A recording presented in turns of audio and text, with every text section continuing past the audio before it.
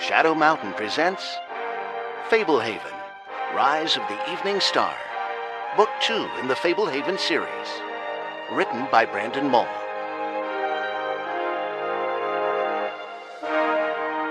This unabridged production is performed for you by E.B. Stevens. Fablehaven, Rise of the Evening Star. Chapter 1. The New Student. Crowding into homeroom with the other 8th graders, Kendra found her way to her desk. In a moment, the bell would ring, signaling the start of the last week of school.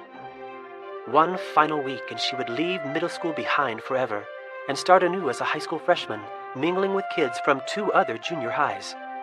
Kendra had been stuck in a nerd rut since around 4th grade, and a fresh start in high school might have meant an opportunity to shed the quiet, studious image.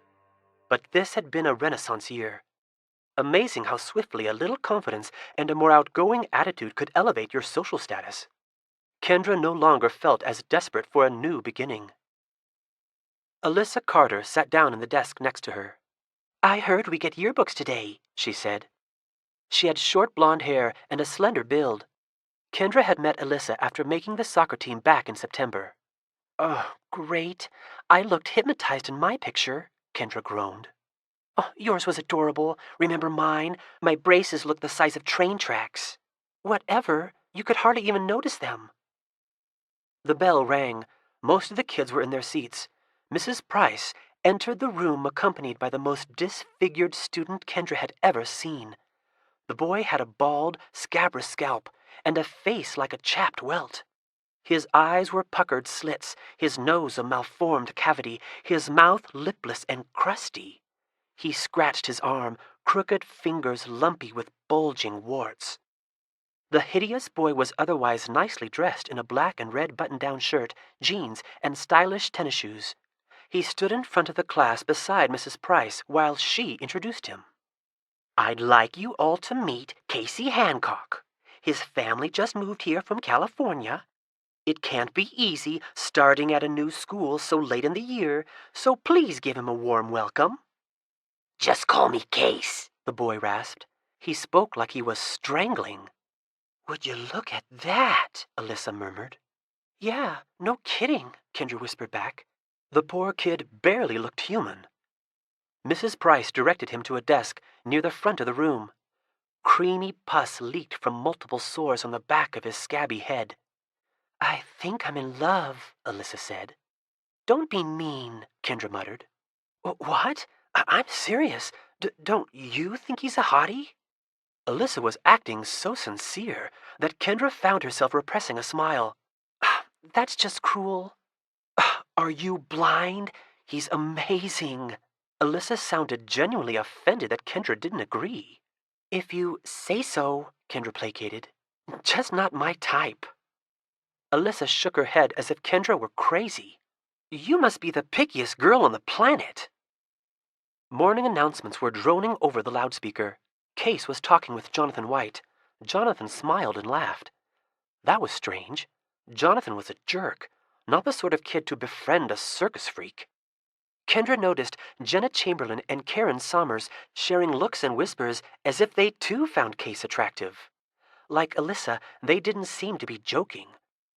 Scanning the room, Kendra didn't see a single student who seemed repulsed by his appearance. What was going on? Nobody who looked this weird could come into a class without raising any eyebrows. And suddenly, the truth was apparent. Casey Hancock looked inhumanly deformed and hideous because he was not a human. He had to be some sort of goblin who looked like a normal kid to everybody else. Kendra alone could see his true form, the after effect of having been kissed by hundreds of giant fairies. Since leaving Fablehaven nearly a year ago, Kendra had seen magical creatures only twice. Once she had noticed a bearded man barely a foot tall pulling a length of pipe out of a pile of rubble behind the movie theater. When she tried to move in for a closer look, the tiny man scurried away into a storm drain. On another occasion, she spotted what looked like a golden owl with a human face.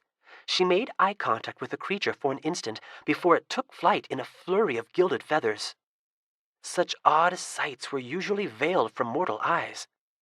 Her grandpa Sorensen had introduced her to magical milk that enabled people to see through the illusions that normally concealed mystical creatures. When the fairy kisses had made that ability permanent, he had warned Kendra that sometimes it was safer to leave certain things unseen. And here she was, staring at a grotesque monster posing as a new student in her home room. Mrs. Price came down the aisle handing out yearbooks. Kendra doodled absently on one of her book covers. Why was the creature here? Surely it had something to do with her, unless repulsive goblins routinely infiltrated the public school system. Was he here to spy? To cause trouble? Almost certainly he was up to mischief. Glancing up, Kendra caught the goblin staring at her over his shoulder. She should be glad to be aware the new kid had a hidden identity, right? The knowledge made her nervous, but it would help her prepare to counter any threat he might pose. With her secret ability, she could keep an eye on him. If she played it cool, Case would have no idea she could see his true form. Shaped like a huge box, Roosevelt Middle School was constructed so that in winter, the students never needed to go outdoors. Interior hallways connected everything, and the same room where they held assemblies doubled as an indoor cafeteria. But beneath the June sun, Kendra found herself seated outside for lunch with 3 friends at a circular table connected to curved benches. Kendra signed Brittany's yearbook while munching on a croissant sandwich.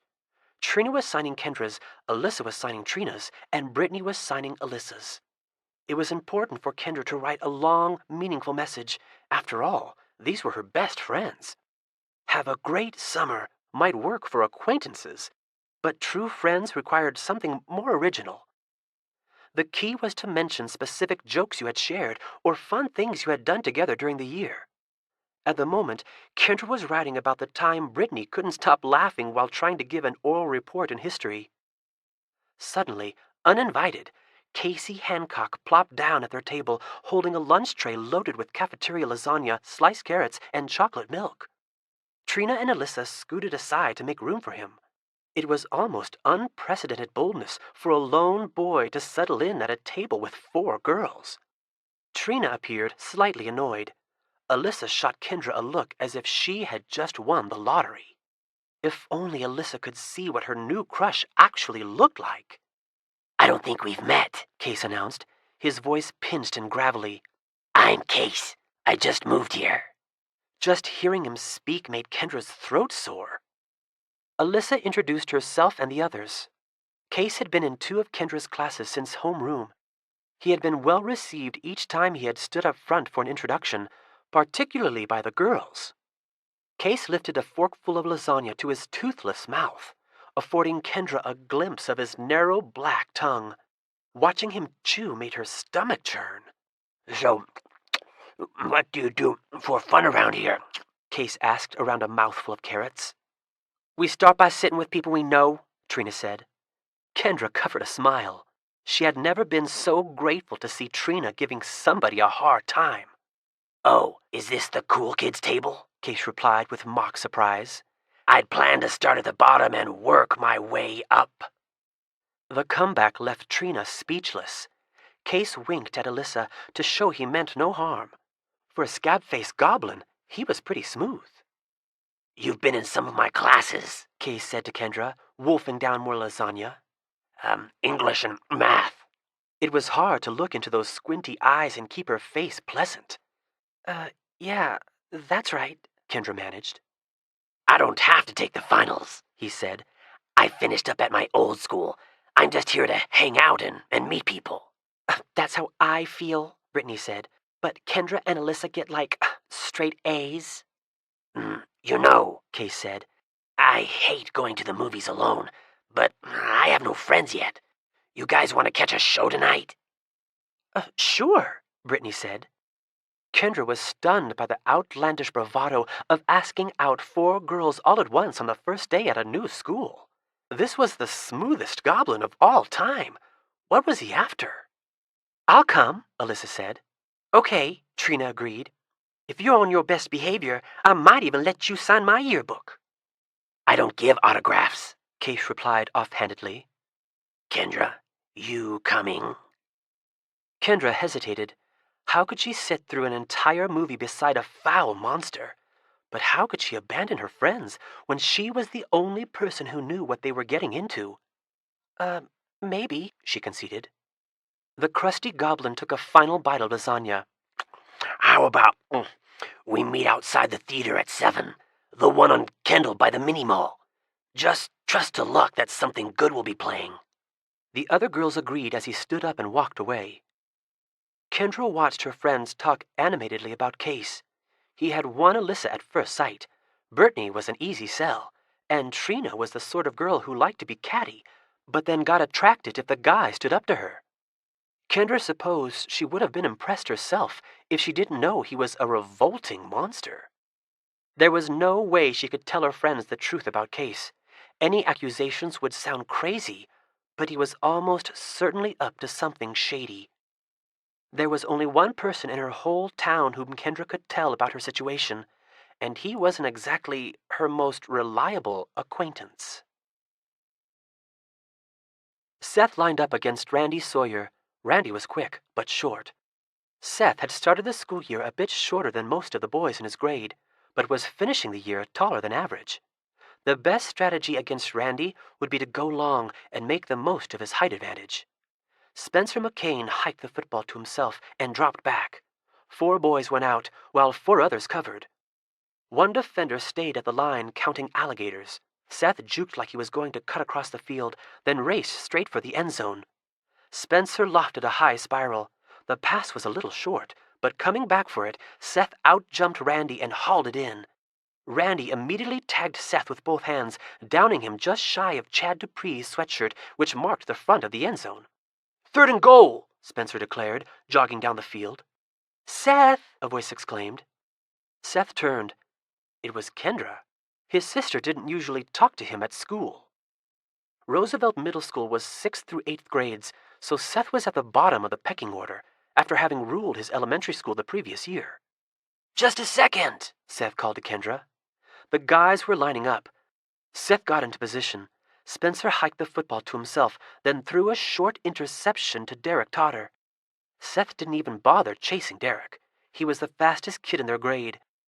Derek dashed all the way to the opposite end zone. Seth trotted over to Kendra. "Bringing good luck as usual," he said. "That was a weak pass." "Spencer only gets to quarterback because he throws the best spirals. What's up?" "I need you to come see something," Kendra said. Seth folded his arms. This was all very uncommon.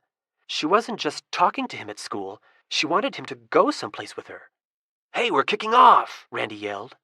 "Look, I'm in the middle of a game," Seth told her. "This is Fablehaven-type stuff." Seth turned to his friends. "Sorry, guys. I have to quit for a while." He and Kendra headed off together. "What is it?" "You know how I can still see magical creatures?"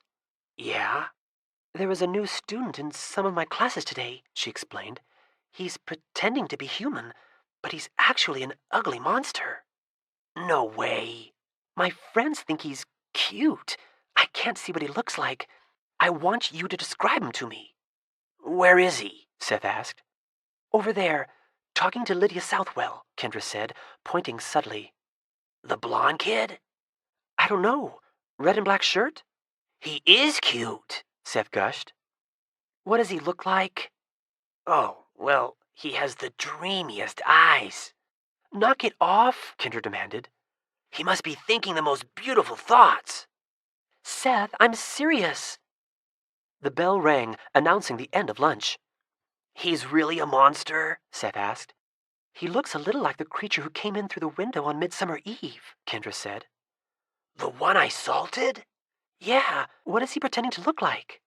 "Is this a joke?" Seth asked suspiciously. "He's just some new kid you have a crush on, isn't he? Hey, if you're scared, I can go ask for his phone number." "I'm not messing around." Kendra swatted him on the arm. "Okay, he looks athletic. He's got a dent in his chin, blonde hair. It's kind of messy, but cool, like it's on purpose. He could probably get a part on a soap opera. Good enough? Not bald and covered in scabs and pus? Kendra verified. Nope. Is he really all disgusting? Oh, he makes me want to puke. Hey, thanks. See you later. Kendra hurried away. Mr. Soap Opera was also moving away, still chatting with Lydia Southwell. For a monster, he had good taste. She was one of the cutest girls in the school. Seth figured he had better get to class. Mr. Myers had threatened to give him detention if he was late again. Kendra sat in silence as Dad chauffeured her to the movie theater. She had tried to persuade Alyssa not to go. Alyssa had started to act suspicious that Kendra secretly wanted Case all to herself, and since Kendra could not tell her friend the truth, she had to drop it. In the end, Kendra had decided to join them, concluding that she could not leave her friends alone with a scheming goblin. So, what movie are you seeing? Dad asked. We're going to figure it out when we get there, Kendra said. Don't worry, nothing racy. Kendra wished she could tell her father about her predicament, but he knew nothing about the magical properties of the preserve Grandpa and Grandma Sorensen managed. He thought it was just a normal estate. You're sure that you're ready for finals? I've been keeping up with my assignments all year. It will just take a quick review. I'll ace them. Kendra wished she could talk to her Grandpa Sorensen about the situation. She had tried to call. Unfortunately, the only number her parents had for him led repeatedly to a recorded message informing her that the call could not be completed as dialed. The only other way she knew to contact him was through the mail. So just in case the phone was out for a while, she had written Grandpa a letter describing the situation, which she planned to mail the next day. It felt good to lay out her predicament to somebody besides Seth, even if it was just on paper. Hopefully she would get through by phone even before the letter arrived. Dad pulled into the movie theater parking lot. Alyssa and Trina were standing out front. Beside them stood a hideous goblin wearing a t-shirt and khakis. How do I know when to pick you up? Dad asked. I told Mom I would call on Alyssa's cell phone. Okay, have fun. Not very likely, Kendra thought as she stepped out of the SUV. Hey, Kendra, Case rasped. She could smell his cologne 10 feet away. We were getting worried you weren't coming, Alyssa said. What? I'm right on time, Kendra insisted. You guys were early. Let's pick a movie, Trina said. What about Brittany? Kendra asked. Her parents wouldn't let her come, Trina said. They're making her study. Case clapped his hands together. So, what are we seeing? They negotiated for a couple of minutes. Case wanted to see Medal of Shame, about a serial killer addicted to terrorizing veterans who had won the Congressional Medal of Honor. He finally relented on watching his action movie when Trina promised to buy him popcorn. The winning movie was Switching Places, the story of a nerdy girl who gets to date the guy of her dreams after her mind gets swapped into the body of the most popular girl in school. Kendra had wanted to catch that movie, but now she worried it would be ruined. Nothing like cuddling up to a bald goblin during a cheesy chick flick. As she had suspected, Kendra had a tough time focusing on the movie. Trina sat on one side of Case, with Alyssa on the other. Both were vying for his attention. They all shared a jumbo bucket of popcorn. Kendra declined whenever they offered her some. She wanted no part of anything those warty hands had pawed. By the time the credits were rolling, Case had an arm around Alyssa. The two of them kept whispering and giggling.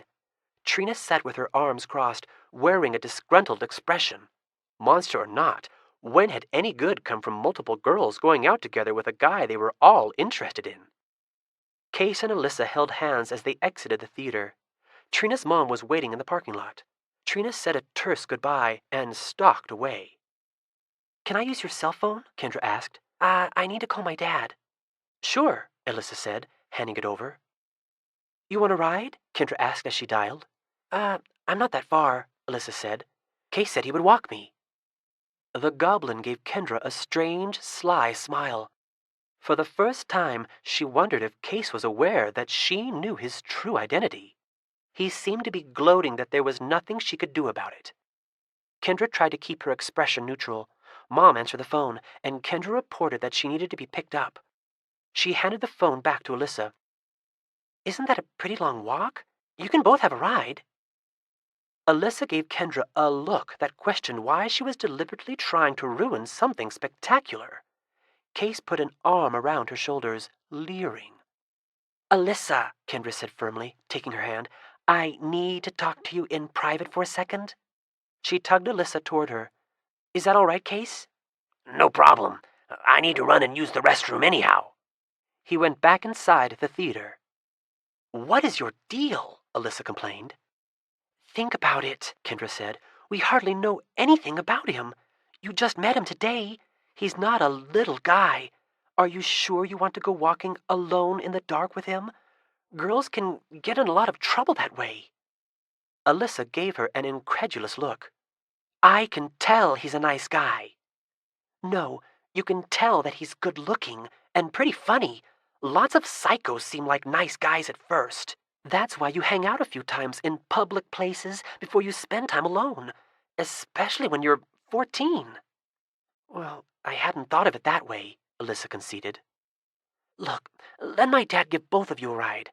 If you want to talk with him, do it in front of your house, not on a dark, lonely street." Alyssa nodded. "Well, maybe you have a point. It wouldn't hurt to hang out within screaming distance of home." When Case got back, Alyssa explained the plan, minus the part about him potentially being a psychopath. He resisted at first, saying it was such a nice night that it would be a crime not to walk, but finally consented when Kendra reminded him that it was after 9. Dad showed up in the SUV a few minutes later and agreed to give Alyssa and Case a ride. Kendra climbed up front. Alyssa and Case rode in the back, whispering and holding hands. Dad dropped the lovebirds off at Alyssa's house. Case explained that he lived just down the street. As she drove away, Kendra looked back at them. She was leaving her friend alone with a creepy, conniving goblin. But there was nothing else she could do. At least Alyssa was in front of her house. If something happened, she could cry out or run inside. Under the circumstances, that would have to suffice. "Looks like Alyssa has a boyfriend," Dad remarked. Kendra leaned her head against the window. "Looks can be deceiving."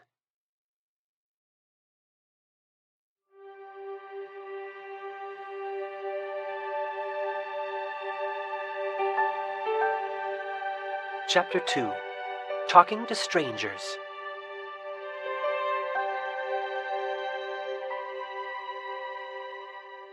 Kendra arrived at her home room several minutes early the next day. As kids trickled in, Kendra sat with her heart in her throat, waiting to see Alyssa. Case walked in, and although Kendra watched him, he paid her no attention. He went to the front of the room and stood near Mrs. Price's desk, talking to Jonathan White. Was Alyssa's face going to end up on milk cartons? If so, Kendra could only blame herself. She shouldn't have left her friend alone with that goblin for a second. Less than 2 minutes before the bell, Alyssa entered the room. She glanced at Case, but did not acknowledge him. Instead, she came straight to her desk and sat down next to Kendra. "Are you okay?" Kendra asked. "He kissed me," Alyssa said through a tight smile. "He what?" Kendra tried to conceal her revulsion. "You don't sound too thrilled." Alyssa shook her head regretfully. "I was having so much fun. We talked in front of my house for a while after you drove away. He was being really cute and funny. Then he moved in close. I was terrified. I mean, I hardly know him, but it was also sort of exciting until we actually kissed. Kendra, he had dog breath." Kendra could not resist laughing. Alyssa relished the reaction, becoming more animated. "I'm serious. It was rancid, putrid, like he had never brushed his teeth since birth. It was worse than I could ever describe. I thought I was going to throw up. I swear, I almost did." Staring at the leprous scalp of the thing Alyssa had kissed, Kendra could only imagine how bad his mouth would have tasted. At least the illusion concealing his true identity had not disguised his rank breath. The bell rang. Mrs. Price was encouraging a few noisy boys at the back of the classroom to take their seats. "So what did you do?" Kendra whispered. "I think he could tell how shocked I was by his breath. He had this weird smile, like he'd been expecting it. I was totally grossed out, so I wasn't very nice. I told him I had to go and rushed inside." "Is the crush over?" Kendra asked. I don't mean to be shallow, but yes, Trina can have him. She'll need a gas mask. It was that foul. I went straight to the bathroom and gargled mouthwash. When I look at him now, he makes me shiver. Have you ever eaten food that made you puke, then not been able to imagine ever eating it again? Alyssa, Mrs. Price interrupted, the school year does not end for 4 more days. Sorry, Alyssa said. Mrs. Price crossed to her desk and sat down. Yelping, she jumped up, swatting at her skirt. Mrs. Price squinted at the class. Did somebody put a tack on my chair? She asked incredulously. She patted her skirt and checked her chair on the floor. That really hurt and was far from funny. She put her hands on her hips, glaring at the class. Somebody must have seen. Who did it? The class members were silent, exchanging sidelong glances. Kendra could not imagine anybody doing something so hurtful, not even Jonathan White. Until she remembered that Case had been standing near Mrs. Price's desk at the start of the class. Mrs. Price leaned against her desk, one hand rubbing her forehead. Was she going to cry? She was a fairly nice teacher, a middle-aged woman with curly black hair. She had narrow features and wore a lot of makeup. She didn't deserve to have a goblin play hurtful pranks on her. Kendra considered speaking up. She would have ratted out the monster in a heartbeat. But to her classmates, it would look like she was telling on a cool kid. And although he was a prime suspect, she hadn't actually seen him do it. Mrs. Price was blinking and swaying. Oh, I don't feel so, she began, her words slurred, and then she toppled to the floor. Tracy Edmonds screamed. Everybody stood for a better look. A couple of kids hurried over to the fallen teacher. One boy was feeling her neck for a pulse. Kendra pressed forward. Was Mrs. Price dead? Had the goblin pricked her with a poisonous needle? Case was crouching beside her. Get Mr. Ford, Alyssa shouted. Tyler Ward ran out the door, presumably to fetch the principal. The kid feeling for a pulse, Clint Harris, declared that her heart was beating. She probably just fainted because of the tack, he speculated. Elevator feet, someone said. No, elevator head, someone else said. Wait for the nurse, a third voice instructed. Mrs. Price gasped and sat up, eyes wide. She appeared momentarily disoriented. Then she pointed toward the desks. Get back in your seats, pronto! But you just passed, Clint began. Back in your seats, Mrs. Price repeated more forcefully. Everyone complied. Mrs. Price stood at the front of the classroom, arms folded, eyeing the students as if trying to read their minds. I have never in my life met such an unruly group of vipers, she spat.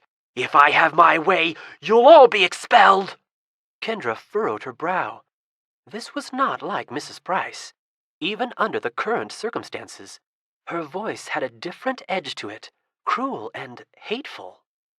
Mrs. Price grabbed the lip of Jonathan White's desk. He sat in the front row because of repeated discipline issues. Tell me, my little man, who put a tack on my chair? She was gritting her teeth. Veins bulged in her neck. She looked like she was about to explode. I didn't see, Jonathan stuttered. Kendra had never heard him sound scared before. Liar! Mrs. Price yelled, heaving the front of his desk up so that it tipped over backwards. The seat was connected to the desk, so Jonathan went down as well, banging his head on the desk behind him. Mrs. Price moved over to the next desk, to Sasha Goethe, her favorite student. Tell me who did it, the crazed teacher demanded, spittle flying from her lips. I don't, was all Sasha managed before her desk was upended as well. Despite her shock, Kendra realized what was going on. Case hadn't poisoned Mrs. Price. Whatever pricked her had cast some sort of spell over her. Kendra stood up and shouted, It was Casey Hancock! Mrs. Price paused, staring at Kendra through narrow eyes. Casey, you say? Her voice was soft and lethal. I saw him by your desk before class started. Mrs. Price advanced toward Kendra. How dare you accuse the one person in this class who would never harm a fly? Kendra started backing away. Mrs. Price continued speaking in a low voice, but she was clearly furious. You did this, didn't you? And now you're pointing fingers, blaming the new kid, the one with no friends. Very low, Kendra. Very low. Kendra reached the back of the classroom. Mrs. Price was closing in. She was only an inch or two taller than Kendra, but her fingers were hooked into claws, and her eyes boiled with malice. The normally even-tempered teacher looked like she had murder on her mind. Only a few steps away from Kendra, Mrs. Price leaped forward. Kendra dodged sideways and raced down a different aisle toward the door at the front of the classroom. Mrs. Price was right behind her until Alyssa stuck out a foot and sent the rabid teacher sprawling. Kendra yanked open the door and found herself face to face with Mr. Ford, the principal. Behind him stood a panting Tyler Ward. Mrs. Price isn't herself, Kendra explained. Shrieking, Mrs. Price lunged at Kendra, but Mr. Ford, a heavy man with a sturdy build, intercepted the manic teacher, pinning her arms to her sides. Linda, he said in a tone that suggested he could not believe what was going on. Linda, calm down. Linda, stop. They're all maggots, she hissed. They're all vipers, devils. She continued, struggling vigorously. Mr. Ford was looking around the room, taking in the overturned desks. What's going on in here? Somebody put a tack on her chair and she freaked out, Sasha Goethe sobbed, standing near her overturned desk. A tack? Mr. Ford said, still trying to control the squirming teacher. Mrs. Price suddenly whipped her head back, slamming Mr. Ford square in the face. He staggered backwards, losing his grip on her. Mrs. Price shoved Kendra aside and sprinted out the door and down the hall. A stunned Mr. Ford was catching blood from his nostrils in a cupped hand.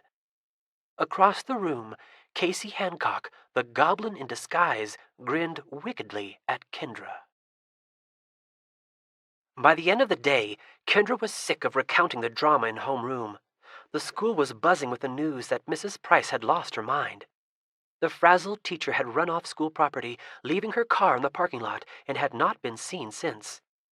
As word spread that Kendra had spoken up against Case and been specifically attacked, she was bombarded with endless questions. Kendra felt terrible for Mrs. Price.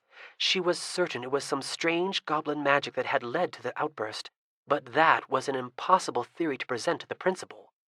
In the end, Kendra had to admit that she had not actually seen Case put anything on the chair, nor had anyone else, apparently. They couldn't even find the tack.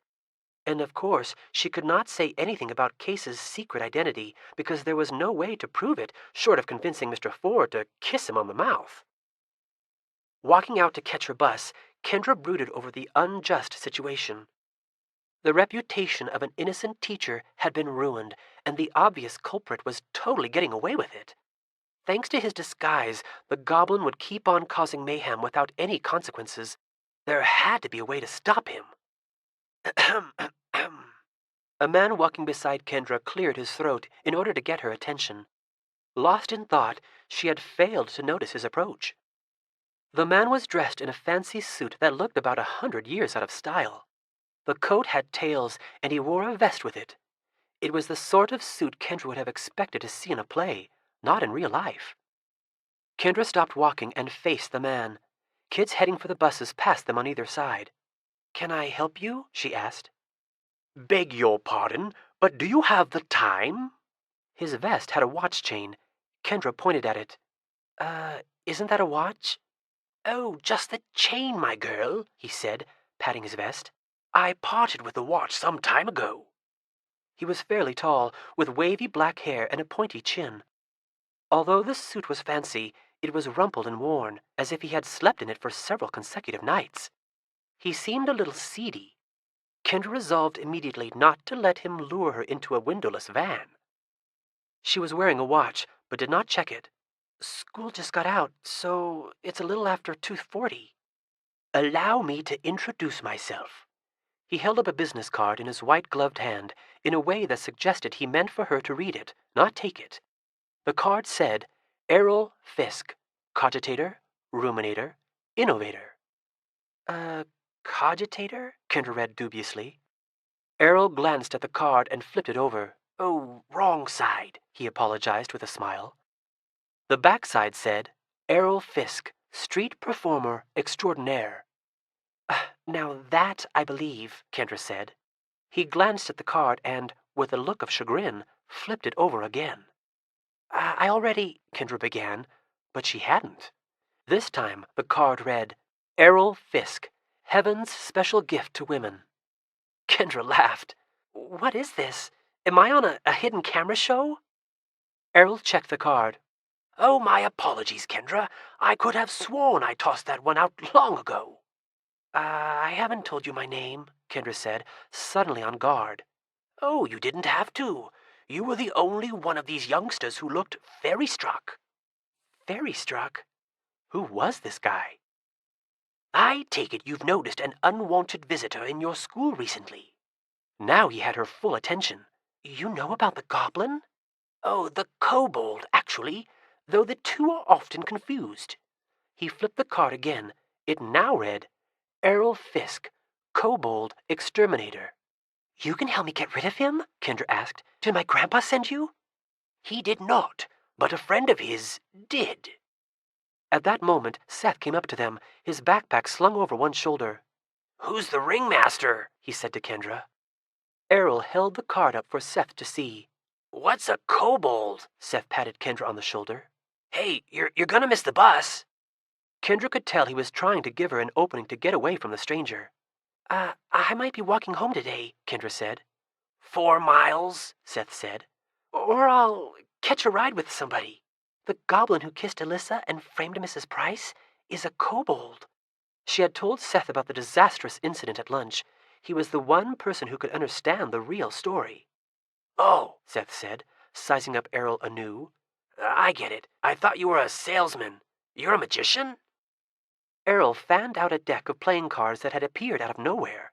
Not a bad guess, he said. Pick a card. Seth pulled out a card. Now, show it to your sister.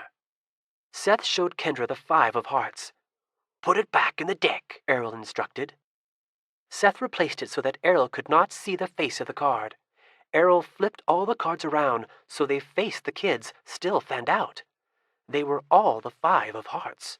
And there's your card, Errol announced. Oh, that's the lamest trick ever, Seth protested. They're all the same. Of course you know what I picked. All the same? Errol said, reversing the cards and thumbing through them. No, I'm sure you're mistaken. He turned them back around, and it now looked like a normal deck of 52 different cards. Wow, Seth said. Errol held the cards face down and fanned them out again. Name a card, he said. Jack of clubs, Seth said. Errol held the cards up. They were all the Jack of clubs. He flipped them over again. Kendra, name a card. Ace of hearts? Errol displayed an entire deck full of the Ace of Hearts. Then he tucked the deck away into an inner pocket. Whoa, you really are magic, Seth said.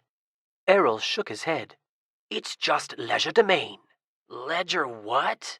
Legerdemain, a word of French origin meaning sleight of hand. What, you've got a bunch of decks up your sleeve? Seth asked. Errol winked. Now you're on the right track. You're good, Seth said. I was watching close.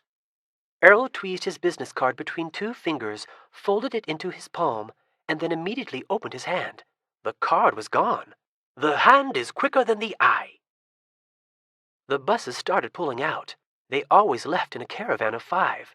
Oh, no, Seth said. My bus. Well, I can give you kids a ride, Errol offered. Or I suppose calling you a cab might be more appropriate. My treat. Either way, we need to talk about this kobold. How did you find out about this so fast? Kendra asked suspiciously. The kobold only showed up yesterday. I just mailed my letter to Grandpa Sorensen this morning. Cogent question, Errol said. Your grandfather has an old friend named Coulter Dixon who lives in the area. He asked Coulter to keep an eye on you two. When Coulter caught wind of the kobold, he called me. I'm a specialist. So you know our grandpa? Seth asked. Errol held up a finger. I know a friend of your grandpa's. I've never actually met Stan. Why do you wear that weird suit? Seth asked. Oh, because I'm terribly fond of it. Why are you wearing gloves? Seth pursued. It's hot out. Errol glanced furtively over his shoulder, as if he was about to share a secret. Because my hands are made of pure gold, and I'm worried somebody will steal them. Seth's eyes widened. Really? No, but remember the principle. Sometimes the most preposterous lies are the most believable. He tugged off a glove and flexed his fingers, revealing a normal hand with black hairs on the knuckles. A street magician needs places to hide things. Gloves serve that purpose. Same with a coat on a warm day, and a vest with lots of pockets, and a wristwatch or two. He pulled back his sleeve, revealing a pair of watches. You asked me for the time, Kendra said. Sorry, I needed an opener. I have 3 watches. A watch can be a great place to hide a coin. Errol squeezed his wrist and then held up a silver dollar. He put his glove back on, and the coin vanished in the process. So you do have a pocket watch, Kendra said. Errol held up the empty chain. Sadly, no. That was true. Pawn shop. I needed to buy combs for my girlfriend. Kendra smiled, getting the reference. Errol did not explain it to Seth. So, do I pass inspection? He asked. Kendra and Seth looked at each other. If you get rid of the kobold, Kendra said, I'll believe anything you say. Errol looked a little concerned. Well, see, the thing is, I'm going to need your help to do it. So we're going to need to trust one another. You could call your grandpa, and he could tell you about Coulter, at least, and then he could get in touch with Coulter, who would tell him about me. Or maybe Coulter has already contacted him. For now, consider this. Your grandfather has hardly told a soul that you were fairy-struck, and I'm certain he urged you to keep that information private as well. Yet I am privy to that knowledge. What do you mean by fairy-struck? Kendra asked.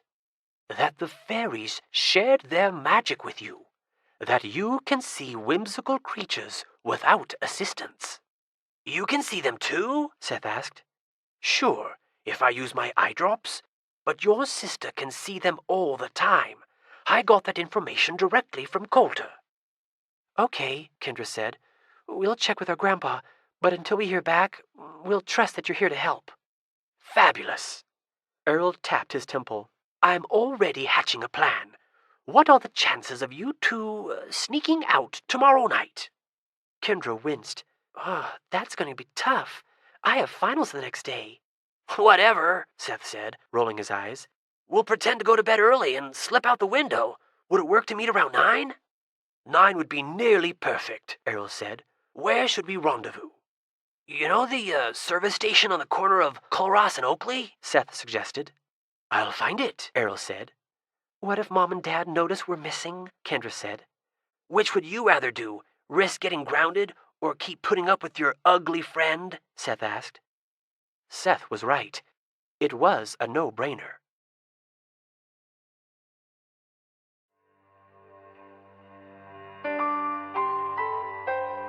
Chapter 3.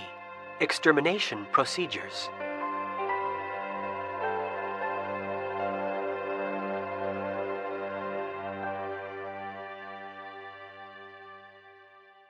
The sky was nearly dark when Kendra and Seth entered the service station's convenience store.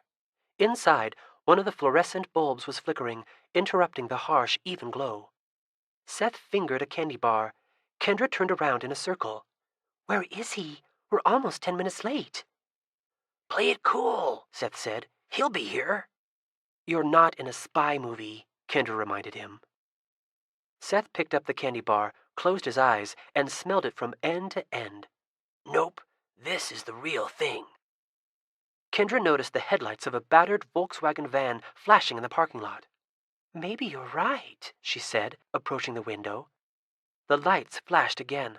Squinting, she saw Errol behind the wheel. He motioned her over. Kendra and Seth crossed the parking lot to the van. Are we really going to drive away with him in that thing? Kendra mumbled. Depends on how badly you want to get rid of the kobold, Seth replied. The creature had not caused any new commotion that day at school, although he had taunted Kendra with several knowing looks. The horrid impostor was reveling in his victory. He kept hanging around with her friends, and there was nothing she could do about it. Who knew what his next act of sabotage might be? Kendra had continued to try to reach Grandpa Sorensen and had repeatedly gotten the recorded message that the call could not be completed as dialed. Had he stopped paying his phone bill? Maybe he had switched telephone numbers. Whatever the cause, she had still not been able to speak with him to confirm whether Errol could be trusted. Errol leaned across the van and pushed the door open. Once again, he was wearing his rumpled, antiquated suit. Kendra and Seth climbed inside. Seth shut the door behind them. The motor was already running. Here we are, Kendra said. If you're going to kidnap us, tell me now. I can't handle the suspense. Errol put the van into gear and pulled out of the service station onto Culross Drive. I'm really here to help you, Errol said. Although, if I had kids, I'm not sure I would want them climbing into a vehicle late at night with a man they've just met, no matter what story he told them. But do not fret. I'll deliver you safe and sound to your home before long. Errol turned onto a different street. Where are we going? Seth asked. Nasty vermin kobolds, very tenacious, Errol said. We need to get something that will enable us to drive the interloper away permanently. We are going to steal a rare item from a wicked and dangerous man. Seth leaned forward on the edge of his seat. Kendra leaned back with her arms folded. I thought you said you were a kobold exterminator, Kendra said. Don't you have your own gear? Oh, I have expertise, Errol said, turning onto a new street. Exterminating a kobold is a trifle more complicated than spraying your yard with chemicals. Each situation is unique and demands improvisation. Be glad that I know where to get what we need. They rode in silence for a few miles. Then Errol pulled off to the side of the road and switched off his lights. We're already here? Seth asked. Yes. Fortunately, what we need is close by, Errol said. He indicated a stately building half a block down the street. A sign out front read, Mangum Funeral Home, since 1955. We're going to break into a mortuary? Kendra asked. Are we going to steal a body? Seth said, sounding too eager for Kendra's liking. Oh, nothing so morbid, Errol assured them. The owner of the mortuary, Archibald Mangum, lives on the premises. He owns a stylized figurine in the likeness of a toad. We can use the figurine to drive away the kobold. He wouldn't just lend it to us? Kendra asked. Errol smiled. Archibald Mangum is not a kind man. In fact, he is not a man at all. He is a vampiric abomination. He's a vampire? Seth asked. Errol cocked his head.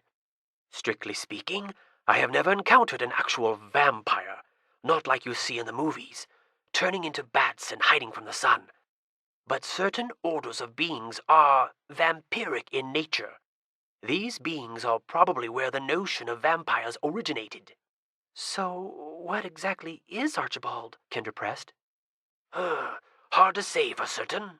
Most likely a member of the Blix family. He might be a lectoblix, a species that ages swiftly and must drain the youth of others to survive. Or a narcoblix, a fiend capable of exerting control over victims while they are asleep. But given his residence, my best guess would be that he's a vivablix, a being with the power to temporarily reanimate the dead. Like the vampires of legend, blixes connect with their victims through a bite. All varieties of blixes are highly uncommon. And here you are, with one just a few miles from your home. And you want us to break into his mortuary? Kendra said. My dear, Errol said, Archibald is away. I wouldn't dream of sending you anywhere near his funeral home if it were otherwise. It would be far too perilous. Will he have some zombie guards? Seth asked. Errol spread his gloved hands. If he is a vivablix, there may be a few reanimated corpses about. Nothing we can't handle. There has to be some other way to deal with the kobold, Kendra muttered nervously. Well, none that I know of, Errol said. Archibald will return tomorrow. After that, we can forget about procuring the figurine. The three of them sat in silence, looking down the street at the gloomy windows of the funeral home. It was an old-style mansion with a covered porch, a circular driveway, and a large garage. The lighted sign out front provided the only illumination besides the moonlight. At last, Kendra broke the silence. "I don't feel good about this." "Oh, toughen up," Seth said. "It won't be so bad." "Well, I'm glad to hear you say that, Seth," Errol said, "because you will have to go into the house alone." Seth swallowed. "You're not coming with us?" "Nor Kendra," Errol said. "You're not yet 14, correct?" "Right," Seth said. "Protective spells guarding the home will prevent anybody over the age of 13 from entering," Errol explained, "but they neglected to make it childproof." "Why not protect it from everybody?" Kendra asked. "The young enjoy an innate immunity to many such spells," Errol said. "Creating enchantments to divert children requires greater skill than erecting barriers to foil adults. Almost no magic works on children under the age of 8. The natural immunity diminishes as they age." For the first time since entering the van, Kendra was amused. Seth looked as sober as she had ever seen him. No matter what the circumstances, it was always a pleasure to see him have to eat his words. He shifted in his seat and glanced at her. "Okay, well, what do I do?" he said. The bravado had faded. "Seth, don't," Kendra began. "No," he said, holding up his hand. "Leave the dirty work to me. Just tell me what to do." Errol unscrewed the cap of a small bottle. An eyedropper was attached to the cap. "First, we need to sharpen your vision. These drops will work like the milk you drank at Fablehaven. Tilt your head back." Seth obeyed. Errol leaned forward, placed a finger under Seth's right eyelid to pull it down, and squeezed out a drop. Blinking wildly, Seth recoiled. "Whoa!" Seth complained. "What is that? Hot sauce?" "It tingles a little," Errol said. "Whoa, it burns like acid." Seth wiped tears from the afflicted eye. "Other eye," Errol said. "Oh, man, don't you have any milk?" "Sorry, fresh out. Hold still. It will only take a second." "Yeah, so would branding my tongue." "Isn't the first eye already feeling better?" Errol inquired. "I guess so. Maybe I can just look out of one eye." "I can't send you in there blind to the dangers you might face," Errol said. Here, let me do it." Seth accepted the eyedropper from Errol. With his untreated eyes squinted almost shut, Seth put a drop on the eyelashes. Blinking, he grimaced and growled. "Of course, the one person who doesn't need these is too old to help out." Kendra shrugged. "I use the drops every morning," Errol said. "You get accustomed to it." "Yeah, maybe after your nerves die," Seth said, brushing more tears away. "What now?" Errol held up an empty hand.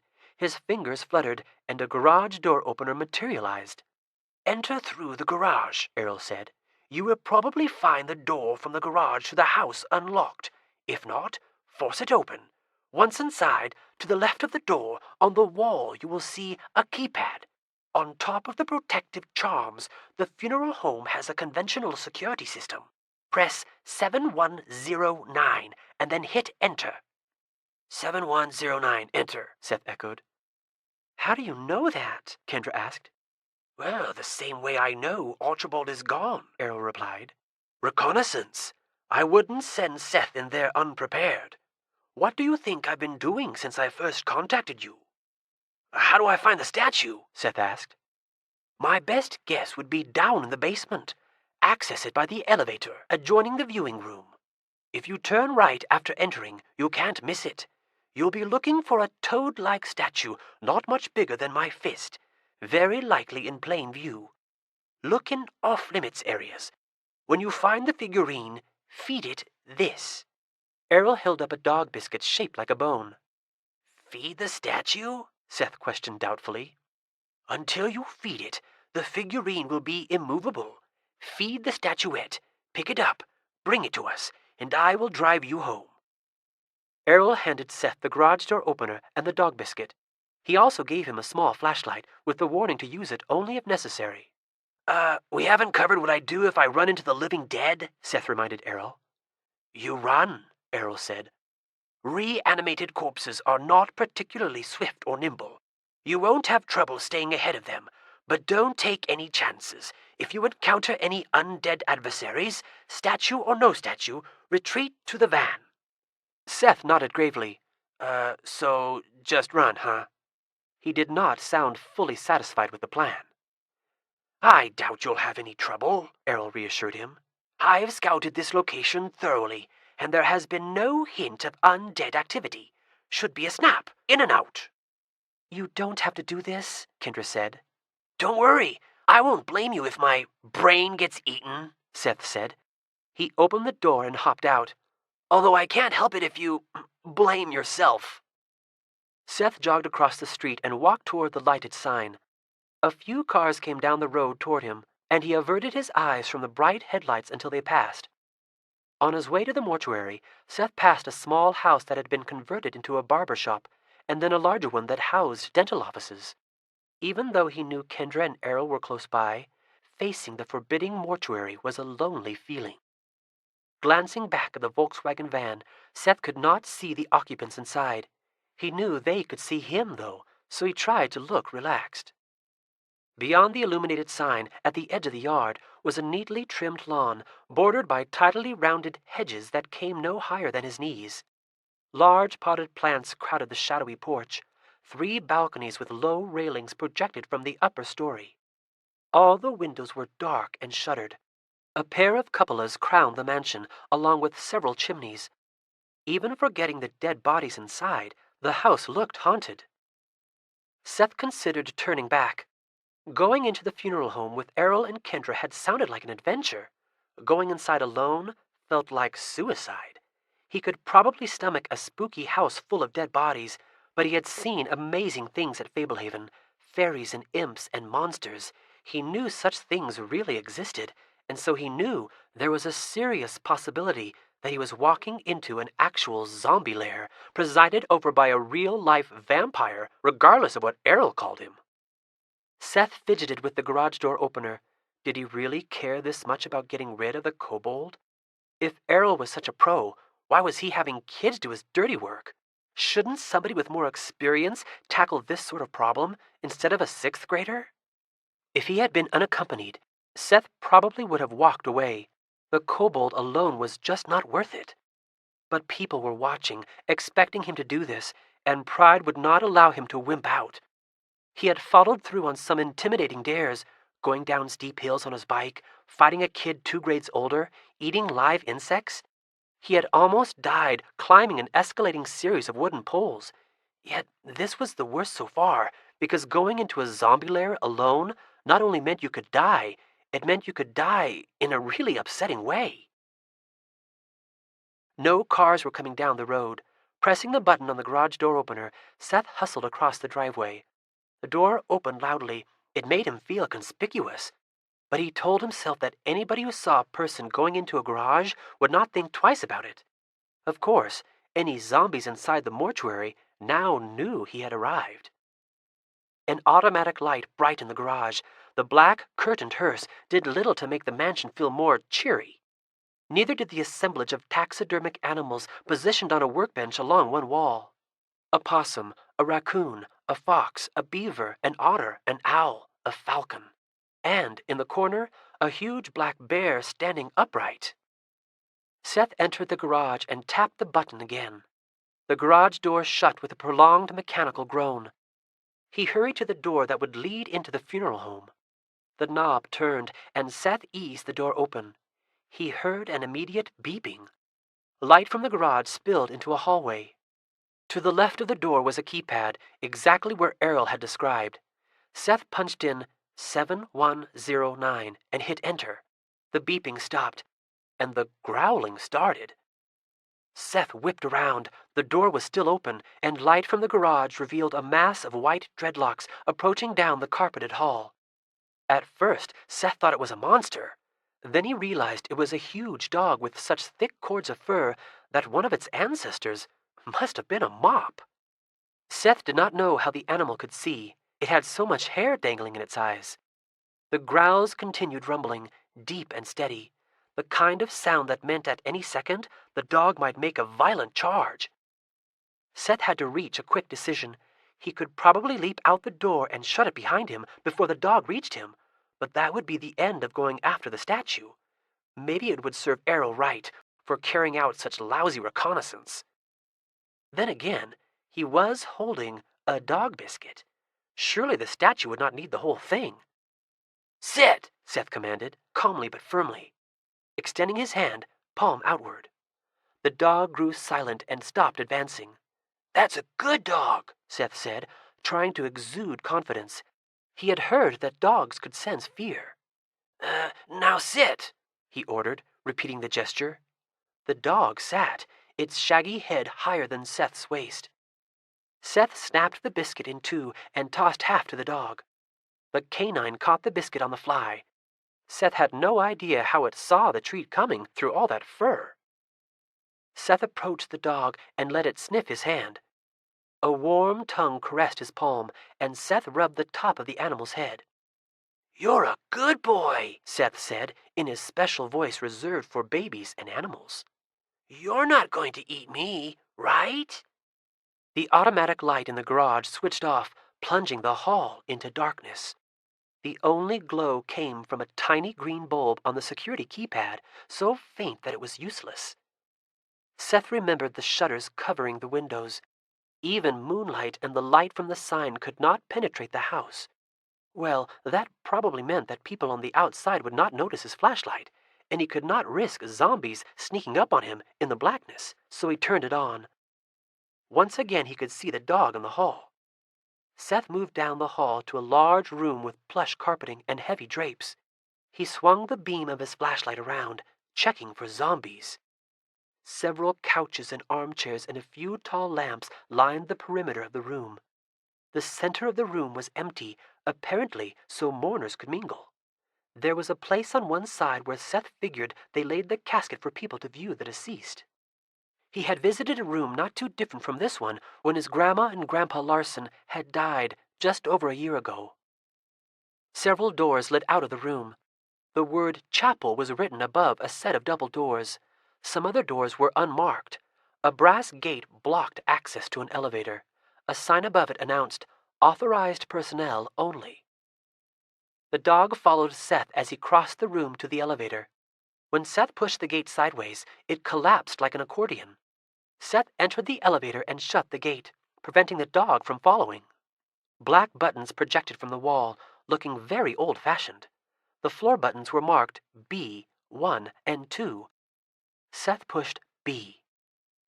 The elevator lurched downward, rattling enough that Seth wondered if it was about to break. Through the gate, Seth could see the wall of the elevator shaft scrolling by. Then the wall of the shaft disappeared. With a final squeal, the ride came to an abrupt halt. Without opening the gate and keeping one hand near the elevator buttons, Seth shone the flashlight around the room. The last thing he wanted was to get cornered by zombies inside of an elevator. It appeared to be the room where the bodies were prepared. It was much less fancy than the parlor above. He saw a work table and a table with wheels that had a casket on it. There were multiple storage cabinets and a big sink. Seth estimated that the casket would barely fit inside the elevator. One side of the room had what appeared to be a large refrigeration unit. He tried not to dwell upon what was kept in there. He saw no statues, toad-like or otherwise. There was a door marked "Private" on the wall opposite the elevator. Satisfied that the room was zombie-free, Seth slid the gate open. He stepped out, tense, ready to leap back into the elevator at the slightest provocation. The room remained silent. Walking between the work table and the casket, Seth tried the private door. It was locked. The knob had a keyhole. The door looked neither particularly strong nor unusually flimsy. It was built to open into the next room. Seth tried kicking it near the knob. It shuddered a bit. He tried a few more times, but despite the repeated shuddering, the door showed no sign of weakening. Seth supposed he could use the wheeled table to ram the door with the casket, but he doubted he could generate enough speed to strike the door much harder than he could kick it, and he could picture knocking the casket off the table and creating a huge mess. The casket might not be empty. Another door, this one unmarked, also led out of the room. It was against the same wall as the elevator, so Seth had not seen it until after he had stepped into the room. Seth found that door unlocked. Behind it was a bare hall with doors along one side and an open doorway at the end. Seth cautiously ventured down the hall. He realized that if zombies came at him from behind, he could become pinned in the basement, so he listened very carefully. The large room at the end of the hall was crammed almost from floor to ceiling with cardboard boxes. Seth hurried through the narrow aisles that granted access to the room, scanning for the statue. All he found was more boxes. Back in the hall, Seth tried the other doors. One led to a bathroom. Behind the other door was a large storage closet full of cleaning supplies and various tools. One object among the mops and brooms and hammers caught his attention. An axe. Seth returned with the axe to the private door. So much for stealth. If the garage door and elevator had not alerted the zombies, this should do the job. The axe was fairly heavy, but choking up a little, he gave it a solid swing, and the bit crunched into the wood about a foot away from the doorknob. He wrenched it free and attacked the door again. A few more strokes, and he had chopped a hole in the door, large enough to reach his hand through. Seth wiped the handle of the axe with his shirt before setting it aside, just in case vampires knew how to check for fingerprints. Seth shone his flashlight through the hole in the door. He could not see any reanimated corpses, but a zombie could easily be standing off to the side, out of view, waiting for his hand to appear. Reaching into the splintery hole, worried that clammy fingers might close around his wrist at any second, Seth felt the doorknob on the far side and unlocked it. Twisting the knob, he pushed the door open. Seth used the flashlight to examine the room. It was large and L-shaped, so the entirety was not in view at once. Funeral paraphernalia littered the room, nameless headstones, caskets lying horizontal or upended, easels with colorful wreaths of fake flowers. A long desk with a rolling chair and a computer was covered with a mess of papers. Beside the desk stood a row of tall filing cabinets. Half expecting slobbering zombies to burst from the caskets at any moment, Seth wove through the cluttered room until he could see around the corner of the L. He found a red felt pool table underneath a ceiling fan. Inside an arched niche beyond the table, a statuette squatted atop a variegated block of marble. Seth rushed to the recess in the wall. The statue was not on all fours like a toad. Rather, it sat upright on two legs with a pair of short arms folded across its chest. The figurine looked like a pagan idol with frog-like features. A polished dark green, it appeared to be carved out of speckled jade and stood about 6 or 7 inches tall. Above the statue a sign read, "Do not feed the frog." The brief message filled Seth with foreboding. What exactly would happen once he fed the frog? Errol had made it sound like it would simply enable him to carry the statue out of the mortuary. The statue did not look too heavy. Seth tried to pick it up. The figurine would not budge. It felt welded to the block of marble, which in turn felt firmly anchored to the base of the niche. Seth could not even slide the statuette or slightly tip it. Maybe Errol knew what he was talking about after all. Not wanting to spend more time than necessary inside the funeral home, Seth held out the remaining half of the dog biscuit. Would the statuette actually eat it? Seth inched the treat forward. When the biscuit was almost touching the mouth, the frog-like lips began to twitch. He moved the treat back, and the lips stopped moving. Holding the biscuit closer than ever, he saw the lips pucker outward, quivering. Apparently it was going to work. Seth slid the biscuit into the eager jade mouth, careful not to let the figurine nip his fingertip. The statue gulped down the food and once again sat motionless.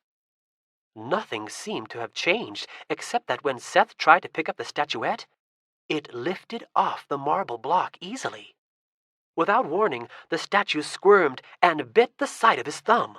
Yelling in surprise, Seth dropped the figurine and the flashlight onto the carpeted floor. The sensation of a jade statue wriggling like a living thing was extremely unnerving. Retrieving the flashlight, Seth checked the side of his thumb and found a row of tiny puncture wounds. The frog had teeth. Seth nudged the fallen figurine with his foot. It did not twitch. Warily, he picked it up, holding it near the base so if it tried to bite him again, he could avoid the tiny fangs. The statue did not move. He tapped it on the head. The statuette was once again inanimate. Seth hurriedly backtracked, exiting the room. There was nothing he could do to hide the damage to the door, so he opened the accordion gate and entered the elevator. It squealed up one floor and rattled to a stop. He opened the gate and stepped out. The dog padding toward him made him jump, and he almost dropped the statue again. Fortunately, the shaggy animal seemed to have accepted his presence. Seth stooped and petted it for a moment, and then went to the door to the garage. He paused at the keypad and reset the alarm by pressing the away button. Closing the door behind him, Seth pressed the button to open the garage door. When the automatic light came on, he switched off the flashlight. Seth jogged out onto the driveway and pressed the button again to shut the garage. Seth knew running would look more conspicuous, but he could not resist racing to the Volkswagen van. Errol opened the door and Seth climbed in. "Well done," Errol said, starting the engine. It took a second to turn over. "You were in there for a long time," Kendra said. "I was getting worried." "Oh, I found a computer and played some video games," Seth said. "While we were out here stressing about you?" Kendra exclaimed. "I'm kidding," Seth said. "I had to whack down a door with an axe." He turned to Errol. "By the way, thanks for telling me about the dog." They were driving down the road, the lighted sign of the funeral home receding behind them. "There was a dog," Errol said. "Archibald must really keep him hidden. Was he big?" "Enormous," Seth said. "One of those dogs that looks like a giant mop, with hair covering its eyes." "A commodore?" Errol said. "Oh, you're fortunate. That breed can be really unfriendly to strangers. They were originally bred to guard livestock in Hungary." "I played nice and gave it half of the dog biscuit," Seth said. "The statue bit me." "Are you all right?" Kendra said. "Yeah." Seth held up his thumb. "It's hardly bleeding." "I should have warned you," Errol said. "Once the statue eats, it temporarily gets aggressive. Nothing to worry about. But they do nip at you." "Tell the truth. You knew about the dog, didn't you?" Seth accused. Errol knitted his brow. "What makes you say that?" "Why send me in with a dog biscuit? You could have given me any food for the statue. I think you were worried I might not go if I knew there was a dog." "I'm sorry, Seth," Errol said. "I assure you, the biscuit was a coincidence. Why would I warn you about the undead but not mention a dog?" "Well, good point," Seth admitted. "At least I didn't see any zombies. That was a relief." "So, how does this statue get rid of the kobold?" Kendra asked. "For that," Errol said, "you need simply follow my instructions."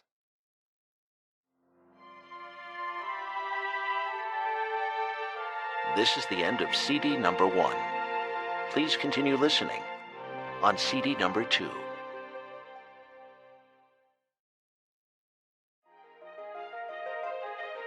Fablehaven, Rise of the Evening Star, CD number 2.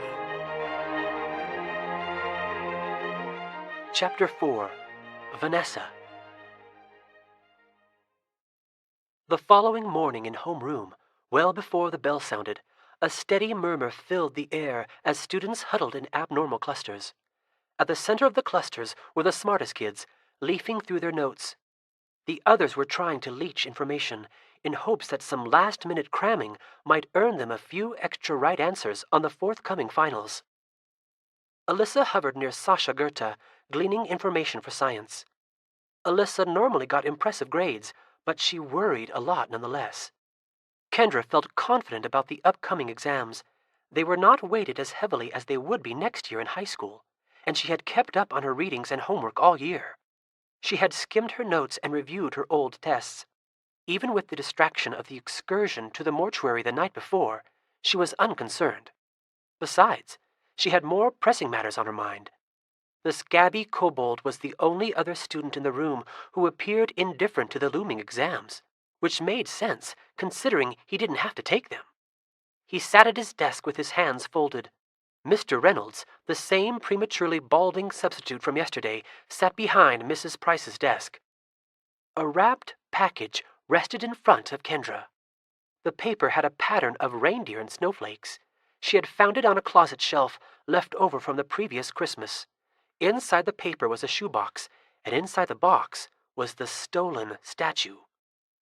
The night before, prior to dropping off Kendra and Seth around the corner from their house, Errol had explained how to proceed. The figurine was apparently sacred to kobolds. Once a kobold took possession of it, he would be compelled to return it to the shrine where it belonged, hidden deep in the Himalayas. Errol also stressed that kobolds were suckers for gifts, so all they needed to do was wrap up the statue like a present and give it to him. The rest would take care of itself. It sounded almost too easy to be true, but Kendra had learned at Fablehaven that sometimes powerful magic was worked through simple means. For example, keeping a captured fairy indoors overnight would turn her into an imp. Kendra studied the kobold. The instant popularity Case had initially enjoyed was fading as his rancid breath became legendary. He had now also kissed Trina Funk and Lydia Southwell, and, along with Alyssa, they had wasted no time spreading the word about his chronic halitosis. The bell would ring in less than a minute. Kendra had been toying with having somebody else deliver the gift, in case the kobold knew to distrust her. But with time running out, she decided that she could always rewrap it and have somebody less suspect give the figurine to him later if this attempt failed. By now he had seen the present in her possession anyway. Kendra took the wrapped shoebox to his desk. "Hi, Case." He leered up at her. "Kendra." "Look, I know I haven't been very kind since you arrived," Kendra said. I thought I would make a peace offering." The kobold glanced down at the present and back into her eyes. "What? More mouthwash?" Kendra stifled a laugh. No, something nice. Look, if you don't want it..." "Give it." He reached for the present, and she let him take it. He shook the package, revealing nothing, because Kendra had packed the statue snugly amid wadded newspapers. The bell rang. "You're welcome to open it," Kendra said. Study groups disbanded, and everyone went to their desks. Kendra returned to her desk as Case unwrapped the gift. By the time Kendra sat down, Case had the lid off the shoebox and was rummaging through the newspapers. He froze, staring. Then he slowly pulled out the statuette, holding it gingerly. Glancing over his shoulder, he glowered at Kendra. The substitute gave a couple of announcements and then welcomed the class to use the remainder of homeroom as a review session. Alyssa asked if he knew anything about Mrs. Price. He replied that he had not been informed. The study clusters reformed rapidly. The kobold collected his things, placing the statue in his backpack, and walked toward the door, giving Kendra a final, venomous glare. "Hey, where you going?" the substitute asked. "The restroom," Case replied. "You need a hall pass," the substitute said. 10 to 1 I can manage without one," Case sneered. The substitute could not have been older than 30. He had a laid-back air and did not look accustomed to having students behave with such insolence. 10 to 1, you're heading to the principal's office, the sub said, his face becoming stern. The class was growing silent as the exchange continued. Case smirked. "I'll take that bet. $500. That would be, what, 3 years' earnings?" Case opened the door. The substitute stood up. "You're not going anywhere." Case exited and dashed down the hall. The substitute remained impotently by the desk. "What's his name?" he asked, bewildered. "Casey Hancock," Alyssa reported, "but you can call him Dog Breath." Seth was heading for the bus when he recognized a familiar man in an outmoded suit. He diverted from his course to speak with Errol. "Did you hear?" Seth said. "Kendra gave Case the package this morning, and he left immediately." Errol nodded. "I followed the kobold out of town. You will never see him again. A kobold seldom travels far unless compelled." "Hey, thanks for your help," Seth said. "I better catch my bus." Can you spare a moment? Errol asked. You did an exceptional job at the funeral home last night. Better than many of the trained professionals I have partnered with in the past. I could use some assistance with one other task. What? A similar mission, actually. I need to recover an amulet from a member of the Society of the Evening Star. It would issue quite a blow to their organization. Hey, they're the people trying to destroy all the magical preserves like Fablehaven, Seth said, and free the demons. Sharp lad. Is it a vampire again? Seth asked. Nothing so exotic, Errol assured him. The amulet is on a houseboat. The owner is out of the country, so the boat is currently vacant. The only catch is we'll have to drive a few hours to get there. It would take all night.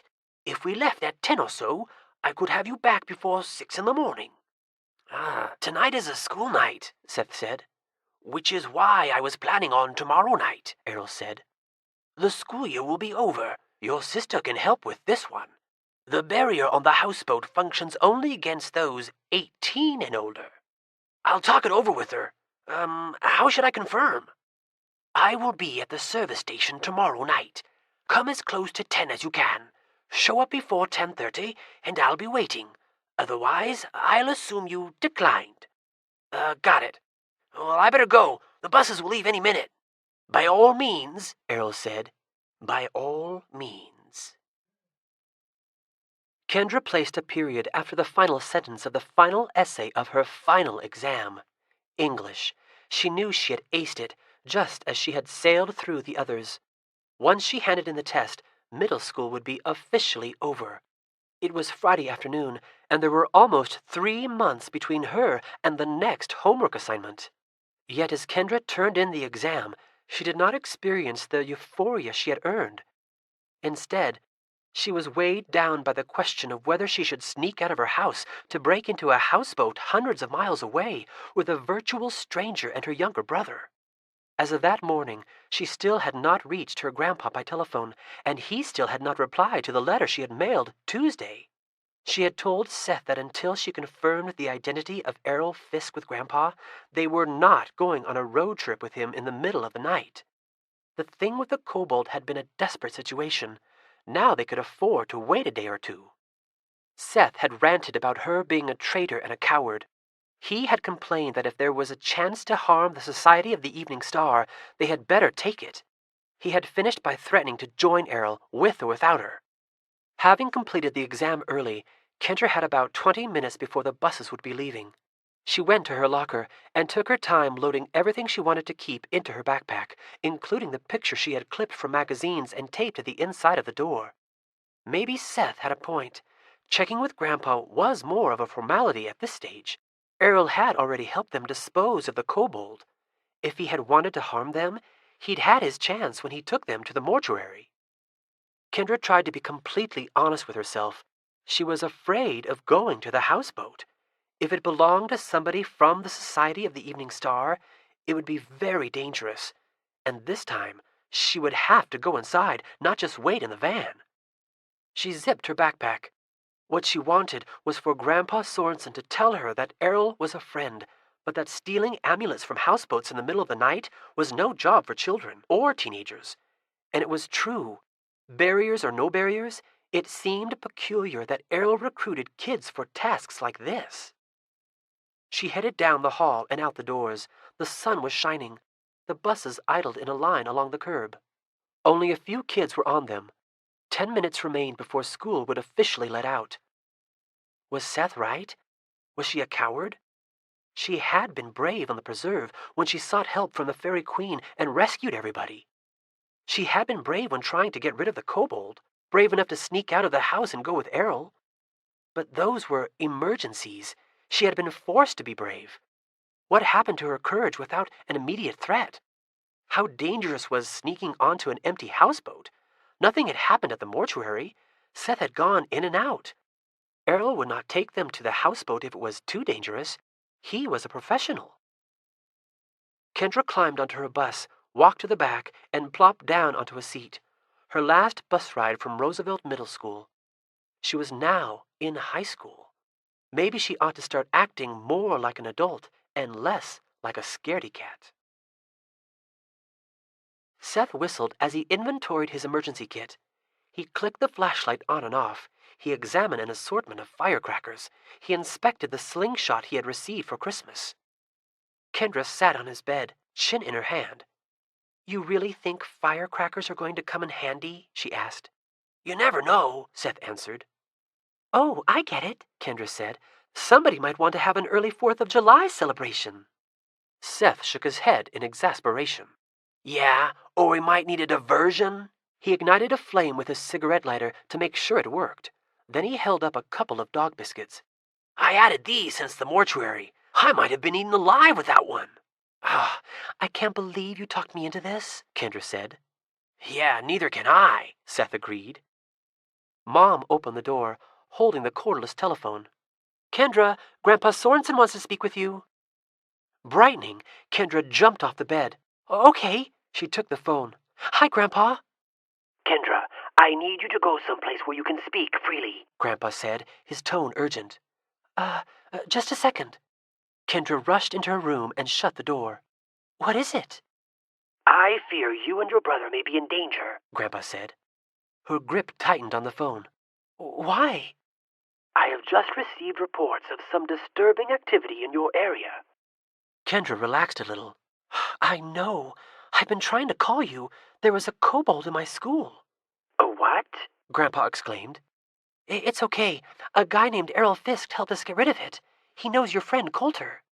"Coulter Dixon?" I guess. Errol said Coulter found out about the kobold and recruited him to help us get rid of it."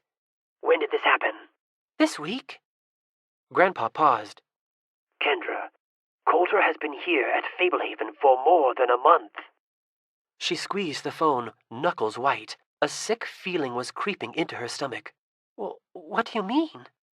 "I'll confirm with Coulter, but I'm sure this man approached you under false pretenses. You must not go near him." Kendra was silent. She looked at her digital clock. It was 8:11 p.m. In less than 2 hours, they were supposed to meet Errol at the service station. "He was going to pick us up tonight," she said. "Pick you up?" "Yeah, to take us to steal an amulet from a houseboat. He said it would harm the Society of the Evening Star." "Kendra, this man is almost certainly a member of the Society of the Evening Star. They recently stole something from a friend of mine."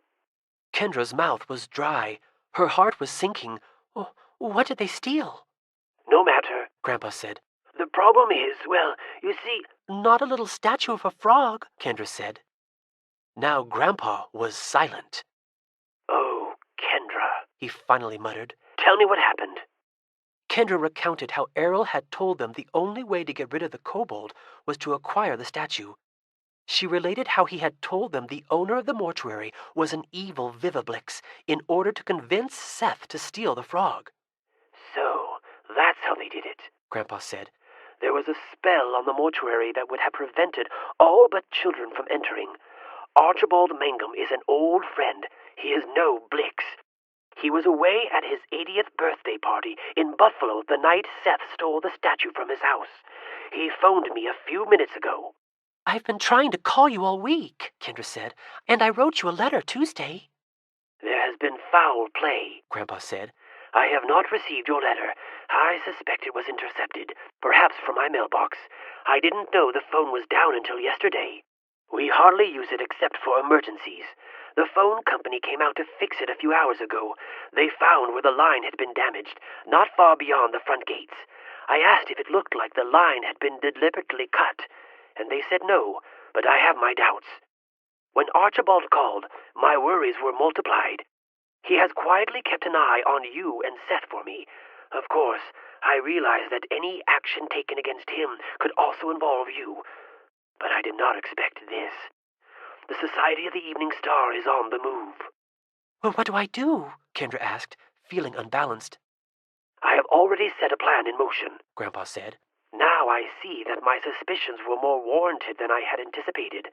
I told your mother that I was in an accident and asked if you and Seth could come stay with us while I recover." "What did she say?" Kendra asked. Your parents are willing, as long as you and your brother want to come, Grandpa said. I told her I wanted to invite you myself. Assuming you would agree, I already dispatched somebody to pick you up. Who? You have not met her, Grandpa said. Her name is Vanessa Santoro. She'll give you a code word, kaleidoscope. She should be there within a couple of hours. What should we do until then? You said this Fisk character is expecting to meet you tonight? Well, we haven't confirmed with him, Kendra said. I wanted to talk to you first. She deliberately neglected to mention that although she had not confirmed the rendezvous, she had already resolved to go.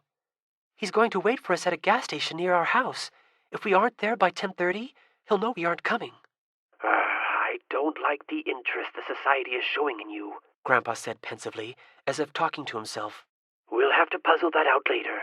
For now, pack your things. Vanessa should arrive around 10:30 herself.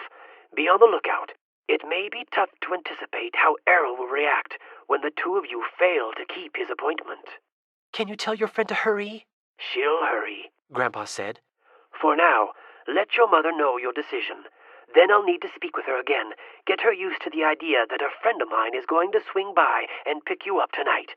I'll tell her Vanessa is a trusted neighbor who happens to be returning from a trip to Canada. Grandpa? Yes? You weren't really in an accident? She asked. Nothing life-threatening, but yes, I am rather banged up. There have been many interesting developments over the past months, and whether I like it or not, you are becoming involved. Right now, as dangerous as Fablehaven can be, it is the safest place for you. Grandma's not a chicken again or anything. No, your grandmother is fine, he assured her. What about Mom and Dad? What if Errol Fisk goes after them? Oh no, Kendra. Don't worry about your parents. Their ignorance of the secret world we know about should be all the protection they need. With you and Seth out of the house, they will be much safer than any of us. Now, pass me off to your mother. Kendra found her mom and handed her the telephone.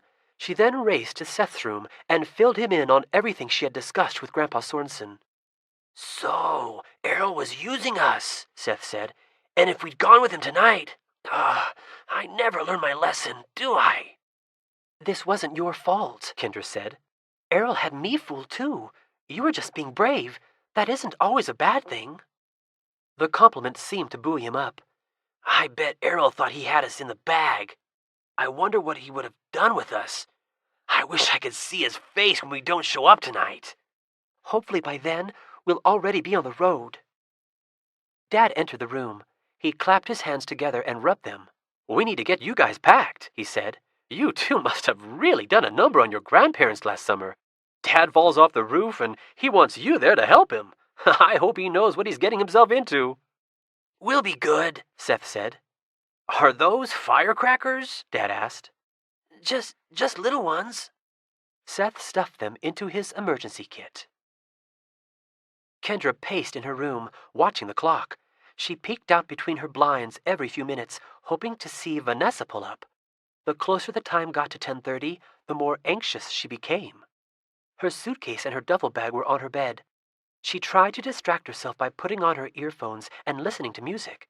She sat on the floor, closed her eyes, and leaned against the bed. Any minute Vanessa would pull up, and she and Seth would be on their way. She heard a voice calling her name from far away. She opened her eyes and took off her earphones. Dad was standing over her. "She's here?" Kendra asked, standing up. "No, I said you have a phone call. Here, Katie's dad. He's wondering if you know where Katie might be." Kendra accepted the phone. Katie Clark?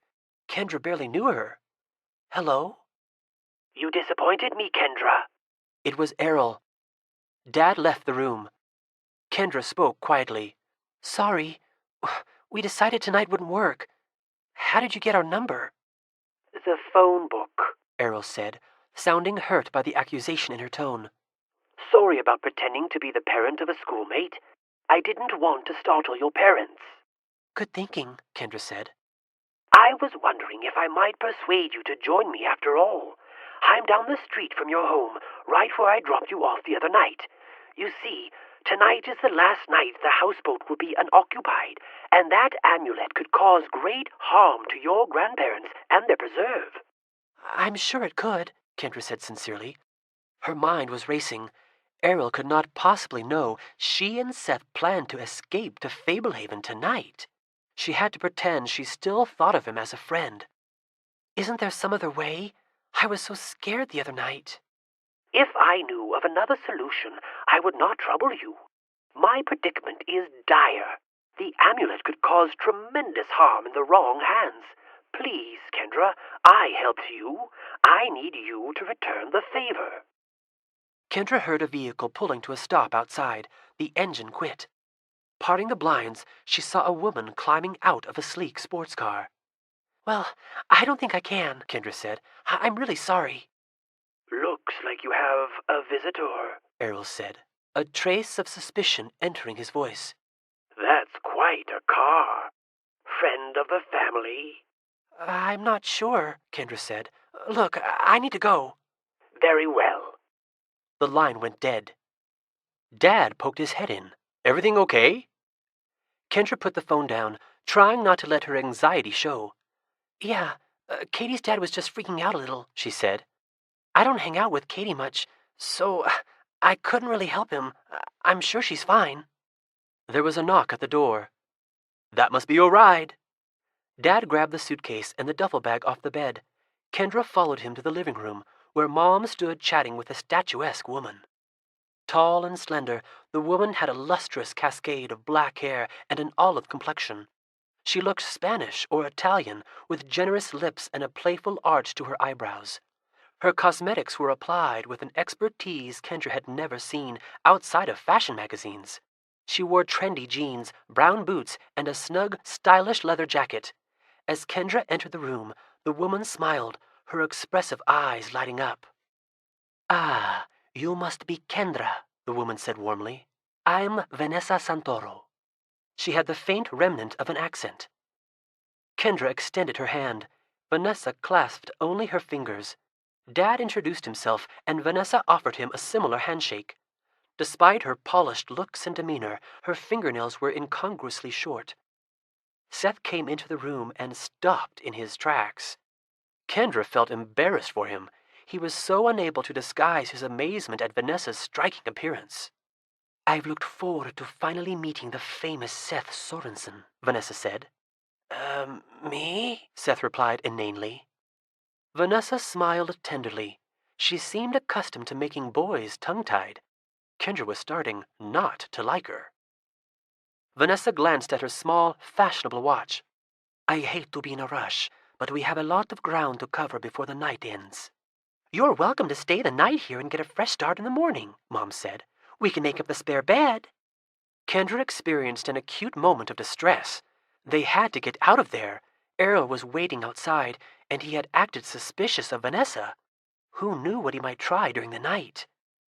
Vanessa shook her head with a regretful smile. Oh, I have an appointment tomorrow, she said. No worries. I'm a night owl. I slept in late. We'll get to stands in one piece. Can I get you some refreshments? Mom pursued. Vanessa held up a hand. I have goodies in the car, she said. We should get on the road. Dad had pulled out his wallet. At least let us chip in on gas. Oh, I wouldn't think of it, Vanessa insisted. You're saving us a long drive, Dad persisted. It's the least I could... I was going there anyhow, Vanessa said, picking up Seth's suitcase, the largest of the bunch. Giving your children a lift is my pleasure. Dad snatched Kendra's suitcase before Vanessa could grab it as well.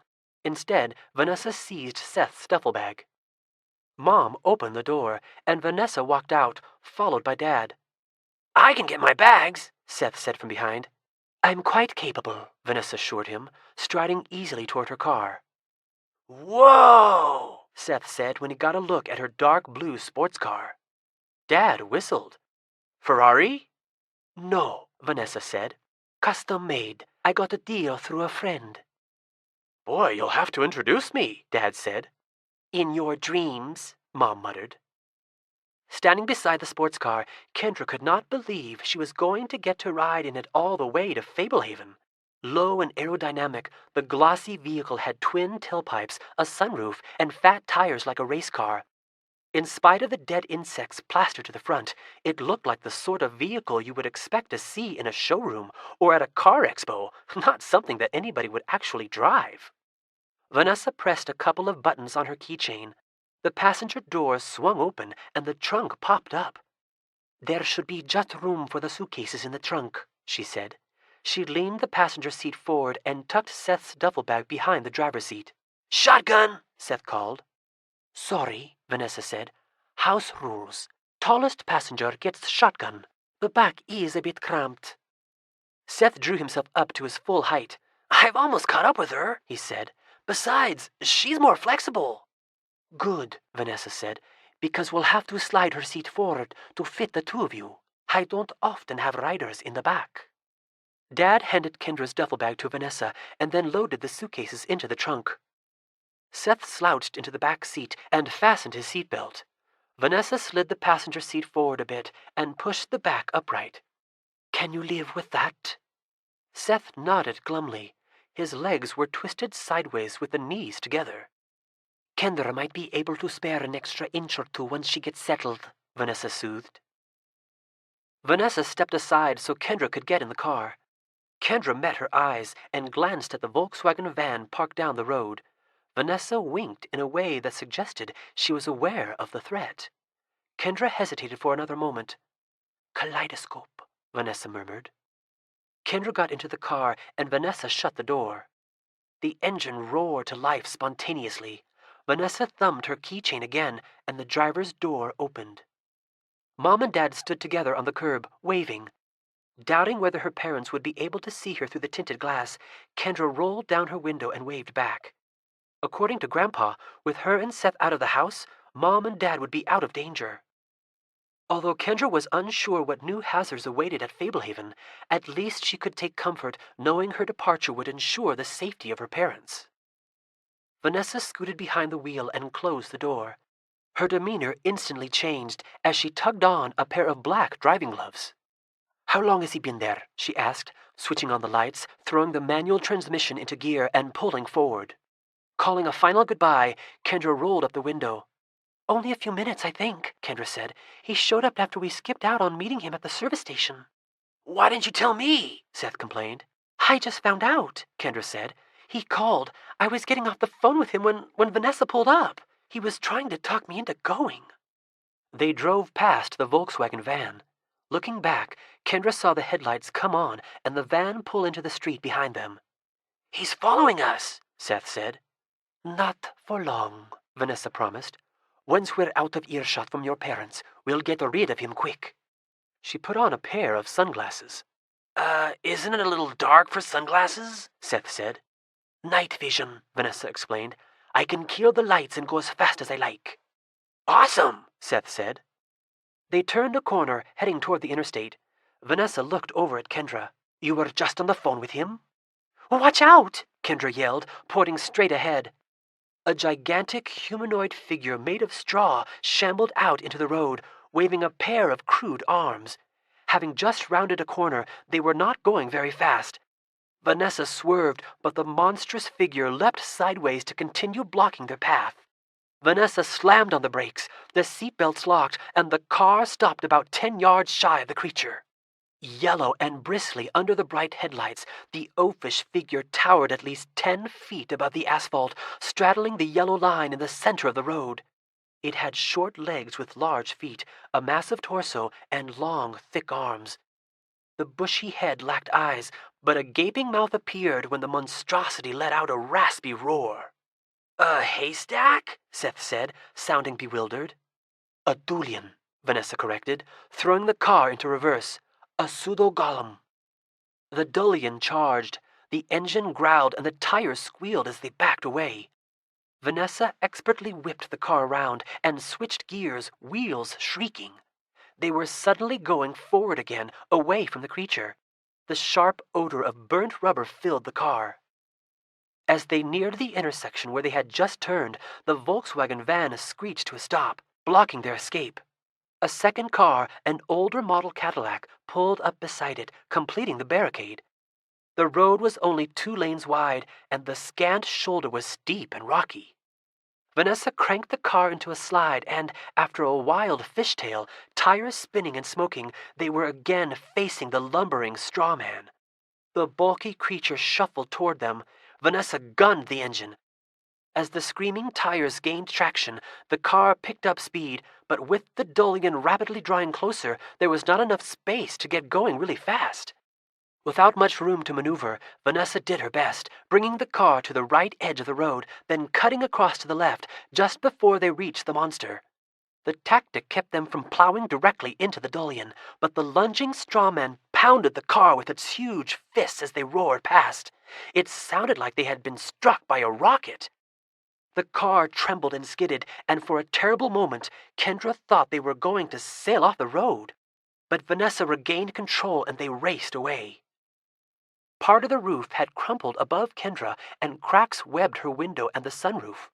The wheels smelled like they were on fire, but the engine purred and the car seemed to be driving smoothly as the speedometer topped 90. "Sorry about the turbulence," Vanessa said. "Everybody all right?" "I bet we left some sweet skid marks," Seth gushed. "What was that thing?" "A golem made out of straw," Kendra said. "It looked ridiculous," Seth said, "like a moving haystack." Kendra realized that Seth had not seen the true form of the creature that had assailed them. "You haven't had milk, Seth?" "Oh, yeah. Did he look like Hugo?" "Sort of," Kendra said, "but bigger and sloppier." "The thing bashed us hard," Seth said. "He caved in the roof." They turned onto a wider road, tires whining mildly, then accelerated aggressively. "We were lucky to get away with so little damage," Vanessa said. "The body of the car has been reinforced and the windows are bulletproof. A lesser vehicle would no longer be running. They chose the right spot for an ambush." "How could something made of hay hit us so hard?" Seth asked. "Who knows what was underneath the straw?" Kendra said. "Which is why I didn't just ram him in the first place," Vanessa said. "Good thing for us." Kendra checked the speedometer. They were going faster than 100 miles per hour. "Don't you worry about speed traps?" Vanessa grinned. "Nobody will be able to catch us without a helicopter." "Really?" Seth said. "I've never had a ticket," Vanessa bragged, "but I've been chased. I'm tough to catch, especially outside of metropolitan areas. I'll have you to Fablehaven in a little over 2 hours. 2 hours? Kendra exclaimed. How do you think I reached your house so soon after you spoke with Stan? We can comfortably average 150 on the interstate. Late at night, with our lights off, anybody holding a radar gun will think they clocked a UFO. Oh, this might be the coolest day of my life, Seth said. Except that I don't have any place to put my legs. I don't normally speed for fun, Vanessa explained, but we might have enemies following us. Tonight, it's the smartest course of action. By the way, Seth, your grandma sent you this. She opened a small ice chest between the front seats and removed a little bottle of milk. Oh, now you tell me, after I missed the dullion. He accepted the milk and drank it. What is the difference between a dullion and a golem? Quality, mostly, Vanessa said. Dullions are a bit easier to create, although I haven't seen one in ages. Like golems, they're nearly extinct. Whoever was after you has unusual resources. They drove in silence for a moment. Kendra folded her arms. I'm sorry we wrecked your beautiful car. It wasn't your fault, Vanessa said. Believe it or not, I've given cars bigger bruises than that one. Kendra frowned. I feel so stupid for letting Errol take advantage of us. Your grandfather filled me in, Vanessa said. You were trying to do the right thing. It was a textbook society infiltration, setting up a threat, then making it look like they helped you solve the problem in order to build trust. I'm sure they also cut off your communication with Stan. Speaking of Stan, Vanessa flipped open a small cell phone. Kendra and Seth sat in silence while Vanessa reported to Grandpa that they were on the road and all right. She briefly related the incident with Errol and the Dullion, then snapped the phone shut. What did I steal from Grandpa's friend? Seth asked. A demon called Olak the Glutton, Vanessa said. I am assuming you fed it? Errol said it was the only way to move it, Seth said wretchedly. Errol was right, Vanessa said. You broke the spell that bound it. It bit you? Yeah, is that bad? They'll tell you more about it at Fablehaven, Vanessa promised. Well, did it poison me? No. Am I going to turn into a frog or something? No. Wait until Fablehaven. Your grandparents have much to share with you. Aw, please tell me now, Seth said. I'll check the wound when we stop for gas. Wouldn't you want to know? Seth pleaded. She paused. I suppose I would, but I told your grandparents I would let them deliver the news, and I like to be true to my word. There is some danger involved, but nothing immediate. I'm sure we will get it resolved. Seth fingered the tiny scabs on his hand. Okay. Is there anything you can tell us? They reached the on-ramp for the interstate. Yes. Keep those seatbelts fastened, she replied.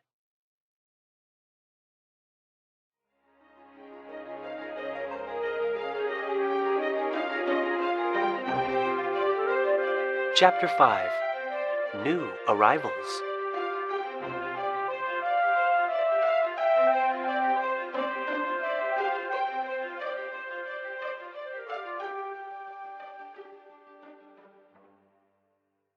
When the car finally slowed and pulled onto the gravel driveway, Kendra was fighting to keep her eyes open. She had learned that even rocketing along the freeway at 140 miles per hour became monotonous after a while. It did not take long to lose the sense of how fast you were going, especially in the dark.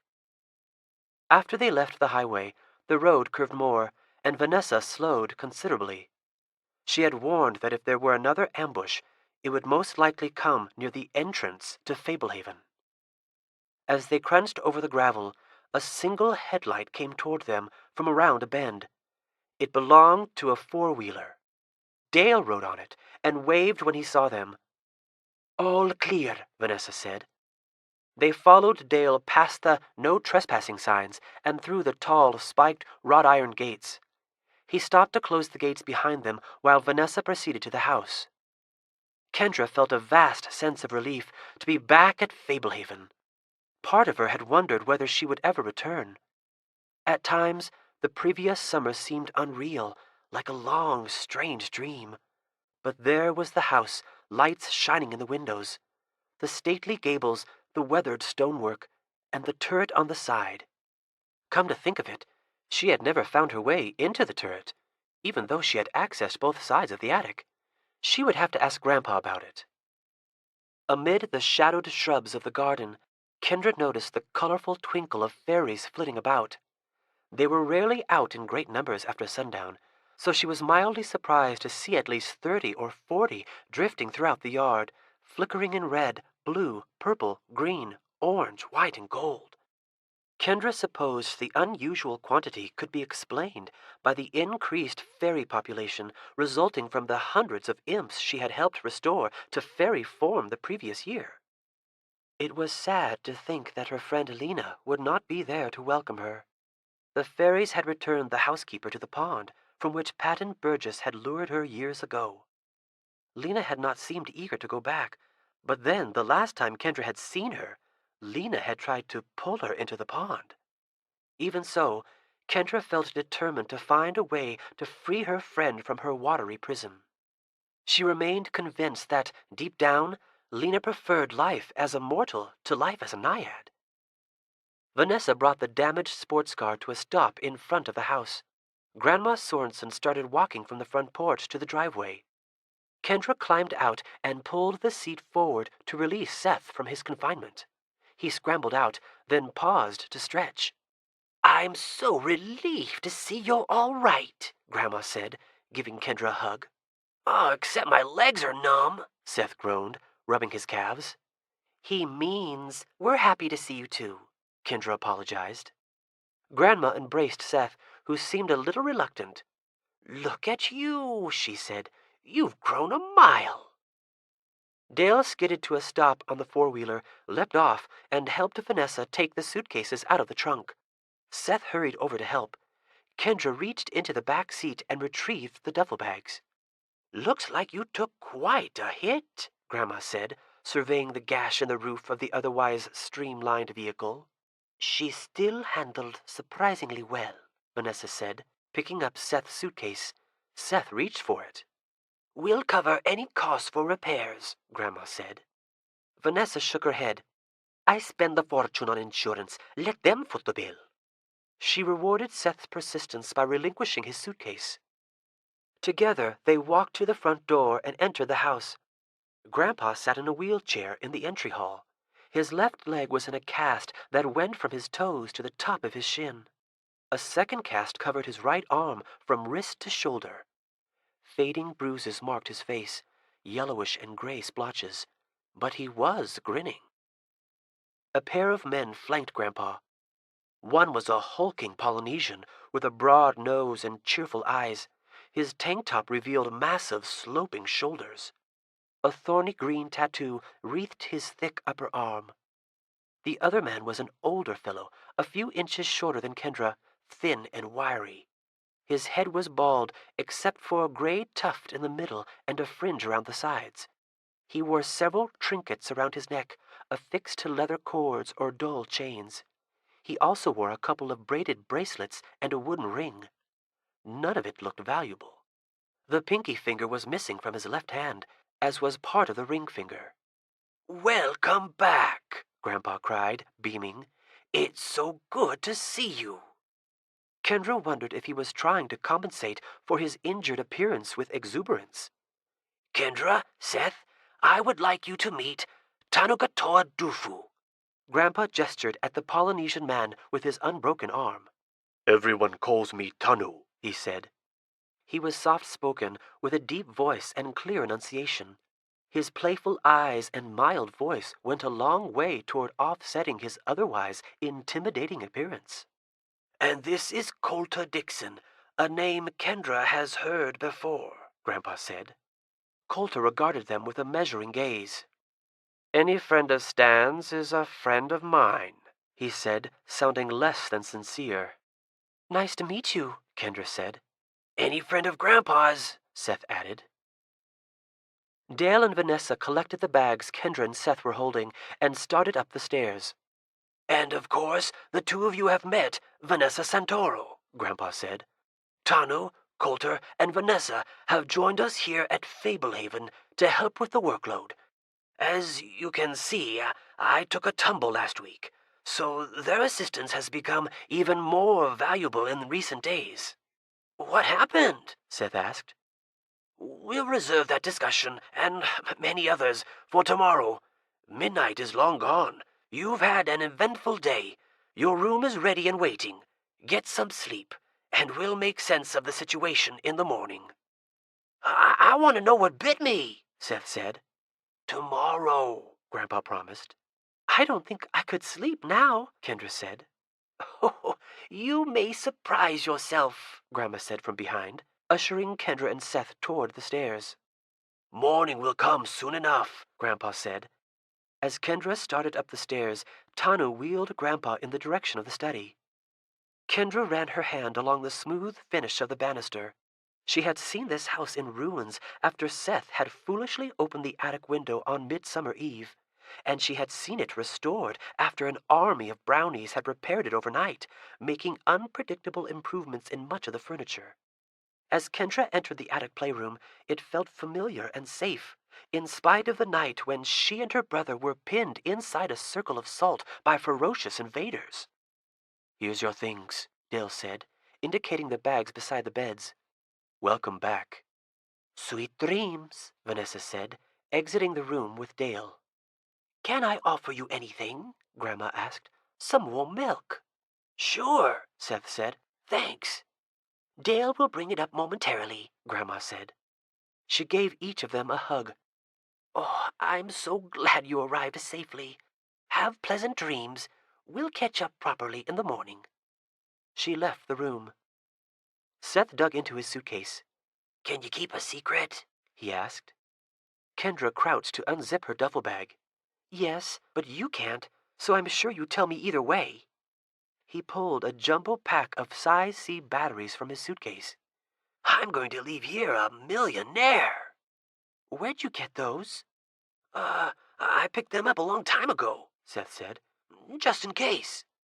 "You think you're going to sell them to the satyrs?" "Yeah, so they can watch TV." Kendra shook her head. The satyrs they had met in the woods after stealing soup from the ogress had promised Seth gold if he would bring them batteries for their portable television. "I'm not sure I would trust Newell and Doran to pay up." "That's why all the payments have to be made in advance," Seth said, replacing the batteries in his suitcase and taking out the oversized t-shirt and shorts that he used as pajamas. "We've already talked about it." "When?" "Last summer, while you were sleeping forever after the fairies kissed you, during one of those rare moments when somebody wasn't scolding me. I'll be in the bathroom." He headed out the door and down the stairs. Kendra took advantage of the opportunity to change into her nightclothes. Not long after she changed, there came a soft knock at the door. "Come in," she said. Dale entered with 2 mugs of warm milk on a tray. He left the drinks on the nightstand. Pulling back her sheets, Kendra climbed into bed and began sipping at her milk. Seth came into the room, picked up his mug, and chugged the contents. Wiping his mouth on his arm, he walked over to the window. "There's lots of fairies out tonight." "Yeah, I bet they're happy to see you again," Kendra said. Seth had started a feud with the fairies during their previous visit after he had captured one and inadvertently turned her into an imp. "They forgave me," he said. "We're friends now." He switched off the light and jumped into bed. Kendra finished her milk and placed the empty mug on the nightstand. "You're not going to do anything stupid this time, are you?" she said. "I've learned my lesson." "Because it sounds like something bad is going on," Kendra said. "They don't need you making it worse." "I'll be the perfect grandchild." "Once you get your gold from the satyrs," Kendra said. "Yeah, after that." She lay back, letting her head sink into the feathery pillow, and stared up at the sharp angles of the attic ceiling. What would Grandpa and Grandma tell them in the morning?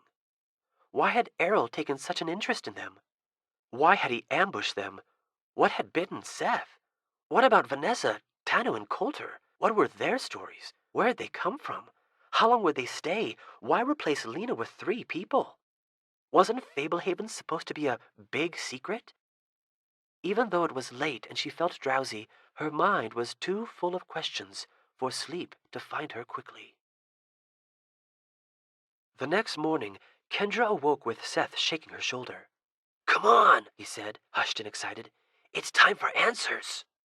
Kendra sat up. She blinked several times. She wanted answers too, but why not sleep in a little first? It was this way every Christmas, Seth awakening the whole house at the crack of dawn, anxious and impatient. She swung her legs out of bed, grabbed her duffel bag, and walked down the stairs to the bathroom to freshen up. When Kendra finally descended the stairs to the entry hall, she found Vanessa carrying a tray laden with steaming scrambled eggs and dark toast. Once again, Vanessa was dressed in a stylish outfit, and her makeup was applied with subtle artistry. She looked too sophisticated to be holding a tray of food like a maid. "Your grandparents want you to join them in the study for a private breakfast," Vanessa said. Kendra followed Vanessa into the study. Another tray with drinks, jam, and butter was already on the desk. Grandpa sat in his wheelchair. Grandma sat in the chair behind the desk, and Seth sat in one of the oversized armchairs in front of the desk. An empty plate rested on his lap. Kendra noticed a cot in the corner where Grandpa now apparently slept. The study was an eye-catching room full of odd knickknacks. Strange tribal masks lined a shelf, golfing trophies crowded another, a collection of fossils vied for attention on a third. Half of a large geode glittered in a corner. Plaques, certificates, and a framed display of medals and ribbons decorated a portion of one wall. The savage head of a boar hung mounted not far from the window. Younger versions of Grandpa and Grandma Sorensen grinned from multiple pictures, some black and white, others in color. On the desk, inside a crystal sphere with a flat bottom, floated a fragile skull no bigger than Kendra's thumb. She settled into the other leather armchair. "Thank you, Vanessa," Grandma said. Vanessa nodded and exited. "We take turns cooking meals these days," Grandma said, spooning eggs onto her plate. "Come dish up before it gets cold. Nobody can match Lena, but we try our best. Even Stan was in the rotation before the accident." "Even Stan?" Grandpa blustered. "Have you forgotten my lasagna, my omelets, my stuffed mushrooms?" "I meant because you're so busy," Grandma soothed. She raised a hand to partly hide her mouth, as if confiding a secret to her grandchildren. "He's been a bit crabby since the accident." Grandpa was visibly biting his tongue, probably because another indignant outburst would only confirm Grandma's words. Under his bruises, his face was reddening. Kendra scooped some eggs onto her plate, while Seth buttered a piece of toast. "What happened to you?" Kendra asked Grandpa. "Mom said you fell off the roof," Seth said. "but we weren't buying it." "That would take us into the middle of the story," Grandpa said, regaining his composure. "Better to start at the beginning. You'll get to the part about what bit me, right?" Seth verified hopefully. Grandma nodded. "But first, a question for Kendra. Did Errol ever indicate that he knew anything about what transpired between you and the fairies?" "Yeah," Kendra said, sitting back down and picking up a piece of toast. "That was partly how he convinced me to trust him. He said that he knew I had been fairy-struck, and offered the information as proof that he knew Grandpa's friend Coulter." She put some eggs onto her toast and took a bite. "Huh, the imp," Grandpa growled, drumming the fingers of his good hand on his cast. He shared a glance with Grandma. "What imp?" Seth asked. "The imp that put him in that wheelchair," Grandma said. "I thought all the imps changed back into fairies," Kendra said. "Apparently a few imps were not at the chapel when the empowered fairies were curing the others," Grandpa said. "But, we're getting ahead of ourselves." He stared at Grandma for a moment. "We tell them, right?" She gave a single, small nod. Grandpa leaned forward in his wheelchair and lowered his voice. "What we are about to tell you must not leave this room. You must not discuss it even with the others we trust, like Dale or Vanessa or Tanu or Coulter. Nobody should know that you know, or the danger will only increase. Am I understood?" Kendra and Seth both agreed. Grandpa eyed Seth. "I mean nobody, Seth." "What?" he said, squirming a little in his seat. "I promise I won't tell anyone." "See that you don't," Grandpa admonished solemnly. "I am taking a risk allowing you to return to Fablehaven after the harm you caused. I do it partly because I trust that you have learned a hard lesson about caution, and partly because it may be necessary for your protection. This is information we would prefer not to share with anyone, let alone children. But your grandmother and I feel that you have become too deeply involved for us not to reveal the whole story. You have a right to understand the hazards you face." Kendra glanced at Seth. He looked so excited that he could hardly contain himself. Although she was curious, she dreaded to hear the specifics of any threat so somber and secretive. "I have already related part of the story," Grandma said. "Last summer, in the attic, before we went to rescue your grandfather, I mentioned some reasons why Fablehaven is different from most other magical preserves. I told you in case your grandpa and I perished, and you survived." "Yeah, Fablehaven is one of 5 secret preserves," Kendra said. "Very good, Kendra," Grandpa said. "The 5 secret preserves each have a powerful item hidden on them," Kendra continued. "Not many people know about the secret preserves." "Very few indeed," Grandma said. "And none know the location of all 5. "One probably does," Grandpa corrected. "Well, if he does, he has never let on," Grandma replied. "I've wondered a lot about what you told us," Kendra said. "It seems really mysterious." Grandpa cleared his throat. He looked almost hesitant to speak. "Did Errol ever allude to Fablehaven as a secret preserve housing a special artifact?" "No," Kendra said. Seth shook his head. And he did nothing to cajole that information out of you? Grandpa pursued. No, Seth said. Kendra agreed. Grandpa leaned back. Well, that at least is a relief. But we must continue with our plan, Grandma said. Grandpa waved his hand. Yes, of course. We'll proceed as if the secret is out. You think they know? Kendra asked. Grandpa frowned. The Society of the Evening Star should not even be aware that this preserve exists.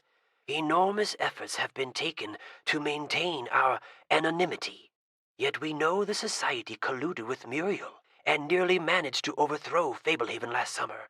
And so we must assume that they are aware Fablehaven is a secret preserve and realize what it contains. What? Seth asked. What is the artifact? By itself, an ancient talisman of tremendous power, Grandpa said. In connection with the other four, the key to Zizix, the great prison where literally thousands of the most powerful demons from every age of this world are incarcerated. None remain who know its location, Grandma whispered. Except, perhaps, the Society, Grandpa murmured, scowling at the floor. If the 5 talismans were ever brought together and used to open Zizix, the results would be catastrophic, apocalyptic, the end of the world. Endless night, Grandma echoed. Across all the earth, the mighty fiends inside of Zizix would make Behemoth look like an infant, a lapdog. In their absence, we long ago lost the ability to contend with beings of their power. Even the fairy army you summoned would quail before them. Our only hope is to keep them imprisoned. The room was silent. Kendra could hear the grandfather clock ticking. So, how do we stop them? Seth finally said. That is the right question, Grandpa said, jabbing a finger at Seth for emphasis. I put that same query to the unofficial leader of the Conservators' Alliance. What's that? Seth asked. The caretakers of all the preserves around the world, along with their allies, belong to the Conservators' Alliance, Grandma explained. Each caretaker has an equal say, with none officially presiding, Grandpa said. But for centuries, we have benefited from the advice and aid of our greatest ally, the Sphinx. Like in Egypt? Kendra asked. Whether he is actually a Sphinx, we do not know, Grandpa said. Surely he is more than mortal. His service dates back to the 12th century. I have spoken with him face to face only twice, and on both occasions he was in the likeness of a man. But many of the most powerful creatures, like dragons, can assume human form when it suits them. You asked the Sphinx what to do? Seth asked. I did, Grandpa said. Face to face, as a matter of fact. He suggested we move the artifact. You see, at roughly 300 years old, Fablehaven is among the youngest preserves. Of the secret preserves, it is by far the newest. One of the secret preserves was compromised not long before Fablehaven was founded. The vault housing the artifact was transported here, and Fablehaven was kept a secret thereafter. So the idea is not without precedent. Have you moved it yet? Kendra asked. Grandpa scratched his chin. We have to find it first. You don't know where it is? Seth blurted. To my knowledge, Grandpa said, none of the caretakers of the secret sanctuaries know where the artifacts on their preserves are hidden. The vaults that hold them were concealed so as to never be found. And they are protected by lethal traps, Grandma added, which is the true explanation for our visitors, Grandpa said softly. They're here to find the artifact? Kendra said. Grandpa nodded. I do not envy their task. Have they found anything yet? Seth asked. Vanessa has had some luck poring through the journals of former caretakers, Grandpa said. Patton Burgess, Lena's husband, was fascinated by the secret artifacts. In a coded reference in one of his journals, he made mention of an inverted tower on the property where he believed Fablehaven's artifact resides. His notes were inconclusive, but they gave us some idea of where to concentrate our search.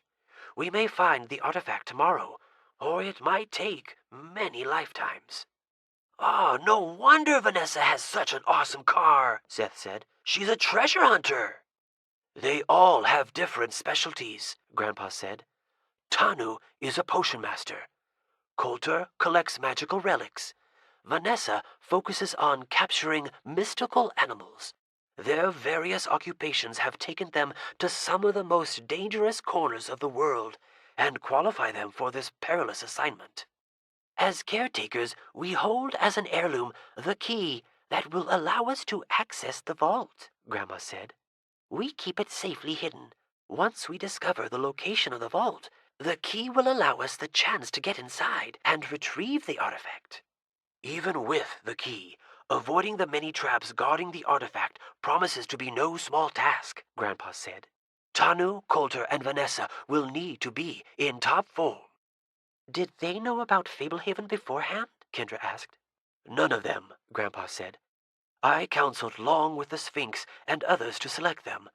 Coulter is an old friend. I know him the best. Tanu has an impeccable reputation, as does Vanessa. The Sphinx and several other caretakers vouched for both of them." "Despite their careful selection," Grandma said, "there is a chance, however small, that the society could have gotten to one of them, or that one of them has been an agent for the society all along. The Society of the Evening Star has an uncanny ability for infiltration. An endorsement from the Sphinx virtually clears them of suspicion. But the Sphinx himself cautioned that we should remain mindful of the possibility."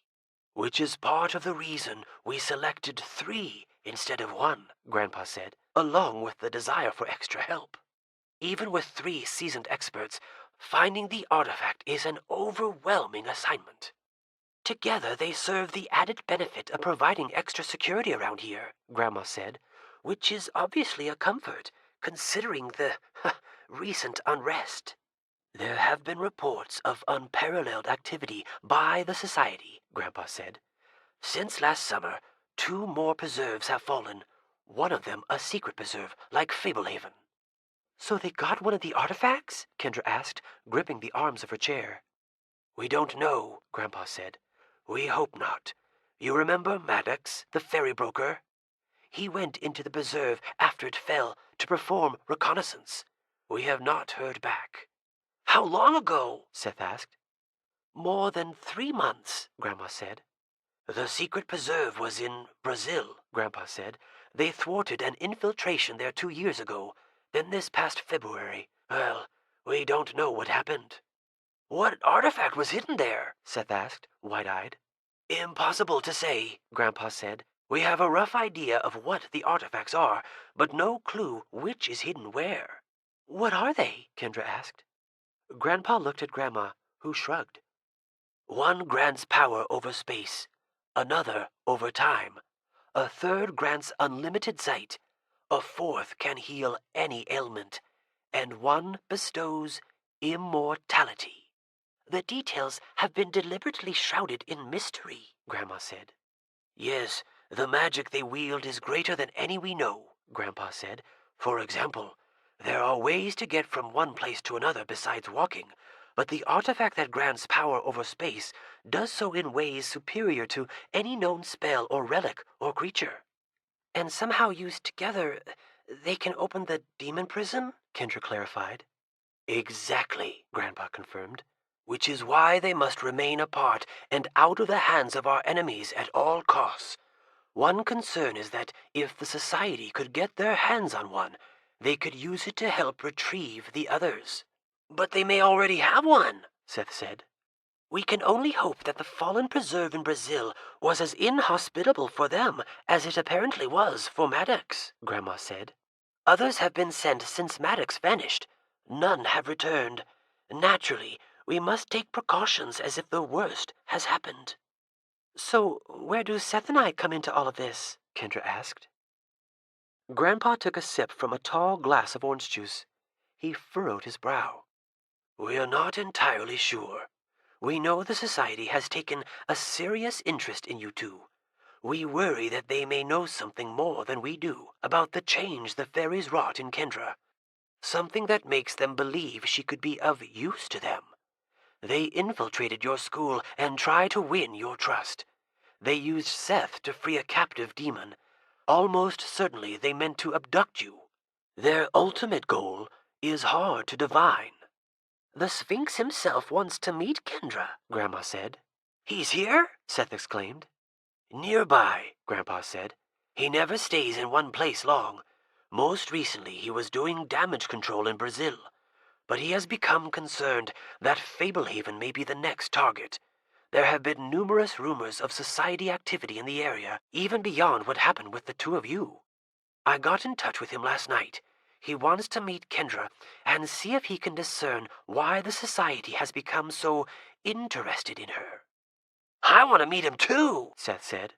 We plan to bring you as well, Grandpa said, to see if something can be done about that bite. I'm sick of waiting. What's the story? Seth sounded exasperated. Olok the Glutton is a demon enchanted by a peculiar spell, Grandpa explained. He remains in a petrified state, inert, until somebody feeds him.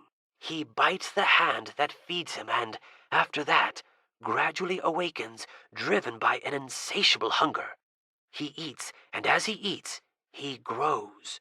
As his size increases, so does his power, and he does not stop eating until he consumes the person who initially awakened him. He's going to eat me? Seth cried.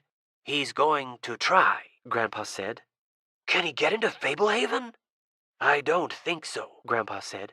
But the day will soon come when he will prowl our borders, searching for an opportunity to strike, gaining more power every day as he continues to gorge himself. He will be inexorably drawn to you. The only places to hide are those he cannot access. Well, there has to be something we can do, Seth said. That is why I want to bring you to the Sphinx, Grandpa said. His wisdom has proven equal to situations more challenging than this. Don't worry. We won't let Olok devour you. Seth put his face in his hands. Why does everything I do go wrong? He looked up. I thought I was being helpful. This was not your fault, Grandma said. You were being very brave and trying to do the right thing. Sadly, Errol was taking advantage of you. Do you know anything about Errol? Kendra asked. No, nothing, Grandpa said. How did he find out about the fairies? Grandpa sighed. We have a theory. Last week, we found an imp, one of the big kind, passing information to a caped figure through the border fence. We could not catch the person he was informing. The stranger made a hasty retreat, but we managed to apprehend the imp. The rogue would have gotten away, if not for your grandpa, Grandma said. Yes, well, choosing between me and Tanu, the imp tried to get past me, Grandpa said. I tackled him, but he was amazingly strong. He hurled me into a gully. I felt my arm snap beneath me and fractured my tibia. But I managed to slow the brute long enough for Tanu to use a concoction that paralyzed him. Where is he now? Seth asked. In the dungeon, Grandpa said. The basement, Grandma clarified. So that's what's down there, Seth cried. Among other things, Grandpa said. Unaccompanied, the dungeon is absolutely off limits to you two. Big surprise, Seth mumbled. Anyhow, Grandpa said, the point is, we believe that the imp, and perhaps others, must have leaked the experience Kendra had with the fairies to the society. Imps are crafty spies.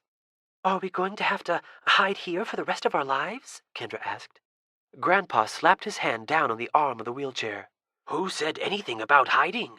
We'll be taking action, finding and moving the artifact, investigating why the society is interested in you, consulting with the Sphinx, and offering you two world-class training from some of the most skilled adventurers anywhere, Grandma said. You need to learn about the world you are being drawn into, and you could find no better teachers than Tanu, Vanessa, and Coulter. They're going to teach us? Seth asked, eyes shining. They will be your mentors, Grandpa said. At this point, sitting still would be a mistake. You two will have opportunities to accompany them on some of their outings as they search for the artifact. Not when they do anything truly dangerous, Grandma amended. No, Grandpa said. but you'll get to see a new side of Fablehaven and learn a trick or two that may help you in the future. Ignorance is no longer a protection for either of you. Coulter may be tough to work with, particularly for Kendra, Grandma said with a trace of bitterness. He has a prehistoric outlook on certain issues and a difficult personality, but he also has a lot to offer. If all else fails, Vanessa has agreed to take up the slack. They do not know the extent of what we have told you, Grandpa said. They think we informed you that they are hunting for a hidden relic, and they understand that you are to accompany them when prudence will allow it. They have no idea that we revealed the true nature of the artifact, or the fact that Fablehaven is a secret preserve. You must keep those details to yourselves. I don't want anyone learning how much you know. No problem, Seth said. Well, what do they think we believe the artifact is? Kendra said. A magical relic that will help us in our fight against the Society, Grandma said. An unknown talisman rumored to be hidden on the property. We told them we would keep it vague, and they should do the same. Well, if we find it, Seth said, why don't we use it against Errol and his friends? The artifacts have remained in our possession for millennia, precisely because we have not sought to use them, Grandpa said. Those watching over them have not even known where they are hidden. If we use them, it will be only a matter of time before we misuse them, and they fall into the wrong hands. That makes sense, Kendra said. When will we see the Sphinx? He should let me know shortly, Grandpa said, dabbing the corner of his mouth with his napkin. You now know all we know about the new threat we are facing. We have treated you as adults and expect you to behave accordingly. Get to know our new arrivals, Grandma said. Learning from them will be a once-in-a-lifetime experience. When do we start? Seth asked. Immediately, Grandpa answered.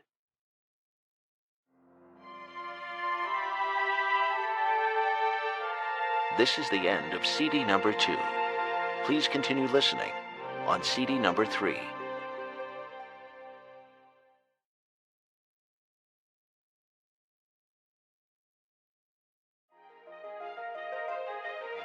Fablehaven, Rise of the Evening Star, CD number 3.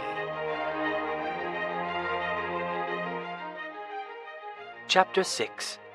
Tanu. When Kendra and Seth exited the study, Dale was waiting on the other side of the door. Ready to start summer school? He asked. If it means we get to see cool monsters, absolutely, Seth replied. Follow me, Dale said. He led them into the parlor, where Tanu sat reading a leather-bound book. Your pupils have arrived, Dale announced. Tanu stood up. Dale was tall, but Tanu was half a head taller and much thicker.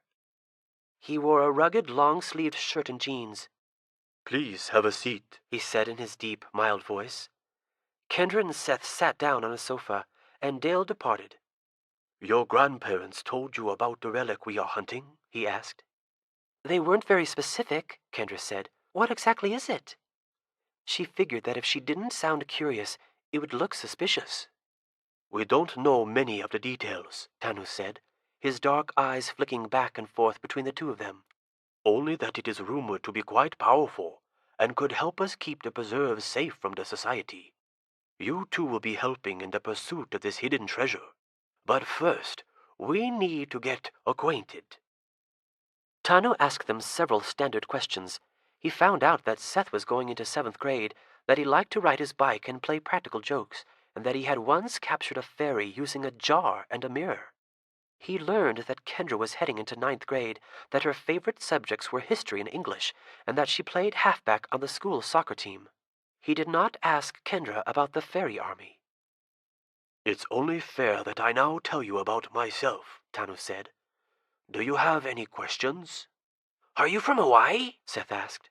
I grew up in Pasadena, Tanu said, but my ancestors are from Anaheim. He flashed a broad smile, showing big white teeth. I'm Samoan. I've only been there as a visitor, though. Have you traveled a lot? Kendra asked. More than my fair share, he admitted. I've been around the world many times, seen many strange sights. My father made potions, and his father before him, going back many generations. My dad taught me what I know. He retired a few years back. He lives in Arizona in the winter, Idaho in the summer. Do you have a family? Kendra asked. I have my folks, some brothers and sisters, and a bunch of nieces and nephews and cousins. No wife, no kids. Drives my folks crazy. Everybody wants me to settle down. Dad once tried to slip me a love potion to make me fall for some neighbor girl that he liked. He already has 17 grandkids, but he says he wants some from his eldest. I'll throw down roots someday. Not yet. You know how to make love potions? Seth asked. And avoid them, Tanu grinned. What else can you make? Seth asked. Potions to cure illnesses, potions to induce sleep, potions that awaken lost memories, Tanu said. It all depends on what I have to work with. The toughest part of being a potion master is collecting ingredients. Only magical ingredients yield magical results. I study cause and effect, and I benefit from the studies of many who came before me. I try to figure out how to combine different materials to achieve a desired outcome. Where do you get ingredients? Kendra asked. The most powerful ingredients are usually byproducts of magical creatures, Tanu explained. Viola, the milch cow, is a potion master's dream. Her milk, her blood, her dung, her sweat, her tears, her saliva, they all have different magical properties. At an icy preserve in Greenland, on the coast, they get their milk from a gigantic walrus, nearly 1,000 years old, one of the eldest animals on the planet. The derivatives of the walrus have different properties from the cows, along with certain similarities. Cool, Seth said. It is fascinating, Tanu admitted. You never know what skills you'll need. I've climbed mountains, picked locks, ventured deep underwater, and learned foreign languages. Sometimes you can trade for ingredients or purchase them, but you have to be careful. Some potion makers are unscrupulous. They get their ingredients in horrible ways. Dragon tears, for example. A very potent ingredient, but hard to come by. Dragons cry only when they are in the deepest mourning or when they have committed a terrible betrayal. They cannot fake the tears. There are bad people out there who would capture a young dragon and then murder its dear ones just to collect the tears. You don't want to support that kind of barbarity, so you have to be careful who you trade with and who you buy from. Most of the best potion makers prefer to find their own ingredients, which is why some of the best potion makers don't live very long. Do you collect your own ingredients? Seth asked. Most of the time, Tano said. Every now and again I barter with reputable dealers. I can find much of what I need on preserves. Other items I locate in the wild. My grandfather lived to retirement and died in his sleep. My dad lived to retirement and is still with us. They taught me some good tricks that help keep me safe. Hopefully I can pass some of that knowledge along to you. Tanu picked up a pouch that was sitting next to his chair. He began removing small bottles with narrow necks and arranging them in a single row on the coffee table. What are those? Seth asked. Tanu glanced up. Part of a demonstration to prove that I know my trade. A family specialty. Bottled up emotions. Drinking them will make us feel a certain way? Kendra asked. Temporarily, yes, Tanu said. In large doses, the emotions can be overpowering. I want each of you to choose an emotion to sample. I'll mix you a small dose. The emotions will pass quickly. You can try fear, rage, embarrassment, or sorrow. He removed more items from his pouch, jars, vials, and a small sandwich bag full of leaves. Are they all bad emotions? Kendra asked. I can do courage, calm, confidence, and joy, among others. But the negative emotions make better demonstrations. They are more shocking and less addictive. I want to try fear, Seth said, coming to stand near Tanu. Good choice, Tanu responded. He unscrewed the lid of a jar and used a tool that looked like a small tongue depressor to scoop out some beige paste. I'm mixing this so the effect will come and go very quickly. Just giving you a brief sample of the emotion. Removing a small leaf from the bag, Tanu scraped the paste onto the leaf. He then dripped 4 drops from one of the bottles onto the leaf. added a single drop from a different bottle, and mixed the liquid into the paste with a tongue depressor. He handed the leaf to Seth. Eat the leaf? Seth asked. Eat it all, Tanu said. Sit down first. When the emotion hits, it will be distressing, much more real than you probably expect. Try to remember that it is artificial and that it will pass. Seth sat down on a brocaded armchair. He sniffed the leaf, then popped it into his mouth. He chewed and swallowed quickly. Not bad. Tastes a little like, peanuts. Kendra watched him intently. Is he going to freak out? She asked. Wait and see, Tanu said, suppressing a grin. I feel fine so far, Seth announced. It takes a few seconds, Tanu said. A few seconds for what? Seth asked, an edge of anxiety creeping into his voice. See, Tanu said, winking at Kendra. It's starting. What's starting? Seth asked, eyes darting. Why'd you wink at her? Why are you talking like I'm not in the room? I'm sorry, Seth, Tanu said. We mean no harm. The effects of the potion are hitting you. Seth's breathing was becoming ragged. He was shifting in his seat, rubbing his thighs with his palms. What did you give me? He said, raising his voice and sounding paranoid. Oh, why'd you have to mix so much stuff? How do I know I can trust you? It's all right, Kendra said. You're just feeling the effects of the potion. Seth looked at Kendra, his face contorting, tears brimming in his eyes. He raised his voice more, sounding hysterical. Just the potion? Just the potion? He chuckled bitterly. You don't get it. He poisoned me. He poisoned me. And you're next. I'm gonna die. We're all gonna die. He was curling up on the chair, quivering and hugging his knees. A single tear leaked from one eye and slid down his cheek. Kendra looked at Tanu, distressed. Tanu raised a calming hand. He's already coming out of it. She looked back at her brother. He sat still for a moment, then straightened his legs and sat up, wiping the remnants of the tear from his cheek. Wow, Seth said. You weren't kidding. That felt so real. I couldn't think straight. I thought you had tricked me into drinking poison or something. Your mind was searching for threats to justify the emotion, Tanu said. It helped that you knew beforehand the emotion was coming. Had I drugged you by surprise, it would have been much more difficult to make sense of the experience afterwards, let alone if I used a higher dosage. Imagine if I made that emotion much more intense and longer lasting. Oh, you have to try it, Seth said to Kendra. I'm not sure I want to, Kendra said. Can't I feel something happy? You should try an emotion you would normally resist if you want to appreciate the potency, Tanu said. It's alarming in the moment, but you'll feel fine afterwards. In a way, it's cleansing.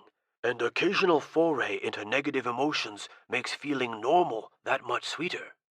He's right. I feel great now, Seth said. Like the riddle, why do you hit yourself in the head 50 times with a hammer? Why? Kendra asked. Because it feels so good when you stop.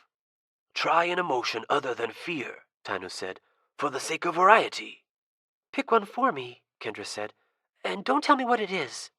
You sure? Tanu asked. Yeah, if I'm going to do it, I want you to surprise me. Tanu put another glop of beige paste on a leaf and mixed in drops from 3 bottles. He gave the leaf to Kendra, and she popped it into her mouth and chewed it up, sitting down on the carpet in the middle of the room. The leaf was a little tricky to chew. It did not taste like something you were supposed to eat. The paste was pretty good.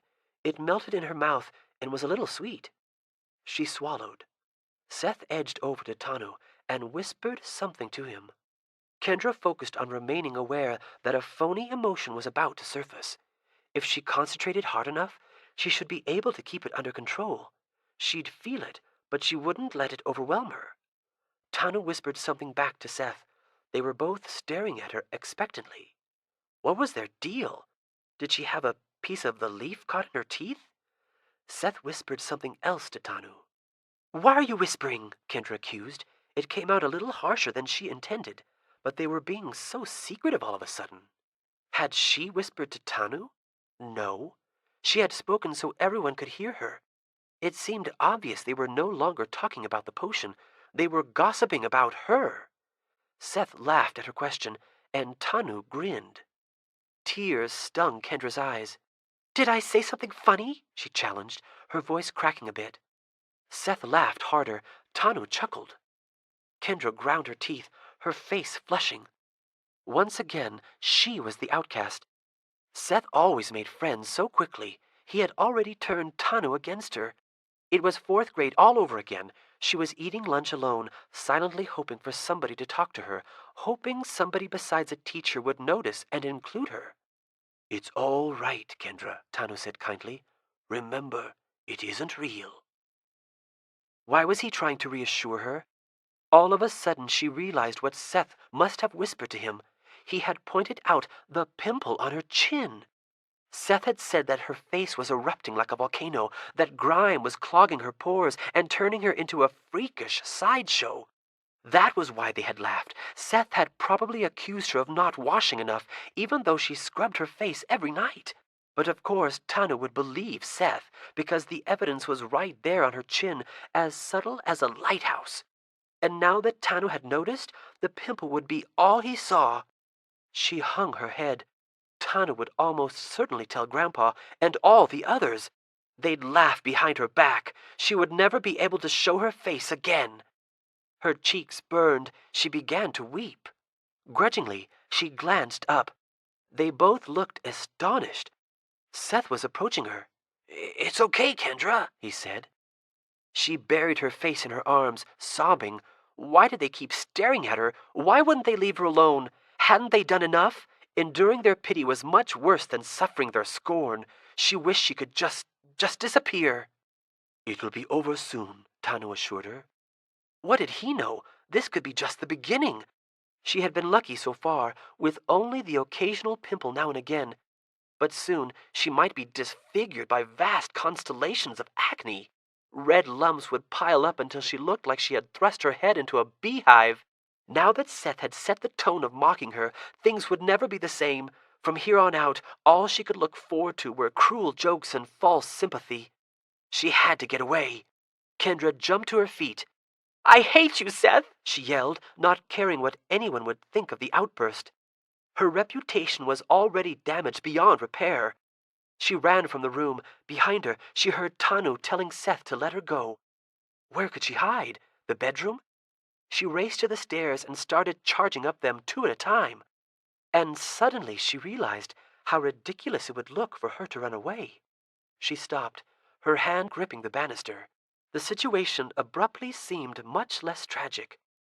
Was she sure Seth had pointed out the pimple to Tanu? Even if he had, was it that big of a deal? Almost every teen got pimples from time to time. Now that she thought about it, was it even likely that Seth had mentioned anything about the pimple? No.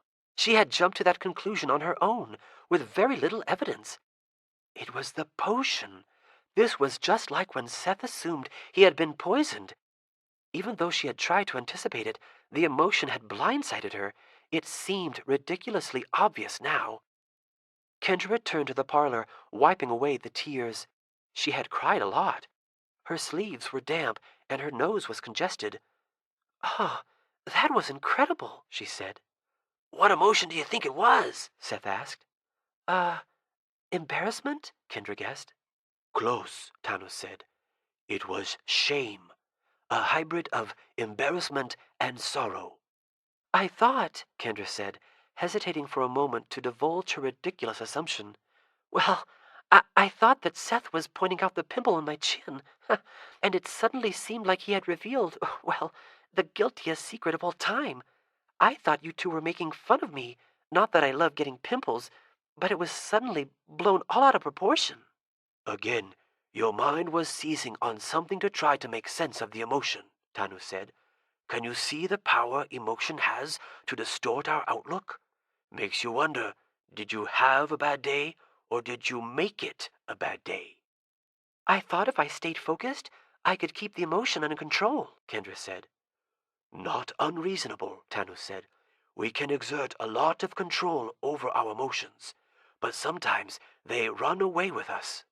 These bottled up emotions hit you with a lot of force. It would take a shockingly strong will to resist them. In large enough doses, I don't see how anybody could. What do you use them for? Seth asked. Depends, Tanu said. Sometimes people need a little dose of courage. Other times you want to cheer somebody up. And every now and then you can avoid an unwanted confrontation with a little fear, or use a mix of emotions to extract information. We save those uses for the bad guys. Can I try some courage? Seth asked. You already have plenty, Tanu said. You don't want to overuse these emotions. Their potency wears thin if they're overused. Plus, you can put your natural emotions out of balance. Artificial emotions are useful only in certain situations. They must be combined by an expert. If you drink straight courage, you can become reckless and foolhardy. For a good result, you have to temper the courage with a little fear, a little calm. That makes sense, Kendra said. I know my trade, Tanu said, vials and jars clinking as he collected them into his pouch. I hope that you weren't too shaken up by the experience. An occasional dose of fear or sorrow can be cathartic. Same with a good cry. If you say so, Kendra said. I'll probably pass next time. I'd do the fear again, Seth said. It was sort of like a roller coaster, except so scary you don't really like it till after the ride is over. Tanu folded his hands on his lap and adopted a more formal air.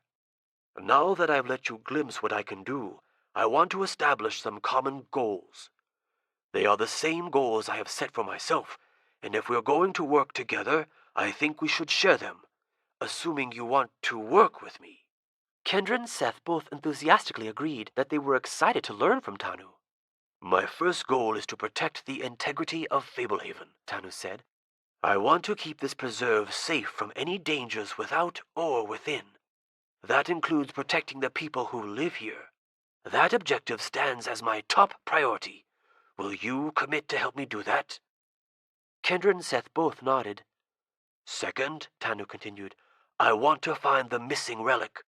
It may be a tedious hunt, but working together, I know we will succeed. And in accordance with our top priority, we must find the relic without putting Fablehaven or ourselves at risk, which means we must use sense and caution. Sound good? Yes, Kendra and Seth said together. And third, without jeopardizing our other missions, I want to find a cure for Dale's brother, Warren. I understand you two have not met him. Nope, Seth said. Grandpa told me about him, Kendra said. He said Warren vanished into the woods. When Warren showed up a few days later, he was white as an albino and catatonic. Those are the basics, Tanu said. It happened almost 2 years ago. Truthfully, I think your grandparents have almost given up on ever healing him. But they are willing to let us try. If anybody can find a cure, I think we're the team to do it. Do you know what happened to him? Seth asked. Not yet, Tanu said.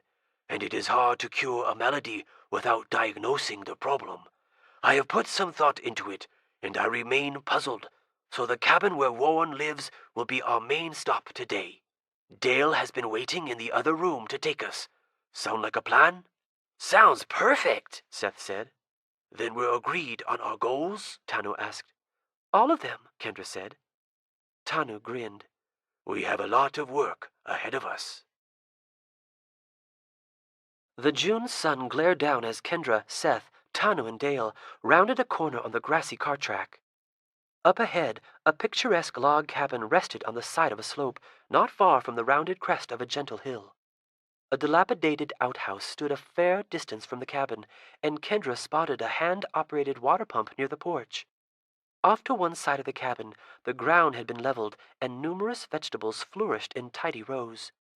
As a consequence of the slope, a retaining wall encompassed 3 sides of the garden, low in the front, high in the back. The area immediately around the cabin had been cleared, but trees bordered the yard on all sides. That's where he lives? Seth asked. Warren doesn't do well around people, Dale explained. He doesn't respond well to commotion. He'll want to speak in low voices inside. I thought you said he was catatonic, Seth said. Dale stopped.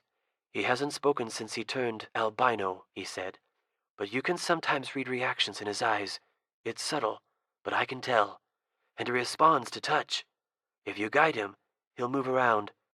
If you put food to his lips and prod the corner of his mouth, he'll eat.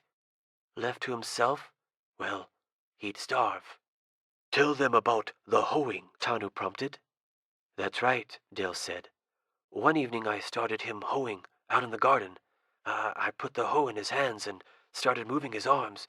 After a while, he was doing it on his own. I'd had a long day, so I sat down to watch him. He kept going and going, hoeing and hoeing. I rested my eyes, leaned back against the retaining wall, and fell asleep. Next thing I know, I wake up in the dead of night, during the chill before dawn. Warren was still hoeing. He churned up the whole garden and much of the yard beyond. His hands were a bloody mess. I could hardly get the gloves off." "How terrible," Kendra said. "Can't say I'm proud of dozing," Dale said. "But it taught me never to let him do anything unsupervised. Once you get him started at something, he just goes on and until you stop him." "Is it safe for him to be here?" Kendra asked. "I mean, with all the creatures in the woods." "The cabin enjoys the same protection as the house," Dale said, "although creatures can come into the yard." "What if he has to go to the bathroom?" Seth asked. Dale looked at him as if the question were perplexing. Then the lanky man tipped his head back in realization. "Oh, you mean the outhouse.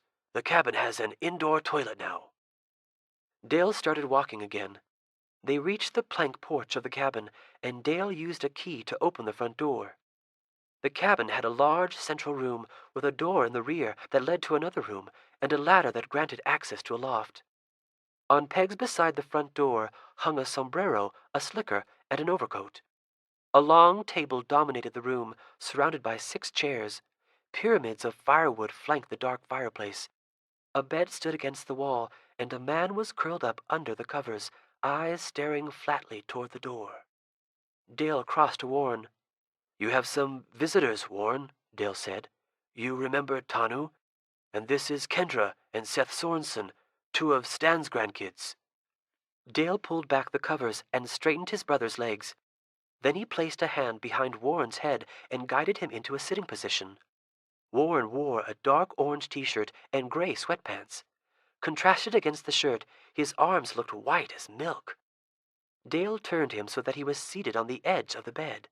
When Dale let go, Kendra half expected Warren to topple over, but he remained seated upright, eyes vacant.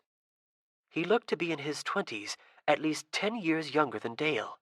Even with pale skin, white hair, and empty eyes, Warren was unexpectedly handsome. Not quite as tall as his brother, Warren had broader shoulders and a firmer jaw. His features were more finely sculpted. Looking at Dale, she would not picture his brother handsome. Looking at Warren, she would not picture his brother plain. And yet seen together, a family resemblance persisted.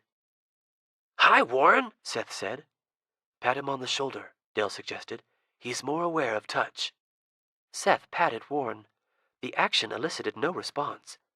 Kendra wondered if this was how people acted after a lobotomy. "I like to think that in some corner of his mind, he might be aware of us," Dale said. "Although he doesn't show much recognition. I suspect he absorbs more than it seems. Left to himself, he curls up into a fetal position. Does it faster if things get too noisy." "I've tried some doses of different emotions," Tanu said. "I was hoping something might pierce the fog, but that style of therapy looks like a dead end." Kendra gently patted his shoulder. "Hi, Warren." Warren turned his head and looked at her hand, a slow smile creeping onto his face. "Would you look at that?" Dale gasped. Kendra left her hand on Warren's shoulder, and he kept staring at it. He was not smiling with his eyes. They still appeared far away, but the grin on his face was as wide as it could be. He lifted a hand and placed it over Kendra's. "In all this time, this is the biggest reaction I've seen," Dale marveled. "Put your other hand on his shoulder." Standing in front of Warren, Kendra rested her other hand on his other shoulder. The action caused Warren to take his eyes off her hand. Instead, he looked up into her face. The grin appeared artificial, but for an instant, Kendra thought she saw a flicker of life in his gaze. as if he almost focused on her. Dale stood with his hands on his hips. Wonders never cease. She was fairy struck, Tanu said.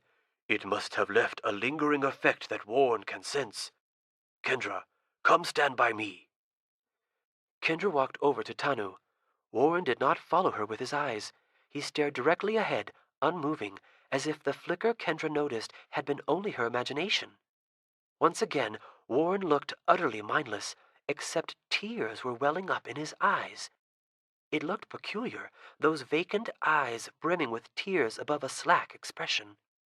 The tears overflowed and streamed down both white cheeks. Dale had a fist in his mouth.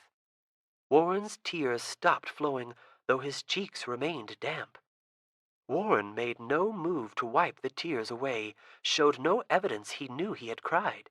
When Dale pulled his fist from his mouth, there were teeth marks on his knuckles. What does this mean? Dale asked Tanu. Kendra transmitted something to him by touch, Tanu said. This is very encouraging. Somewhere deep inside, I believe his mind is intact. Kendra, take his hand. Kendra approached Warren and took his left hand in her right. Again, he came half to life, glancing down at her hand, the dazed smile returning. See if you can pull him to his feet, Tanu said. Kendra did not have to pull hard before Warren arose. I'll be jiggered, Dale said. He never moves so willingly. Lead him around the room, Tanu said. Keeping hold of Warren's hand, Kendra led him around the room. He followed wherever she went, taking shuffling steps. She didn't have to move his legs to get him walking, Dale murmured to Tanu. I noticed, Tanu replied. Kendra, lead him over to that chair and have him sit. Keep hold of his hand. Kendra did as instructed, and Warren complied woodenly. Tanu came and stood beside Kendra. Would you mind giving Warren a kiss? The thought of it made her feel shy, mostly because Warren was nice-looking. On the lips? Just a peck, Tanu said, unless it makes you too uncomfortable. You think it might help him? She asked. Fairy kisses have potent restorative powers, Tanu said. I realize you're not a fairy, but they did work a change in you. I want to see how he responds. Kendra leaned in toward Warren. Her face felt warm. She hoped desperately that she wasn't blushing. She tried to think of Warren as a catatonic patient who needed a strange cure, tried to make the kiss something detached and clinical, but he was cute. It put her in mind of the crush she'd had on a teacher, Mr. Powell, a couple of years ago. How would she have felt about kissing Mr. Powell had circumstances ever called for it? About how she felt right now, secretly excited in a very embarrassing way. They all crowded around as Kendra gave Warren a quick peck on the lips. He blinked 3 times. His mouth twitched. He tightened his grip on her hand for a moment. He squeezed my hand, Kendra reported. Tanu had Kendra stroke Warren's face and lead him around some more. Whenever she stopped touching him, all signs of life would vanish, but he never wept again. Whenever they were in contact, he wore the smile, and occasionally he made simple fidgety motions, like rubbing his shoulder, although all his actions seemed to lack deliberateness. After having experimented with how Warren reacted to Kendra for more than an hour, they stood outside, watching the albino perform jerking jumping jacks. Dale got him going by patiently moving his arms and legs until Warren began repeating the action on his own. Warren was wearing the sombrero. Dale had explained that Warren sunburned easily. This is not what I expected, Tanu said. I'm hoping this response to Kendra will help us as we seek a cure. It is the first real breakthrough we've had so far. What did those fairies do to me? Kendra asked. Nobody has been fairy-struck in a long time, Kendra, Tanu said. We know of it. We don't know much about it. What about when the fairies attacked Seth? She asked. Was he fairy-struck then? That's different, Tanu said. Fairies use their magic all the time, sometimes for mischief, sometimes to beautify a garden. Being fairy-struck is when fairies mark you as one of their own and share their power with you. We can't even be sure that is what happened to you, but the evidence looks very suspicious. The Sphinx should be able to tell you more." "I hope someone can," Kendra said. "You really think this is a breakthrough?" Dale asked. "Figuring out what Warren's condition is and what variables affect that condition will be the key to curing it," Tano said. "What happened here today is a big step in the right direction." "He'll just keep doing jumping jacks forever?" Seth asked. "Eventually he'd collapse, I guess," Dale said. "Otherwise, yeah, he'll go on until I stop him." "You just leave him out here alone?" Kendra asked. "Many nights I stay with him," Dale said. "Some nights Hugo watches over him. An interesting consequence of his condition is that the creatures of Fablehaven never come near him, even when I bring him outside. Foul or fair, they keep their distance. Of course, I'm out here every day to check on him and feed him and see to his hygiene." "If we were all quiet, couldn't we find him a room back at the house?" Kendra asked. "I take him there from time to time, like on his birthday, but he never seems comfortable. He curls up more, goes limp more. Out here he seems more peaceful. This is where he stayed before it happened." "He lived out here even before he became albino?" Seth asked. Dale nodded. "Warren enjoyed his privacy. Unlike me, he was never a permanent fixture at Fablehaven. He came and went. He was an adventurer, like Tano here, or Coulter, or Vanessa. He belonged to a special brotherhood, the Knights of the Dawn. It was all very hush-hush. They worked to combat the Society of the Evening Star. The last time Warren visited, he stayed for quite a while. He was on some sort of secret mission. He didn't tell me the details. He was always tight-lipped about his assignments until after the fact. I have no idea if it had anything to do with what turned him white, but he was as good a brother as a guy could hope for. Never hesitated to help me out. Now I get to return the favor, make sure he gets exercise, eats right, stays healthy." Kendra watched Warren performing his awkward jumping jacks in the absurd sombrero. He was sweating. It was heartbreaking to picture him as an intelligent adventurer fulfilling dangerous assignments. Warren was no longer that person. "Want to see something nice?" Dale asked, apparently trying to change the subject. "Sure," Kendra said. "Follow me up to the Belvedere," Dale said over his shoulder. Leaving Tano with Warren, Dale led Kendra and Seth back into the cabin and up the ladder to the loft. From the loft, he led them up a second ladder through a hatch in the ceiling. They came out on the roof of the cabin, on a small platform with a low railing. The platform was high enough to see over the nearest treetops down the slope from the cabin, which extended their view quite a distance. The hill was not terribly high, but it was the highest point in the area. "It's beautiful," Kendra said. "Warren used to like to come up here and watch the sunset," Dale said. "It was his favorite place to think. You should see it in the fall." "Isn't that where the Forgotten Chapel used to be?" Seth asked, pointing to a lower hill not far away, brilliant with flowers and blossoming shrubs and fruit trees. "Good eyes," Dale said. Kendra recognized the place as well.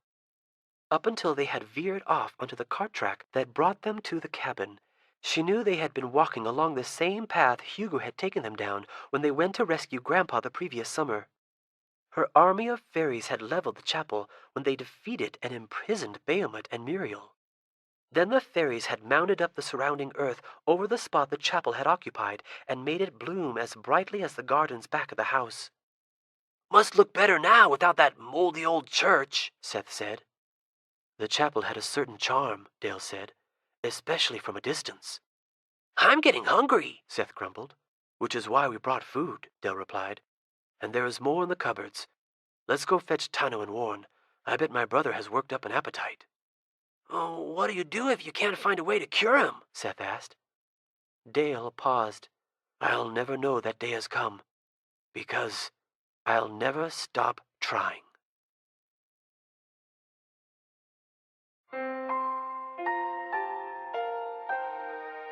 Chapter 7. The Dungeon.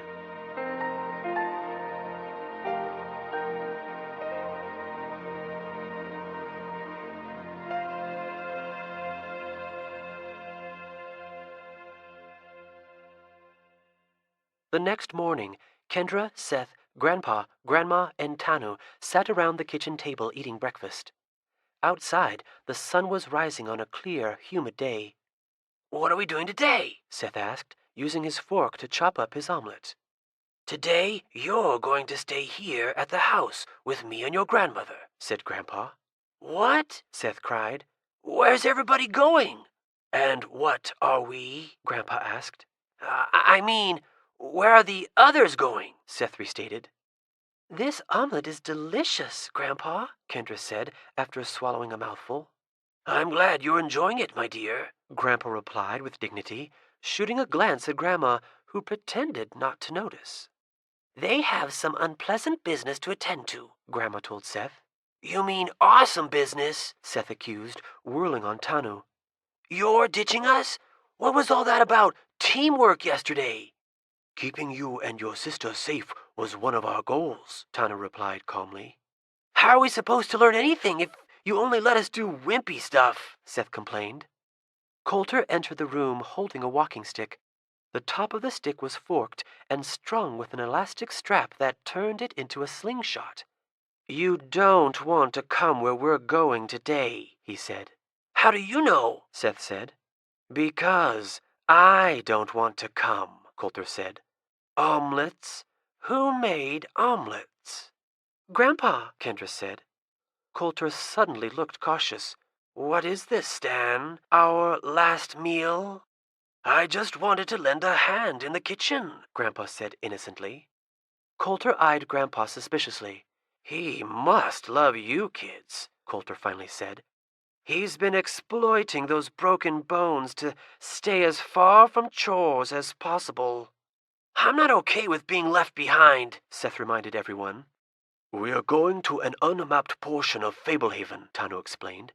"We're not sure what to expect, except that it will be dangerous. If all goes well, we'll bring you next time." "You think the relic might be hidden there?" Kendra asked. "It is one of several possible places," Tanu said. "We expect to find the relic in one of the less hospitable areas of the preserve."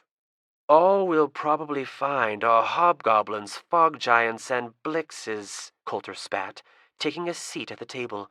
He shook some salt into his palm and tossed it over his shoulder, then rapped his knuckle on the tabletop. The motion seemed automatic. Vanessa strolled into the room. "I have some unhappy news," she declared.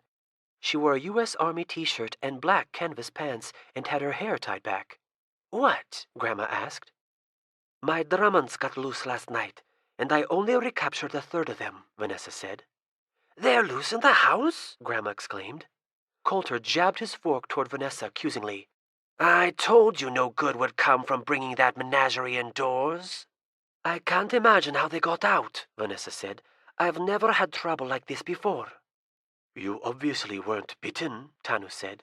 "Think again," Vanessa replied, holding up her arm and displaying 3 pairs of puncture wounds. "More than 20 bites all over my body." "How are you still alive?" Grandpa said. "These were a special strain of Drummonds I bred myself," Vanessa said. "I've been experimenting with eliminating the toxicity of venomous whirligigs." "What's a whirligig?" Kendra asked. "And what's a Drummond?" Seth added. "Any magical animal of subhuman intelligence is a whirligig," Grandma explained. "It's jargon." "Drummonds look kind of like tarantulas with tails," Tanu said. "Very furry. They hop around and can warp light to distort their location. You think you see one, and you go to grab it, but you only touch an illusion, because the Drummond is actually 2 or 3 feet away." "They're nocturnal," Grandpa said. "aggressive biters. They normally wield a deadly poison." "Somehow the door to the cage got open," Vanessa said. "All 19 escaped. When I woke up, they were all over me. I managed to catch 6. The rest scattered. They're in the walls by now." 6 of 19 is less than a third," Coulter pointed out while chewing. "I know I shut and locked the cage," Vanessa said firmly. "To be plain, if I were anywhere else, I would suspect foul play. Nobody knew those Drummonds weren't poisonous.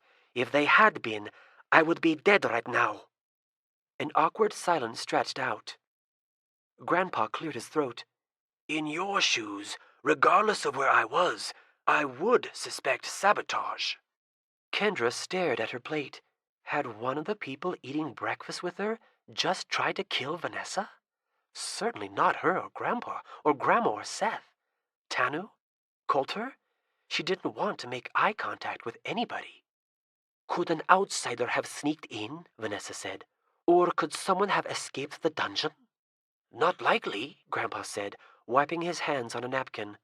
Brownies and mortals are the only beings permitted to enter this house freely. Brownies would never cause mischief like that. Besides Dale and Warren, the only mortals free to roam this preserve are in this room. Dale stayed at the cabin last night. Any other mortals would have to get past the gate before they could get to the house, and getting past the gate is nearly impossible. Somebody could have been hiding on the grounds for a long time and waited until now to strike, Coulter theorized. Anything is possible, Vanessa said, but I would swear that I left that cage locked. I haven't opened it in 3 days. Nobody saw anything peculiar last night? Grandpa asked, fixing his stare on everyone in turn. I wish I had, Tanu said. Not a thing, Coulter murmured, narrow eyes thoughtful. Kendra, Seth, and Grandma shook their heads. Well, until we find out more, we have to consider this an accident, Grandpa said. But be doubly vigilant. I have a hunch that several pieces are missing from this puzzle. None of the drumnants were poisonous? Grandma asked. None, Vanessa said. They'll be a nuisance, but they won't cause any lasting harm. I'll put out traps. We'll get them rounded up. If you sprinkle sawdust and garlic on your sheets, it should help keep them away. Might as well add some broken glass while we're at it, Coulter grumbled. With all these drummonds loose, Seth said, maybe we'd be safer going with you guys today. Nice try, Kendra said. Ruth will keep you entertained, Grandpa said. I have some fascinating things to show you, Grandma agreed. Cool things? Seth asked. You'll think so, Grandma promised. Vanessa pulled a white mesh fabric from her pocket. I'll leave a few of these around the house. If you spot a drummond. She tossed the fabric and it fell to the floor like a parachute, spreading to cover nearly an 8-foot diameter. The lump will tell you where the little rascal is actually hiding. Use the surrounding mesh to scoop him up. If he tries to hop away, he'll just get tangled. Might take a little practice, but it works. Don't just take a swat at them or try to pick them up with your bare hands. No worries about that, Kendra said. Do you have other animals too? Several varieties, yes, Vanessa said. Are any of them poisonous? Kendra asked. None are lethal, although some of my salamanders could put you to sleep. I use their extracts for my darts. Darts? Seth asked, perking up. For my blowgun, Vanessa said. Seth was practically jumping out of his seat. I want to try it. All in due time, Vanessa said. The air felt significantly cooler at the bottom of the long flight of steep stairs to the basement. The iron door looked ominous at the end of the gloomy corridor, illuminated only by the flashlight Grandma Sorensen carried. At the base of the door was the smaller portal the brownies used, matching the other tiny portal in the door at the top of the stairs. The brownies get in and out through the dungeon? Seth asked. Yes, Grandma replied. At least one visits every night to see if we left anything for them to fix. Why don't you let the brownies do all your cooking? Kendra asked. They make tasty food. Delicious, she agreed. But no matter what ingredients we leave, they try to make everything into a dessert. Sounds good to me, Seth said. Have the brownies ever made you brownies? Grandma winked. Where do you think brownies got their name? The little masterminds invented the treat. They reached the metal door. Grandma produced a key. Remember, keep your voices down and stay away from the cell doors. Do we have to do this? Kendra asked. Are you nuts? Seth asked. They're locked up. There's nothing to worry about. There is plenty to worry about, Grandma corrected. I know you're just trying to encourage your sister, but never treat the dungeon casually. The creatures down here are imprisoned for a reason. Your grandfather and I bring the keys to the individual cells into the dungeon only when transferring prisoners. That should tell you something." "I'm not sure I want to see what's down here," Kendra said. Grandma placed a hand on her shoulder. "Running toward danger is foolhardy, as your brother has hopefully learned, but so is closing your eyes to it. Many perils become less dangerous once you understand their potential hazards." "I know," Kendra said. "Ignorance is no longer a shield and all that." "Good," Seth said. "That's settled. Can we go in now?" Grandma inserted the key and pushed open the door. It squealed a bit. A cool, damp breeze greeted them. "We need to oil those hinges," Grandma said in a hushed voice, shining the beam of her flashlight down a long corridor. Iron doors with small, barred windows lined the hall. The floor, walls, and ceiling were all made of stone. They entered, and Grandma closed the door behind them. "Why only flashlights?" Seth asked. Grandma pointed the flashlight beam at a light switch. "From here forward, the dungeon is wired for lighting." She shone the beam on some naked light bulbs dangling from the ceiling. "But most of our guests prefer the dark. To be humane, we generally stick to flashlights." Grandma walked over to the nearest door. The barred window was about 5 feet off the ground, low enough for all of them to see into the vacant cell beyond. Grandma pointed to a slot near the base of the door. "The keepers slide in trays of food through the slot." "The prisoners never leave their cells?" Kendra asked. "No," Grandma said, "and escape is difficult. All of the cells are magically sealed, of course, and we have a few stronger containment areas for more powerful occupants. In the event of a jailbreak, a whisper hound serves as a failsafe." "Whisper hound?" Seth asked. "It's not a living creature, just an enchantment," Grandma said. "Every now and then down here, you brush past an icy cold pocket. That is the whisper hound. It becomes quite ferocious if a prisoner breaks out of a cell. I've never heard of that happening here." "It must be a lot of work feeding the prisoners," Kendra said. "Not for us," Grandma said. "Most of the cells are empty, and we have a pair of keepers, lesser goblins, who make and serve the glop and keep things reasonably tidy." "Wouldn't goblins let the prisoners out?" Kendra asked. Grandma led them down the corridor. "Smart ones might. Our keepers are the type of goblins that have managed dungeons for millennia. Scrawny, servile creatures who live to take and execute orders from their superiors, meaning your grandfather and myself. Besides, they have no keys. They enjoy dwelling in the dark, supervising their dismal domain." "I want to see some prisoners," Seth said. "Trust me, there are many you don't want to meet," Grandma assured him. "Several are quite ancient, transfers from other preserves. Many speak no English. All are dangerous." The corridor ended in a T. They could turn left or right. Grandma shone the flashlight both ways. There were more cell doors down both halls. "This hallway is part of a large square. You can go either left or right and end up back here. A few other corridors branch off, but nothing too complex. There are some noteworthy features I want to show you." Grandma turned right. Eventually the corridor elbowed to the left. Seth kept trying to peek into the cells they were passing. Too dark," he reported quietly to Kendra. Grandma had the light pointed ahead of them. Kendra peered into one of the windows and saw a wolf-like face glaring back at her. What was Seth's problem? Were his eyes bad? He had just looked into the same cell, reporting he could see nothing. It was dim, but not black.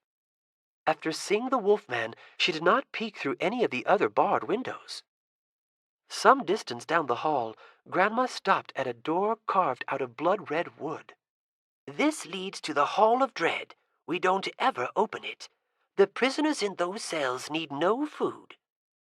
As they continued down the hall, Seth's eyes lingered on the door. "Don't even think about it," Kendra whispered. "What?" he said. "I'm dumb, but I'm not stupid." The hall angled to the left again.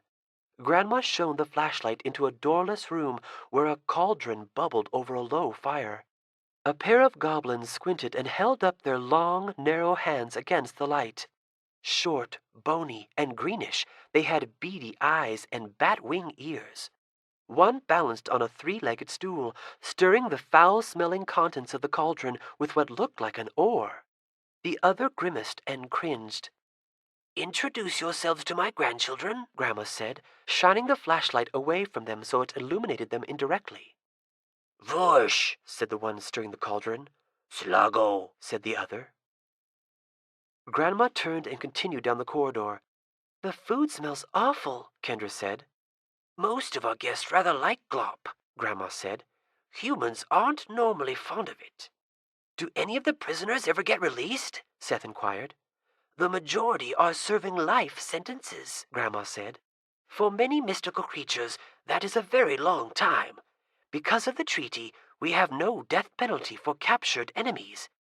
As you may recall, under most circumstances, to kill on Fablehaven property is to destroy all protection afforded you by the treaty and render yourself so vulnerable to retaliation that the only option is to depart and never return.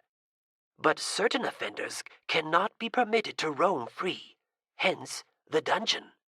Some lesser offenders are kept here for prescribed periods of time and then released. For example, we have a former groundskeeper imprisoned here for selling batteries to satyrs." Seth compressed his lips. "How long is his sentence?" Kendra prodded. 50 years. By the time he gets out, he'll be in his 80s. Seth stopped walking. "Are you serious?" Grandma grinned. "No. Kendra mentioned you were planning on doing a little business while you were here." "Way to keep a secret," Seth accused. "I never said I would," Kendra replied. "She was right to tell me," Grandma said. "She wanted to make sure it wouldn't endanger you or the preserve. It should be all right if you keep it simple. Just don't leave the yard, and don't let your grandpa know. He's a purist, tries hard to keep technology off the grounds."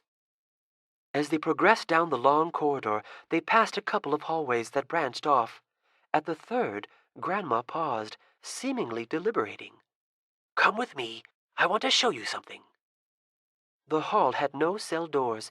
It was the narrowest passage they had seen. At the end was a circular room, and in the center of the room was a metal hatch in the floor. "This is our oubliette," Grandma said. "There is a cell at the bottom for a most dangerous prisoner, a djinn." "Like a genie?" Kendra asked. "Yes," Grandma said. "Sweet. Does he grant wishes?" Seth asked. "Theoretically," Grandma said. "True djinn are not much like the genies you have heard of in stories, though they are the entities through which the myths arose. They are powerful, and some, like our prisoner, are cunning and evil. I have something to confess." Kendra and Seth waited quietly. "Your grandfather and I were very distraught over what happened to Warren. I took to conversing with the djinn, opening the hatch and calling down to him from up here. As our prisoner, his powers are curtailed, so I did not fear he would escape. I became convinced he could cure Warren, and he probably could have. I talked it over with Stan, and we decided it was worth a try. I studied all I could on the subject of bargaining with djinn. If you obey certain rules, you can negotiate with a captured djinn, but you have to take care what you say. In order to open negotiations, you must make yourself vulnerable. They get to ask you 3 questions, which you must answer fully and with absolute truthfulness. After you answer the questions honestly, the djinn will grant you a favor. If you lie, they are set free and gain power over you. If you fail to answer, they remain captive but get to exact a penalty. The one question they are not permitted to ask is your given name, which you must never let them learn by other means. Before asking the formal 3 questions, the djinn can try to persuade you to agree to a bargain other than the traditional answering of 3 questions. The petitioner can only wait patiently and speak carefully, because every word you utter to a djinn is binding. To make a long story short, I entered the oubliette with Stan standing watch, and the djinn and I negotiated. It makes me angry thinking about it. The djinn was so devious. He could have talked the devil into attending church. I was out of my depth. The djinn haggled and flattered and cleverly sought hints to what questions he should ask.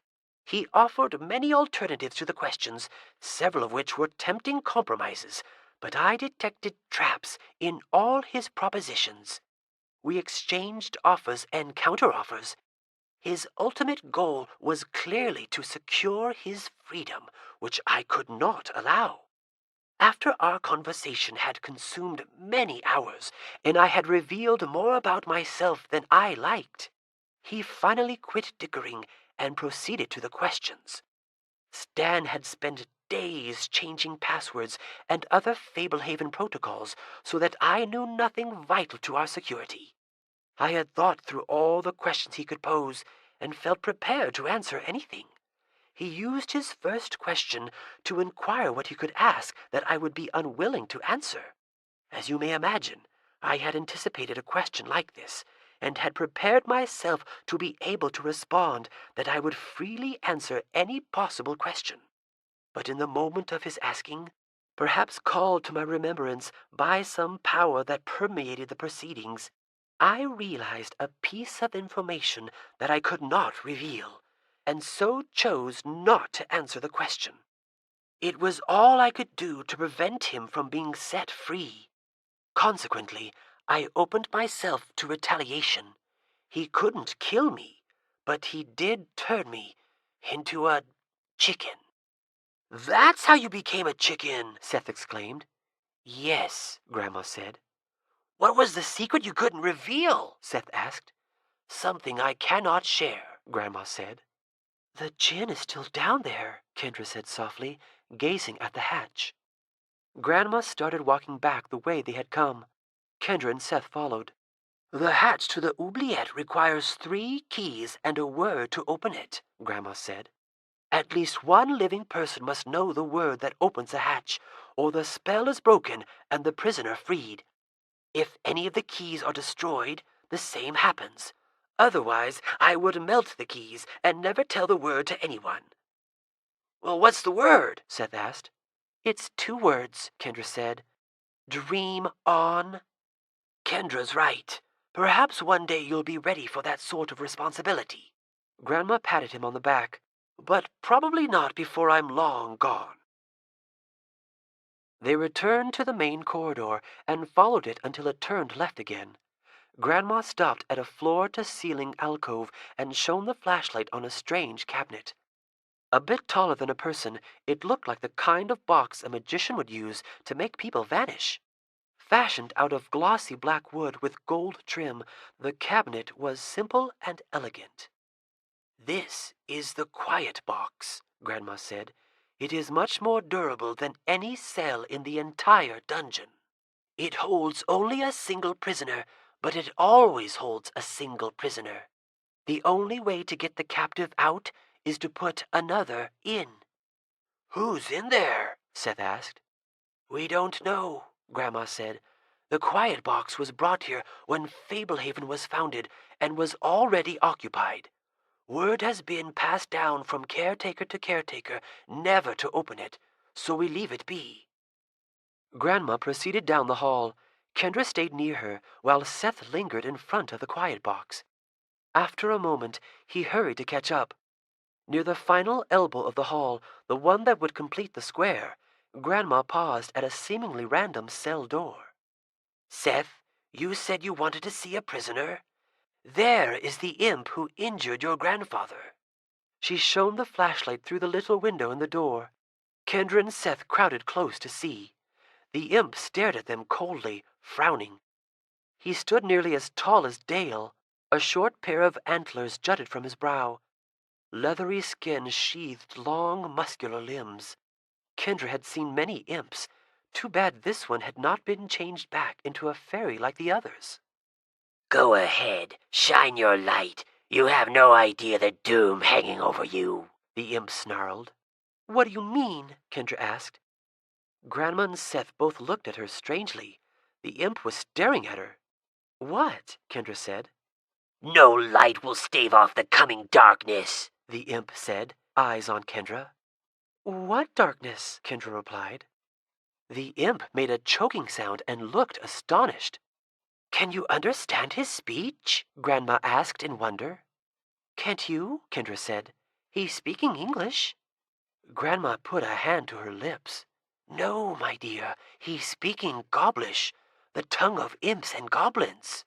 You understand me, stinkface? The imp tested. Is this a joke? Kendra asked.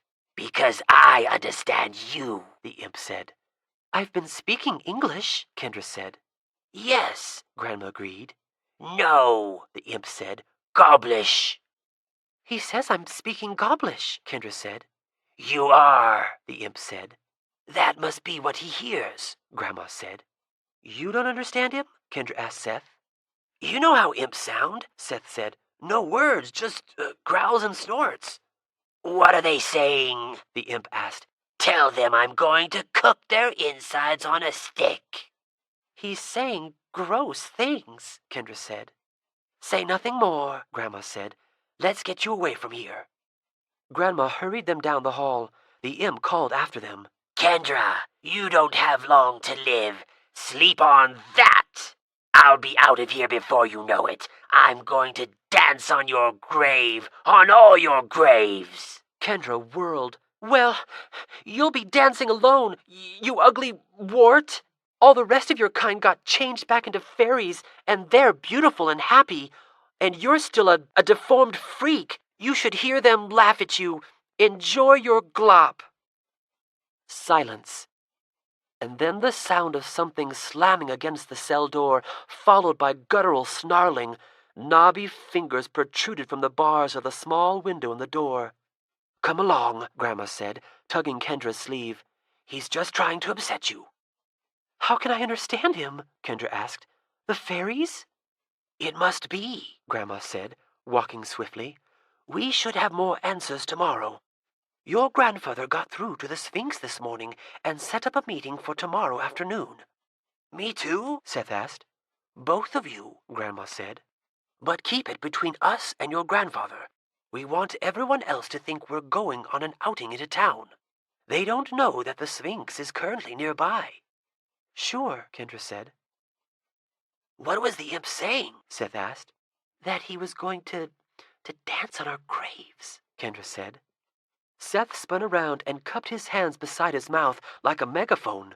Only if they bury us in your cruddy cell, he yelled. He glanced at Grandma. Think he heard me?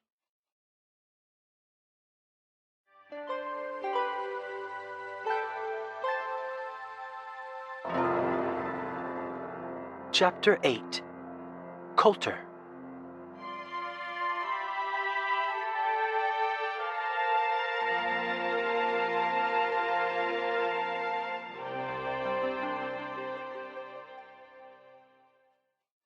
He's not here, Seth said, checking his wristwatch. He'll be here soon, Kendra said. They sat together on a stone bench at the edge of an oval section of lawn with a marble bird bath near the center. The sun had not been up long, but the day was already getting warm. A cluster of fairies played among the blossoms of a nearby shrub. Others hovered over the bird bath, admiring their reflections. The fairies haven't been very friendly lately, Seth said. Kendra scratched her temple. They probably just need their space. They were so friendly before we left last summer, after you led them against Behemoth. They were probably just extra excited. Try to talk to them, Seth said. If you can understand imps, I bet you can understand fairies, too. I tried last night. They ignored me. Seth glanced at his watch again. I say we go do something else. Coulter's like 10 minutes late, and he picked the most boring spot in all of Fablehaven to make us wait. Maybe we're in the wrong place. Seth shook his head. This is where he said. I'm sure he'll come, Kendra said. Yeah, by the time he does, we'll have to leave to visit the Sphinx. Coulter suddenly appeared in front of them, standing on the lawn not 10 feet away, blocking their view of the birdbath. One instant there was nothing. The next, he had popped into existence, leaning on his walking stick. "I suppose I wasn't meant to hear that," Coulter said. Kendra shrieked, and Seth jumped to his feet. "Where did you come from?" Seth yelped. "Take more care what you say out in the open," Coulter said. "You never know who may be listening. I'm sure your grandparents wanted your visit to the Sphinx kept a secret." "Why were you eavesdropping?" Kendra accused. "To prove a point," Coulter said. "Believe me, if I weren't on your side and you had given me that information, I would not have tipped my hand by revealing myself. By the way, Kendra, fairies are jealous by nature. There's no surer way to earn their dislike than to become popular." How did you do that?" Seth asked. Coulter held up a fingerless leather glove, letting it hang limp. "One of my prized possessions. I deal in magical trinkets, tokens, and artifacts. Tanu has his potions, Vanessa has her critters, and I have my magic glove, among other things. Can I try it?" Seth asked. "All in good time," Coulter said, pocketing the glove and clearing his throat. "I understand Tanu got you off to a fine start yesterday. He knows his business. You do well to heed him." We will," Kendra said. "Before we begin," Coulter said, shifting his feet as if he were feeling a tad uncomfortable, "I want to make one thing clear." He gave Kendra an uncertain glance. "No matter how careful you are about personal hygiene, it is perfectly natural for a teenage girl to develop an occasional pimple." Kendra hid her face in her hands. Seth grinned. "Such things are a natural part of the maturation process," Coulter continued. "You may begin to notice other changes as—" Kendra raised her head. "I'm not embarrassed about it," she insisted. "It was just the potion." Coulter nodded patronizingly. "Well, if you ever need to talk about growing up—" That's very kind," Kendra blurted, holding up both hands to stop him from saying more. "I'll let you know if I want to talk.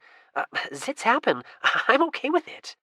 Seth looked like he was about to explode with laughter, but he managed to contain himself.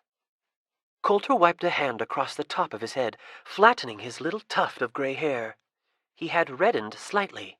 Right. Enough said about hormones. Shifting gears." He paused for a moment, rubbing his hands together. "What do the two of you want me to teach you?"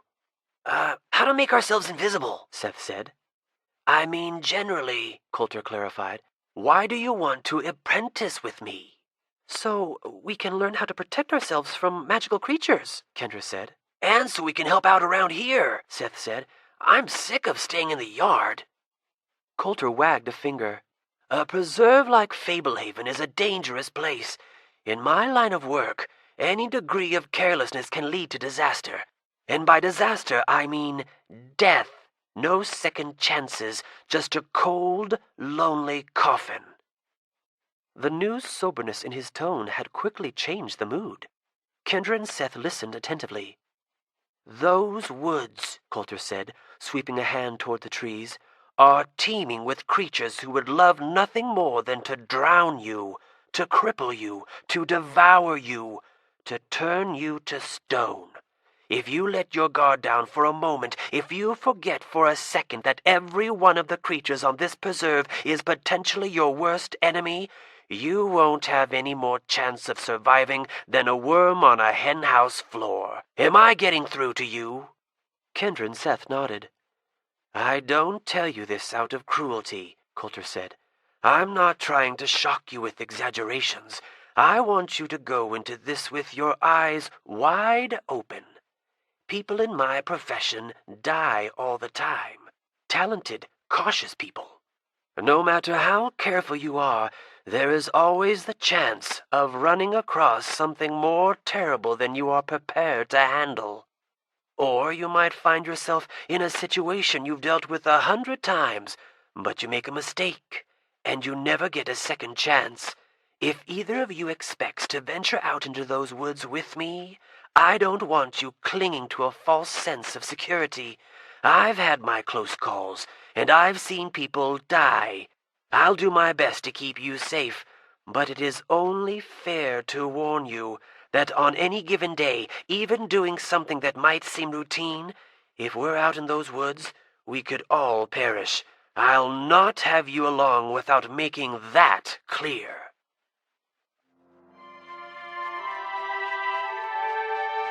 This is the end of CD number 3. Please continue listening on CD number 4.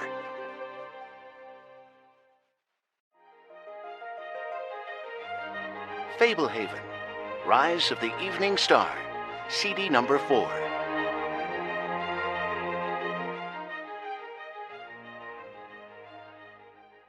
We know it's risky, Seth said. Something else I ought to tell you now. If we're all in mortal peril, and it looks like saving you means sacrificing myself, or worse, sacrificing both of us, I'm probably going to save myself. I'd expect you to do the same. If I can protect you, I will. If not, you've been warned. Coulter raised his hands.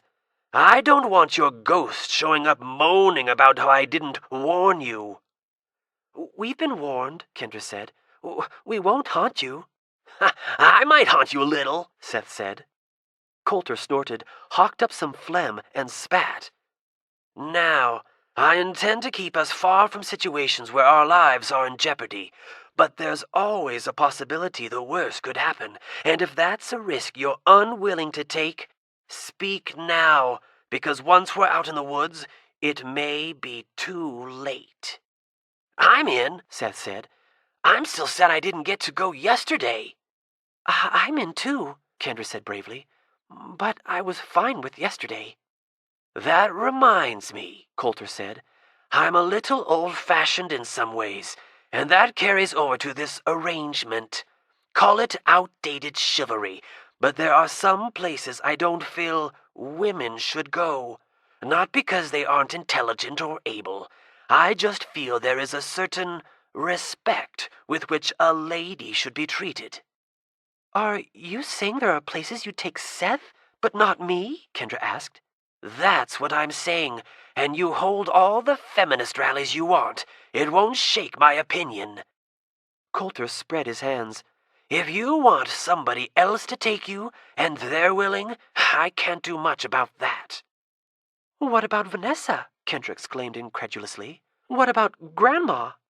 Although part of her didn't even want to go to the dangerous places Coulter was talking about, the idea that her gender would prevent him from taking her was deeply insulting. Vanessa and your grandma are free to do as they please, as are you. But I'm also free to do as I please, and there are some places I would rather not take a woman, no matter how capable she might be, Vanessa and your grandmother included. Kendra stood up. But you take Seth? He's 2 years younger than me, and practically brain dead. My brain is not the issue, Seth said, enjoying the argument. Coulter pointed at Seth with his walking stick. At 12, he's on his way to becoming a man. There are plenty of places I wouldn't take either of you, if that brings any consolation. Places none of us would take you until you're much older and more experienced. There are even places we wouldn't go ourselves. But there are places you take my little brother and not me, just because I'm a girl, Kendra pressed. I wouldn't have brought it up if I didn't foresee it happening within the next few days, Coulter said. Kendra shook her head. Unbelievable. You know that Fablehaven wouldn't be here if it wasn't for me. Coulter shrugged apologetically. You did a wonderful thing, and I'm not trying to detract from that. I'm not talking about ability. If I had a daughter and a son, there are certain things I see myself doing with one and not the other. I know everybody is busy trying to pretend that boys and girls are exactly the same nowadays, but that isn't how I see it. If it makes you feel better, I'll share everything I know with both of you, and most places we'll be going, we can all go. I'll get somebody else to take me where you won't, Kendra promised. That's your prerogative, Coulter said. Can we move on to something else? Seth asked. Can we? Coulter asked Kendra. There's nothing else for me to say, Kendra said, still frustrated. Coulter acted like he didn't notice her tone. As I was telling you before, my specialty is magical items. There are all sorts of magical items in the world. Many have burned out. They were once magical, but have run out of energy and lost their power. Others remain functional but can only be used a limited number of times. And others seem to draw from an endless supply of magical energy. Is the glove limited? Seth asked. Coulter held up the glove again. I've been using it for years, and the effects never seem to dwindle. For all I can tell, it will work forever. But like most magical items, it has certain limitations. He slipped it onto his hand and disappeared. As long as I hold still, you can see nothing. Different story if I move around. Coulter began to flicker in and out of view. He was wiggling his head. When he waved an arm, he flashed into clear view until he stopped. Oh, the glove only works if you're motionless, Kendra said. Coulter was no longer visible. Correct. I can talk, I can blink, I can breathe. Much more movement than that, and I become visible. He took off the glove, reappearing instantly. Which is quite an inconvenience. Once I've been spotted, this glove isn't very handy for getting away. It also doesn't mask my smell. For maximum effect, I have to slip it on before I've been seen in a situation where I can hold still and where no being that can discern my presence through senses other than sight is present. That's why you had us meet you here, Seth said, so you could come early and get ready to spy on us. See, Coulter said to Kendra, he isn't brain dead. Naturally, if I were really intent on spying on you, I would have stood behind the bench in the bushes, but I wanted to make a dramatic appearance, so I trusted to luck that you wouldn't run into me and ruin my surprise. Your footprints must have been obvious on the lawn, Kendra pointed out. Coulter bobbed his head. The grass was newly trimmed, and I stamped around a bit before I chose my spot, but yes, had you been paying proper attention, you could have noticed the imprints of my feet on the lawn, but I guessed right. You didn't. Can I try out the glove? Seth asked. Some other time, Coulter said. Listen, I would prefer that you keep my glove a secret. Your grandparents know, but I would rather keep it from the others.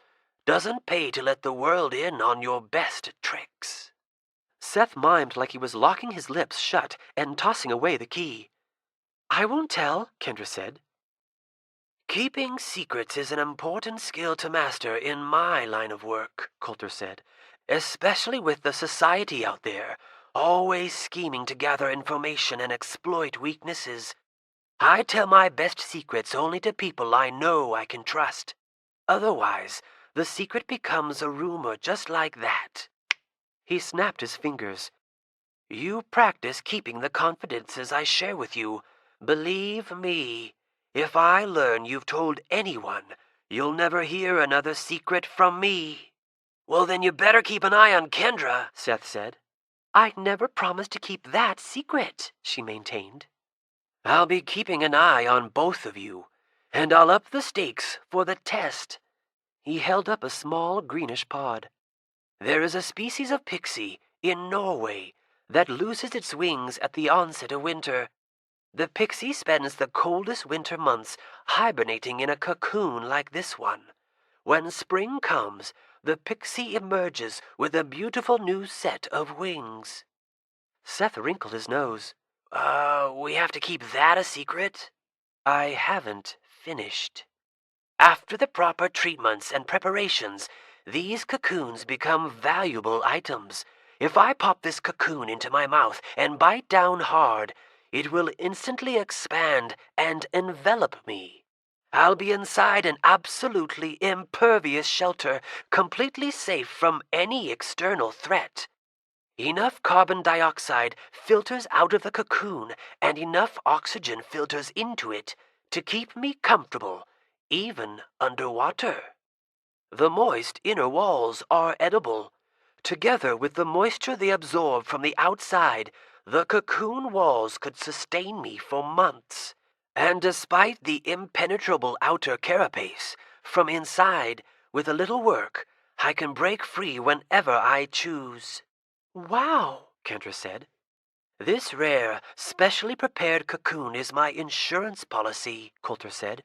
It's my get-out-of-jail-free card, and it is one of the secrets I guard most carefully because a day will likely come when it saves my life.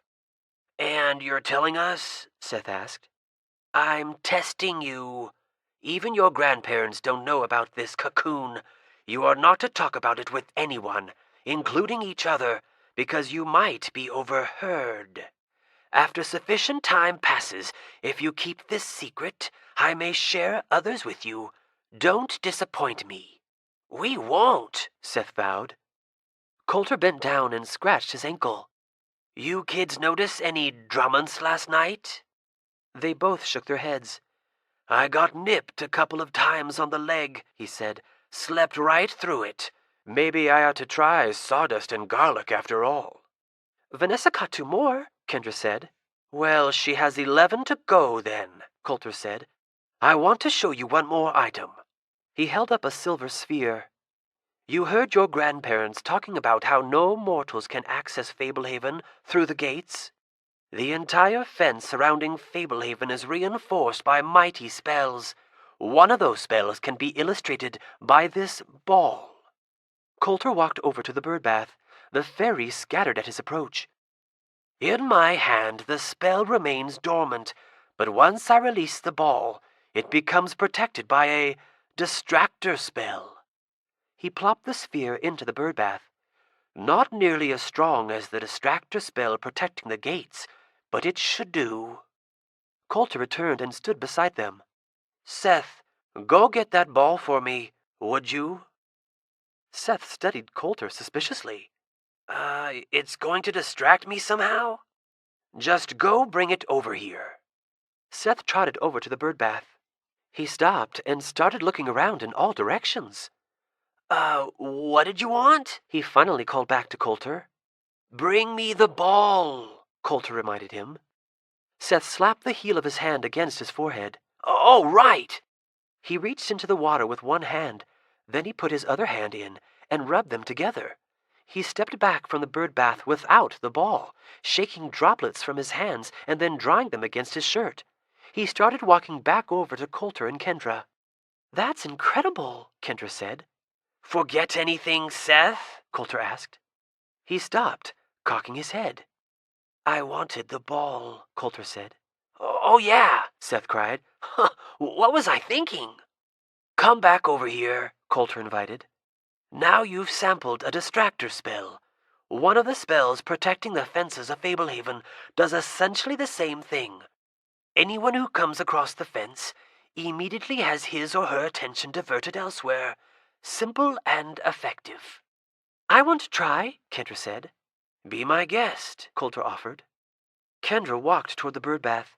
She kept repeating in her mind what she was supposed to do. She even mouthed, the ball, the ball, the ball, repeatedly. When she reached the birdbath, she stared into the water at the silvery sphere. She wasn't distracted yet. She picked it up and brought it back to Coulter. Here you go. He looked flabbergasted. How did you do that? He asked. I'm as surprised as you are. I thought I was just a girl. No, really, Kendra, that was most unusual. I just focused. On the ball? Yeah. Impossible. The charge must have run out. After all these years. Go put it back. Kendra jogged over to the birdbath and set it inside. Coulter walked over to the birdbath, hands balled into fists. He placed a hand into the water beside the sphere, began rubbing the bottom of the basin, and then quickly snatched the ball. It still works. I could feel the spell striving to muddle me, potent as ever. Then how did you get it? Kendra asked. Practice, Coulter said. If you focus on the ball, it will distract you. So you focus on something near the ball. I was focusing on rubbing the bottom of the bird bath, keeping the ball in the back of my mind. Then, as I'm rubbing the bottom of the bird bath, when I notice the ball, I grab it. I concentrated on the ball, Kendra said. Coulter tossed the ball toward the bench. It came to a stop on the lawn. Go get it again. Don't even try to focus. Kendra walked over and picked it up. Huh, guess I'm immune. Interesting, Coulter said thoughtfully. I bet I could do it now, Seth said. Set it down, Kendra, Coulter said. Seth walked toward the ball, stooped to pick some grass, and then went and sat on the bench. What? He asked, wondering why they were staring, then slapping his forehead again once they reminded him. Must be another side effect from the fairies, Kendra guessed. Must be, Coulter said thoughtfully. The mysteries keep piling up around you, don't they? You've reminded me, the fairies have caused some other peculiar effects here at Fablehaven. Let's move on to the fun stuff. We've made a fascinating discovery since your last visit. He raised his voice. Hugo, come! The massive golem came out from behind the barn, loping toward them with long, pounding strides. When Kendra had last seen Hugo, he was blooming with verdure thanks to the fairies. Now he looked much more like he had before the fairies had resuscitated him, a primitive body of soil, stone, and clay, more ape-like in form than human-like, a few weeds and dandelions sprouting here and there, but no leafy vines or colorful flowers. Hugo halted in front of them. The top of Coulter's head barely reached the middle of the golem's powerful chest. Hugo was broad, with thick limbs and disproportionately large hands and feet. He looked like he could effortlessly tear Coulter limb from limb, but Kendra knew Hugo would never do something like that. The golem only followed orders. You remember Hugo, Coulter said. Of course, Seth said. Watch this, Coulter said. He picked up a stone and tossed it toward the golem. Hugo caught it. What's that supposed to prove? Seth said. I didn't tell him to catch it, Coulter said. He must have a standing order to catch things thrown at him, Kendra guessed. Coulter shook his head. No standing order. Faintly, Hugo smiled. Is he smiling? Seth asked. I wouldn't put it past him, Coulter said. Hugo, do whatever you like. Hugo squatted and then jumped high into the air, raising both arms. He landed with enough force to make the ground tremble. He's doing things on his own? Kendra asked. Little things, Coulter said.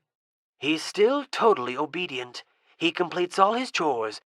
But one day your grandmother spotted him putting a baby bird back into its nest. Nobody had issued a command. He was simply being kind. You're saying the fairies did something to him? Kendra said.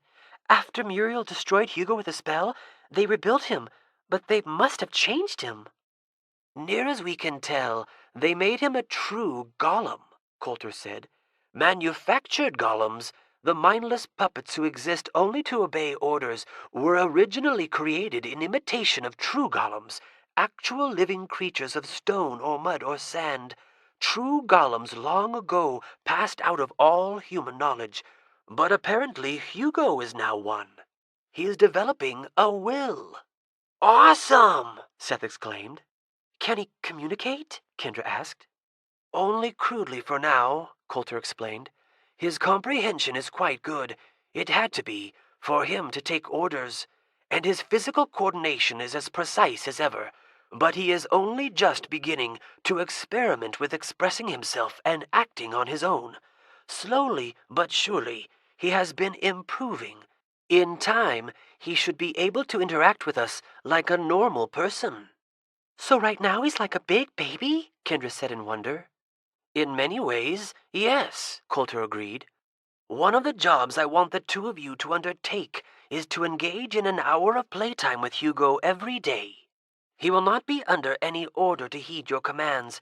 I will simply leave him with the mandate to enjoy himself. Then you two are free to talk to him, play catch with him, teach him tricks, whatever you like.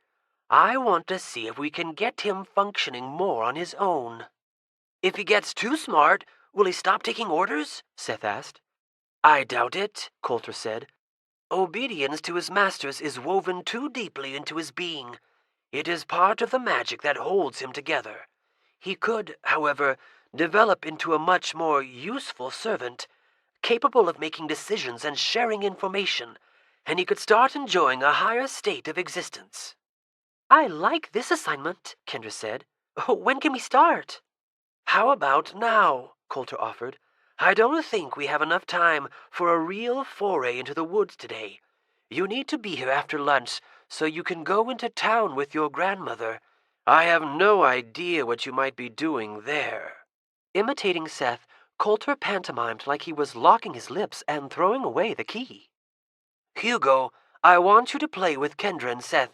Feel free to do whatever you want. Coulter strode away toward the house, leaving Kendra and Seth with a massive golem. For a moment, the three stood in silence. What should we do? Seth asked. Hugo, Kendra said, why don't you show us your favorite flower in the garden? Favorite flower? Seth complained.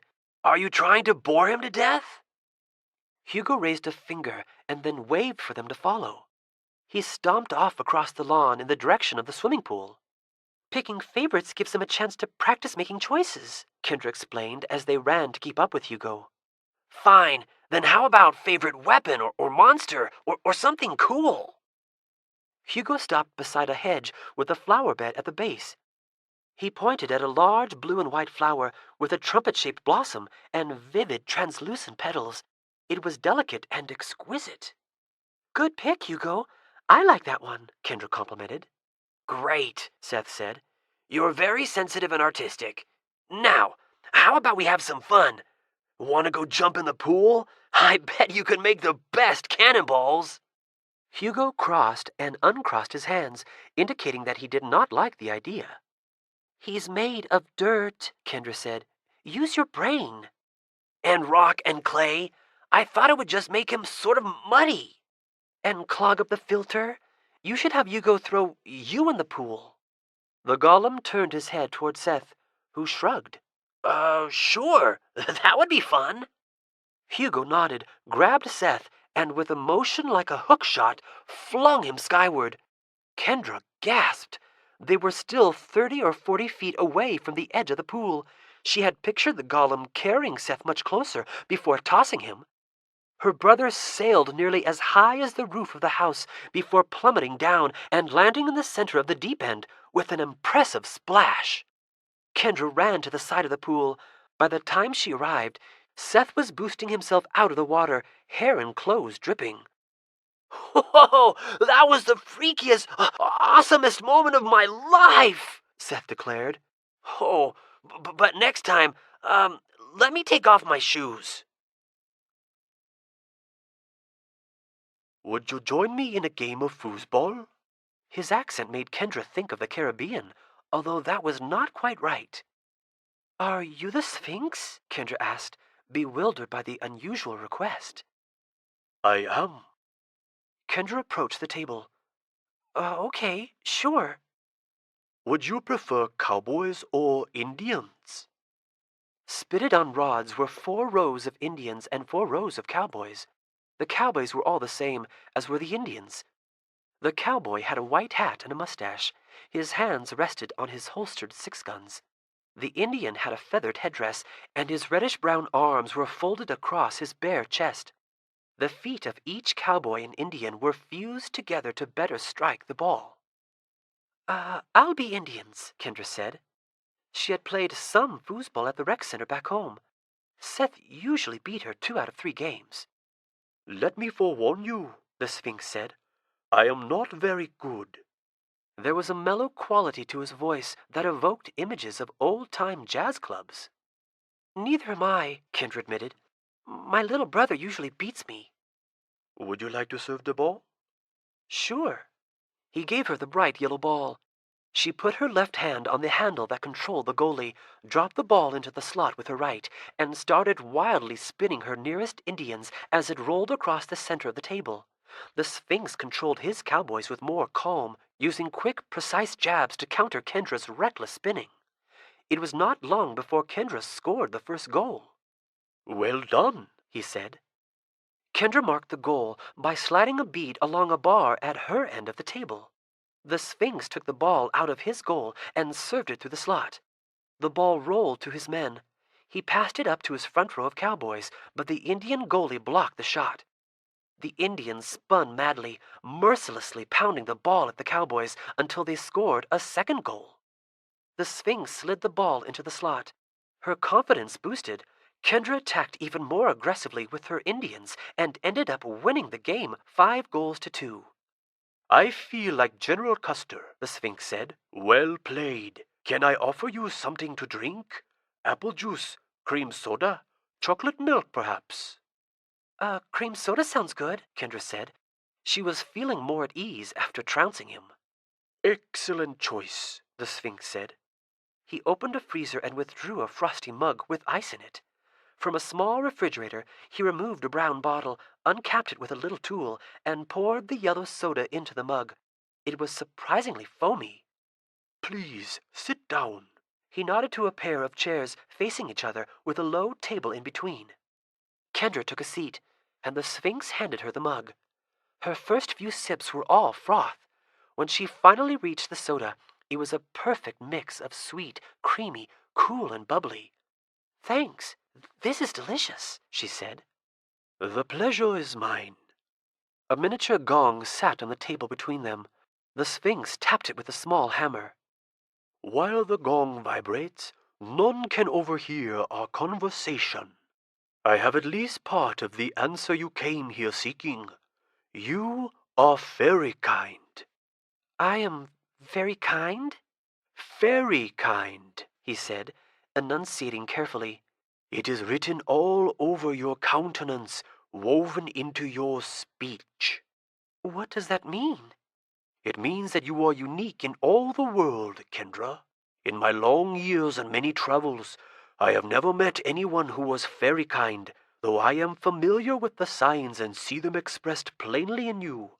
Tell me, did you sample the elixir you prepared for the fairies?" There was a hypnotic gravity to his voice. Kendra felt like she had to snap out of a trance in order to answer the question. Yes, actually, I did. I was trying to convince them to try it." The corners of his mouth lifted slightly, showing dimples in his cheeks.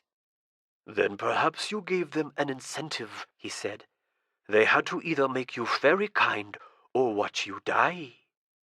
"Die?" "The elixir you ingested is fatal to mortals. You would have eventually suffered a torturous death had the fairies not chosen to share their magic with you." "The fairies cured me?" "They changed you so that you no longer required curing." Kendra stared at him. "People have said I was fairy-struck." "I have met individuals who were fairy-struck. It is a rare and extraordinary occurrence. This is much more rare and much more extraordinary. You have been made fairy kind. I do not believe it has happened in more than 1,000 years." "I still don't understand what it means," Kendra said. "Neither do I, not entirely. The fairies have changed you, adopted you, infused you with their magic. A semblance of the magical energy that naturally dwells in them now dwells in you. The diverse effects that could flow from this are difficult to anticipate." "That's why I don't need the milk to see anymore?" "And why Warren found himself drawn to you. And why you understand Goblish along with, I imagine, the other tongues derived from Sylvian, the language of the fairies. Your grandfather has been in touch with me regarding the new abilities you have been manifesting." The Sphinx leaned forward and tapped the little gong with the hammer again. Kendra took another sip from her mug. "This morning, Coulter was showing us a ball protected by a distractor spell. Seth couldn't pick it up. He kept losing focus and getting redirected someplace else. But it didn't work on me. I could grab it just fine." "You have apparently developed a resistance to mind control." Kendra wrinkled her brow. "Tano gave me a potion that made me feel ashamed, and it worked just fine." "The potion would have been manipulating your emotions. mind control functions differently. Pay close attention to all the new abilities you discover. Report them to your grandfather. Unless I am mistaken, you are only beginning to scratch the surface." The thought was thrilling and terrifying. I'm still a human, right? "You are something more than human," the Sphinx said. "But your humanity and your mortality remain intact." Are you human? He smiled, his teeth shockingly white in contrast to his black skin. "I am an anachronism, a holdover from long-forgotten times. I have seen learning come and go, empires rise and fall. Consider me your guardian angel. I would like to conduct a simple experiment. Do you mind?" Is it safe? "Completely. But if I am right, it could provide the answer to why the Society of the Evening Star has shown such interest in you." Okay.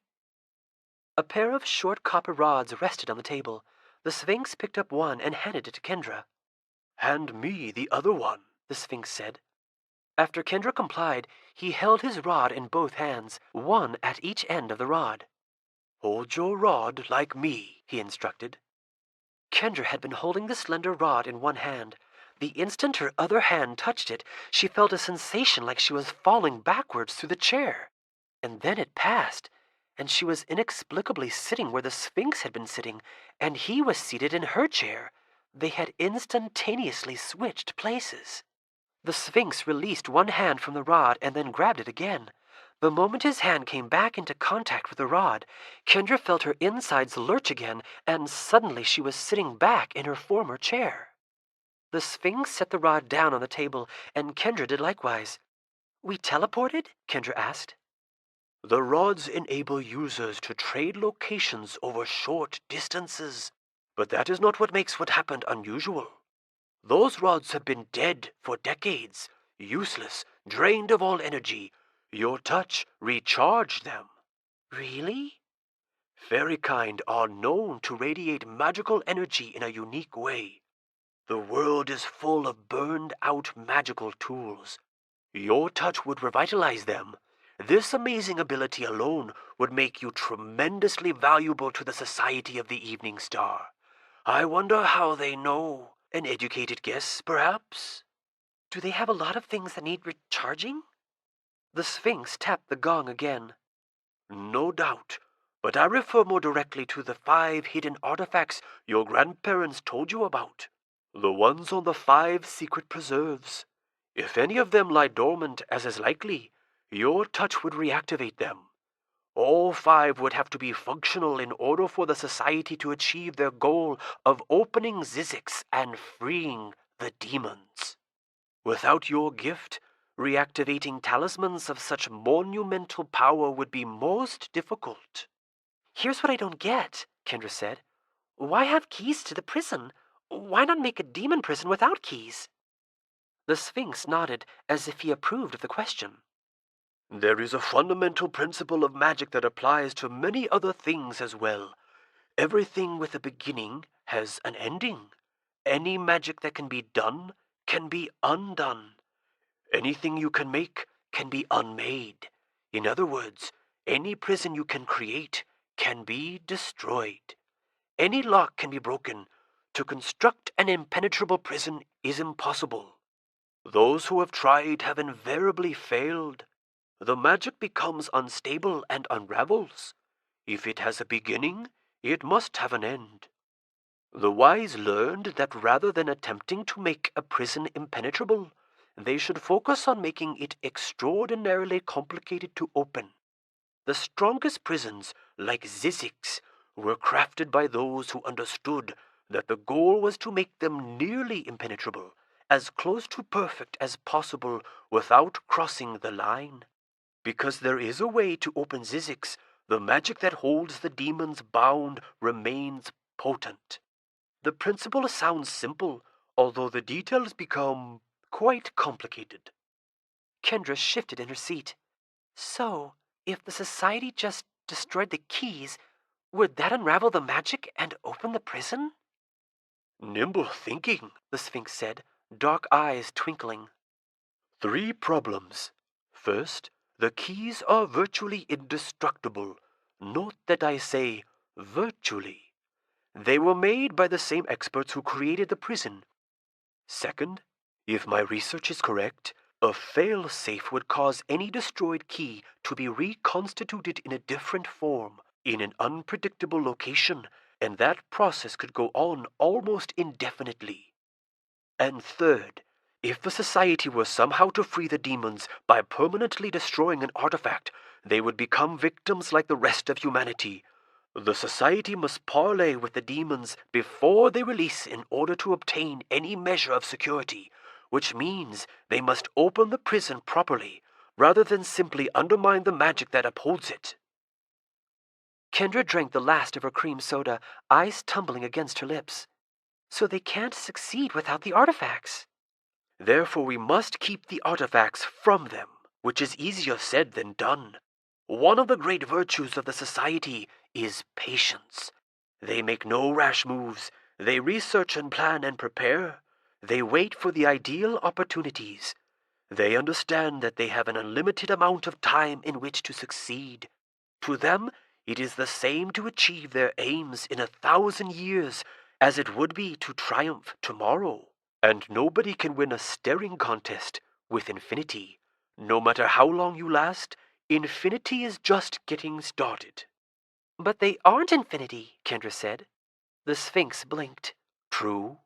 And so we attempt to equal their patience and diligence. We do our best to stay far ahead of them. Part of that means moving an artifact once they learn of its location, as we fear has happened with the artifact at Fablehaven. Otherwise, somehow, sometime, they will exploit a mistake and lay hands on it. Grandpa mentioned another endangered artifact in Brazil. Some of my best people are working on it. I believe the artifact remains on the Fallen Preserve, and I believe we will retrieve it first. He threw up his hands. If the Society manages to recover it, we will have to steal it back. The Sphinx gazed at Kendra with fathomless eyes. Kendra looked away. What letter of mine did you read? He finally asked. Letter? All of my letters carry enchantments. They leave a mark upon those who read them surreptitiously. You bear the mark. At first, Kendra had no idea what he was talking about. When would she have read a letter from the Sphinx? Then she remembered the letter she had read last summer while Grandpa was sleeping after staying up late with Maddox. Of course, it had been signed S for Sphinx. Oh, it was a letter you sent Grandpa last year. He accidentally left it out in the open. You were warning him about the Society of the Evening Star. I read it because I thought it might have something to do with my grandma. She was missing. Be glad you did not read it with malicious intent. The letter would have turned into a toxic vapor. He folded his hands on his lap. We are nearly finished. Have you any final questions for me? Kendra frowned. Well, what do I do now? You return to your grandfather with the knowledge that you are very kind. You do your part to keep Fablehaven safe while the artifact is recovered. You take note of any new abilities. You counsel with your grandparents as needed, and you take comfort in the fact that you now know why the Society is interested in you. He placed a single finger beside his temple. One last thought. Though secret, and in many ways quiet, the struggle between the Society of the Evening Star and those who manage the preserves is of desperate importance to the whole world. Whatever the rhetoric on both sides, the problem boils down to a simple disagreement. While the Conservators' Alliance wants to preserve magical creatures without endangering humanity, the Society of the Evening Star wants to exploit many of those same magical creatures in order to gain power. The Society will pursue its ends at the expense of all humankind if necessary. The stakes could not be higher. The Sphinx stood up.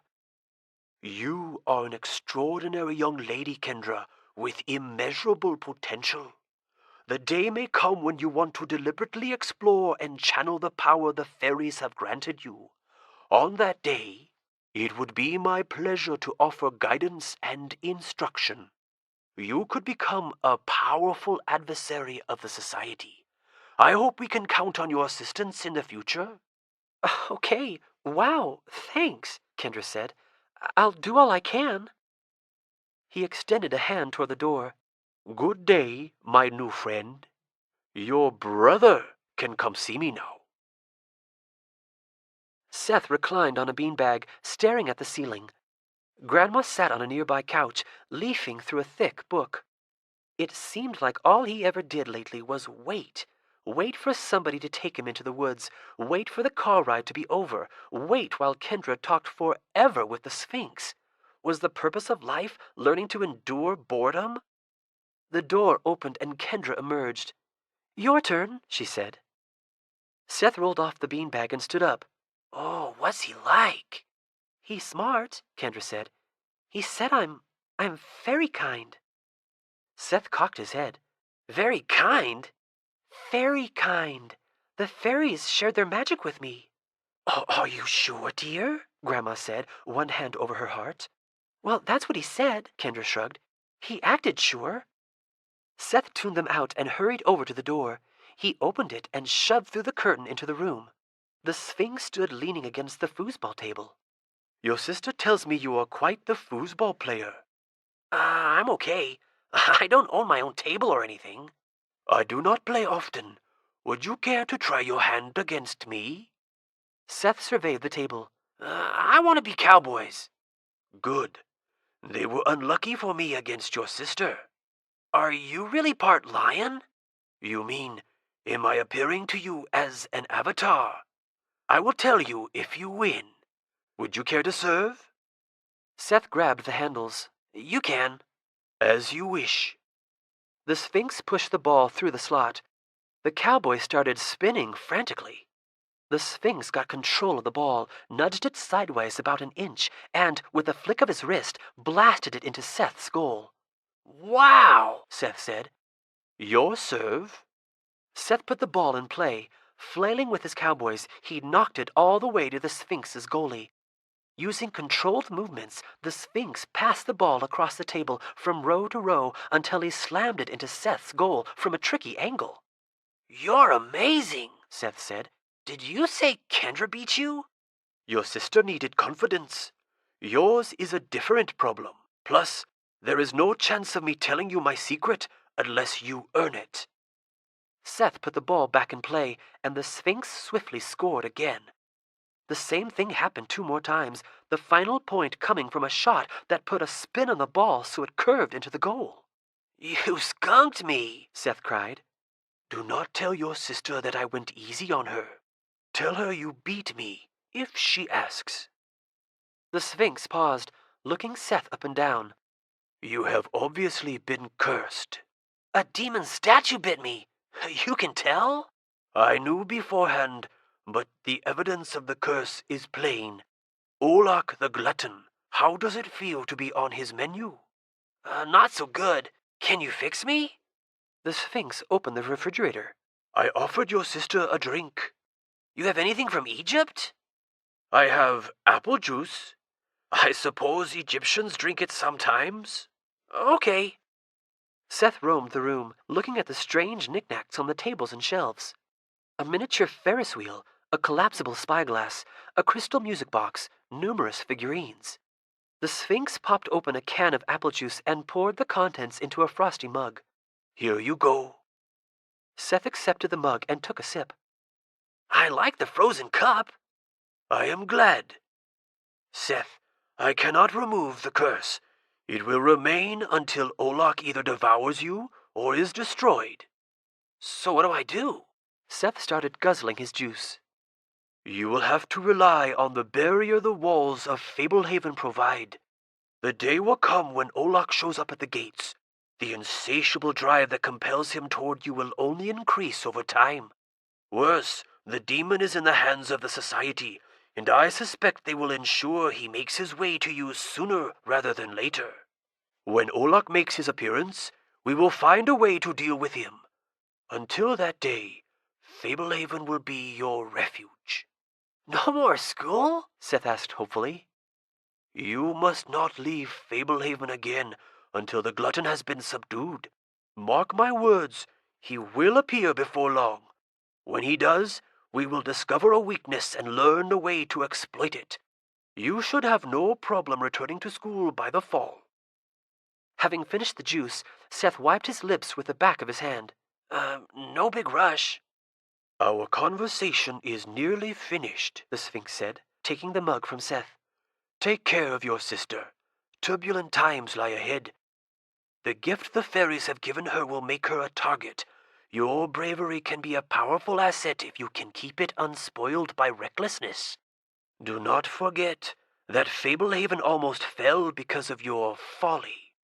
Learn from that mistake." I will, Seth said. I have, and I'll keep Kendra's, fairy kind thing a secret." The Sphinx extended a hand. Seth shook it. "One last thing, Seth. Are you aware that Midsummer Eve is scarcely a week away?" "Yeah?" "Might I make a suggestion?" "Okay." "Don't open any windows."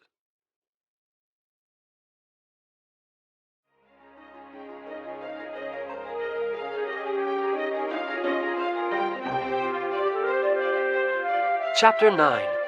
The Sphinx.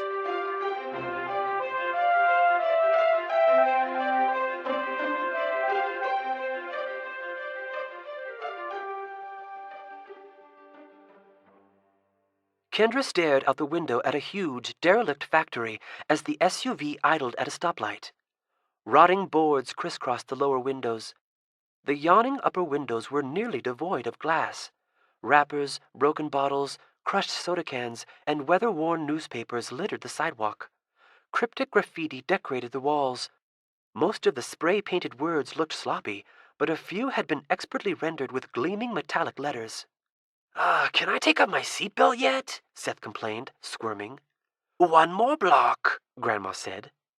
"The Sphinx isn't staying in a very nice part of town," Kendra said. "He has to keep a low profile," Grandma said. "Often that translates to less than ideal accommodations." The light turned green and they drove through the intersection. Kendra, Seth, and Grandma had been on the road quite a while in order to reach the coastal city of Bridgeport. Grandma took a much more leisurely approach to driving than Vanessa, but despite the gentle pace and pleasant scenery, the prospect of meeting the Sphinx had kept Kendra on edge for the entire ride. "Here we are," Grandma announced, activating the left blinker and turning into the parking lot of King of the Road Auto Repair. The run-down auto shop looked abandoned. There were no cars in the small lot, and all the shop windows were obscured by dust and grime. Grandma avoided a lone, rusty hubcap lying on the asphalt. "What a dump," Seth said. "You sure this is the place?" The SUV was coming to a stop when one of the 3 doors to the garage slid upwards. A tall Asian man in a black suit waved them inside. He was lean, with wide shoulders and a humorless face. Grandma pulled into the garage, and the man yanked the door down behind them. Grandma opened her door. "You must be Mr. Litch," she said. The man lowered his chin briefly, a motion halfway between a nod and a bow. Mr. Litch gestured for them to exit the vehicle. "Come along," Grandma said, descending from the SUV. Kendra and Seth got out as well. Mr. Litch was walking away. They hurried to follow him. He led them out a door into an alley where a black sedan was waiting. Bland features neutral, Mr. Litch opened the back door. Grandma, Kendra, and Seth ducked inside. Mr. Litch got up front and started the car. "Do you speak English?" Seth asked. Mr. Litch fixed him with a steady stare in the rearview mirror, put the car in drive, and started down the alley. None of them made further efforts at conversation. They followed a disorienting series of alleys and side streets before finally reaching a main road. After a U-turn, they were back on side streets until Mr. Litch brought the sedan to a stop in a dirty alley beside a row of dented garbage cans. He got out and opened the door for them. The alley smelled like taco sauce and rancid oil. Mr. Litch escorted them to a grimy door that read, "Employees Only." He opened it and followed them inside. They passed through a kitchen into a dimly lit bar. Blinds covered the windows. There were not many patrons. 2 guys with long hair were playing pool. A fat man with a beard sat at the bar next to a skinny blonde with a pock-marked face and frizzy curls. Wispy strands of cigarette smoke twisted in the air. Grandma, Seth, and Kendra entered the room first. The bartender was shaking his head. "No patrons under 21, he said. Then Mr. Litch appeared and pointed toward a stairway in the corner. The demeanor of the bartender changed instantly. "My mistake." He turned away. Mr. Litch ushered them up the carpeted stairs. At the top, they pushed through a beaded curtain into a room with shaggy calico carpet, a pair of brown sofas, and 4 suede beanbag chairs. A heavy ceiling fan spun slowly. A large, old-fashioned radio stood in the corner, softly playing big band music, as if tuned to a station broadcasting out of the past. Placing a hand on Grandma's shoulder, Mr. Litch motioned toward the couches. He did the same for Seth. Turning to Kendra, he gestured toward a door on the other side of the room. Kendra glanced at Grandma, who nodded. Seth flung himself onto a beanbag. After crossing to the door, Kendra hesitated. The silent car ride and unusual environment had already made her uncomfortable. The prospect of facing the Sphinx by herself was unsettling. She looked over her shoulder. Both Grandma and Mr. Litch motioned for her to enter. Kendra knocked softly. "Come inside," said a deep voice, barely loud enough to be heard. She opened the door. A red curtain fringed with gold tassels and embroidery blocked her view. She pushed through the velvet curtain into the room beyond. The door closed behind her. A black man with short, beaded dreadlocks stood beside a foosball table. His skin was not merely a shade of brown. It was as close to truly black as Kendra had ever seen. He was of average height and build, and wore a loose gray shirt, cargo pants, and sandals. His handsome face had an ageless quality.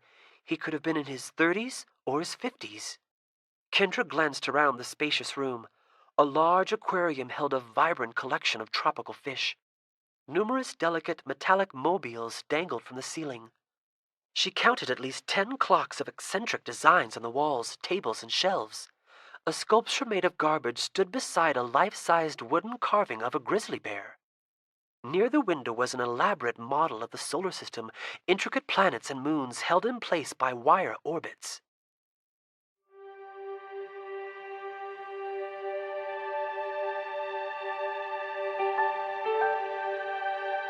Chapter 10.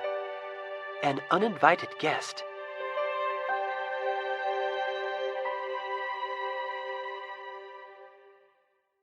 Grandpa leaned back in his wheelchair, tapping his lips with the safe end of a fountain pen. Kendra and Seth sat in the oversized armchairs, and Grandma was behind the desk. Kendra and Seth had not seen Grandpa the previous night.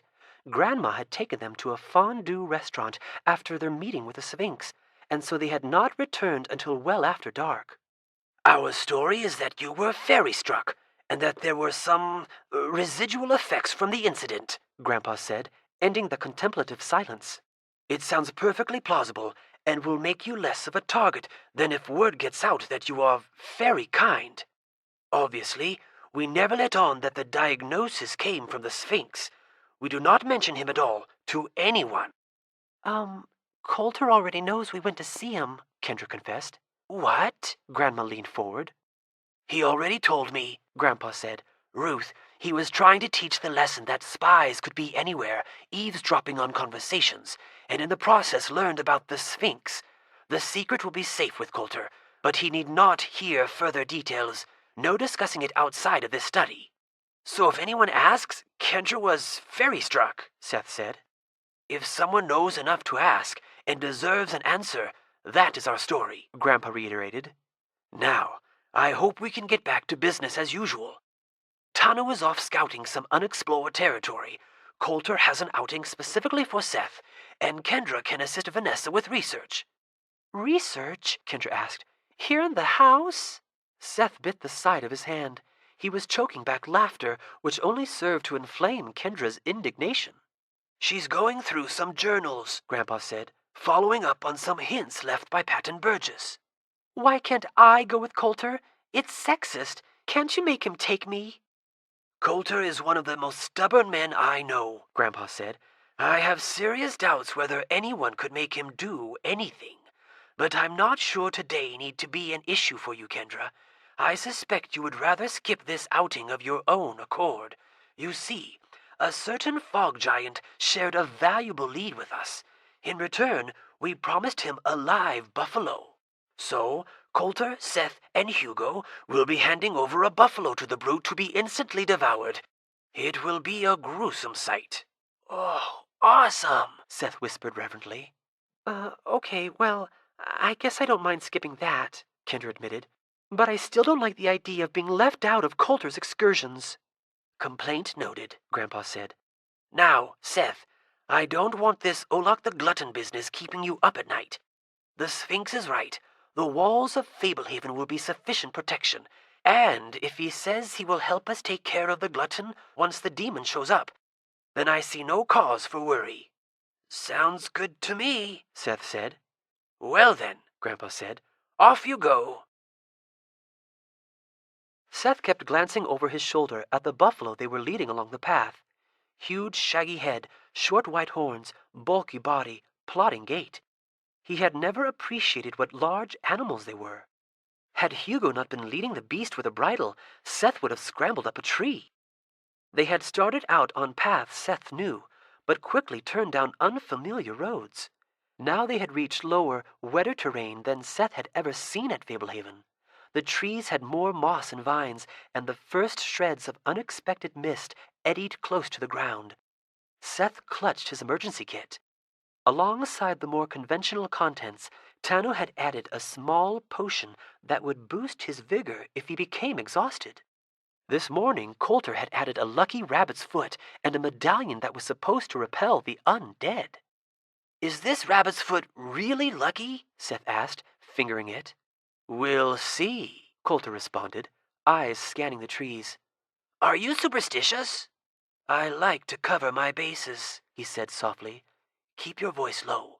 This is not a hospitable area of the preserve. Now might be a good time to put on that medallion. Seth fished the medallion out of his emergency kit and slipped the chain around his neck. Where did Hugo find a buffalo in the first place? He asked quietly. There's a complex of corrals and stables on the preserve, Coulter said. Not filled to capacity, but with plenty of animals for Fablehaven to remain self-sufficient. Hugo does most of the upkeep. He brought the buffalo from there this morning. Do you have any giraffes? The most exotic it gets are ostriches, llamas, and buffalo, Coulter said, along with more traditional livestock. The mist was getting thicker. The air remained warm, but the cloying smell of decay was increasing. The terrain became soupier. Seth began spotting clusters of fuzzy mushrooms and rocks slick with slime. Coulter pointed to a path diverting off to one side. Normally in Fablehaven you are relatively safe if you stay on the path, but that is only true of the real paths. That path, for example, was created by a swamp hag to lead the unwary to their doom. Seth stared at the narrow trail meandering off into the mist, trying to memorize it so he would never make the mistake of following it. They did not go much farther before Coulter stopped. We are now at the edge of the great marsh of Fablehaven, he whispered. One of the most perilous, least explored areas of the preserve. A likely region for the inverted tower to be hidden. Come. Coulter stepped off the path onto muddy ground. Seth squelched after him, with Hugo and the ill-fated buffalo bringing up the rear. Up ahead, through the shroud of white mist, a geodesic dome came into view. The grid of triangles that comprised the dome appeared to be composed of glass and steel. In form, the structure was similar to the domes of interlocking metal bars Seth had seen on playgrounds. What's that? Seth asked. A safe hut, Coulter said. Glass domes strategically placed in some of the more threatening areas of the preserve. They provide the kind of refuge we enjoy back at the main house. Nothing can enter uninvited. They walked about 10 yards past the hut. Hugo, picket the buffalo here, Coulter ordered. Then stand watch from behind the hut. Hugo produced a stake the size of a fence post and thrust it deep into the ground with a single powerful motion. The golem then fastened the buffalo to the stake. Coulter shook something from a pouch into his palm, then cupped his hand near the buffalo's muzzle. "This will anesthetize him," Coulter explained. Next he produced a knife and slashed the buffalo on the shoulder. The buffalo tossed its heavy head. A deep roar came echoing out of the mist. "To the hut," Coulter murmured, wiping the knife clean before stowing it. He tossed the rag that he had used to wipe the knife near the buffalo. The symmetry of the glass dome was broken only by a small hatch in one side, also made of glass and framed in steel. Coulter opened the hatch and crawled in after Seth. The hut had no floor, just the bare earth. Hugo waited outside. "We're safe in here?" Seth asked. "As long as we don't break the glass from inside, no creature can get us, even a fog giant in a blood frenzy." "A blood frenzy?" "You'll see," Coulter assured him. "Fog giants go mad around blood, worse than sharks. This tribute is the price we agreed to pay for information Burlox gave us about the marshland. After the tribute, he has promised us one more piece of information." "Burlox is the giant?" "The most approachable of them, yes." "What if the wrong giant takes the buffalo?" Coulter shook his head. "Fog giants are highly territorial. Another would not encroach on Burlox's domain. Their borders are clearly defined." Despite the condensation on the glass and the intervening mist, Seth had a good view of the buffalo. It was grazing. "I feel bad for the buffalo," Seth said. "Like most livestock, it was born to be slaughtered," Coulter said. "If not by a fog giant, by your grandfather. The anesthetic will dull its senses. The fog giant will administer a quick death." Seth frowned, staring through the glass. What had sounded like fun back at the house was no longer very appealing, now that he recognized the buffalo as an actual living thing. I guess I eat hamburgers all the time," he finally said. "This isn't much different," Coulter agreed. "Somewhat more dramatic." "What about the rules of the treaty?" Seth asked. "Won't you get in trouble for killing the buffalo?" "I won't be doing any killing. That will be the giant," Coulter explained. "Besides, the rules are different for animals. The treaty was meant to keep sentient beings from committing murder and casting spells on each other. The same protection does not extend to animals of a lower order of intelligence. When the need arises, we can slaughter animals for food with no repercussions." Another roar sounded much closer and more intense. A gargantuan shadow loomed beyond the buffalo. "Here he comes," Coulter breathed. Seth's mouth went dry. As the fog giant emerged from the mist, Seth found himself scooting back to the far side of the small dome. Burlox was enormous. Seth was not much taller than his knee. Hugo was shorter than his hip. The buffalo suddenly looked like a house pet. The fog giant had the proportions of a heavy-set man. He wore tattered, matted furs, and his body was smeared with oily muck. Beneath the filth, his skin was a sickly bluish gray. His long hair and beard were tangled in slime. In one hand he bore a crude, heavy club. The overall impression was that of a fierce, battle-weary Viking who had lost his way in a swamp. The giant stopped near the buffalo. He turned and looked toward the dome, giving a single nod and leering.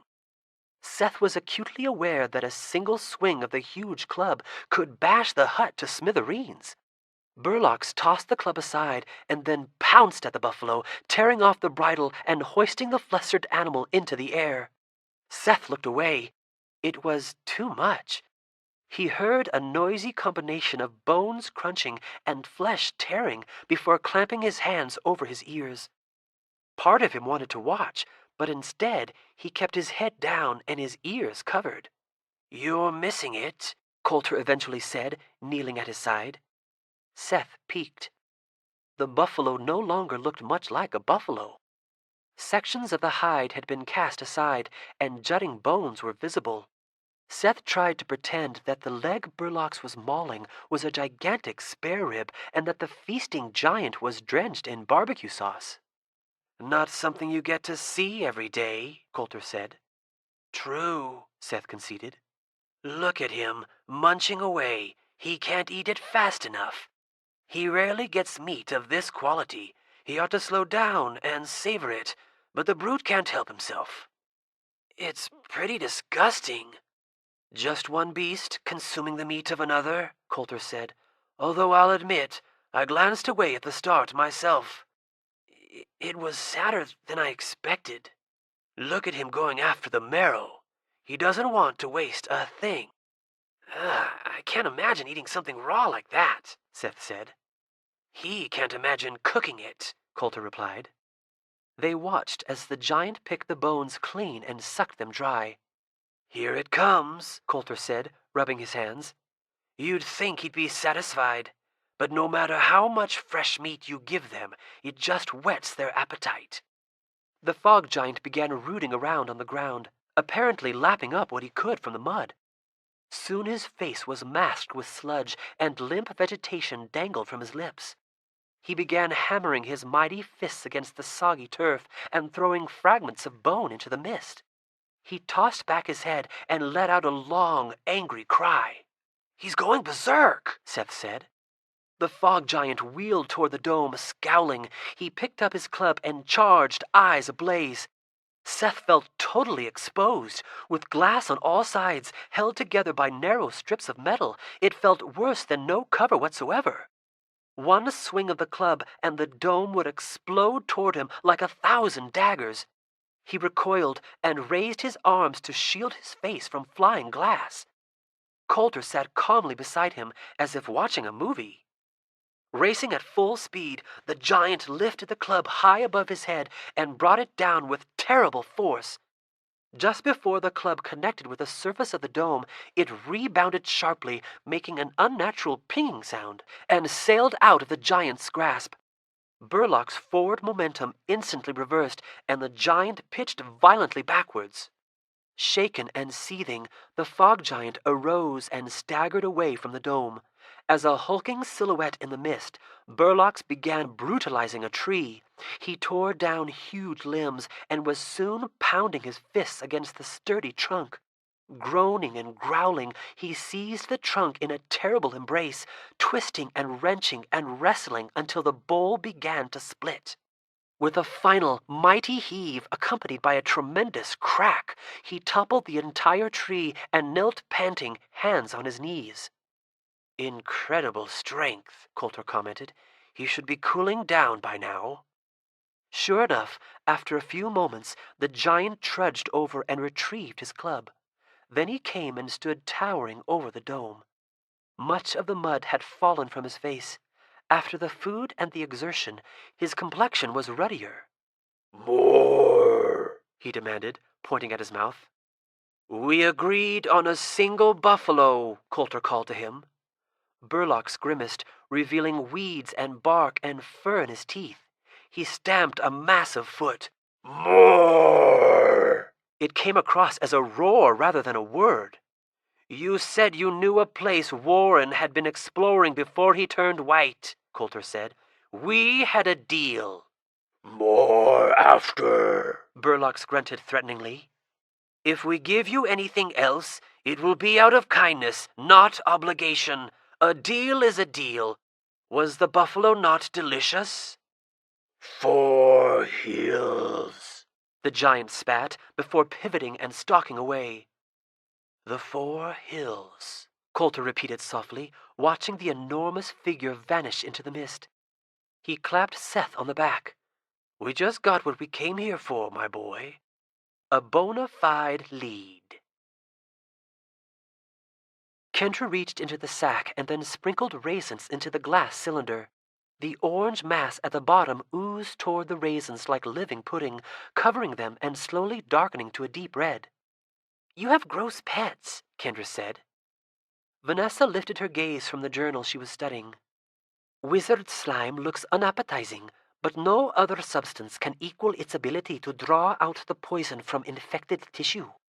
All of my darlings have their uses." Unusual animals occupied most of Vanessa's room. Cages, buckets, aquariums, and terrariums contained a stunning variety of inhabitants. Whether they looked like reptiles, mammals, arachnids, amphibians, insects, sponges, fungi, or something in between, all were magical. There was a colorful lizard with 3 eyes that was nearly impossible to pick up because it could see slightly into the future and avoid your every move. A hairless mouse that transformed into a fish if you dropped it in water. And a bat who shed her wings bi-weekly. If the discarded wings were quickly pressed against another creature, they would take hold and grow. Vanessa had used them to create a flying rabbit. Aside from the dozens of life forms in their respective containers, stacks of books dominated the room. The majority were bulky reference books and leather-bound journals of previous Fablehaven caretakers. Bookmarks protruded from the journals, marking pages of interest Vanessa had discovered during her research. "I'm not sure I could sleep surrounded by so many freaky animals," Kendra said. Vanessa closed the journal she was reading, marking the page with a silk ribbon. "I've rendered the truly dangerous whirligigs harmless, like the Drummonds. None of the creatures I brought into Fablehaven could cause anyone serious harm." "I got nipped last night," Kendra said, holding out her arm to show the bite marks in the crook of her elbow. "Slept right through it." "Oh, I'm sorry," Vanessa said. "I have 15 in the cage now." "Which means 4 are running loose," Kendra said, gruffly imitating Coulter. Vanessa smiled. "He means well." "He's not winning any points by taking off with Seth and leaving me behind. If he gave me the choice, I would probably volunteer to skip some excursions. I mean, I could probably go my whole life without seeing a buffalo eaten alive and be just fine. But being told to stay behind feels different." Vanessa stood up and crossed to a chest of drawers. "I suspect I would feel the same way." She opened a drawer and started rummaging. "It seems only fair that I should share a secret with you." She removed a candle and what looked like a long, translucent crayon. "What are those?" Kendra asked. "In the rainforest around the world, you can find tiny sprites called umites that make honey and wax like bees. In fact, they dwell in almost hive-like communities. This marker and candle are both composed of umite wax." Vanessa wrote on the front of the drawer with the clear waxen marker. "See anything?" "No." "Watch." Vanessa struck a match and lit the candle. Once a flame burned on the wick, the entire candle glowed yellow, as did the marker, as did a vivid message on the front of the drawer. It said, "Hi, Kendra." "Cool," Kendra said. "Try to wipe it off," Vanessa said. Kendra tried to wipe away the words to no avail. As soon as Vanessa blew out the candle, the message vanished. Vanessa handed the crayon and the candle to Kendra. "For me?" Kendra asked. "I have spares. Now we can send each other secret messages, and none of the boys will know. I always carry one of those markers on me. They write surprisingly well on nearly any surface. The messages are difficult to erase, and only those with a properly enchanted umite candle can read them. I've used umite wax to mark myself a trail, to send a sensitive communique to a friend, and to remind myself of important secrets." "Thanks. What a great gift." Vanessa winked. "We're pen pals."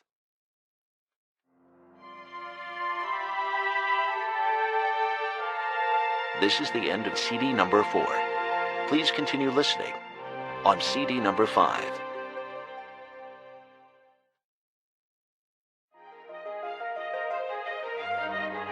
Fablehaven, Rise of the Evening Star, CD number 5.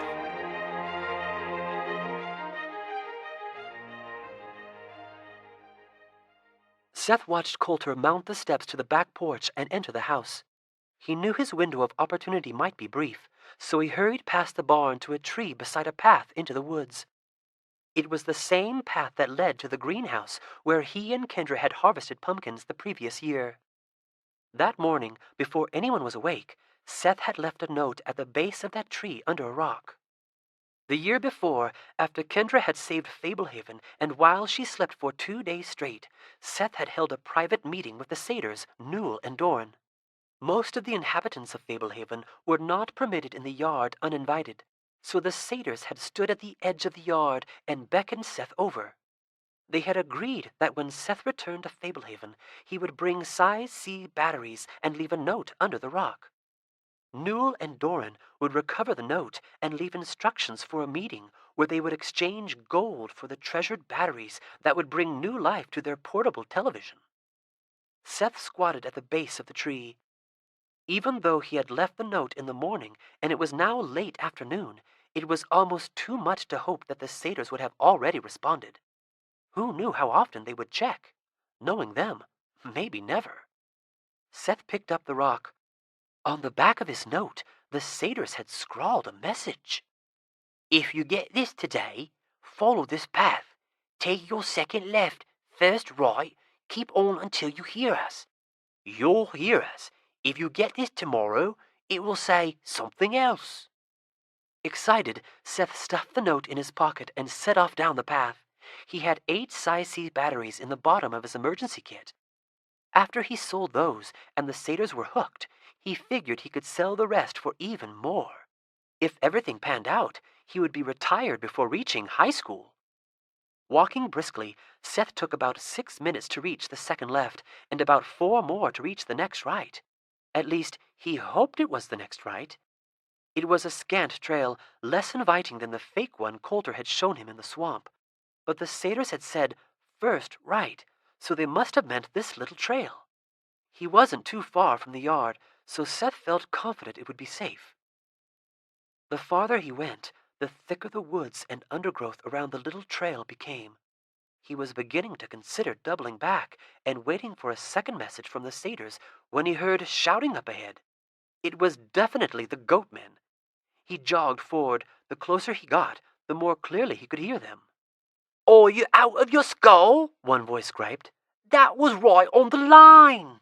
I'm telling you, I saw daylight between the line and the ball, and it's my call, a strident voice answered. Is that fun for you, to win by cheating? Why even play? You aren't going to guilt me out of my point, Newell. We better arm wrestle for it.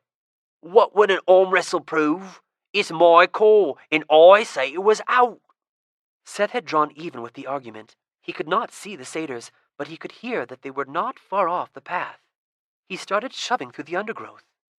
Your call? Last time I checked, it takes 2 to play. I'm ahead. Maybe I'll quit right now and declare myself champion. Then I'll declare myself champion too, because that would be an indisputable forfeit. I'll show you an indisputable forfeit. Seth pushed between some bushes and stepped onto a level, well-trimmed grass tennis court. The court had neatly chalked lines and a regulation-style net. Newell and Dorn stood at the far side of the court, faces red, each clutching a tennis racket. They looked like they were about to come to blows. As Seth emerged onto the court, they turned to face him. Both of the satyrs were shirtless, with hairy chests and freckled shoulders. From the waist down they had the furry legs and hooves of a goat. Newell had redder hair, more freckles, and slightly longer horns than Doran. Oh, glad you found us, Newell said, trying to smile. Sorry you happened by when Dorn was being a knucklehead. Maybe Seth can solve this one, Doran said. Newell closed his eyes in exasperation. He wasn't here to see the point.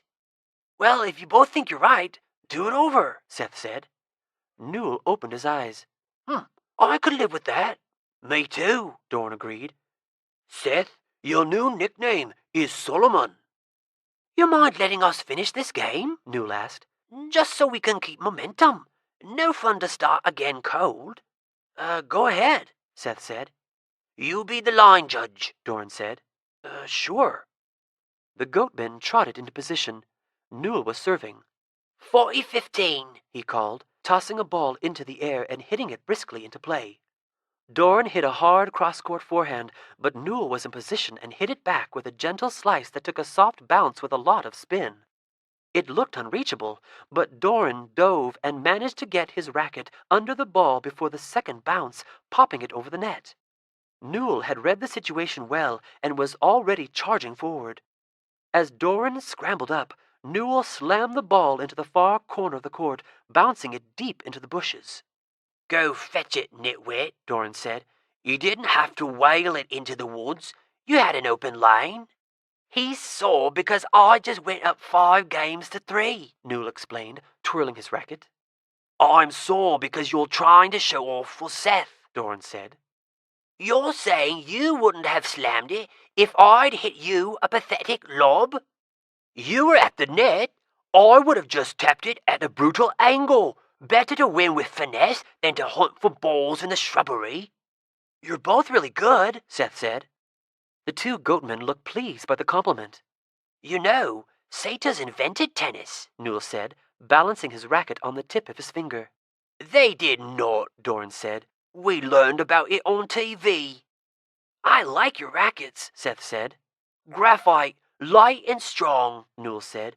Warren got us our equipment, back before he went all Boo Radley on us. The net, the rackets, a few case of bowls. We built the court, Doran said proudly. And we maintain it, Newell said. The brownies maintain it, Doran corrected. Under our supervision, Newell amended. Speaking of tennis balls, Doran said, most of ours are flat. But with the supply dwindling, it always kills us to open a new can. If our battery arrangement works out, think you might be able to score us some new balls? If this works out, I'll get you whatever you want, Seth promised. Oh, then let's get down to business, Newell said, setting down his racket and rubbing his palms together. You have the merchandise? Seth scrabbled through his emergency kit and pulled out 8 batteries, lining them up on the ground. Would you look at that, Doran marveled. Have you ever seen such a gorgeous sight? It's a start, Newell said, but let's face it, they'll run out before long. I assume there are more where those came from? Yeah, lots more, Seth assured him. This is just a test run. If I remember right, you said something about batteries being worth their weight in gold? Newell and Doran shared a glance. Well, we think we may have figured out something you'd like more, Newell said. Follow us, Doran said. Seth walked with the satyrs over to a little white shed not far from the net. Newell opened the door and ducked inside. He came out holding a bottle. What do you say? Newell asked. A bottle of fine wine for those 8 batteries. Potent stuff, Doran confided. It'll put hair on your chest in no time. Good luck getting something like that from your grandparents. Seth looked back and forth at the 2 satyrs. Are you serious? I'm 12 years old. Do you think I'm an alcoholic or something? Well, we figured something like this might be tough for you to get, Newell said with a wink. Good wine, Doran said. Primo. That might be true, but I'm just a kid. What am I going to do with a bottle of wine? Newell and Doran shared a nervous glance. Well done, Seth, Newell said awkwardly, ruffling his hair. You passed all tests. Your parents would be very proud. Newell elbowed Doran. Sometimes we test people, Doran said, and play jokes. Newell went back into the shed. He returned holding a blue frog with yellow markings. Seriously, here is what we really had in mind, Seth. A frog? Oh, not just any frog, Doran said. Show him. Newell tickled the frog's belly. Its air sac swelled up to the size of a cantaloupe, and the frog let out a tremendous belching sound. Seth laughed in surprised delight. The satyrs laughed with him. Newell tickled the frog again, and the thunderous belching sound repeated. Doran was wiping away mirthful tears. So what do you say? Newell asked. 8 lousy batteries for 1 incredible frog, Doran said. I take it. Seth folded his arms. Well, the frog is pretty cool, but I'm not 5 years old. If it's between gold and a burping frog, I'll take the gold. The satyrs frowned, clearly disappointed. Newell nodded at Doran, who slipped into the shed and returned holding a bar of gold. He handed it to Seth. Seth turned the bar over and over in his hands. It was about the size of a bar of hotel soap. The letter N was embossed on one side. Otherwise, it was a plain, golden rectangle, a little heavier than it looked. Probably enough gold to be worth a lot of money. This is more like it, Seth said happily, placing the gold inside his emergency kit. what does the N stand for? Newell scratched his head. Nothin'. Right, Doran said hastily. Stands for nothin'. Nothing, Seth said dubiously. Why would somebody write an N for nothing? Why not just leave it blank? Newell, Doran tried. Yeah, it stands for Newell. Used to be my favorite belt buckle, Newell added wistfully. You wore pants? Seth asked. Long story, Newell explained. Let's not dwell on the past. Fact is, there are more, belt buckles where that came from, all pure gold. You bring us more batteries, and we'll keep trading with you. Works for me, Seth said. This could be the beginning of a spectacular partnership, Newell said. Doran raised a cautionary hand, halting the conversation. Wait, you hear that? The three of them paused, listening. Something's coming, Newell said, eyebrows knitting together. No matter how the satyrs behaved, they usually had an air about them that everything they said was tongue-in-cheek. That air was gone. They kept listening. Seth heard nothing. Are you guys fooling with me? He asked. Newell shook his head, holding up a finger. I can't place it. You? Doran was sniffing the air. Can't be. You better scram, Seth, Newell said. Get back to the yard. With the gold, right? Seth suspected they might be trying to trick him out of his reward. Of course, but you better hurry. Too late, Doran warned. A creature the size of a pony burst out of the bushes onto the tennis court. Seth recognized it immediately. Olak? Olak the glutton? Newell asked Seth. I thought it smelled like a demon, Doran groaned. Yeah, Seth said. He bit me. Grotesquely toad-like, Olak reared back and opened its mouth. It looked like the demon had swallowed a squid, so many flailing tongues emerged. Sitting upright, Olak was nearly as tall as Seth. After a triumphant roar, the demon lowered his head and charged, advancing in a jerky, scrambling crawl. Newell grabbed Seth's hand and hauled him away from the demon. Run! Newell yelled. For television! Doran cried, brandishing his tennis racket and holding his ground. Olak pounced at the satyr, but Doran lunged aside, swatting away a pair of tongues with the racket. Several more tongues lashed out, wrenching the racket from Doran's grasp. The tongues pulled the racket into a gaping mouth, and moments later expelled it with the strings missing and a crack in the frame. Seth had reached the bushes at the edge of the court when Olak, ignoring Doran, took a huge leap toward him and then charged with frightening speed. Seth knew he wouldn't make it back to the path, let alone the yard. His mind raced, trying to think if there was anything useful in his emergency kit. Tongues writhing, the demon sprang. For batteries! Newell cried, intercepting the glutton in midair and wrapping both arms around its middle. To the shed, Doran called, retrieving his unstrung racket and running toward the demon. Seth turned and dashed toward the shed. Growling and slobbering, Olak squirmed free from Newell and raced after Seth, staying low and gaining quickly. Over his shoulder, Seth glimpsed the demon drawing near, rapidly closing the space between them despite moving with such a choppy gait. The shed was still several steps away. Jumping into the demon's path, Doran raised his damaged racket. A multitude of tongues snaked around the satyr and slung him aside. His efforts barely slowed Olak, but bought Seth just enough time to lunge into the shed and slam the door. The demon crunched against the door an instant later. Some of the whitewashed planks split, but they held. The demon crashed against the shed again, rattling the small structure. Hang on, Seth, Doran yelled. Help is coming. Seth searched for a weapon. The best he could find was a hoe. The door shattered open and Olak entered, snarling, wet tongues thrashing. Behind the slavering demon, Seth saw Hugo bounding across the tennis court. Grasping tongues stretched toward Seth, and he swung the hoe viciously. A tongue adroitly coiled around the hoe, ripping it from Seth's grasp. And then Hugo arrived. The golem grasped the demon from behind with one hand and hurled it away from the shed. Olak landed, rolled, and came charging back toward Seth, who now stood in the empty doorway alongside Hugo. The golem stepped forward, blocking access to Seth. Dripping tongues whipped toward Hugo. The golem grabbed several tongues, yanked the demon into the air, and began spinning Olok above his head. The tongues elongated as the golem whirled the glutton faster and faster, finally releasing him, sending Olok sailing away over the treetops. Doran whistled, clearly impressed. "He'll be back straight away," Newell said. He had grass stains on his chest and arms.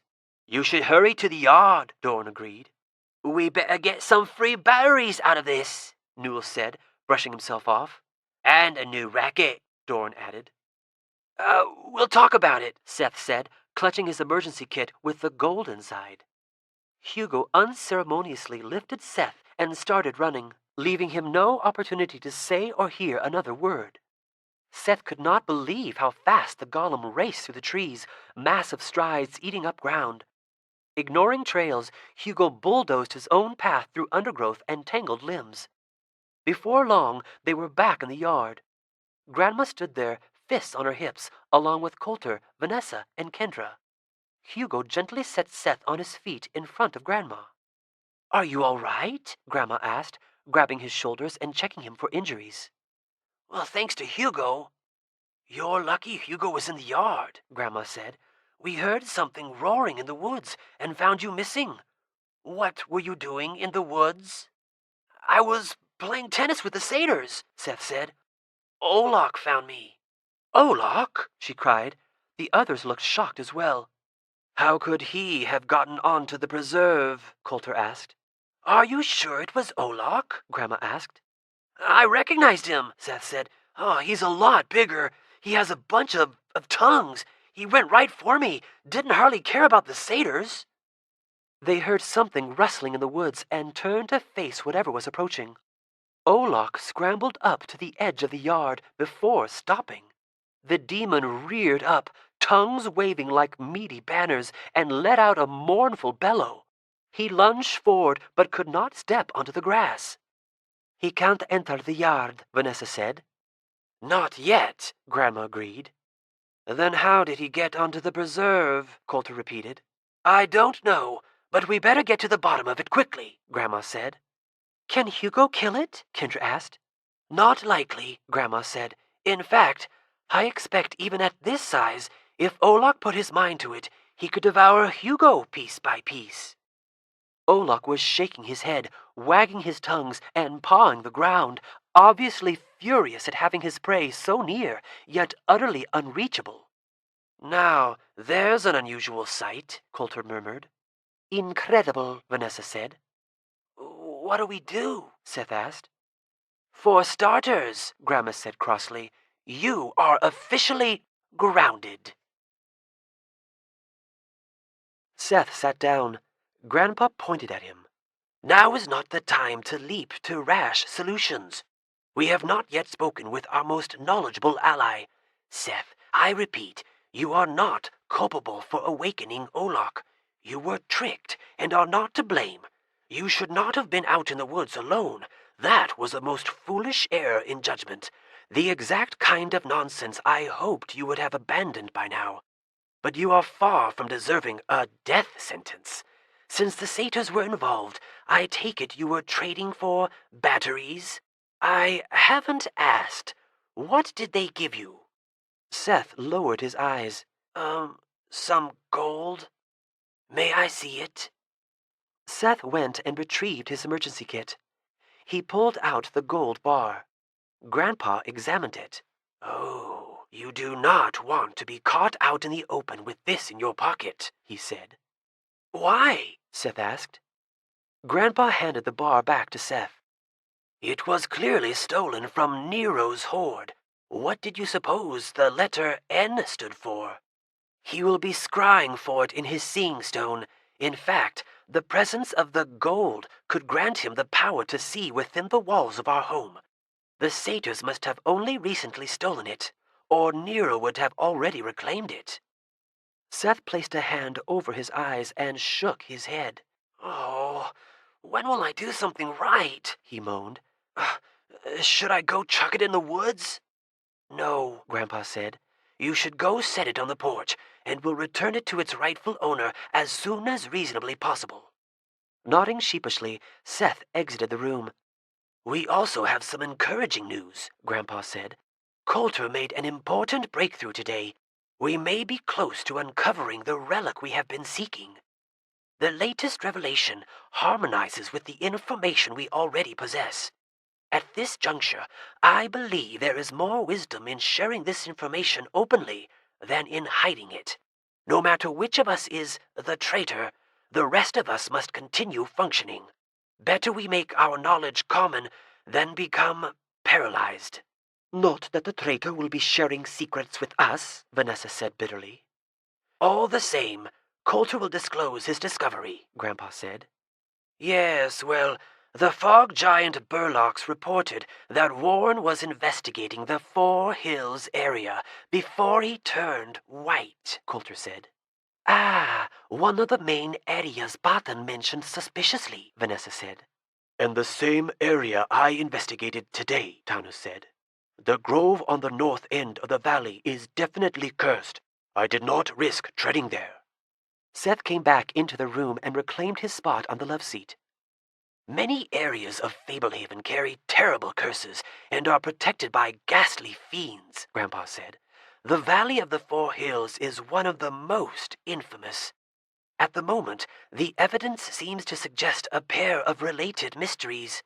We may very well find not only that the grove contains the relic we have been seeking, but also that it is guarded by whatever entity transformed Warren. Of course, all of that would need to be confirmed, Grandma said. Carefully, Grandpa admonished. As with several of the most dread regions of Fablehaven, we have no idea what evil haunts the grove. What is our next move? Vanessa asked. I say we need to focus on Olok before we try to penetrate whatever secrets lie inside the grove, Grandpa said. Exploring the grove safely will require all of our resources and focus. Even under ideal circumstances, it is a hazardous assignment. So, we wait to see if Ruth can reach your contact? Coulter asked. Grandpa was picking at the frayed edge of his cast. Ruth will keep calling on Vanessa's cell phone. For now, the rest of us should try to get a good night's sleep. It may be our last chance for a while. Kendra closed the bathroom door, locked it, and set the sheet of paper on the counter. She had found the blank paper beneath her pillow, but with Seth in the room, she dared not light the candle and give away her secret. Alone in the bathroom, Kendra struck a flimsy match and put the flame to the wick until it caught. Shaking out the match, she watched as glowing words came into view on the formerly empty page. Kendra, sorry we didn't get to talk much today. Can you believe all the commotion? We need to keep your brother on a leash. Let me know if this message came through all right. Your friend, Vanessa. Kendra blew out the candle, and the luminous words vanished. Folding up the note, she climbed the stairs to the attic bedroom, pondering how she should reply to the secret message. Seth was setting up toy soldiers on the floor, one in front, with two behind him, then a row of 3, and another of 4. Kendra crossed the room and climbed into bed. Seth walked several paces away and bowled at the soldiers with a softball. He knocked down 7. Turn out the light and go to bed, Kendra said. I don't think I can sleep, Seth protested, retrieving the softball. I know I can't with you rolling balls around the room, Kendra said. Why don't you go sleep someplace else? This is where they put us. At home, we each have our own room. Here, with way more rooms, we sleep in the same one. He rolled the softball again, claiming 2 more soldiers. This isn't the sort of place I'd want to sleep alone, Kendra admitted. I can't believe they took my gold, Seth said, setting up the soldiers again, this time placing them closer together. I bet it was worth thousands of dollars. It isn't my fault if Newell and Doran stole it from Nero. You can't just do whatever you want and always get away with it. I've been good. I've tried hard to be careful and keep secrets and follow all the rules. You went into the woods without permission, Kendra reminded him. Just a little ways. It would have been fine if somebody hadn't let that demon onto the preserve. Nobody saw that coming. If Olak hadn't caught up with me today, he might have caught up with us tomorrow when we were out with Vanessa a lot farther from the house. Huh, I might have saved our lives. He rolled the ball again. Missing the front soldier, he still knocked down 8. Way to avoid taking any responsibility, Kendra said, leaning back onto her pillow. I'm glad they grounded you.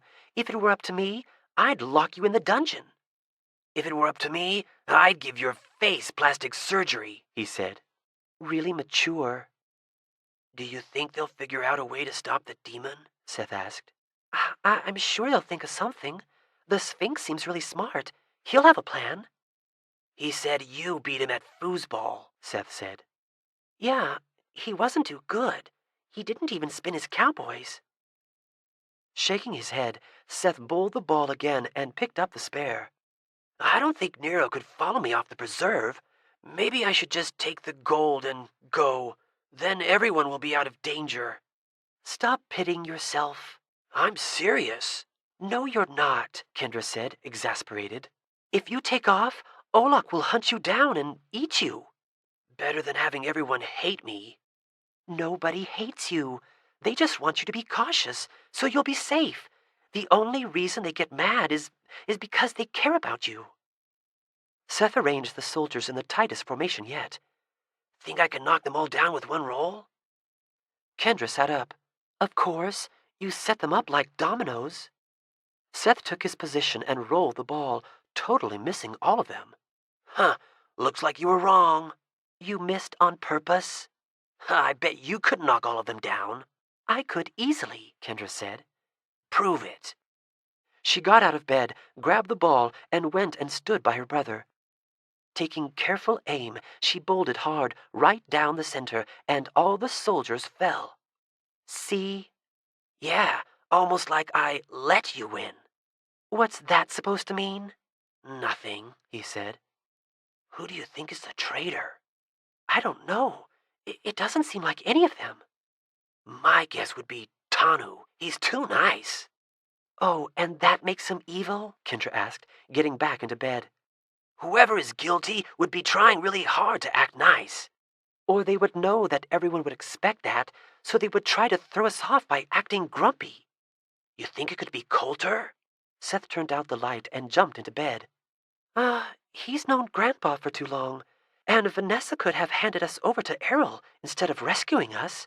They all seem innocent. I wouldn't be surprised if it turned out to be another explanation.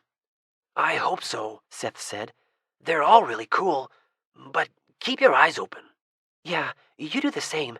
And please stay out of the woods. You're my only brother, and I don't want you to get hurt. Thanks, Kendra. Good night, Seth. Seth awoke in the dead of night with a hand covering his mouth. He grabbed at the fingers, but was unable to pry them from his lips. Don't be alarmed, a voice whispered. It's Coulter. We need to talk. Seth turned his head. Taking his hand from Seth's mouth, Coulter held a finger to his lips, then curled it beckoningly. What was Coulter up to? It was an odd hour for a conversation. Turning his head the other way, Seth saw Kendra asleep under her covers, breathing evenly. He eased out of bed and followed Coulter to the door and down the stairs to the hall. Coulter took a seat on the last couple of steps. Seth sat down beside him. What's going on? Seth asked. How would you like to set things straight? Coulter asked. Sure. I need your help, Coulter said. In the middle of the night? It may be now or never. No offense, Seth said. This seems kind of suspicious. I need you to trust me, Seth. I'm about to try something I can't do alone. I think you're the only person with the courage to help me right now. You have no idea what is really going on. You're gonna tell me? Coulter looked around as if he were nervous that somebody might be spying. I have to. I need somebody like you on my side here. Seth, the artifact we are looking for is very important. In the wrong hands, it could be extremely dangerous. It could even lead to the end of the world. That seemed to agree with what Seth had heard from his grandparents. Go on, he said. Coulter sighed and rubbed his thighs as if hesitant to continue. I'm taking a big risk here because I believe I can trust you. Seth, I'm a special agent working for the Sphinx. He gave me specific instructions that at all costs I had to recover the artifact, especially if the integrity of Fablehaven was ever compromised. Now that we're nearly certain where the artifact is hidden, I'm going to prepare the way to get it tonight, and I want you to come with me. Right now? Immediately. Seth wiped away an eyelash that was starting to poke his eye. Why not get help from the others? You heard your grandfather. He wants to wait and take care of Olok first. That poses a problem because in a day or two, Olok could become too powerful. Fablehaven could fall and the artifact could be placed in extreme jeopardy. How could I come with you? Seth said. The second I leave the yard, the demon will be after us. Yes, it is risky, Coulter conceded, but Fablehaven is a big place, and the demon is off foraging. Hugo is waiting outside. He'll take us up to the grove and keep Olok off of us if the glutton makes an appearance. Grandma said the demon could eat Hugo, Seth said. Eventually. Until Olok gets more powerful, it would take him a long time to best Hugo. I wouldn't chance this tomorrow, but Hugo handled the demon just fine not so many hours ago. And Hugo is faster than Olok. If we have to, we'll just have Hugo escape with us back to the yard. Why me? Seth asked. I don't get it. Part of me thinks I should go tell Grandpa Sorensen right now. I can't blame that instinct. I know this is unusual. Just let me finish. You know that if you go to your grandpa, he will never let you come with me, and he is in no position to help me himself. I came to you because I've spent the evening trying to convince the others to go after the artifact now rather than later, but they are all too afraid to take definitive action. Yet my private mandate from the Sphinx remains. With the threat of Olok looming, I need to secure the artifact right away. But why me? Seth repeated. Who else can I trust besides your grandfather? Your grandmother is good at a lot of things, but she doesn't belong on this kind of mission. Neither does Kendra. I can't do it alone. I think I know what is haunting the grove. A phantom. And I need somebody brave to join me if I'm going to defeat it. You're my only hope. You're young, but honestly, Seth, as far as courage goes, in my book, you've got all the others beat. What if you're the traitor? Seth asked. If I were the traitor, I'd already have somebody to help me bypass the phantom. Christopher Vogel and I would be off taking care of business.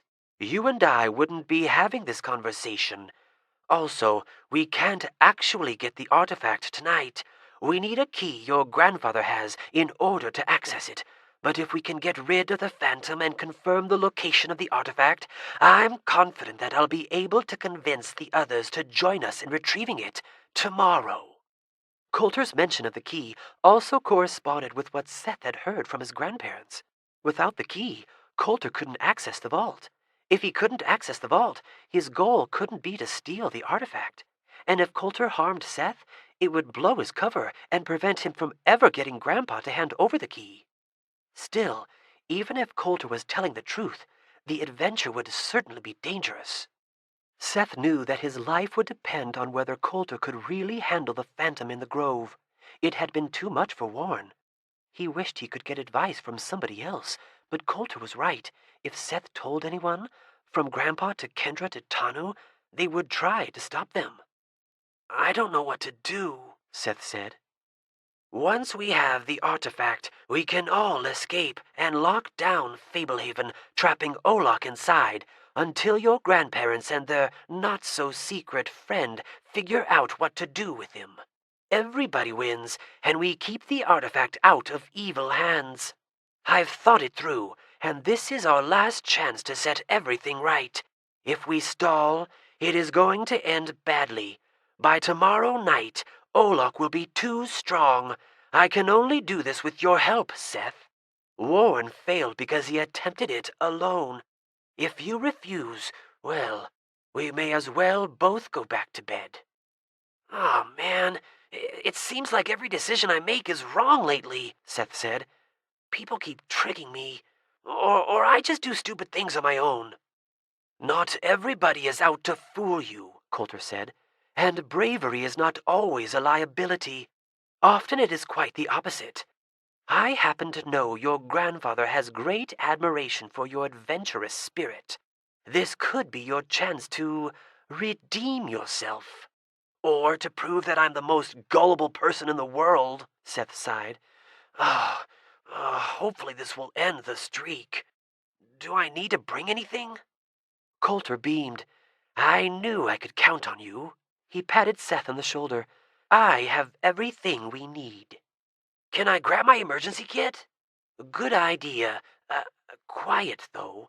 We mustn't disturb the others. Seth slunk back up the stairs and into the attic bedroom. Kendra had shifted position, but was still sound asleep.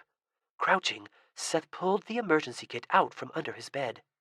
He felt uncommonly nervous. Was he making a mistake? Or was he just anxious at the prospect of facing a terrible phantom in a cursed grove with a short old man in the middle of the night? Coulter seemed to be the most cautious of all the adventurers. He had known exactly what to do when they met the fog giant, and he seemed confident that together they could handle the phantom. Seth stared at his emergency kit. If he just followed instructions, he would be fine, right? Coulter did seem a little desperate to comply with the assignment from the Sphinx. He was probably putting them in a situation more dangerous than he would normally prefer, because the stakes were so high. But he was right. The stakes really were high. Fablehaven was once again heading toward destruction, and Seth knew it was mainly his own fault. Last time, Kendra had saved the day. Now it was his turn. Seth crept down the stairs. Ready? Coulter asked. I guess. Let's get you some milk.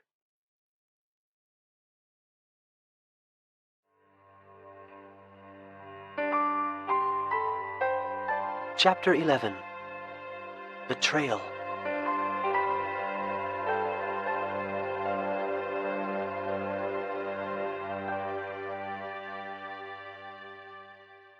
Kendra sat on the love seat beside Seth, resting her elbow on the arm of the couch and her chin on her hand.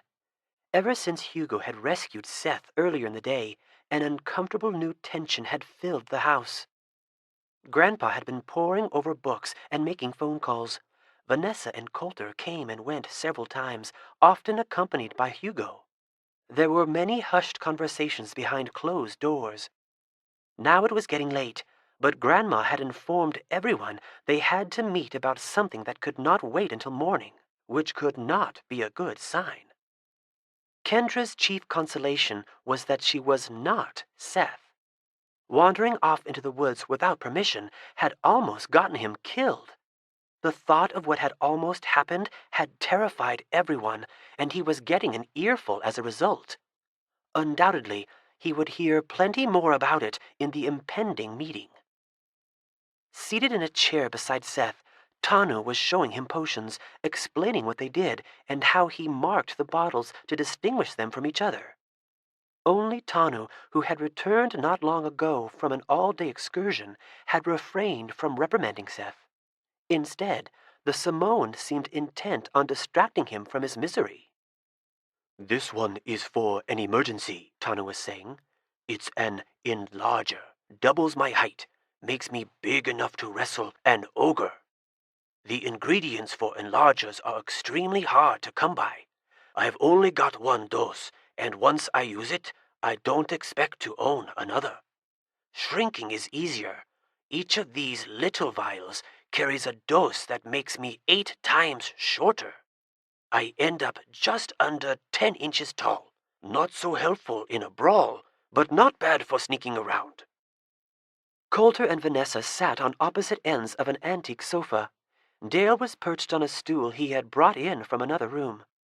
Grandma wheeled in Grandpa and took a seat in the last armchair. Grandpa cleared his throat. Tanu fell silent, returning his potions to his pouch. Getting to the point, we probably have a traitor among us, so I thought we should talk this through. Nobody spoke. Kendra made brief eye contact with Vanessa, then with Coulter, then with Tanu. Ruth and I are fairly certain how Olok got onto the property, Grandpa continued. Somebody signed him in on the register within the past 2 days. He probably waltzed right through the front gate, and he didn't come alone. What's the register? Kendra asked. The register is a book that controls access to Fablehaven, Grandma said. When you come to visit, we write your name in the register, and that action disarms on your behalf the spells guarding the gate.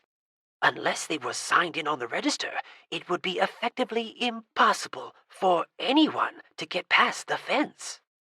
Somebody signed in Olok? Dale asked. Between now and 2 evenings ago, the last time we checked the register, someone signed in Christopher Vogel and Guest, Grandma said. We blotted out the names, but the damage has been done.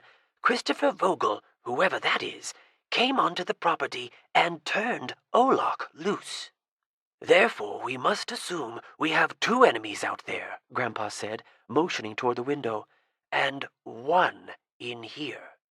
Could somebody from outside have gotten to the register? Dale asked. The register was hidden in our room, Grandma said. Only Stan and I knew where it was, or so we thought. Now we've moved it, but coming into the house unnoticed after we shut it down for the night is almost as difficult as getting through the gates, let alone writing in the register right under our noses. Yes, well, whoever wrote in the register is more than likely the same person who released the Drummonds, Grandpa said.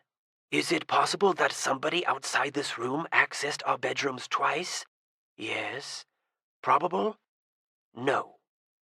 Can we trace the handwriting? Coulter asked. Grandma shook her head. They used a stencil. Apparently they weren't in a rush. Perhaps all of us should leave, Tanu suggested. The evidence is too glaring to ignore.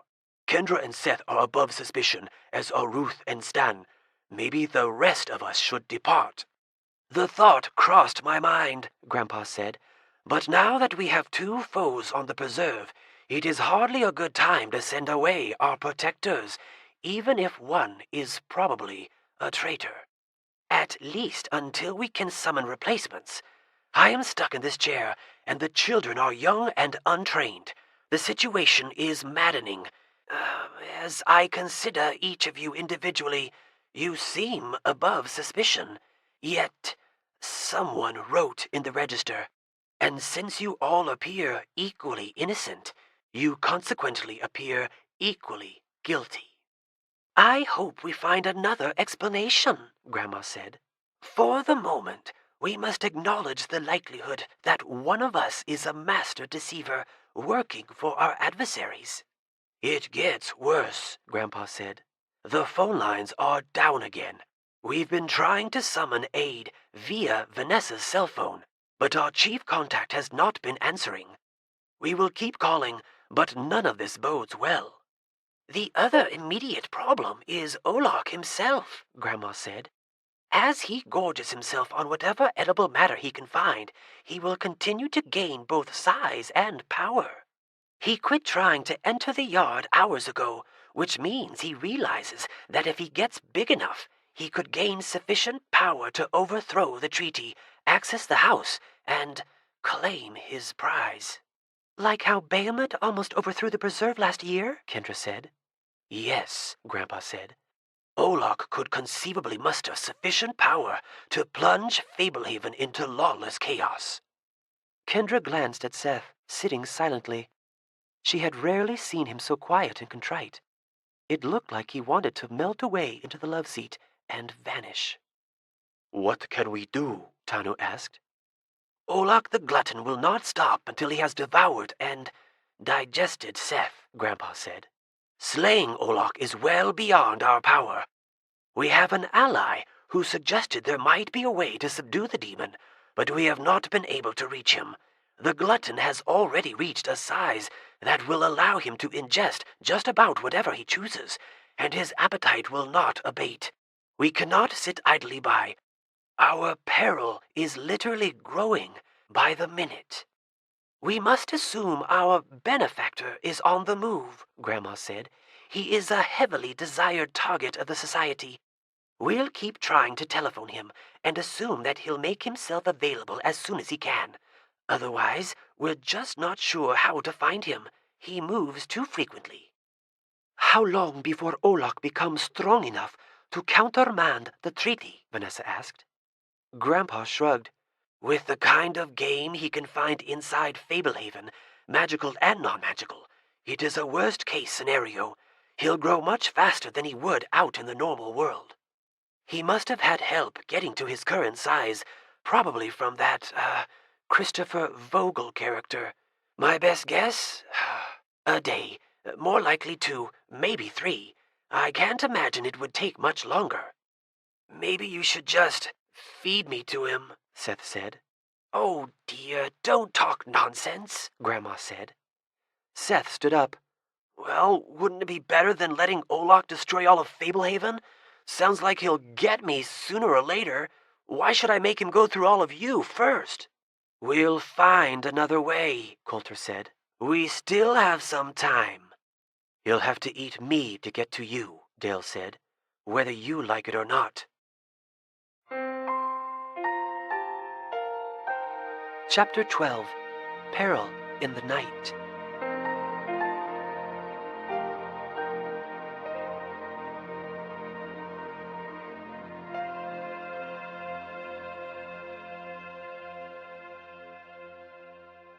Deadfalls snapped and popped like firecrackers as Hugo pounded through the dark woods. No starlight penetrated the balmy darkness beneath the trees. Hugo maintained an unflagging pace, clutching Coulter under one arm and Seth under the other, like a running back with 2 footballs. They emerged from the woods briefly and thumped through a covered bridge spanning a deep ravine. Seth recognized it as the same bridge he had seen when Grandma took him and Kendra to barter with Nero. Not far beyond the bridge, Hugo left the path again, resuming their noisy, loping dash through oblivion. Only the occasional clearing allowed the faint glow of the stars to interrupt the blackness. Seth remained tense, anticipating the appearance of Olak. At any minute, he expected a super-sized glutton to attack Hugo, splitting the night with a ferocious roar. Instead, Hugo continued tirelessly forward, fluidly dodging obstacles. When Hugo reached the top of a steep slope, he charged down without hesitation. Seth felt like they were on the verge of tipping over with every step, but the golem never stumbled. When they reached a dead tree leaning against a cliff, without using his hands, Hugo raced up the rotten trunk like a ramp.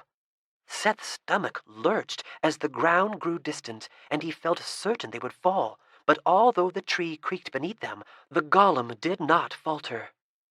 At length they reached a large, open valley with a rounded hill at each corner. After the complete darkness of the forest, the starlight proved sufficient to reveal the surrounding terrain. Tall brush covered the ground, mingled with prickly weeds.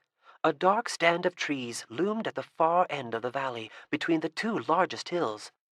Hugo bounded across the valley, coming to an abrupt stop near the edge of the shadowy grove.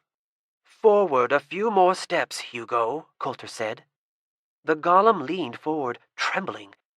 He rocked back, and the shaking stopped. Slowly, Hugo lifted a leg. As he tried to move it forward, he began to shudder. Enough, Hugo, Coulter said. Set us down. What's the deal with Hugo? Seth asked.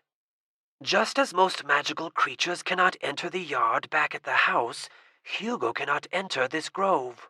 There is an unseen boundary here. The ground is cursed. Fortunately, as mortals, we can go wherever we choose. Seth raised his eyebrows. we have to go up against the Phantom without Hugo? He said. I expected this, Coulter said, though I would rather have been mistaken. Are we sure we want to go someplace Hugo can't? This has nothing to do with what we want. This is a matter of duty. I don't want to go in there, but I must. Seth stared at the dark trees. The night seemed suddenly cooler. He folded his arms. How do you know a Phantom is in there? I did some private reconnaissance. I ventured far enough into the grove to read the signs. It's clearly the abode of a Phantom. How do we stop a Phantom? Coulter pulled a short, crooked stick from his belt. You hold this holly wand high. No matter what happens, keep it above your head. Change hands if you must. I'll take care of the rest. That's all? The holly will protect us while I bind the Phantom. No small task, but I've done it once before. The Phantom may try to frighten or intimidate you, but if you keep the wand high, we'll both be fine. Now more than ever, whatever you see and hear, you must remain stout-hearted. I can do that, Seth said firmly. What if Olak shows up? Golems make fabulous guardians, Coulter said.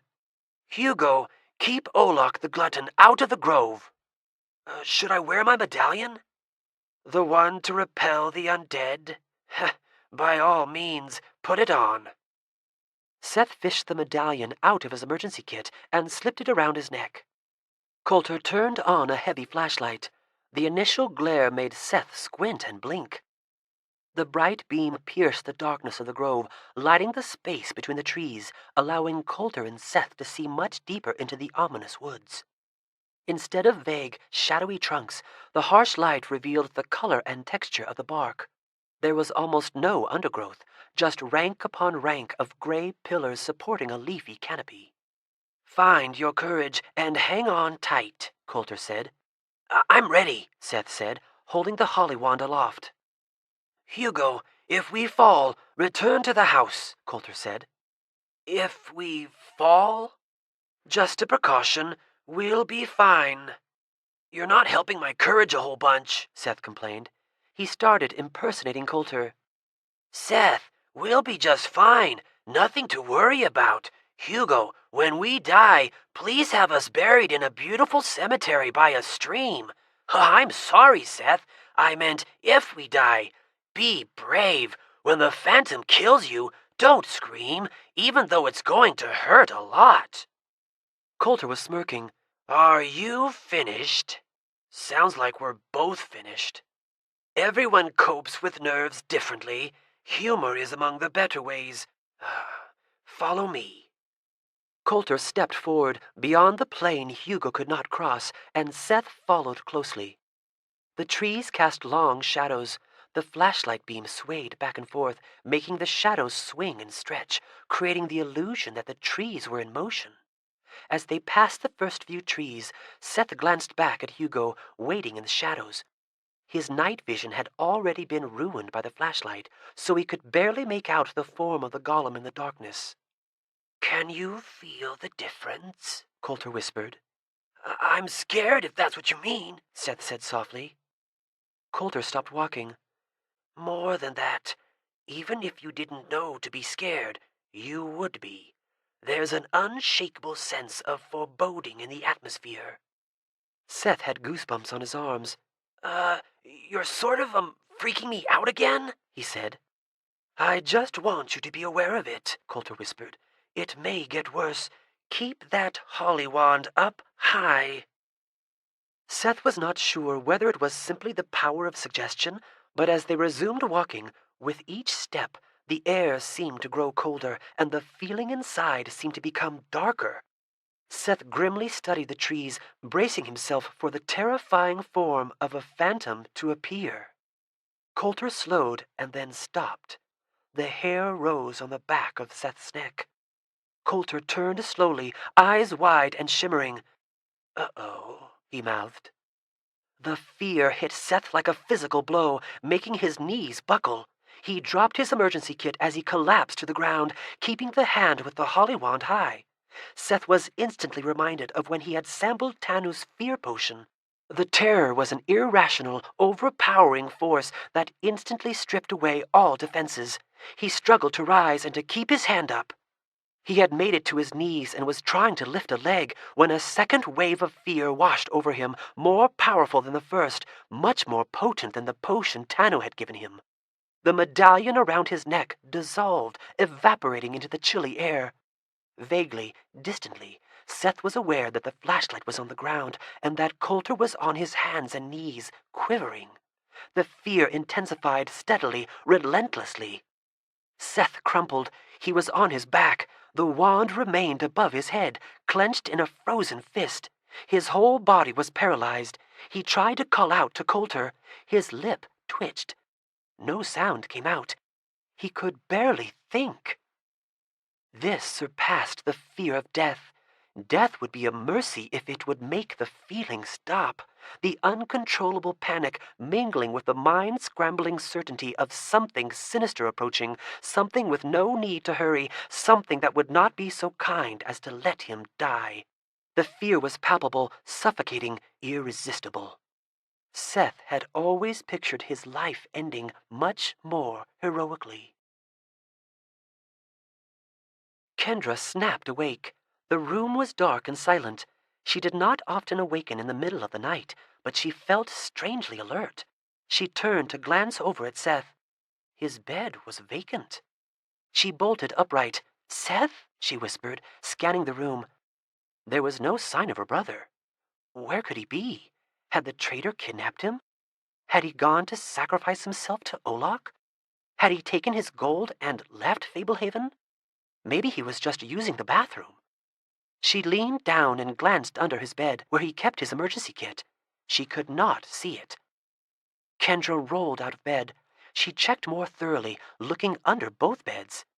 No emergency kit. Not a good sign. What could he possibly be thinking? Kendra clicked on the light and hurried to the stairs, descending them quickly. Vanessa's room was the nearest. Kendra rapped gently and opened the door. Vanessa was curled up under her covers. Kendra tried not to think about the unusual creatures inhabiting the containers stacked around the room. She switched on a light and crossed to the bed. Vanessa rested on her side, facing Kendra. She was perfectly still, except her eyelids were fluttering wildly. Kendra knew from school that REM sleep was a sign of dreaming. The sight was eerie, her face placid, her closed eyes twitching spasmodically.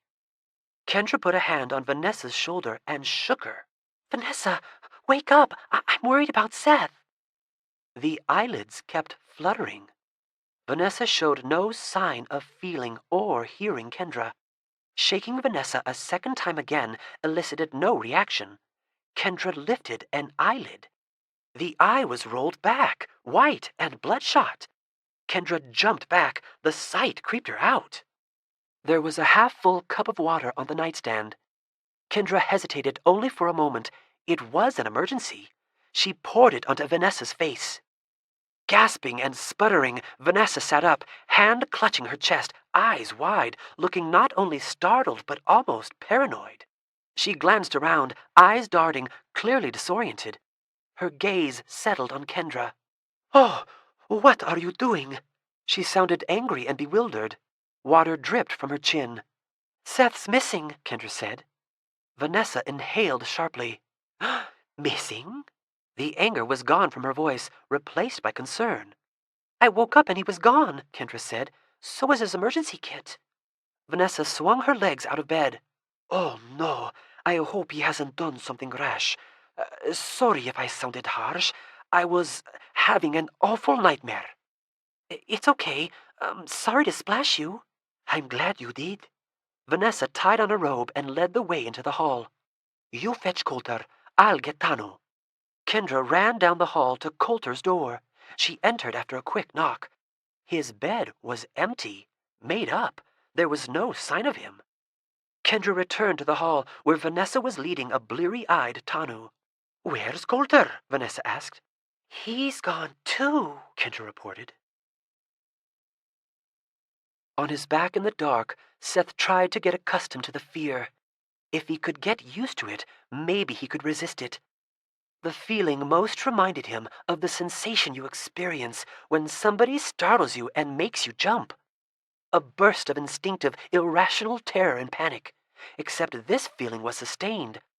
Instead of coming in a jolt and quickly subsiding into rational relief, the startled feeling not only lingered, but intensified. Seth found it tough to think, let alone move, and so he lay frozen, overwhelmed, inwardly struggling, sensing something drawing inexorably closer. His only similar experience had been when Tanu had given him the fear potion, although by comparison that now seemed harmless and diluted. This was the real thing, fear that could kill. "Seth," a strained voice said urgently, "how did we get here?" Unable to turn his head, Seth shifted his eyes. Coulter lay beside him, leaning up on one elbow. Having something to focus on besides the fear helped, and the fact that Coulter was still able to speak gave him hope.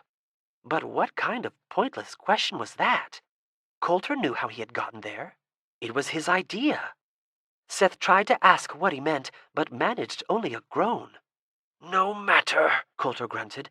He reached a hand toward Seth, moving like a man on a planet where the gravity was much greater than on Earth. "Take it!" Seth could not see what Coulter held. He tried to move his arm, but failed. He tried to sit up, and failed again. "Look," Coulter said. The flashlight was on the ground near his feet. He kicked it softly, changing the angle of the beam. Then Coulter fell flat. With the light turned and Coulter lowered to the ground, Seth could now see what was drawing nearer through the trees. An emaciated, raggedly dressed man with a large thorn protruding from the side of his neck. His skin looked sickly, leprous, with open sores and blotchy discolorations. Because the flashlight was on the ground, the bottom half of the figure was better illuminated than the top. He had knobby ankles, dried mud rimmed the cuffs of his tattered trousers. Seth studied his shadowy face. He had a pronounced Adam's apple and wore the unnatural smile of a shy man posing for a photograph. The eyes were empty, but uncannily aware. His expression did not change. He was still about 40 feet away, treading slowly, as if in a trance. Panting, sweating, Coulter propped himself back up on one elbow. "Revenant," he growled through clenched teeth. "Talismanic. Uses fear. Remove the nail." He scooted closer to Seth. "Open mouth." Seth focused all his attention on his jaw. He could not stop grinding his teeth. Opening his mouth was not a current option. "Can't," he tried to say. Little sound came out. Coulter pressed something into his hand. It felt like a handkerchief. "Warn," Coulter coughed, barely getting the word out. He tried to say more, but it sounded like he was strangling. Coulter lurched at Seth. Both his hands were on Seth's face. One brusquely jerked his jaw down. The other thrust something past his lips. When Coulter released him, Seth automatically bit down hard on whatever Coulter had inserted, his jaw clenching involuntarily, flattening the object between his molars. Suddenly, Seth experienced the sensation that his tongue was rapidly inflating. It was like it had suddenly turned into an emergency airbag, exploding out of his mouth. Then his inflated tongue seemed to turn inside out, doubling back and enfolding him. The stark scene before him instantly vanished. He was shrouded in complete darkness. For the first time since he had begun to feel it, the overwhelming fear was significantly reduced. He could move again.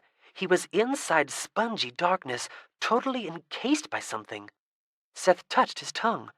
It was intact, normal. His tongue had not actually ballooned. It must have been whatever Coulter had crammed in his mouth. The cocoon. That was the only explanation. Somehow Coulter had found the strength to shove his failsafe into Seth's mouth. Seth pressed against the confining walls of his snug enclosure. They felt soft at first, but when he pressed hard, they did not budge. According to what Coulter had said, nothing could get to him now. He could survive for months. Coulter! The older man had sacrificed himself. Though it was now muted, Seth could still feel the fear increasing. Somewhere, beyond the pillowy darkness enfolding him, the creature was nearing Coulter. Even he would be petrified by now, no matter how resistant he was to the smothering fear. It had seemed like he'd used his last strength to give away the cocoon. Seth examined the object Coulter had placed in his hand. It was not a handkerchief. It was a glove with no fingertips, presumably the glove that turned Coulter invisible. It would not come in very handy inside the cocoon, but if he ever got out, it would certainly prove useful. Seth squeezed the glove. There could be only one reason Coulter had passed it to him. The older man did not expect to survive. Coulter started screaming. Although the sounds were muffled by the cocoon, Seth had never heard such unrestrained expressions of pure terror. Seth resisted the impulse to start tearing the cocoon apart. He wanted to help, but what could he do? Coulter did not scream long. Grandpa sat on the edge of his cot, surrounded by Vanessa, Dale, Tanu, Grandma, and Kendra. His hair was sticking up in a way Kendra had never seen, but his hard eyes were not sleepy. "The traitor is unmasked," Grandpa said, as if to himself. "Not Coulter," Grandma said in disbelief. "They're gone," Tanu said. "He took his gear. Seth took his kit. Glancing at the tracks, it looked like Hugo carried them." "Can you follow them?" Grandpa asked. "Easily," Tanu said. "But they have a good start on us, and Hugo is not slow." "What do you suppose he's up to?" Vanessa asked. Grandpa glanced worriedly at Kendra. "We'll discuss that later." "No," Kendra said. "Go ahead. We have to hurry." "All right. Coulter is missing an essential object for uncovering the lost relic," Grandpa said. "Right?" Grandma nodded. "We still have it." "I can only imagine that he has some reason for offering Seth to Olak," Grandpa said. "He does not strike me as very strategic, which is unlike Coulter. He may know something we don't." "Time is wasting," Dale said. "Right," Grandpa agreed. "Dale, Vanessa, Tanu, find where Coulter took Seth. Recover Seth and Hugo." The three of them ran out of the room. Kendra heard them thumping around the house collecting gear. She stood still, stunned. Was this really happening? Was her brother really gone, kidnapped by a traitor? Was Coulter really going to feed him to Olak? Or did Coulter have something unforeseeable in mind? Seth might already be dead. Her mind recoiled at the thought. No, he had to be alive. Tanu and Vanessa and Dale would rescue him. As long as she had room to hope, she could not lose faith. "Is there anything I can do?" Kendra asked. Grandma rubbed Kendra's shoulders from behind. "Try not to worry. Vanessa, Tanu, and Dale will find them." "Do you think you could go back to bed?" Grandpa asked. "Not likely," Kendra said. "I've never felt more awake. And I've never wished more that I was dreaming." Merciless silence followed the end of Coulter's cries. Seth could not tell if it was an after-effect of the screaming, but the fear seemed to be intensifying again, welling up inside of him. Something jostled Seth's cocoon again and again. Seth pictured the gaunt man with the lank hair and the unphotogenic smile rocking the cocoon. "He can't get in. He can't get in. He can't get in," Seth repeated softly to himself. The fear was leveling off.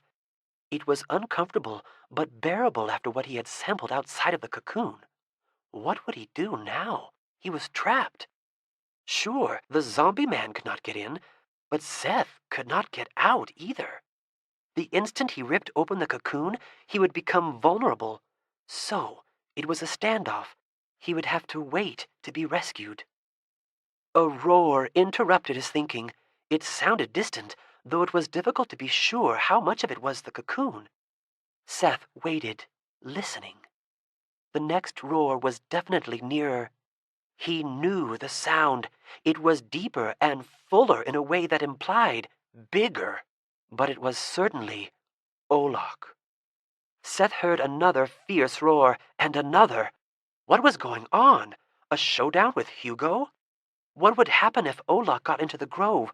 If Olak had the potential to become as powerful as Bahamut? Strong enough to overthrow the foundational treaty of Fablehaven? Wasn't it possible that the demon could become stronger than the cocoon? All Seth could do was wait in the close, soft confines of his enclosure, ignoring whenever it was shaken by the zombie.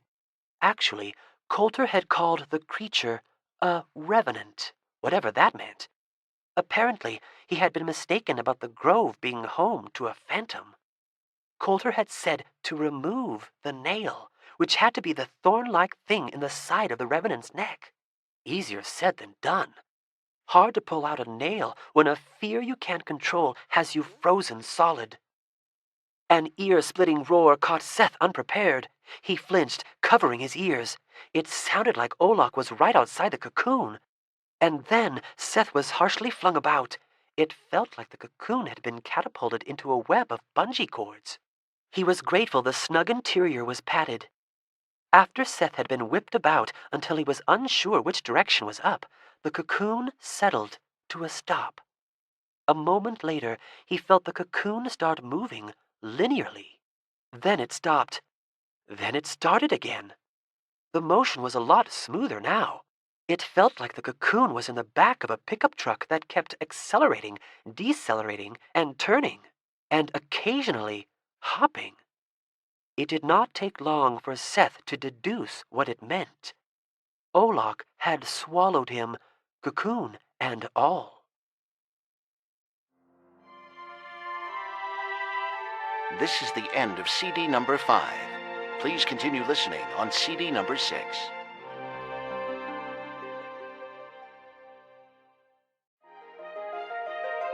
Fablehaven, Rise of the Evening Star. CD number 6. Chapter 13. The Thief's Net. Kendra slowly stirred her oatmeal.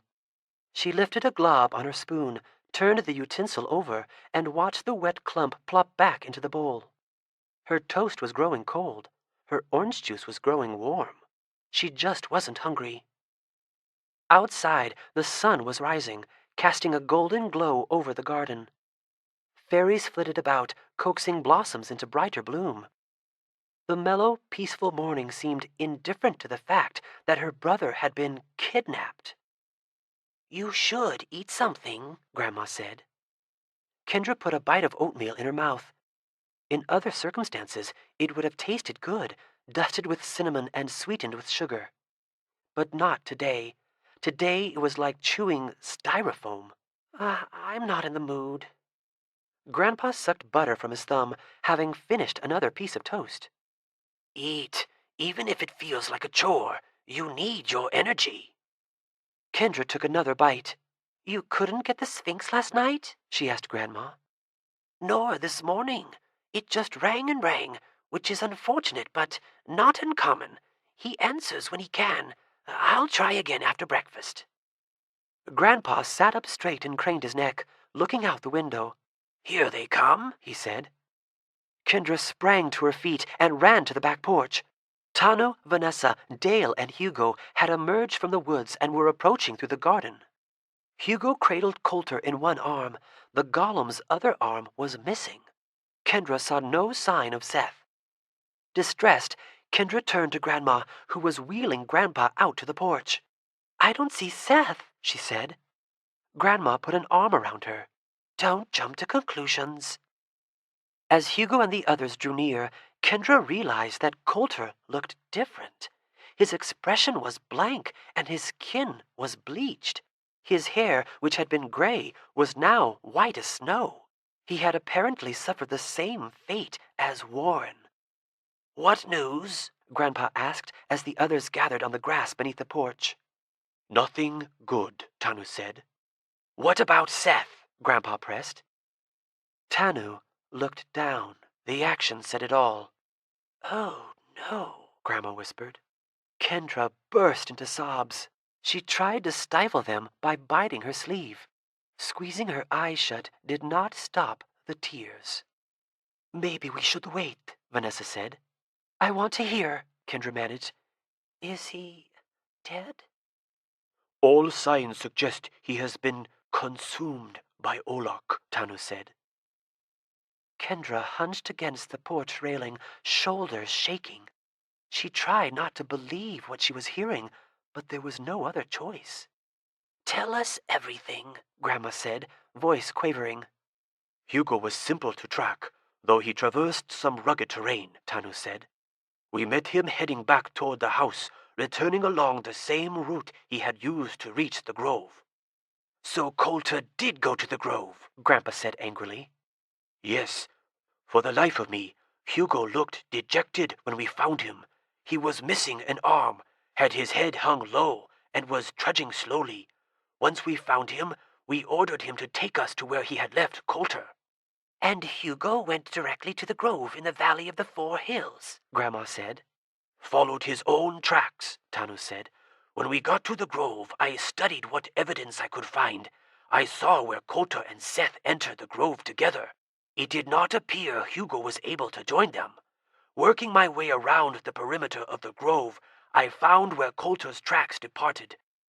On the far side of the grove, I discovered where Hugo had scuffled with Olok. I'm sure that is where Hugo lost his arm.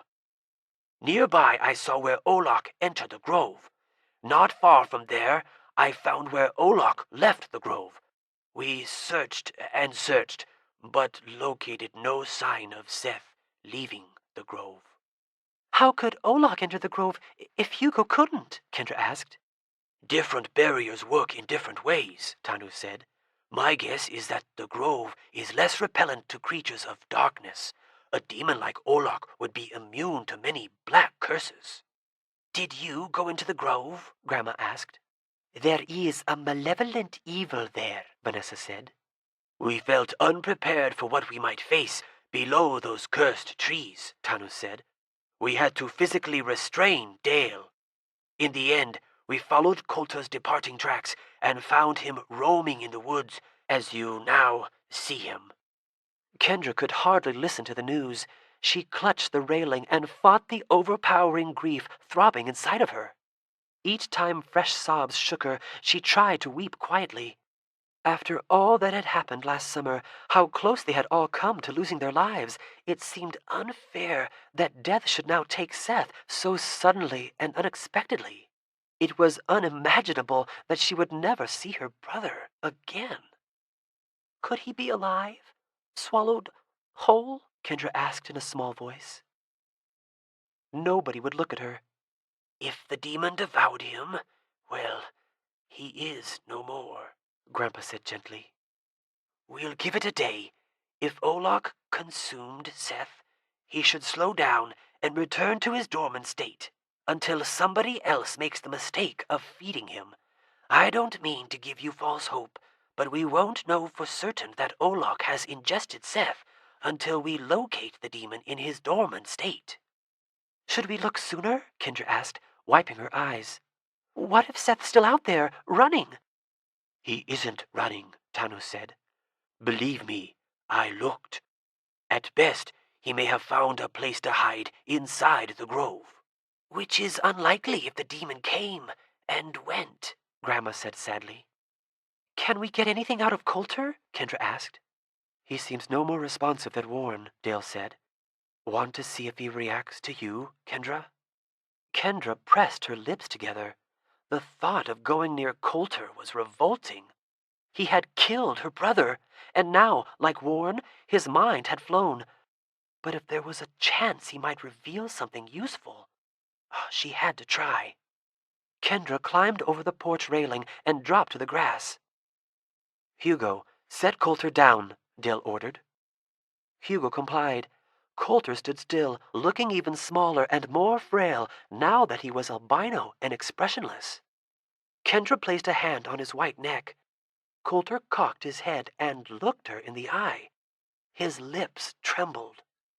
We never got Warren to say anything, Kendra said. Try asking him, Vanessa said. Kendra placed a hand on either side of Coulter's face and stared into his eyes. Coulter, what happened to Seth? Where is he? Coulter blinked twice. The corner of his mouth twitched toward a smile. Kendra pushed him away. "He looks happy about it," she said. "I'm not sure you were getting through," Dale said. "I think he just liked your touch." "I'll give him a touch." Kendra gazed up at the golem. "Poor Hugo. Can we fix his arm?" "Golems are resilient," Grandpa said. "They frequently shed and accumulate matter. Over time, the arm will reform. Kendra, perhaps you should come in and lie down." "Oh, I don't think I can sleep," Kendra moaned. "I could give her a mild sedative," Vanessa offered. "That might not be a bad idea," Grandma said. Kendra considered it. The idea of falling asleep and temporarily leaving all the heartache behind was appealing. She was not sleepy, but she was weary. "Okay." Placing a supportive hand on Kendra's elbow, Vanessa guided her up to the porch and back into the house. In the kitchen, Vanessa put some water on the stove. She left and returned with a tea bag. Kendra sat at the table, absently handling a salt shaker. "Seth really is dead, isn't he?" "It doesn't look good," Vanessa admitted. I didn't picture this happening. It was all starting to feel like a wonderful game." "It can be wonderful, but it is definitely not a game. Magical creatures can be deadly. I have lost several loved ones to them." "He was always asking for it," Kendra said. "Always looking for risks." "This wasn't Seth's fault. Who knows what kind of pressure Coulter might have applied to lure him away?" Vanessa poured warm water into a mug, inserted the tea bag, and stirred in some sugar. "I'm guessing you would prefer your tea drinkable versus scalding." She pulled out the tea bag and set it on the counter. "This should be plenty potent." Kendra sipped at the herbal tea. It was minty and sweet. Unlike the rest of breakfast, it tasted like something she could finish. "Thanks. This is good." "Let's start walking to your room," Vanessa said. "In a moment, you'll be glad to be near a bed." Kendra continued sipping from the mug as they climbed the stairs and passed down the hall. The drowsiness hit her on the way up the steps to the attic. "Oh, you weren't kidding," Kendra said, leaning against the wall to steady herself. "I feel like I could just curl up right here and, fall asleep." "You could," Vanessa said, "but why not go a few more steps and sleep on your bed?" Vanessa took the mug from Kendra. It was not yet half empty. The rest of the way to her bed, Kendra felt like she was moving in slow motion. After the painful news about her brother, the numb, detached sensation was welcome. She climbed into bed and instantly faded into a deep sleep, unable to process the final words Vanessa spoke to her. Waking up from her drugged slumber was a delicious, gradual process for Kendra, like lazily floating upward out of deep water. The surface was not far off, and when she reached it, she knew she would feel perfectly rested. No desire to slap a snooze button, no grogginess from sleeping too long. She had never noticed herself awakening so smoothly. When she was finally fully awake, Kendra hesitated to open her eyes, hoping the contentment would linger. Wasn't there a reason she shouldn't feel so perfect? Her eyes shot open, and she looked over at Seth's empty bed. He was gone, dead. Kendra closed her eyes again, trying to pretend it had all been a miserable dream.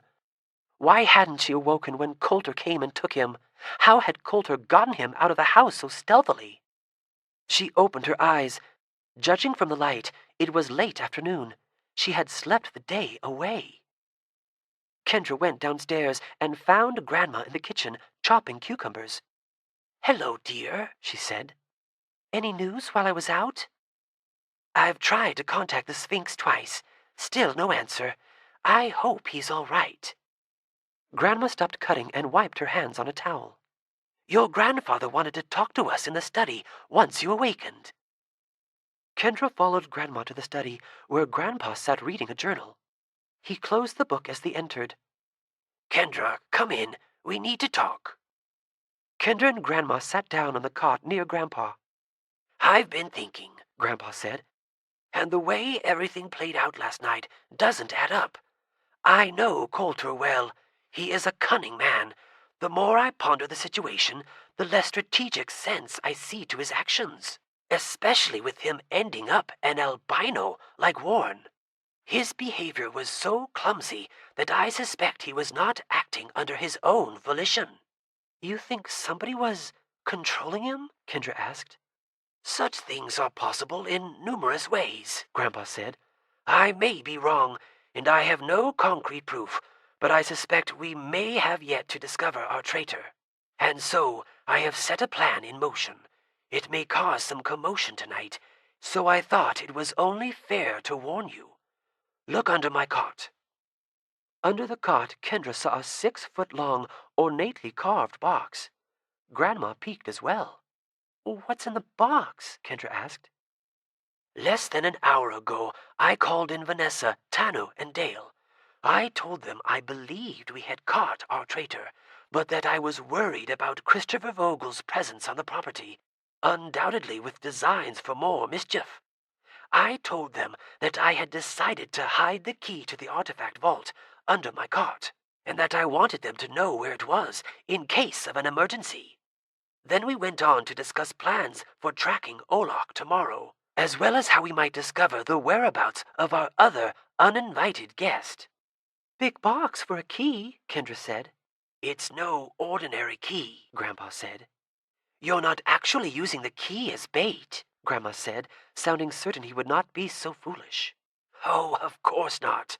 The box contains a thief's net. The key is hidden elsewhere. Grandma nodded approvingly. A thief's net? Kendra asked.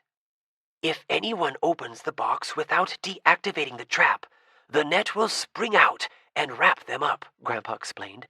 A magical tool for apprehending would-be robbers. Where's the key? Kendra asked. I'm not sure you should be burdened with that knowledge, Grandma said. That kind of information could make you more of a target. Your grandfather and I are the only people aware of the key's location. Okay, Kendra said. Grandpa rubbed his chin. I've debated over whether to send you away, Kendra. On one hand, I strongly suspect that the crisis here at Fablehaven has not ended. On the other, the Society of the Evening Star will start trying to track you down the moment you exit the gates. At least the fences of Fablehaven provide a barrier against them. With the register hidden in a new place, we should have no new undesired visitors. I'd rather stay here, Kendra said. I don't want to put my parents in danger.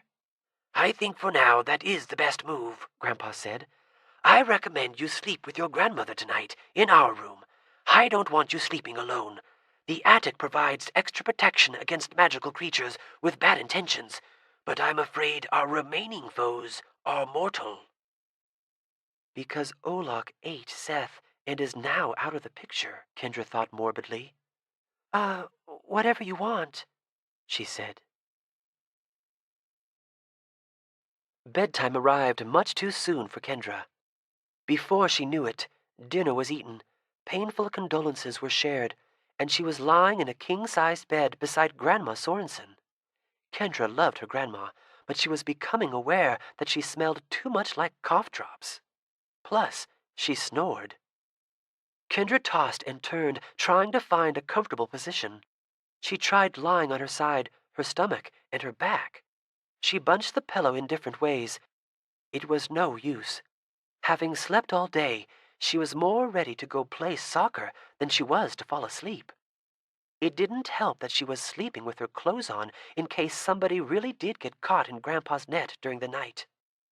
In her own home, she would have watched TV or made herself a snack. But the only ones at Fablehaven with television were the satyrs, and she was afraid to get up for a snack for fear of running into somebody trying to sneak into Grandpa's study. There was no visible clock, so time began to feel indefinite and endless.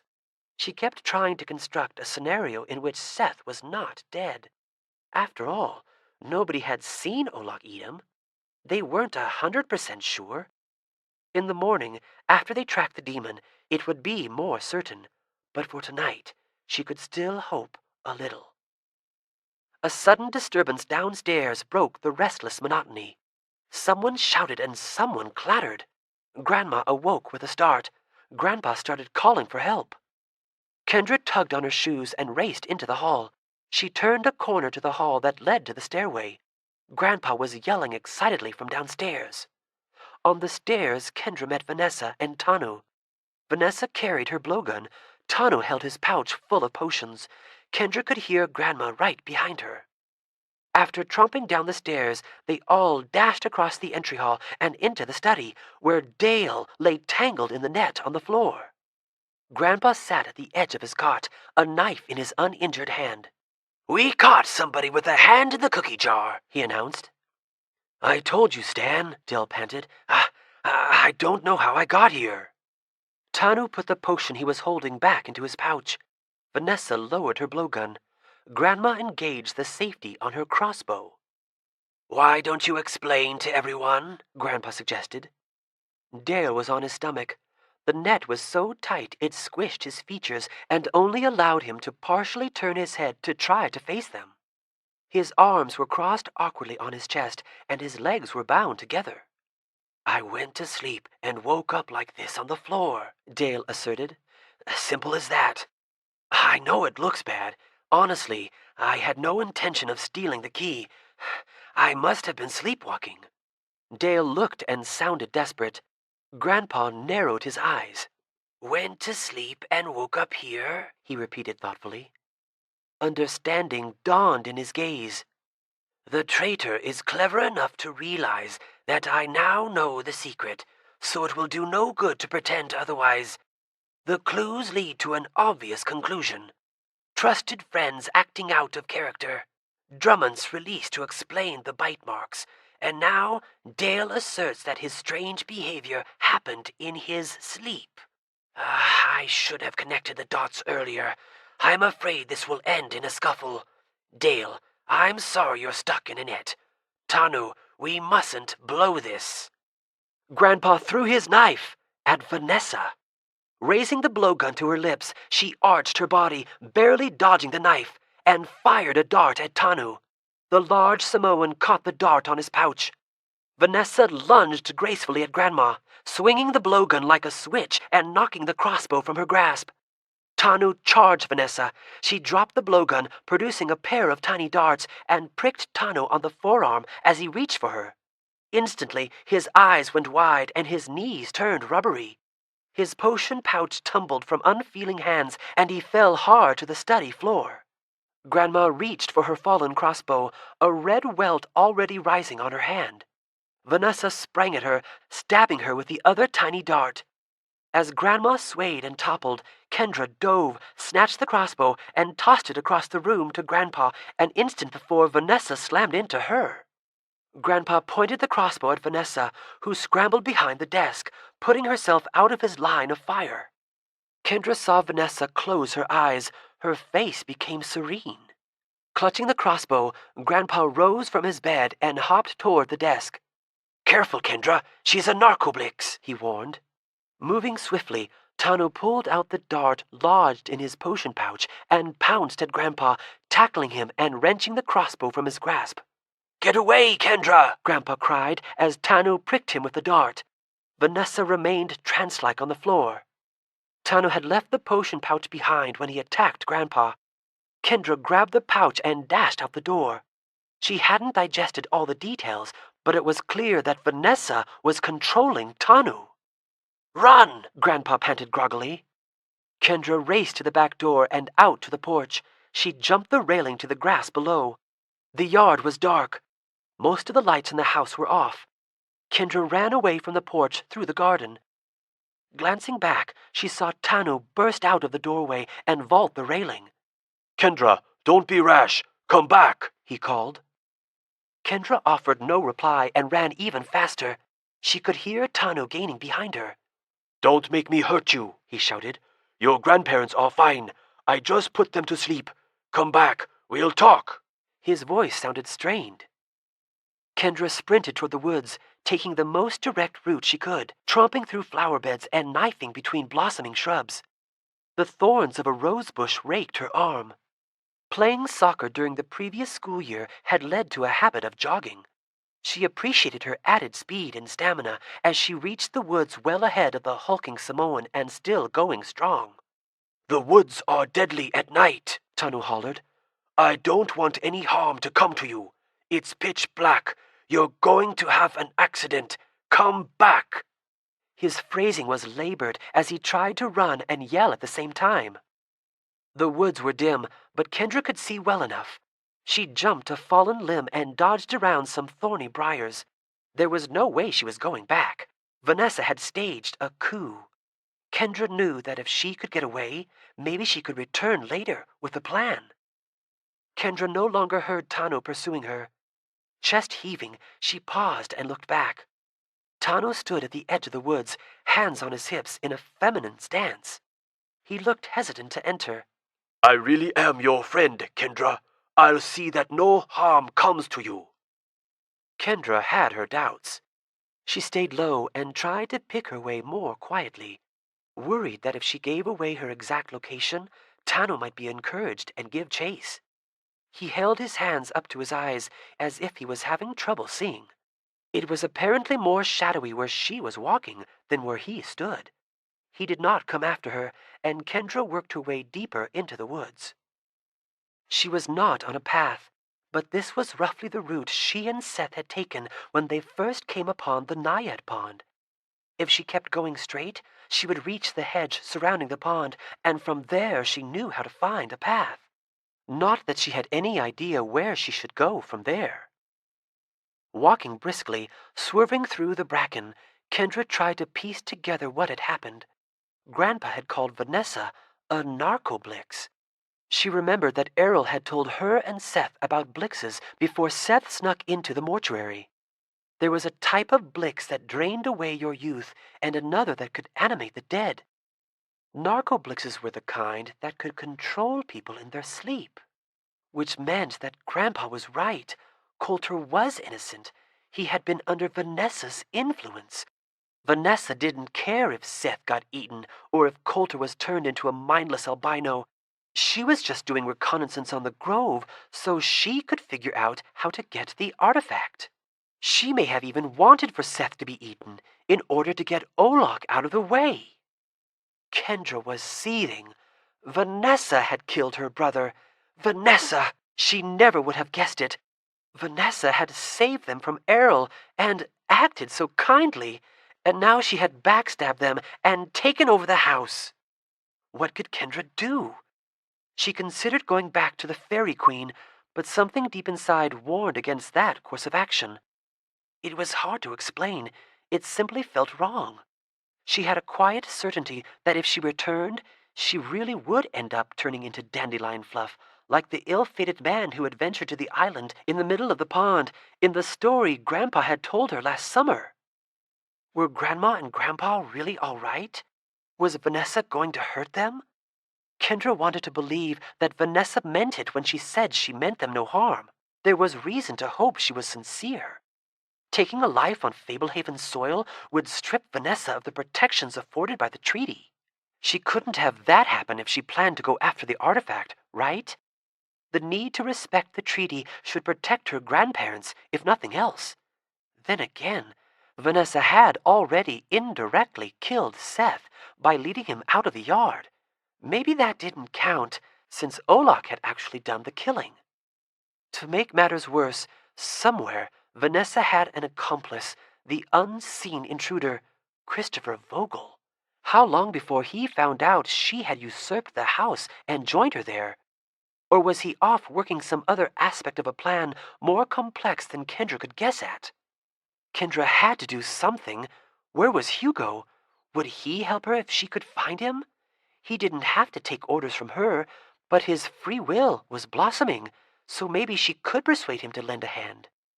On second thought, Vanessa had been authorized to issue commands to Hugo, so chances were the treacherous Narcoblix could instantly turn the golem into an enemy if Kendra brought him near. There was nobody else. Grandpa, Grandma, Dale, and Tano were captured. Coulter was an albino, just like Warren. Seth was dead. She tried not to let the thought derail her. What were her assets? She had grabbed the potion pouch, although she wasn't very confident which potion was which. She wished she had paid closer attention when Tana was showing Seth. At least the potions couldn't be used against her. What about Lena? The thought sent a thrill of hope through her. Kendra was headed toward the pond. She hadn't seen her former friend yet during this return visit to Fablehaven.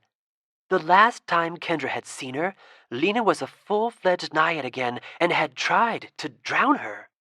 After the full-sized fairies saved Fablehaven from Behemoth, while undoing much of the harm the demon had caused, they restored Lena to her state as a naiad. Decades ago, she had voluntarily left the water and married Patton Burgess. The decision had made her mortal, although she had aged more slowly than he.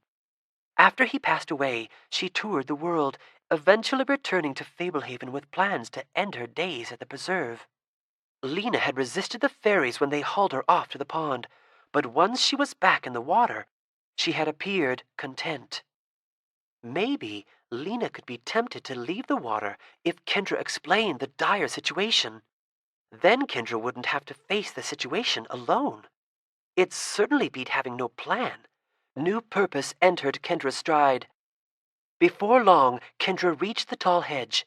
She knew that the hedge ringed the pond, and if she followed it, she would eventually reach an opening with a path. When she and Seth had first visited the pond, he had found a low opening where they had managed to crawl under the hedge. She kept an eye out for such an aperture, since it would certainly save some time.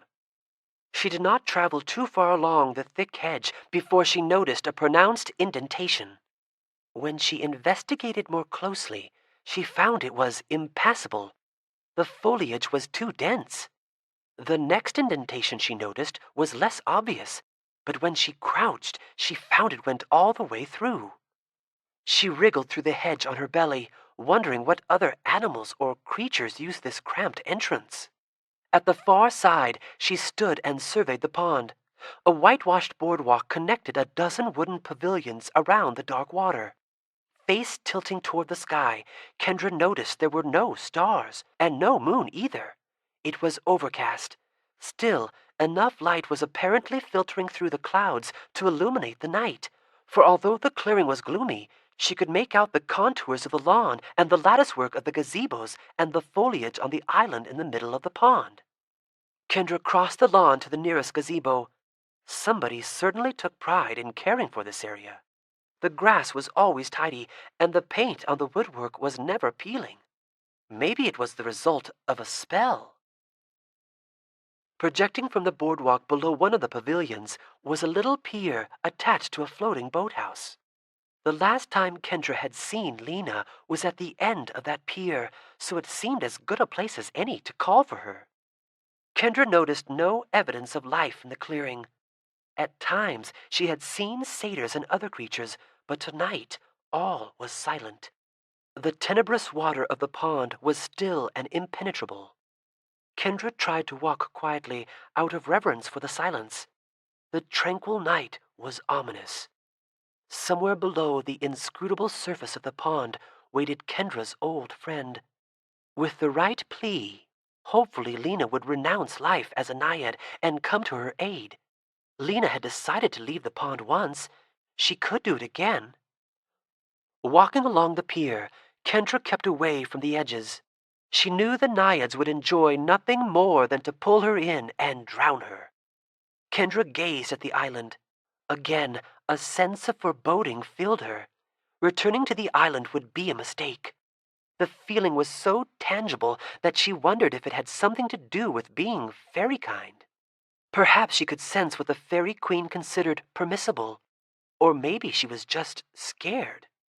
Stopping just short of the end of the pier, Kendra licked her lips.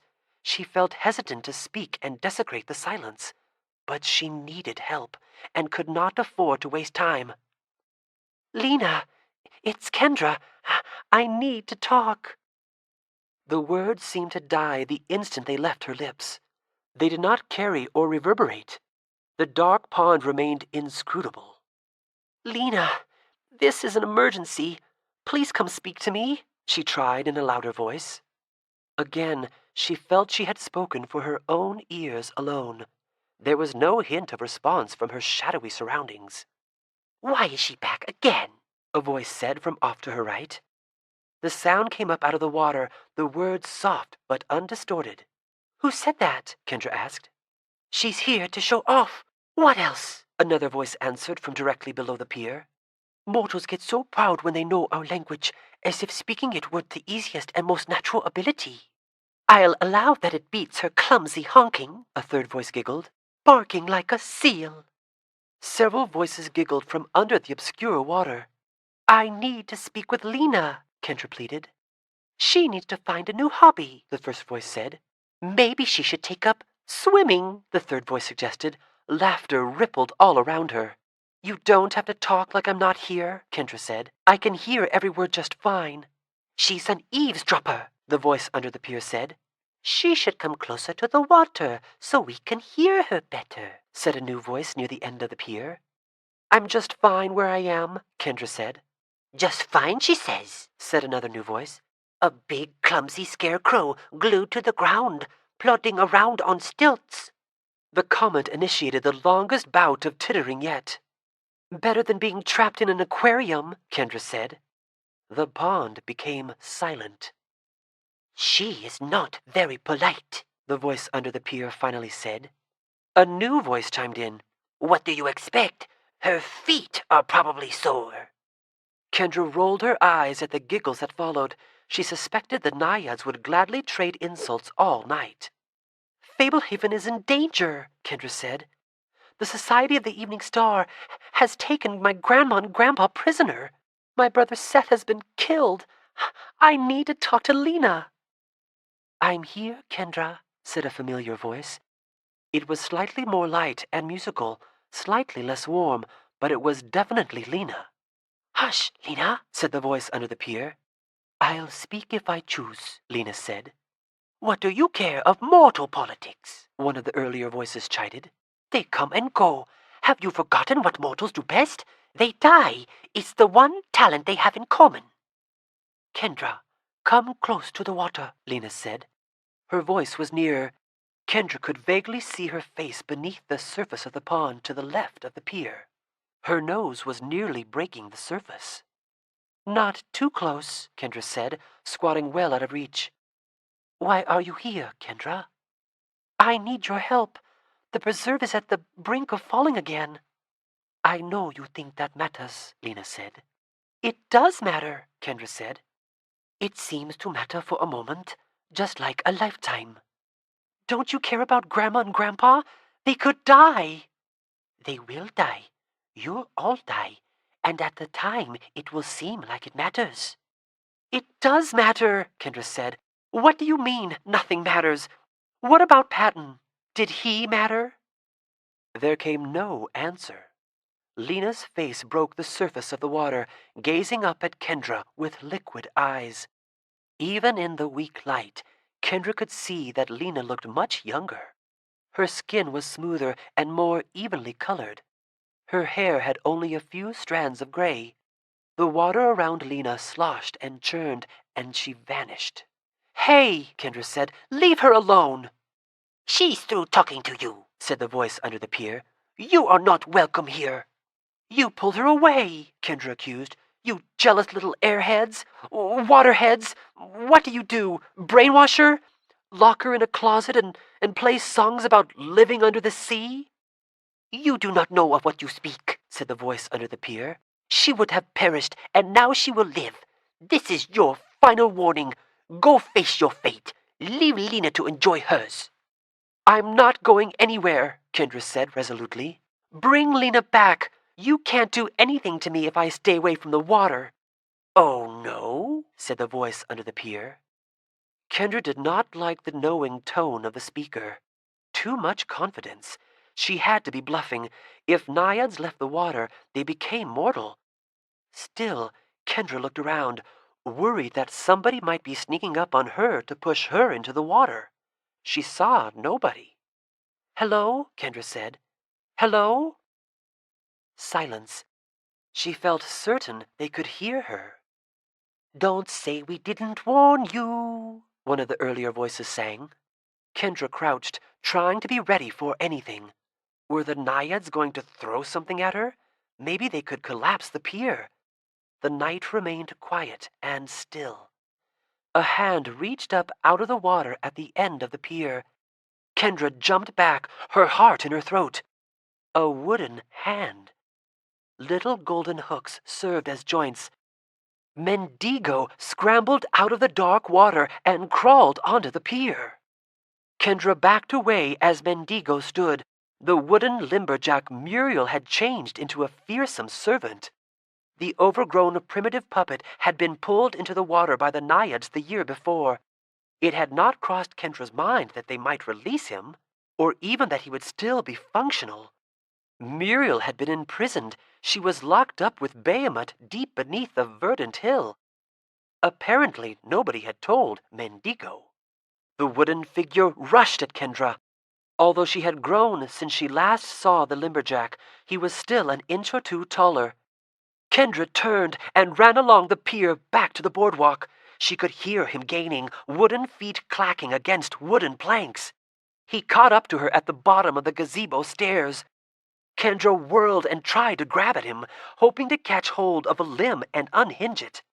He nimbly evaded her grasp and caught hold of her around the waist, flipping her upside down. She struggled and he changed his grip, pinning her arms to her sides. Kendra was caught in a helpless position, facing away from him, upside down, arms immobilized. She tried to wriggle and flail, but Mendigo was alarmingly strong. As the oversized puppet trotted away from the pond, it became apparent she was going wherever he wanted.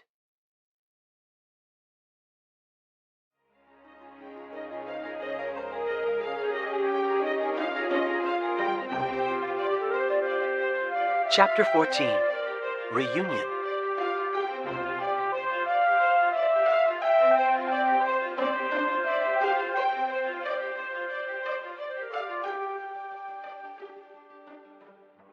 Seth stripped off another piece of the spongy wall and placed it in his mouth. The texture reminded him of citrus pulp. He chewed until he was left with a small amount of tough, tasteless matter, which he swallowed. Puckering his lips, Seth pressed his mouth against the wall of the cocoon. The harder he kissed the wall, the more moisture flowed into his mouth. Water with a hint of honeydew. Olak roared again, and the cocoon shuddered. Seth flopped around as the cocoon lurched from side to side. By the time he braced himself, the movement stopped. Seth was growing accustomed to the roars and the flurries of motion, although the thought that he was listening to a roar from inside a cocoon, inside the belly of a demon, remained peculiar. Seth had tried to sleep. When he had first started dozing, the roars had awakened him every time. Eventually, with the help of his mounting fatigue, he had managed a few fitful stretches of slumber. Time was becoming meaningless in the endless blackness. Only the growls and motion of the demon interrupted the monotony. That and snacking on fragments of the padded walls. How long had he been inside of Olak? A day? 2 days? 3? At least Seth remained reasonably comfortable inside his womb-like enclosure. It fit him rather snugly. There was just enough room to move his arms when he wanted to pick at the walls. Even when he was flung around, he never got injured because the walls were soft and there was not enough room for him to get shaken into dangerous positions. With so little space, it seemed the air would run out in a matter of minutes, but his breathing remained unstrained. Being swallowed by Olak had made no difference. The air remained fresh. The closeness of the cocoon made him a little claustrophobic, but in the darkness, when he lay still, he could pretend the enclosure was spacious. Olak gave a particularly ferocious roar. The cocoon quaked. The demon emitted a couple of prolonged growls, followed by the loudest roar Seth had yet heard. Seth wondered if the demon was in a fight.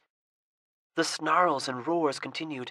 It felt oddly like the cocoon was being squeezed, first by his head, then near his shoulders, then at his waist, then at his knees and feet. The vicious growls continued unabated. The cocoon was jostled one final time, and silence followed. Seth lay in stillness, waiting for the turbulence to resume. He waited for several minutes, expecting more roaring at any moment. The growls had been almost desperate. Now all was eerily calm. Could Olak have been killed? Or perhaps the demon had won a battle and then collapsed in exhaustion. It was easily the longest interval of motionless silence Seth had experienced since being swallowed. Uneventful minutes accumulated until Seth felt his eyelids drooping. He slipped into a deep slumber. Bendigo dumped Kendra onto the ground. A thick carpet of wildflowers cushioned her landing. The air smelled of blossoms and fruit. As disoriented as the dash through the woods had left her, Kendra knew where they were, at the site where the forgotten chapel once stood. The last order from Muriel to Mendigo must have been to bring Kendra to the chapel. During the entire run through the woods, Kendra had wriggled and twisted and squirmed. She had kicked Mendigo in the head and tried to unhinge his limbs. But the oversized puppet had just shifted his grip and continued doggedly onward. She had been carried upside down, over his shoulder, and curled up in a ball. No matter how vigorously she struggled, Mendigo had adjusted. Kendra lay sprawled on a bed of wildflowers beneath a starless sky, the dim night pungent and mild. Mendigo crouched and started digging, clawing at the soil with wooden fingers, tossing stones aside when he encountered them. Somewhere under the hill, Muriel was buried, imprisoned with Behemoth. Apparently, the order had not merely been to bring Kendra to the chapel, but to bring Kendra to Muriel. Kendra sprang to her feet and bolted down the hillside. She had not traveled 6 steps before Mendigo slammed into her from behind, tackling her near the trunk of a peach tree. They rolled, and she wrenched her back. Kendra shrieked as Mendigo clung to her with unnatural strength, wrapping her up with his arms and legs. At least if he was clinging to her, he wasn't digging. What would happen if he tunneled down to Muriel? Would the witch issue new commands to her wooden servant? Would she get in touch with Vanessa and figure out a way to escape? "You're in a fine predicament," a tiny voice giggled. It was high and musical, like the tinkling of a little bell. Kendra turned her head. A yellow fairy hovered near her face, emitting a golden glow. She wore a shimmering slip of gossamer and had wings like a bumblebee and a pair of antennae. "I wouldn't mind some help," Kendra said. "A heroine of your reputation should have no trouble escaping such a feeble adversary," the fairy said airily. "You'd be surprised how strong he is," Kendra said. "His magic is weak," the fairy sniffed. "Muriel is sealed in a mighty prison. Her will no longer supports the enchantments she left behind. And yet you can do nothing but beg for help. Forgive me if I am unimpressed." Mendigo was dragging Kendra up the hill toward the spot where he had started digging. "Obviously I'm having trouble," Kendra said. "I don't know what to do." The fairy laughed, a twittering sound. "This is priceless. The great Kendra Sorensen being hauled through the dirt by a puppet." "You act like I think I'm some big shot," Kendra said. "I think you're projecting. I know I'm just a girl. Without the help of all the fairies, I would have died last summer." "False humility is more insulting than open pride," the fairy sniffed. Mendigo picked up Kendra, cradling her in his arms, folding her knees up to her chin and keeping her arms trapped at her sides. He resumed digging with his feet. "Do I look like I could possibly be feeling superior to anyone?" Kendra demanded. The fairy drifted close, hovering in front of Kendra's nose. "The magic inside you is dazzling. By comparison, he is like a faint star next to the noonday sun." "I don't know how to use it," Kendra said. "Don't ask me," the fairy said. "You're the gifted luminary our queen chose to honor. I can't show you how to unlock your magic any more than you can teach me how to use mine." "Could you use your magic on him?" Kendra asked. "Change him back into a little puppet?" "The spell that animates him remains potent," the fairy said. but the command guiding his actions is weak. With some help, I could probably turn him." "Oh, please, would you?" Kendra asked. "Well, I am here to guard the prison," the fairy said. "All of us who were imps take turns as sentries." "You were an imp?" Kendra said. "Don't remind me. It was a graceless existence." "He's trying to dig down to Muriel," Kendra said. "If you're a guard, shouldn't you stop him?" "I suppose I should," the fairy conceded. "but the plums smell so wonderful right now, and the night is so fine. Rounding up fairies is such drudgery." "Oh, I'd be so grateful," Kendra said. "We fairies crave nothing more than your gratitude, Kendra. We look up to you so. One kind word and our little hearts start racing. All we wish for is the love of big clumsy girls." "Oh, you're terrible," Kendra said. "I am, aren't I?" the fairy said, finally sounding flattered. "Tell you what, it is my responsibility to guard Muriel and Behemoth. You were right about that.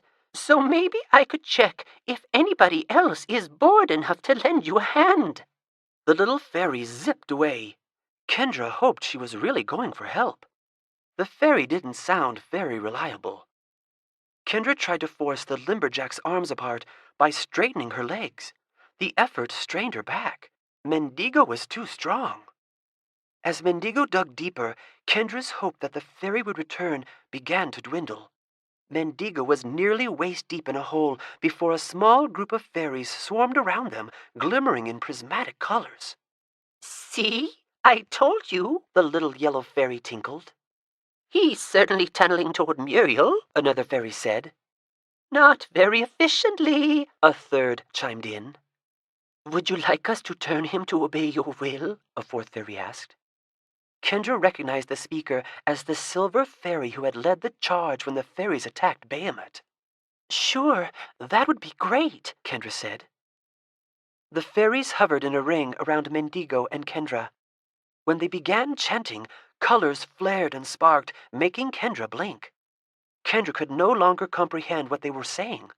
It felt like trying to listen in on multiple conversations at once. All she caught were tangled fragments of meaning that together made no sense.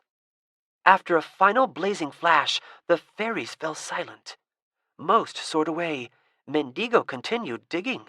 "He is now yours to command," the silver fairy reported. "Mendigo, stop digging," Kendra tried. Mendigo stopped. "Mendigo, set me down." He set her down. "Thank you," Kendra said to the yellow fairy and the silver fairy, the only two who remained. "Our pleasure to help," the silver fairy said. Her voice was richer than the others. The yellow fairy shook her head and buzzed away. "Why are they hurrying away?" Kendra asked. "They have done their duty," the silver fairy said. "None of the fairies have been very friendly," Kendra said. "Friendliness is not always our forte," the silver fairy said. "Especially to one who was shown kindness by our queen. You are much envied." "I was only trying to protect Fablehaven and save my family," Kendra said. "And you succeeded, which only elevates your status," the silver fairy said. "Why are you speaking with me?" Kendra asked. "I suppose I am peculiar," the silver fairy said. "I am of a more serious mind than many of the others. I am called Shiara." "I'm Kendra." "Fortunately for you, we all have an interest in keeping Behemoth imprisoned," Shiara said. "Otherwise, I question whether I would have been able to rally sufficient help to turn Mendigo. Although Behemoth rightly blames you above all others, his vengeance against the fairies would be merciless were he to escape." "Couldn't you just imprison him again?" Kendra said. "Your elixir augmented our size and our power. Without it, we would be no match for a demon like Behemoth." "Couldn't I get the elixir again?" Kendra asked. "My dear girl, you truly are naive, which may be partly why our queen condescended to share her tears with you. Your decision to tread near her shrine would normally have been rewarded by a swift departure from this life. I suspect she spared you because of your innocence, though her reasons are her own." "Fablehaven is in danger again," Kendra said. "I could use some help." "Do not seek favors from her again unless she invites you," Shiara said. "Now that you know better, irreverence will not be tolerated." Kendra recalled how she had sensed that going to the island again would be a mistake. "Well, could you help me?" "Obviously I could, because I have," Shiara said, twinkling. "Have you seen Olak the Glutton? He's a demon who's after my brother." "The glutton is becoming dormant. He will not bother you." Kendra felt a stab of grief at the news. If the demon was slowing down, it meant Seth truly was gone. "There's more to the problem than Mendigo and the demon," Kendra said. "Bad people have taken over the house. They captured my grandparents and Dale and Tanu. They want to steal something precious from Fablehaven. If they have their way, they'll release all the demons from their prisons." "It is challenging for us to mind the affairs of mortals," Shiara said. "Dwelling on such concerns is not in our nature. You made the binding of Bahamut our duty with authority from our queen, and we continue to attend to that duty. I keep a sentinel stationed here always." Kendra scanned the surrounding area, her gaze settling on the hill where Warren's cottage sat, some ways off. "Could you help me heal Warren, Dale's brother?" "The curse upon him is much too strong," Shiara said. "All the fairies in Fablehaven together could not break it." "What if you had the elixir?" "That might be another matter. I wonder, why did you fail to return the bowl to the shrine?" Kendra scrunched her eyebrows. "Grandpa thought it would be more appropriate to toss it into the water. He thought it would be disrespectful to go back." "The Naiads have claimed it as a tribute," Shiara said. "In the future, bear in mind, if you take something in need, you will not be punished for returning it in gratitude. Such action would not have harmed your standing with Her Majesty." "I'm sorry, Shiara," Kendra said. "We thought they would return it." "The Naiads fear and respect our queen, but elected to accept the bowl as a gift freely given," Shiara said. "I sought to retrieve it, but they would not yield, blaming you for awarding it to them. Some among the fairies hold you culpable." The silver fairy hovered higher. "It appears the situation here is now under control." "Wait, please don't leave," Kendra said. I don't know what to do." "I will try to make the others mindful of the threat you named," Shiara said, "but do not count on aid from our kind. I admire your goodness, Kendra, and wish you no harm." Shiara streaked away, vanishing into the night. Kendra turned and studied Mendigo. He stood motionless, awaiting instructions. Kendra sighed. The only person on her side was a big, creepy puppet. Groaning, Seth stirred. He tried to stretch, but the effort was thwarted by the snug confines of the cocoon. The realization of where he was caused him to snap awake. How long had he been asleep? Opening his eyes, he was surprised to find the inside of the cocoon illuminated by a soft green glow, as if a light were filtering in from outside. The cocoon remained unusually still. Was Olak sleeping? Why was there suddenly light? Was the light passing through both Olak and the cocoon? Seth waited. Nothing changed. Eventually, he started yelling and tried to rock the cocoon by flinging himself from one side to the other. There came no roars, no growls, no movement, except a slight tilting as he shifted his position. Just silence, and the even, muted glow. Was the cocoon no longer inside Olak? Had he been coughed up like a hairball? Perhaps the cocoon was indigestible. He dared not hope for such good fortune, but it would explain the lack of growls and the new illumination. Had Grandpa come to his rescue?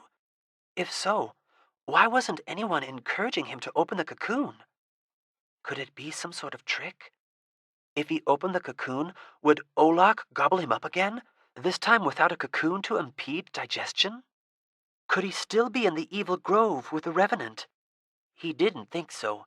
He felt no hint of the chilling, involuntary fear. Seth decided to wait.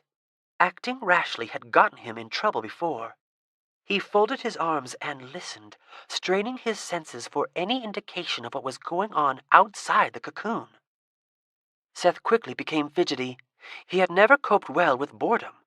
When the cocoon had swayed and jostled with the movements of the demon, and when the silence had been interrupted by ferocious growls, Seth had remained on edge, which kept him occupied.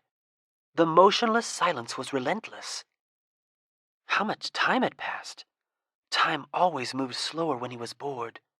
He could remember certain classes at school where it used to feel like the clock was broken. Every minute felt like a lifetime. But this was worse. No classmates to joke with, no paper to doodle on, not even the drone of a teacher to give shape to the monotony. Seth began picking at the wall of the cocoon. He didn't have to break all the way out. He just wanted to see how tough it would be. He ate part of the wall as he went. Soon he had made a pretty good hole in the wall in front of his face. As he dug deeper, the texture of the wall was changing, becoming goopy, like peanut butter. It was the best tasting part of the wall so far, reminding him vaguely of eggnog. After scooping away the eggnog paste, he reached a membrane. It was slick, and it rippled when he prodded it. Seth ruptured the membrane by jabbing it with his fingers, and clear liquid gushed out, soaking him. Now, light was really pouring into the cocoon through the hole. He had reached a hard, translucent shell. Silvery light shone through it, overpowering the green glow. He was obviously no longer inside Olok, and as he had dug, Seth had neither heard nor felt any indication that Olok was near. Who knew if he would get another chance like this? He had to try to escape. The demon might return any time. Seth began punching at the shell. The blows hurt his knuckles, but the shell began to crack. Soon his hand burst through, and unfiltered sunlight flooded in. Seth worked furiously to widen the hole. The effort took longer than he liked. Now that his protective cocoon was breached, he wanted to get out as quickly as possible before some creature came along and cornered him. Finally, the hole was big enough for Seth to squirm through. With his head, shoulders, and arms out of the cocoon, Seth froze. Olok sat not 20 feet away, back to him. The demon had grown considerably. Olok was bigger than the elephant Seth had seen at the zoo, not just taller, but much broader as well. No wonder the demon had been able to swallow him. The glutton was immense. Seth realized he had made the worst mistake of his life, and that now he would die. Why hadn't he waited to open the cocoon? Why was he so impatient? But Olok did not turn. The huge demon continued to sit motionless, back to him. Seth began to notice a terrible stench. He looked at the shell of the cocoon. It was smooth, with a luster like mother of pearl, except that it was streaked with smelly brown matter. Huge clumps of mushy brown excrement sat on the ground nearby, buzzing with flies. Suddenly, Seth understood. He had passed right through the demon, safe inside the cocoon. It was the only explanation. In one end and out the other. Olok remained still. The demon did not even seem to breathe. He was like a statue. And judging from what Seth could see, the clearing he was in was not the haunted grove. Seth squirmed the rest of the way out of the cocoon, trying his best to avoid touching the excrement. Once free from the cocoon, he picked his way through the minefield of reeking demon pies, slinking away from the enormous glutton. While he was stepping around one stinking pile, a dry branch cracked loudly underfoot. Seth's entire body tensed. After a breathless moment, he hazarded a glance at the demon. The glutton had not budged and continued to hold perfectly still. Deciding he had to confirm that the demon was no longer a threat, Seth started looping around so he could view Olok from the front, giving the demon a wide berth. Coming around to the front, Seth found the demon seated in the same sitting position as when he had first laid eyes on him in the funeral home. The texture of his skin had changed. The demon was a statue once more. Seth could not help smiling. He was no longer doomed, and until some new victim made the mistake of feeding him, Olak the glutton was frozen. Seth surveyed his surroundings. He was in a small clearing encircled by trees. He realized he could be anywhere on the preserve. He needed to get his bearings. Seth wished for his emergency kit. He had dropped it back in the grove. His only remaining asset was the glove Coulter had thrust into his hand. Seth had stowed the glove in his pocket. He tugged it out and pulled it on. The instant he put on the glove, Seth could no longer see himself. It was a strange sensation. Like all that was left of him was a pair of transparent eyeballs. He held up his hands in front of his face. When he moved them, his body flickered back into view. But when he held still, he didn't just see right through them. He saw no sign of himself. It was as if he had been completely disembodied. The glove was a little loose on his hand, but it did not fit him badly. Fortunately, it had belonged to Coulter and not Tanu. Keeping it on should afford him some protection as he tried to figure out where he was. The sun was high in the sky, so for the moment it would be no help determining direction. And since he had no idea where on the preserve he was, identifying north would not help him much yet anyhow. He needed a landmark. Seth stepped into the center of the clearing, weaving around the piles of dung. The biggest stack was as high as his waist. Seth stood with his hands on his hips. The trees circling the clearing were too tall. He could see nothing beyond them. He glanced at the demon. Climbing Olak would give him an extra 15 feet or so, but he did not want to get anywhere near that mouth.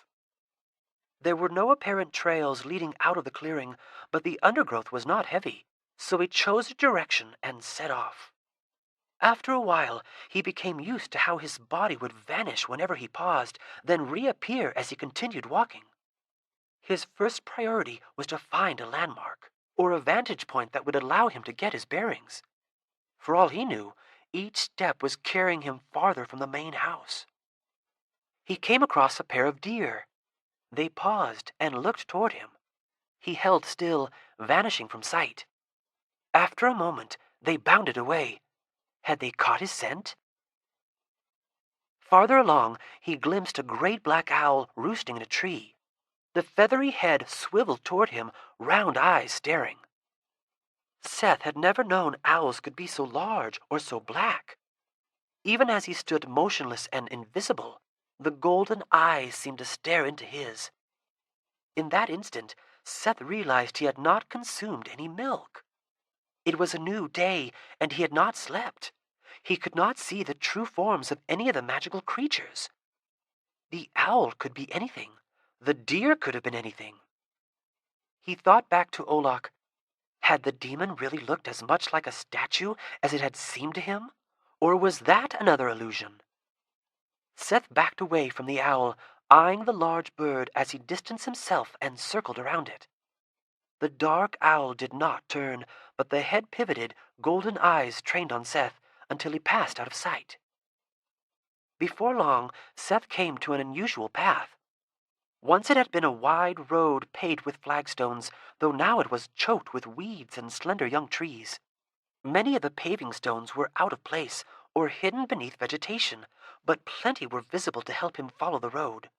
Seth had never seen a paved path at Fablehaven, and even though the road was in disrepair, he decided that following an old road was probably safer than roaming aimlessly through the forest. The path was not level, and many of the lichen-covered flagstones were crooked and loose, forcing Seth to watch his step or risk turning an ankle. At one point he stopped as a long snake slithered through the weeds. He held his breath, unsure whether it was really a snake or something more dangerous in disguise. The serpent did not appear to notice him. Seth passed the decaying remnants of a humble cabin, not far off the path to one side. 2 walls and a stone chimney remained partially intact. Farther along, he spotted the jumbled remnants of a smaller shelter, splintered and rotten beyond recognition. It might have once been a shack or a lean-to.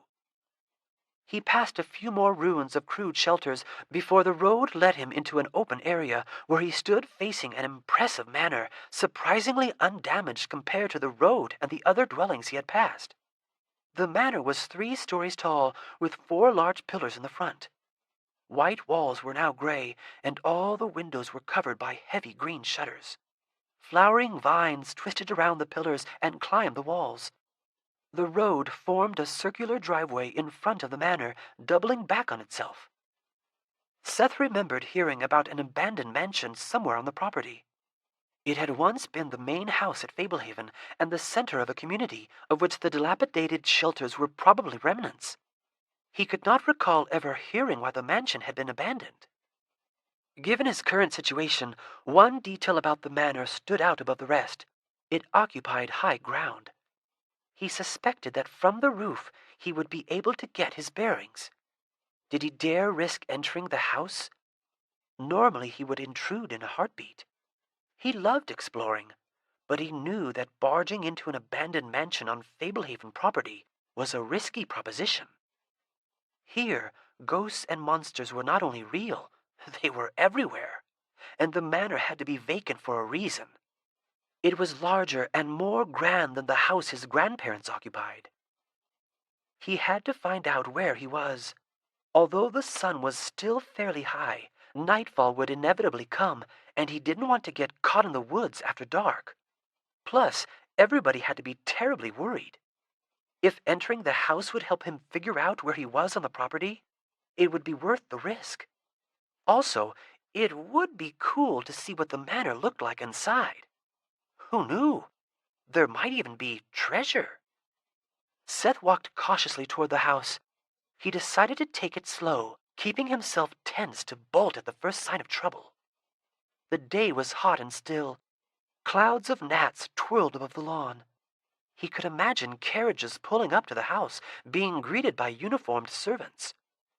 Those days were long gone. He mounted the steps to the front porch, passing the pillars. He had always liked houses with pillars. They seemed so stately, like true mansions. The front door was ajar. Seth went to the nearest shuttered window. The green paint of the shutters was blistered and peeling. When he tugged on the shutters, they rattled but would not swing open. Seth returned to the front door and eased it open. With the windows shuttered and no other lights on, the house was gloomy.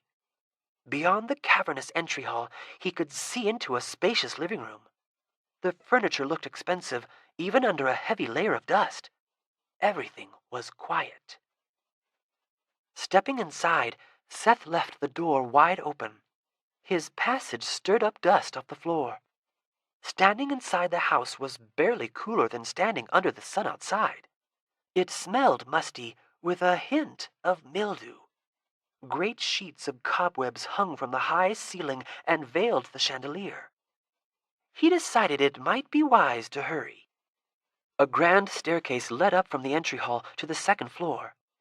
Seth charged up the stairs, kicking up dust with each step, leaving footprints on the dingy carpeting. At the top of the stairs hung a sepia portrait of a man and a woman. The man looked serious and wore a mustache. The woman was Lena, much younger than when Seth had known her, but even under the film of dust on the glass, her identity was unmistakable. She had a slight, knowing smile.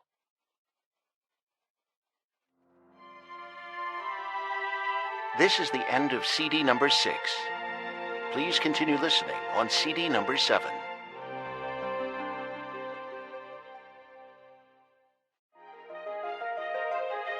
Fablehaven, Rise of the Evening Star, CD number 7.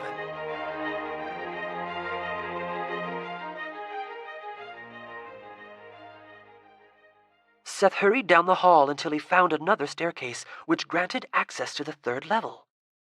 Climbing to a higher, narrower hall, he tried a random door and found it locked.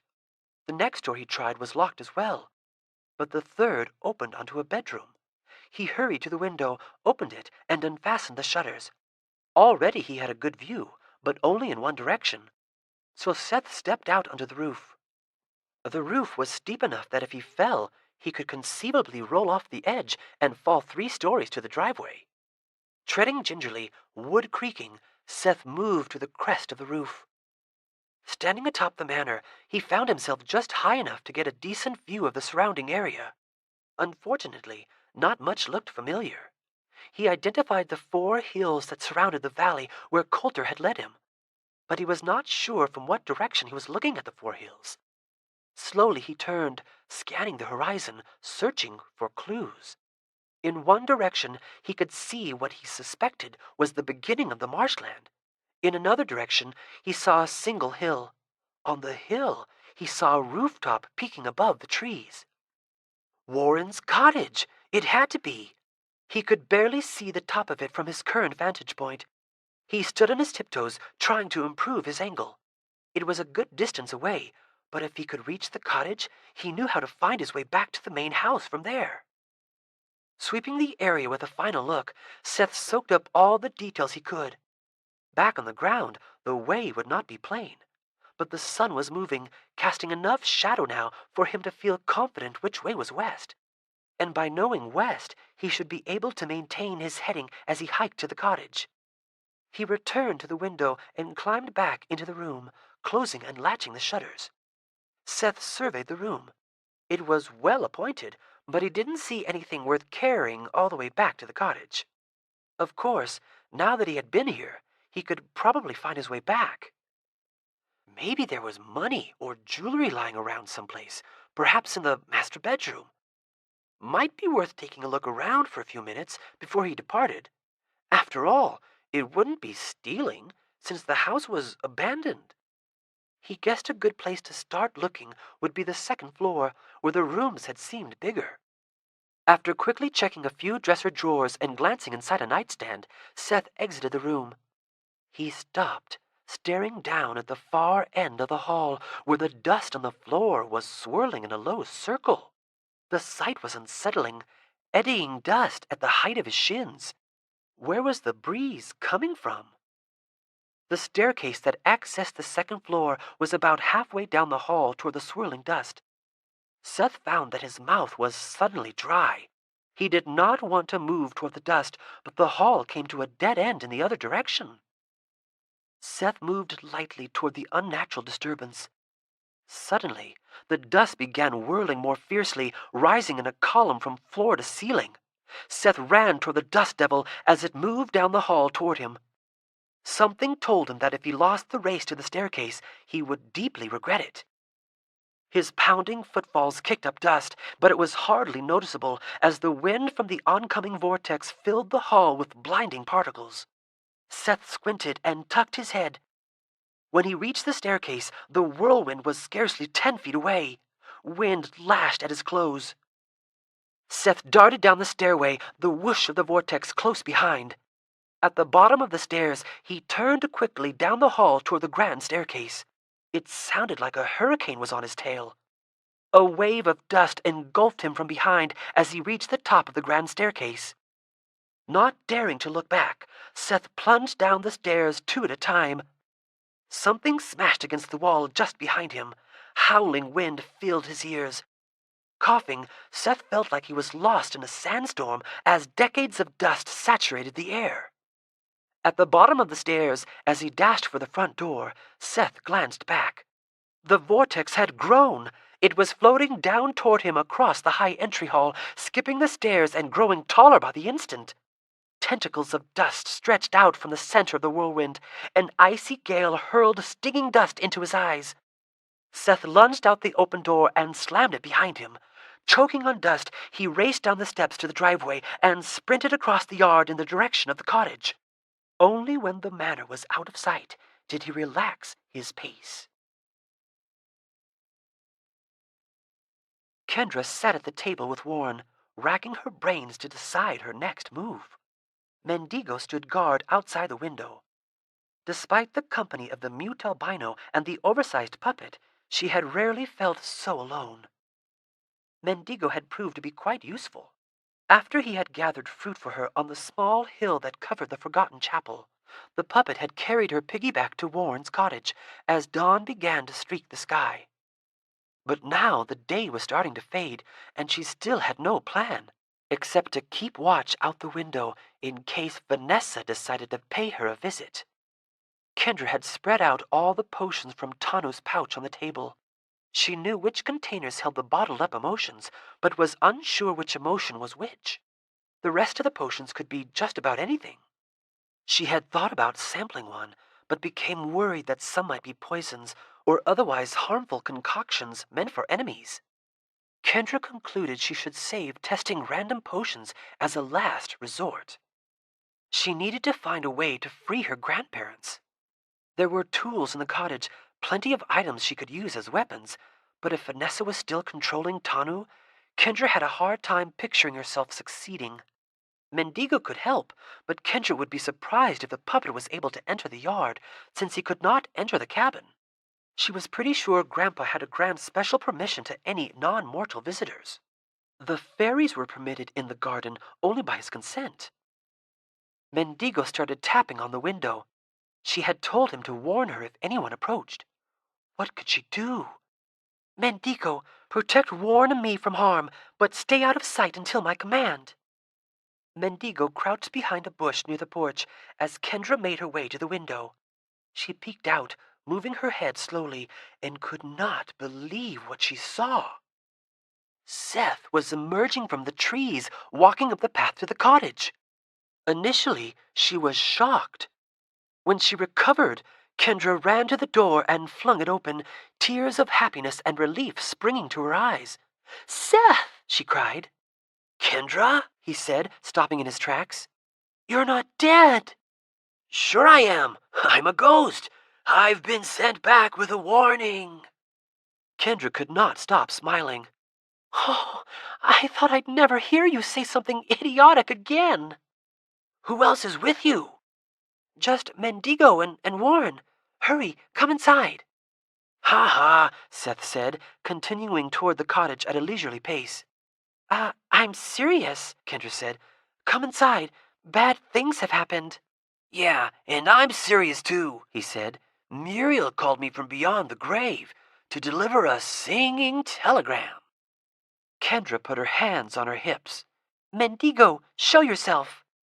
The lumberjack jumped out from behind the bush. "Holy cow!" Seth exclaimed, recoiling. "What's he doing here? And why is he taking orders from you?"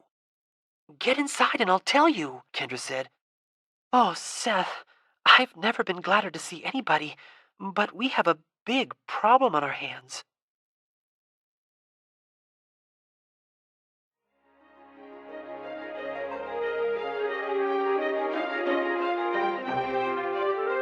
Chapter 15. Satirical Assistance.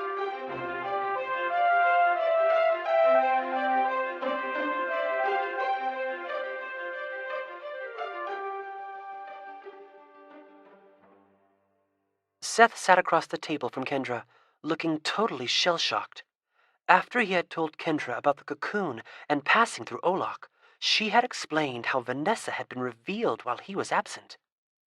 "So Vanessa was controlling Coulter," he said. "That was why he suddenly seemed so disoriented. He woke up with the Revenant right on top of us and still managed to save me." "If we fall asleep, she may be able to control us," Kendra said. "How?"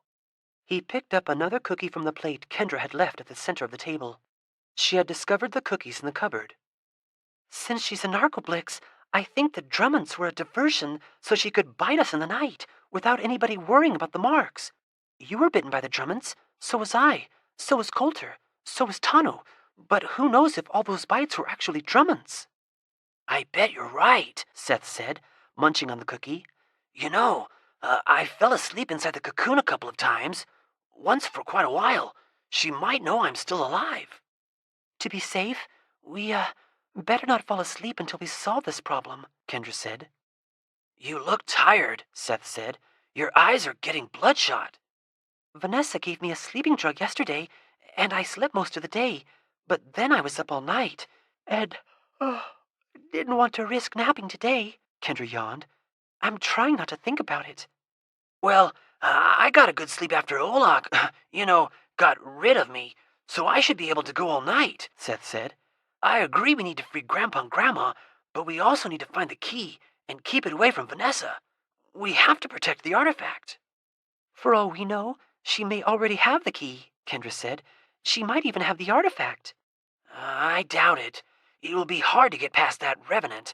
I mean, the thing just froze me with pure terror. There was nothing I could do. But maybe Vanessa knows a trick. It can't be too easy for her, Kendra said. I think she sent you and Coulter to the Grove as an experiment. I'm not sure she knows what she's doing. Well, if she sent Coulter, she might send others, Seth said. She and that, Christopher Vogel guy are here to get the artifact. They're going to find a way if we don't stop them, and they might hurt everybody they captured in the process. You think we should go spy on them? Right away, while we still have light. We don't have time to waste. Kendra nodded. Okay, you're right. She stood and put a hand on Warren's shoulder. We're going to the house, Warren. We'll be back. He smiled up at her blankly. I know some of these potions, Seth said, indicating the potions on the table. Do you know which emotions are which? Kendra asked. I'm pretty sure, he said. And I know these ones turn you small, like under a foot high. And this one is an antidote for most poisons, and this one makes you resistant to fire. Or was that this one? Do you know which one was fear? Kendra asked. That might come in handy. This one is fear, Seth said, picking up one of the bottles. But we should bring all of them. He began placing the potions in the pouch. Oh, and this jar has something important. Seth unscrewed the lid of a small jar. He dipped his finger in and withdrew it with a pale yellowish paste on it. He sucked the paste off his fingertip. What was that? Kendra asked. Walrus butter, Seth said, from a walrus on a preserve up in Greenland. Works like the milk. It's what Tano uses out in the field. Hopefully they haven't found the key yet, Kendra said. Grandpa hid it in a new place. Of course, we might not be able to find it either. We'll figure something out, Seth said. We can't really plan until we check out what's going on. I should be able to use the glove to get a good look. Kendra walked to the door, opened it, and spoke to the giant puppet. Mendigo, obey all the instructions Seth gives you, as if I were giving them. She turned back to Seth. You ready? Just a second, Seth said, carefully placing the final potions into the pouch. He kept the fear potion in his hand. I lost my emergency kit, but gained a bag of magical potions and an invisibility glove. Pretty good trade. They went outside. Mendigo, Kendra said, carry Seth and me to the yard as fast and as comfortably as you can, trying not to let us be heard or seen. The wooden puppet slung Seth over one shoulder and Kendra over the other. Showing no sign of strain, Mendigo trotted briskly down the path, away from the cottage. Crouched, choosing their steps carefully, Kendra and Seth approached the yard. Mendigo waited several paces behind them, with orders to retrieve them and retreat to the cottage if they called. Kendra had tried to send him into the yard, but he had been unable to set foot on the grass. The same barrier that kept Olok out of the yard was in full effect for the lumberjack as well. Seth squatted behind a leafy shrub near the edge of the woods. Kendra settled in beside him. Look on the porch, he whispered. Kendra raised her head to peek over the shrub, but Seth pulled her down. Look through the bush, he hissed. She leaned back and forth until she found a gap that let her see the porch. Imps, she whispered. Yeah, 2 of them, Seth said. The big kind. How could they get in the yard? That big one looks like the imp from the dungeon, Kendra said. I bet they were both prisoners. They didn't enter the yard from the woods. They came up out of the basement. We've seen what they can do, Seth said, backing away from the shrub. Imps are tough. We can't risk them spotting us. Kendra retreated with Seth, back to where Mendigo stood waiting. The shadows were long as the sun dipped toward the horizon. How do we get past them? Kendra said. I don't know, Seth said. They're fast and strong. He put on the glove and vanished. I'll go in for a closer look. No, Seth. They're on the lookout. They'll spot you. You can't hold still and run away at the same time. So we give up? No. Take off the glove. She didn't like talking to his disembodied voice. Seth reappeared. I'm not sure we have many options. It's front door, back door, or window. Wait, there's another way in, Kendra said, and we might be able to use it. What way? The brownie doors. They lead in through the dungeon. Seth frowned pensively. But how would we... Oh, wait a minute. The potions. We shrink ourselves. Kendra, that is the best idea you've ever had, Seth said. But there's a problem, she said, folding her arms. We don't know where the brownies enter. We know they pass through the dungeon and into the kitchen, but we don't know where to start. My turn, Seth said. Let's go ask the satyrs. You think they'll help us?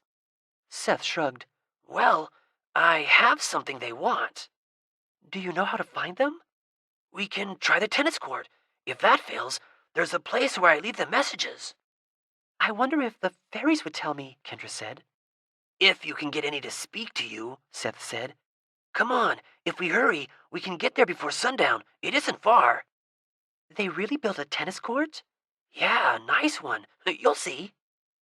Seth ordered Mendigo to pick them up, and then guided the lumberjack around the perimeter of the yard to the path that would lead them to the tennis court. Mendigo jogged down the path, hooks jingling. As they neared the court, they could hear arguing. I'm telling you, it's too dark. We have to call the game, one voice said.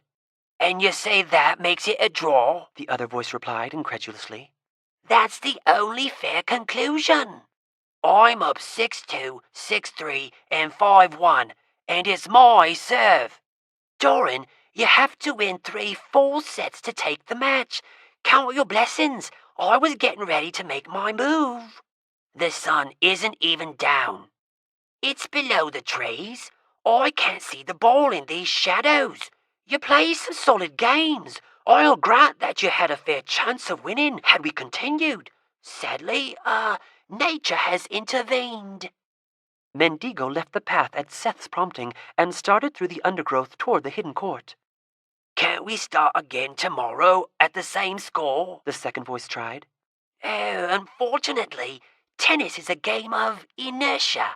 Restarting cold wouldn't be fair to either of us. Tell you what, we'll begin earlier tomorrow so we can get a full match in.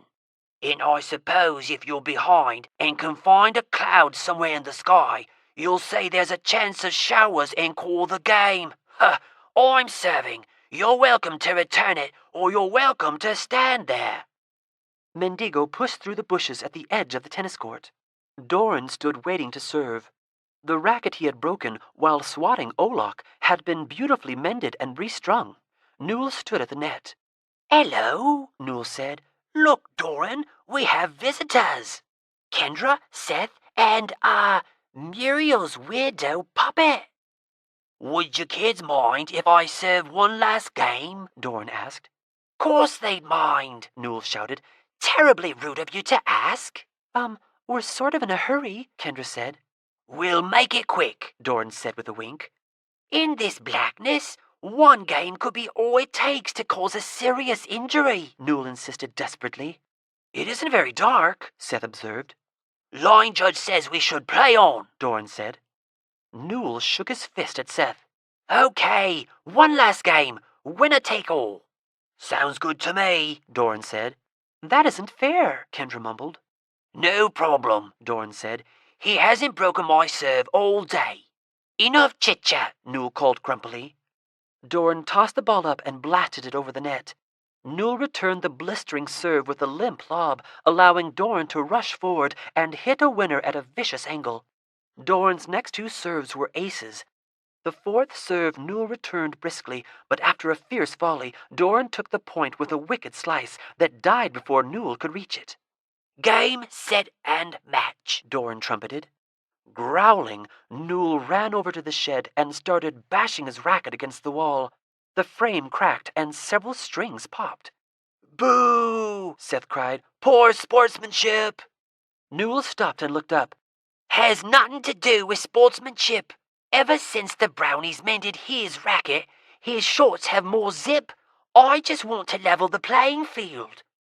I don't know, Newell, Doran said, tossing his racket and catching it. Takes quite a satyr to handle a racket of this caliber. Relish the moment, Newell said. Next time we'll be playing under the light of day, and we'll have comparable equipment. Hey, funny you guys should mention brownies, Seth said. We need a favor.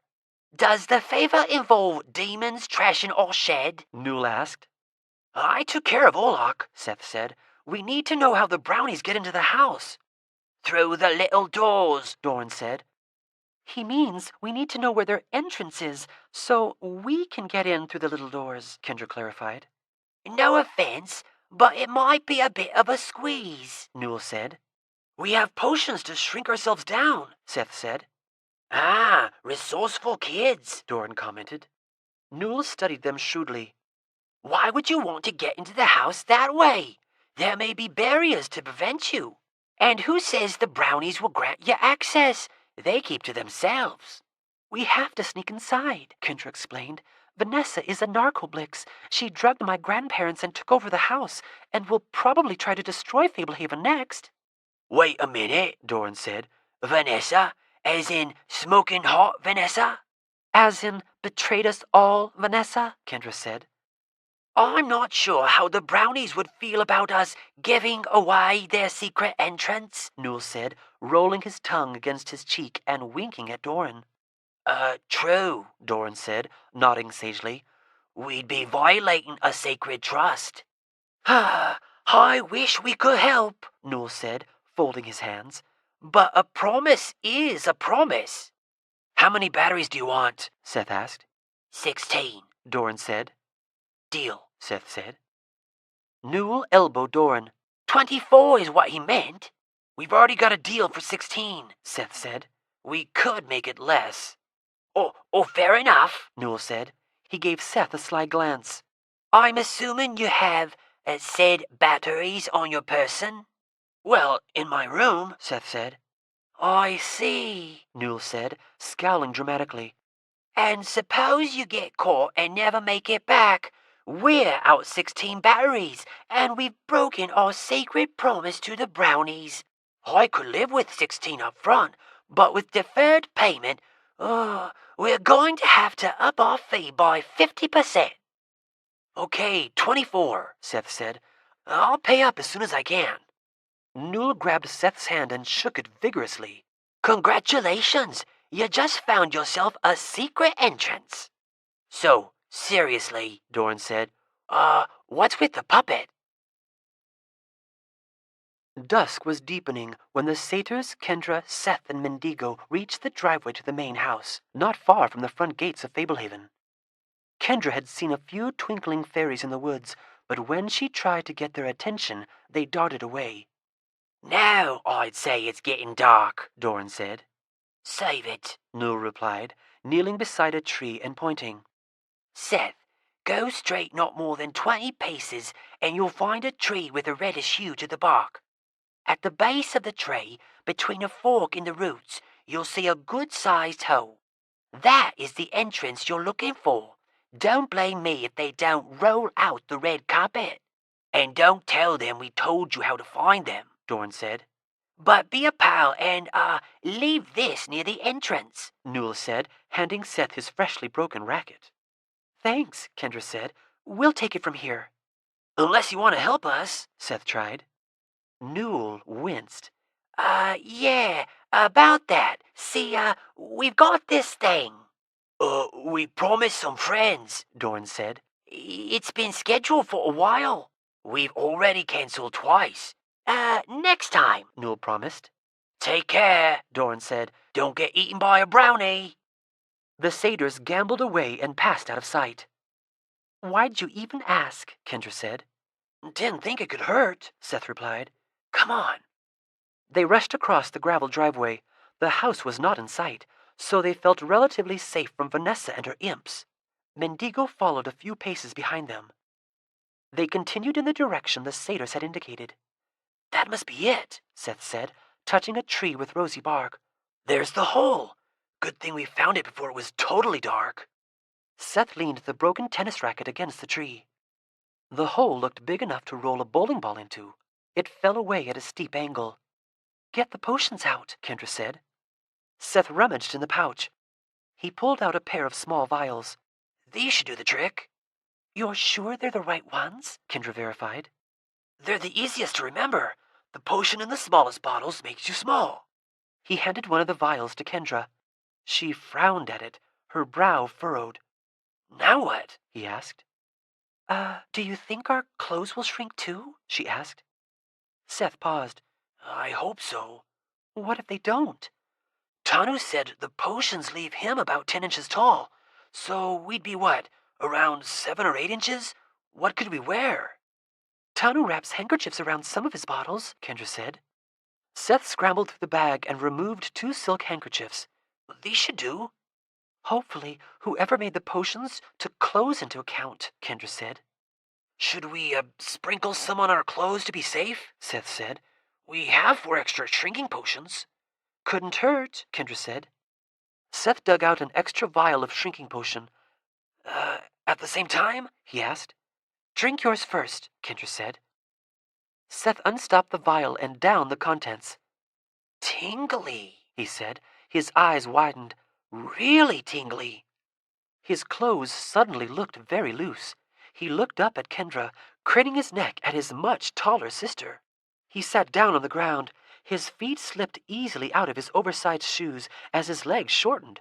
His head sank into his collar. The shrinking accelerated, and he seemed to disappear. Seth? Kendra asked. I'm in here. Could you give me a hanky? Kendra placed a handkerchief into the shirt. A moment later, Seth emerged, the handkerchief wrapped around his waist like a towel and dragging behind him. He looked up. Now you really are my big sister, he shouted. Sprinkle some on my clothes. Removing the stopper from another vial, Kendra sprinkled the contents over Seth's clothes. They waited, but there was no reaction. Looks like we'll have to save the day wearing handkerchiefs, Kendra sighed. They're nice and silky, Seth called. You're a nut, Kendra said. She turned to Mendigo. Mendigo, collect our clothes and our things and watch for us to come out of the house. When we come out, you need to hurry and meet up with us. Mendigo started tugging at her shirt. Mendigo, wait to collect my clothes until after I shrink and leave us with the handkerchiefs. Mendigo picked up Tanu's pouch and Seth's clothes. Hey, Seth cried. Let me see if I can carry the glove. Kendra retrieved the glove from the pocket of Seth's pants, telling Mendigo to leave the glove with them. She handed it to Seth. He draped it over his shoulder and started walking. It looked cumbersome. Is it too big? Kendra asked. I can handle it, Seth said. When we turn big, we'll be glad we have it. Speaking of which, drink your potion and let's get going. I don't want to turn big and get crushed in the brownie hole. Kendra unstopped the third vial and drank it. Seth was right. It made her tingle. It felt like her limbs were on pins and needles, as if they had fallen asleep, and now feeling was returning most uncomfortably. As she shrank, the tingling sensation intensified. Whenever Seth knew her leg had been asleep, he always tried to poke the tingly limb. It drove her crazy. This was much worse, stinging tingles starting at her fingertips and toes and racing through her whole body. Before Kendra fully recognized what was happening, her shirt was all around her like a collapsed tent. She crawled to an opening through one of her sleeves. Close your eyes, Seth, she called, noticing how high and squeaky her voice sounded. They're closed, he said. I don't want nightmares. Kendra found the other handkerchief, turning it into a makeshift toga. Okay, you can look. You know, Seth said, if we turn big while we're in the dungeon, we'll be trapped down there. Kendra walked over to one of the empty vials lying on the ground. Grunting and shoving, she tipped it upright.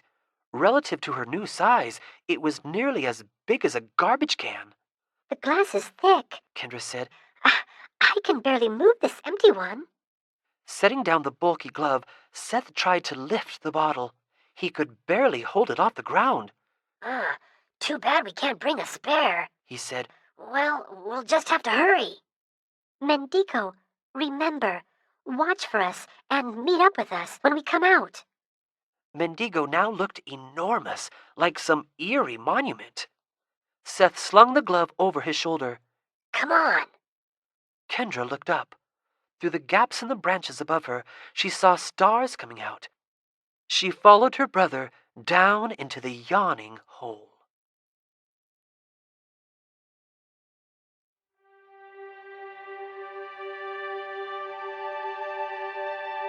Chapter 16. Brownie Doors.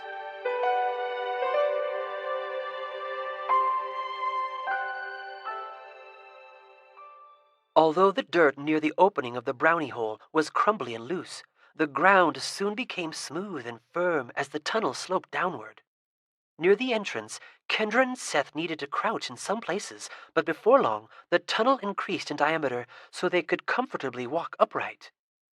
At first, roots poked through the walls and ceiling, but as they descended deeper, roots became scarce and the floor of the tunnel leveled out. The dirt felt cool against their bare feet. I can't see a thing, Seth said. Your eyes will adjust. Kendra said. It's dim, but it isn't black. Seth turned around. I can see a little light looking back. A very little, but it's pitch black looking forward.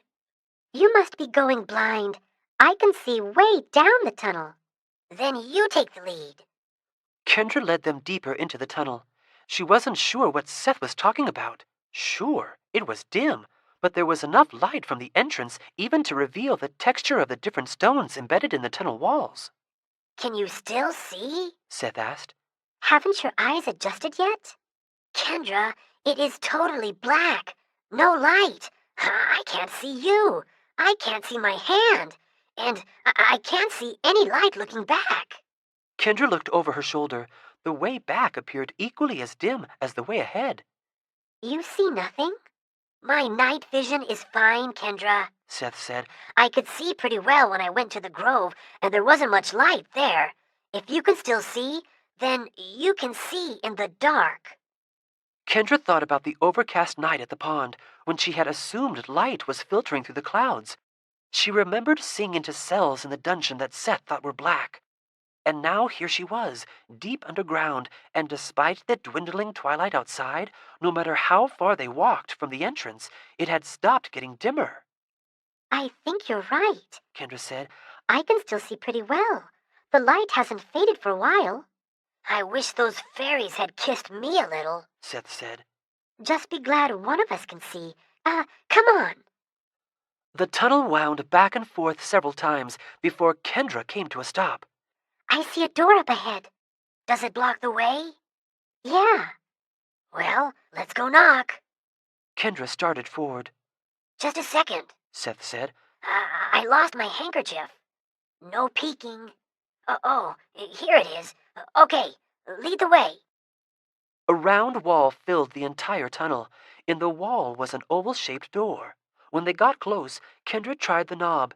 It was locked, so she knocked. An instant later, the door opened swiftly, and she was looking at a thin man about her same height. He had a long nose, leaf-like ears, and smooth skin, like a baby's. He looked Kendra and Seth up and down. "Brownies only," he said, closing the door. What happened? Seth asked. Could you understand that? Brownies only, Kendra translated. A little guy opened the door, said that, and closed it. She slapped the door. Please, we need to get into the house. It's an emergency. The door opened a crack. The little man peered out with one eye. "Now, why would you go and learn Royan when everyone knows brownies don't talk to strangers?" Royan? Kendra asked. "Don't play coy with me, young lady. I've met a few fairies and nymphs who knew the rudiments of brownie tongue, but never a miniature human." I'm Kendra, she said. I love brownies. You cook wonderful food, and you repaired my grandparents' house after it was ruined. "Oh, we all do what we do," the brownie said humbly. My brother and I need desperately to get into the house, and this is the only way. Please let us pass. "This way is meant only for brownies," he said. "I may be the least of your troubles. There are magical barriers in place to prevent others from entering the house through our passage." Kendra glanced at Seth, who was watching the exchange dumbfoundedly. But we're allowed to enter the house. We're guests there. Curious way for guests to enter. My grandparents are the caretakers of Fablehaven. Somebody has sabotaged them, so we're trying to sneak in to help. We have to hurry. If this potion wears off, we'll clog up your tunnel. Ooh, can't have that, the brownie said thoughtfully. Very well. Sing as you're brownie-sized, and sing as you belong to the house, and sing as you explained yourself so patiently. I see no harm in letting you pass. On one condition, you both must wear blindfolds. You're about to enter a brownie community. Our secrets are our own. What's he saying? Seth asked. He says we have to wear blindfolds. Tell him to get on with it, Seth said. What's he saying? The brownie asked. He says he'll wear a blindfold. Fair enough, the brownie said. One moment. The brownie closed the door. Kendra and Seth waited. She tried the knob. It was locked. What's he doing? Seth asked. I don't know, Kendra said. Just as Kendra was beginning to wonder if she had been abandoned, the door opened. 2 blindfolds, the brownie said, and 2 blankets, more your size. I can't abide that fine material dragon in the dart. What's he saying now? Seth said. He brought blindfolds. Kendra relayed. Ask if I have to wear one, since I can't see in the first place. Seth said. Just wear it, Kendra said. And he wants us to switch our handkerchiefs for blankets. Kendra and Seth traded the handkerchiefs for the blankets, making the exchange in such a way that they remained strategically covered throughout. Then the brownie tied on the blindfolds. I'll be your guide, dear, a female voice said to Kendra. Put your hand on my shoulder. Tell your friend I'll be guiding him, the male brownie said. He's going to guide you, Seth. The brownies led them through the door and along the tunnel. Soon the ground became hard. It felt like polished stone. Even with the blindfold on, Kendra could tell that they had entered a lighted area. The brownies gave occasional instructions like step up or duck your head, which Kendra relayed to Seth. Occasionally, she heard murmuring, as if their passage was stirring hushed comments from a crowd. After they had walked for some time, the glow faded and the polished floor became dirt once more. The brownies came to a halt. The male brownie removed the blindfolds. They were standing at a door that looked very much like the previous one. Is it dark? Kendra asked. I can't see a thing, Seth said. Just follow this passage, the brownie instructed. It will lead straight to the dungeon. I suppose you know your way from there. I can't say whether the barriers will impede you. That risk is yours to take. Thank you, Kendra said. Here are your clothes, the female brownie said. She held up a lovely dress and a pair of moccasins, all made from the silk of the handkerchief. Kendra accepted the dress, and the female brownie handed Seth a shirt, jacket, pants, and slippers fashioned from the same material. Now that is improvising, Kendra said. The clothes look wonderful. Ooh, we all do what we do, the female brownie responded with a small curtsy. The brownies held up the blankets in such a way as to allow Kendra and Seth privacy as they put on their clothes. Kendra could not believe how comfortably the dress fit her. Just my size, Seth said, pulling on the slippers. Kendra turned the knob and opened the door. Thanks again, she said. The brownies nodded congenially. She and Seth stepped through the door, closed it behind them, and proceeded down the gloomy tunnel. These are the silkiest clothes ever, Seth said. I'm going to use them as pajamas. If you drink a shrinking potion every night, Kendra reminded him. Oh yeah. Eventually, the curved dirt walls of the tunnel gave way to stone, and the corridor became more square. The air began to smell less earthy and more dank. I think we're getting close, Kendra said. Good. I'm sick of the dark, Seth said. I'm not sure the dungeon will be any brighter, Kendra said. Maybe we'll find a way to reach a light switch, he said. We'll see. The corridor ended at an elaborately engraved brass door. I think this is it, Kendra said. She tried the handle, and the door swung open to reveal a room illuminated by trembling firelight. The source of the light was off to the left, along the same wall as the tiny door, so they could not yet see it. I can see, Seth whispered excitedly. I think we must have made it past the barriers, Kendra said. Seth pushed by her and stepped out into the room. Like the walls, the floor was composed of stone blocks mortared together. Seth stared off to the left. Hey, it's the room where they make the... A huge, veiny hand suddenly seized him. The glove he was carrying dropped to the ground as Seth was yanked out of sight. Seth! Kendra cried. A second hand shot through the doorway into the tunnel. She tried to dodge the grasping fingers and retreat, but the nimble hand grabbed her without difficulty. The hand pulled Kendra from the tunnel and lifted her high in the air. At her diminished height, the room looked vast. When she saw the large cauldron bubbling over a low fire, she realized it was simply the room where the goblins prepared the glop. In the wavering firelight, Kendra recognized her captor as Slago. "Vush, I caught some strays to sweeten the glop," Slago grated in his guttural voice. "Are you daft?" Vush sneered. "No snatching brownies." He sat on a table in the corner, picking his teeth with a knife. "I know that, you twit," Slago griped. "They aren't brownies. Have a smell." Kendra was trying to pry apart the fingers that were clutching her. It was no use. They were thicker than her leg and covered in calluses as hard as stone. Slago held her up to Vush's snout, and he took a couple of sniffs, slit nostrils flaring. "Smells like people," Vush said. "Something familiar to the odor." We're Kendra and Seth. Kendra shouted in her squeaky voice. Our grandparents are the caretakers of Fablehaven. "It speaks Gobblish," Slago said. "Thinks she's an imp," Vush chuckled.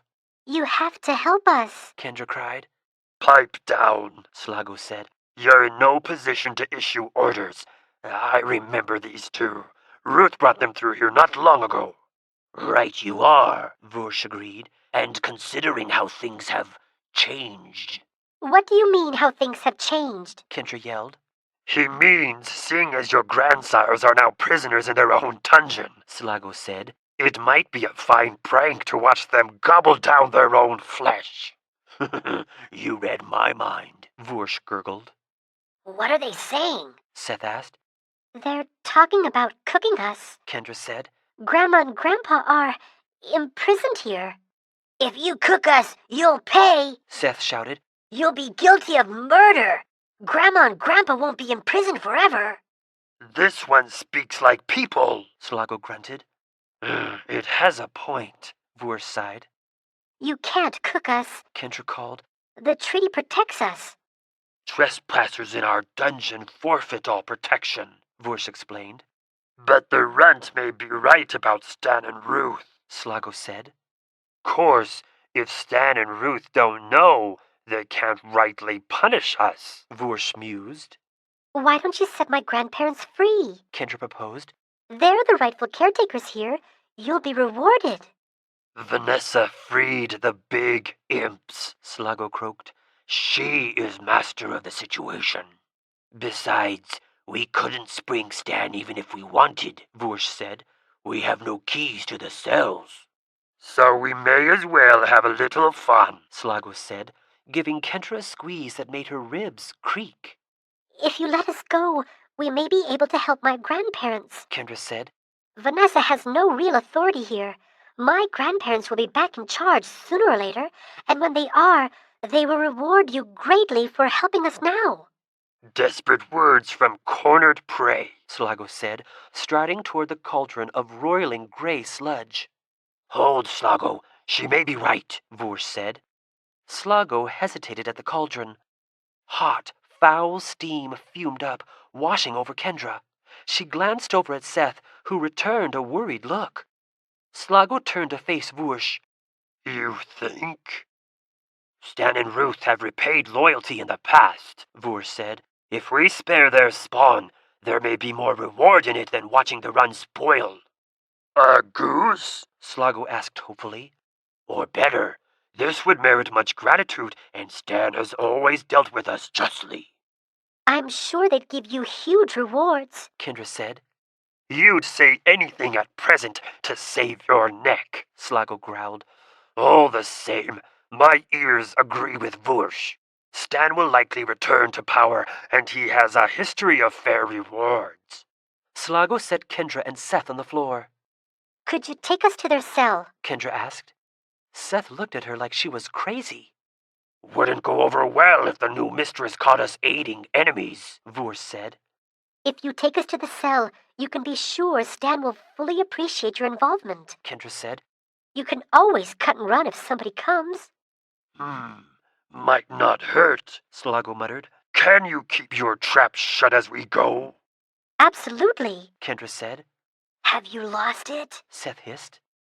This could save us lots of time, Kendra whispered back. You'll deny our involvement if you're caught, Vursh said. Of course, Kendra said. Because we could make things very uncomfortable for you if you land us in hot water, Slago snarled. If we get caught, we'll keep you out of it, Kendra promised.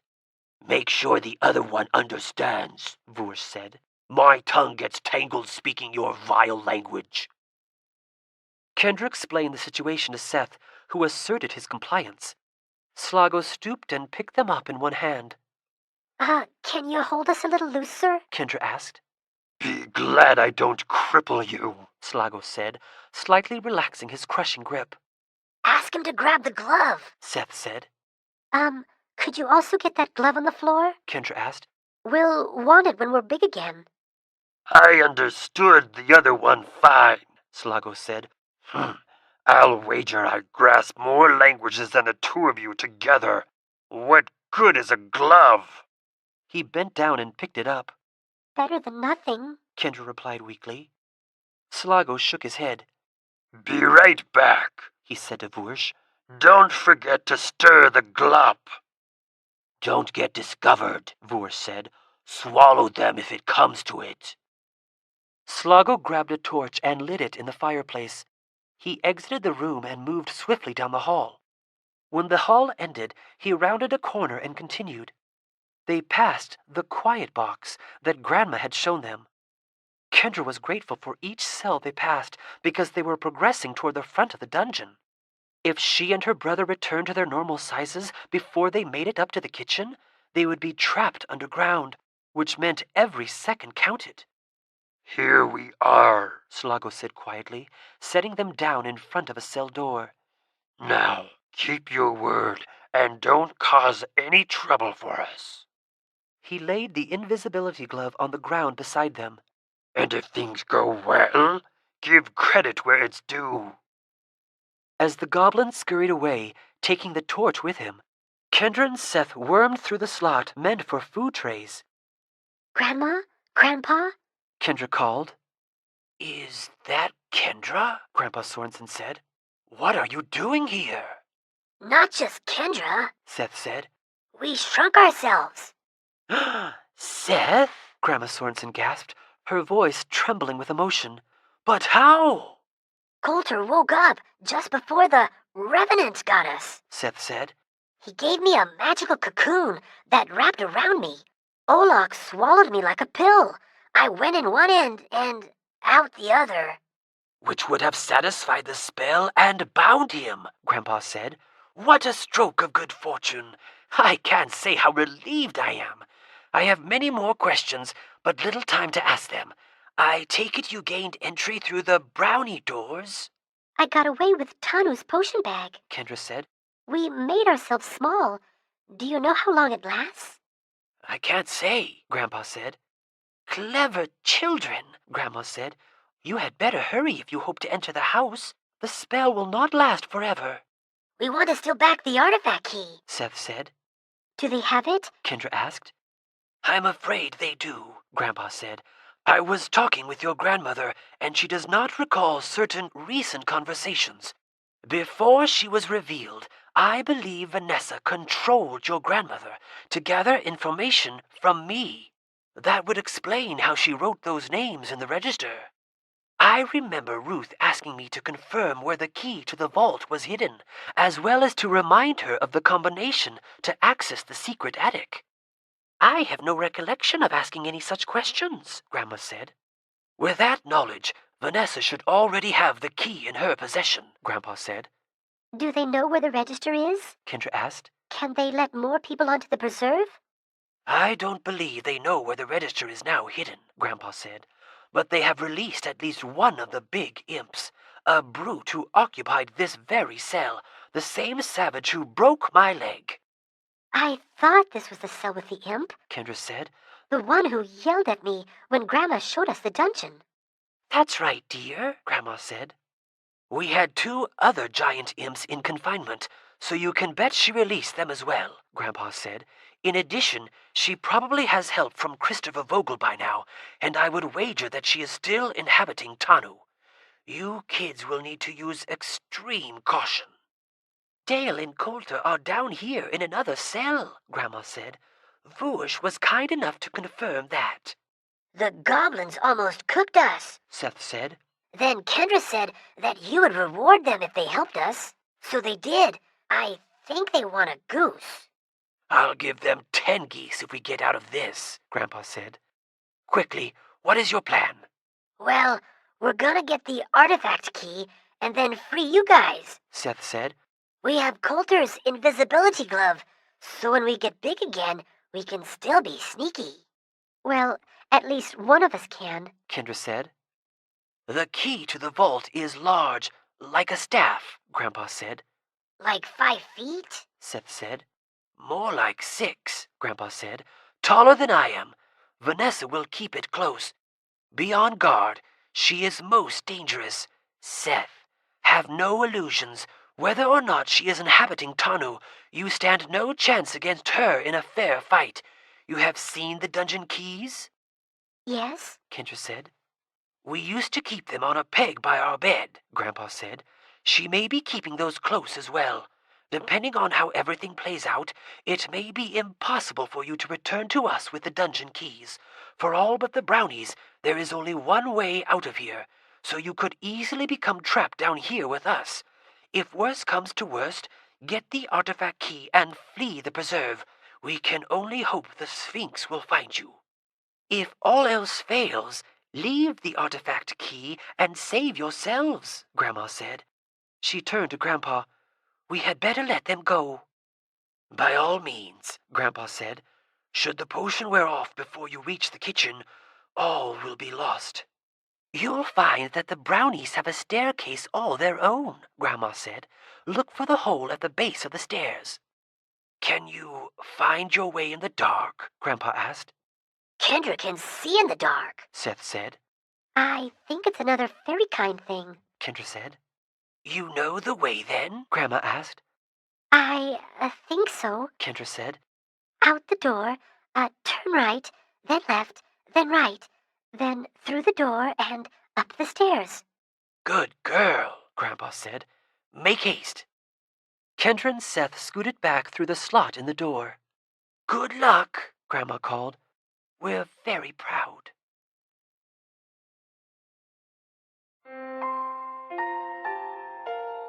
Chapter 17.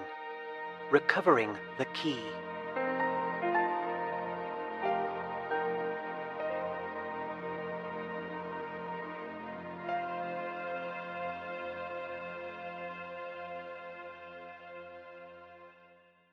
Kendra held Seth's hand as they raced along the hall. At their current size, the corridor felt as wide as a ballroom. Seth's speed began to flag as they reached the end of the hall where they needed to turn left.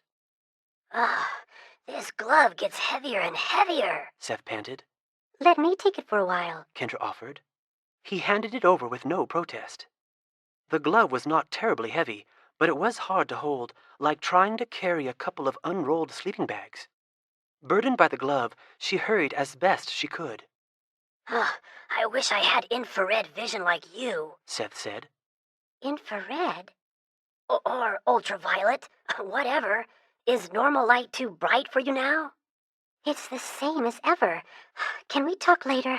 I'm running out of wind. They trotted along in silence. The hall seemed endless. Kendra's heart was hammering, and sweat was drenching her silky clothes, making them feel slimy. The bulky glove flopped around as she ran. I have to walk for a minute. Kendra gasped finally. They slowed their jog to a walk. I can take the glove back. Seth said. Kendra handed it over. Oh, I still need to walk. Just a little. Kendra said. Hey, I see our last turn up ahead. Still a pretty good ways to the door, and then the stairs after that. Seth reminded her. I know. I'll be good. In a second. Sorry to slow us down. Are you kidding? I'm tired too, and you carried that glove a long way. They walked in silence until they reached the hall where they needed to turn right. Should we run again? Kendra asked. We'd better, Seth said. Kendra was reminded of running laps around the field with her soccer team. She was naturally a pretty good runner, but those first few practices had really tested her. She had almost thrown up a couple of times during the first week. She could run through the stitches in her side and the burning muscles, but once she became nauseated, her willpower to run faded fast. She had been at that point when she asked Seth to stop, and she could feel the unwelcome sensation returning. She tried to ignore the dank smell of the dungeon. The humid stench alone was enough to make her queasy. She reminded herself that Seth was carrying the glove and doing just fine. The taste of bile rose in her throat. She fought to choke back the sensation until she involuntarily flopped forward, hands slapping the stone floor, and dry heaved. That's sick, Kendra. Seth said. Keep going. She gasped. Nothing had come up, but she had a foul taste in her mouth. She wiped her lips on her sleeve. I think we should stay together, he said. You'll get big first, she said. I'll catch up. Kendra, I can't see. I can't run without you with me. Maybe if you let loose and yak, you'll feel better. Kendra shook her head and stood up. I hate puking. I'm already feeling better. Well, we can walk for a minute, he said. Just for a minute, she replied. Before long, Kendra was feeling much steadier. She picked up the pace, not charging as hard as before, trying to conserve energy. I see the door up ahead, she finally said. The tall iron door loomed into view. Kendra led Seth to the small opening in the bottom of the door. They passed through the brownie entrance and hustled toward the stairs. Do you see the hole Grandma was talking about? Seth asked. Yeah, off to the left. It's small. Looks like a mouse hole. She led Seth to the hole in the wall near the first step. She had not remembered how steep and numerous the stairs were from the basement to the kitchen. They would barely be able to reach the top of each step. With the glove, scaling the stairs could have taken hours. Kendra and Seth wriggled through the hole. Inside, they found a brownie tunnel, like the one they had followed to get into the dungeon, except it was a stairway entirely of stone. The stairs were steep, but just the right size for brownies. They started scaling the long staircase 2 steps at a time. Kendra's legs soon felt rubbery. Can we rest for a second? They paused, both of them breathing hard. Uh-oh, Seth said after a moment. What? Kendra said, looking around, worried he had seen a rat.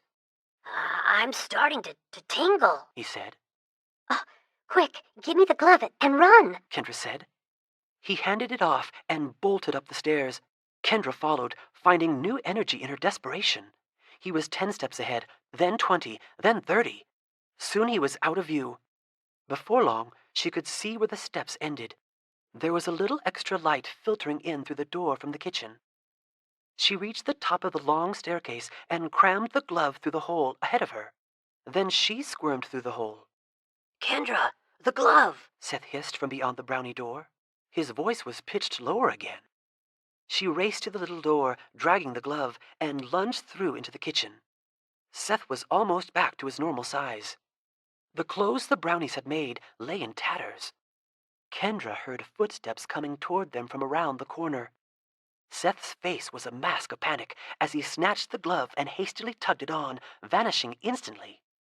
Flashing back into view, he picked up Kendra, and she disappeared as well. They both flickered briefly back into view as Seth grabbed the remnants of the clothes the brownies had made. Then he held still and became transparent.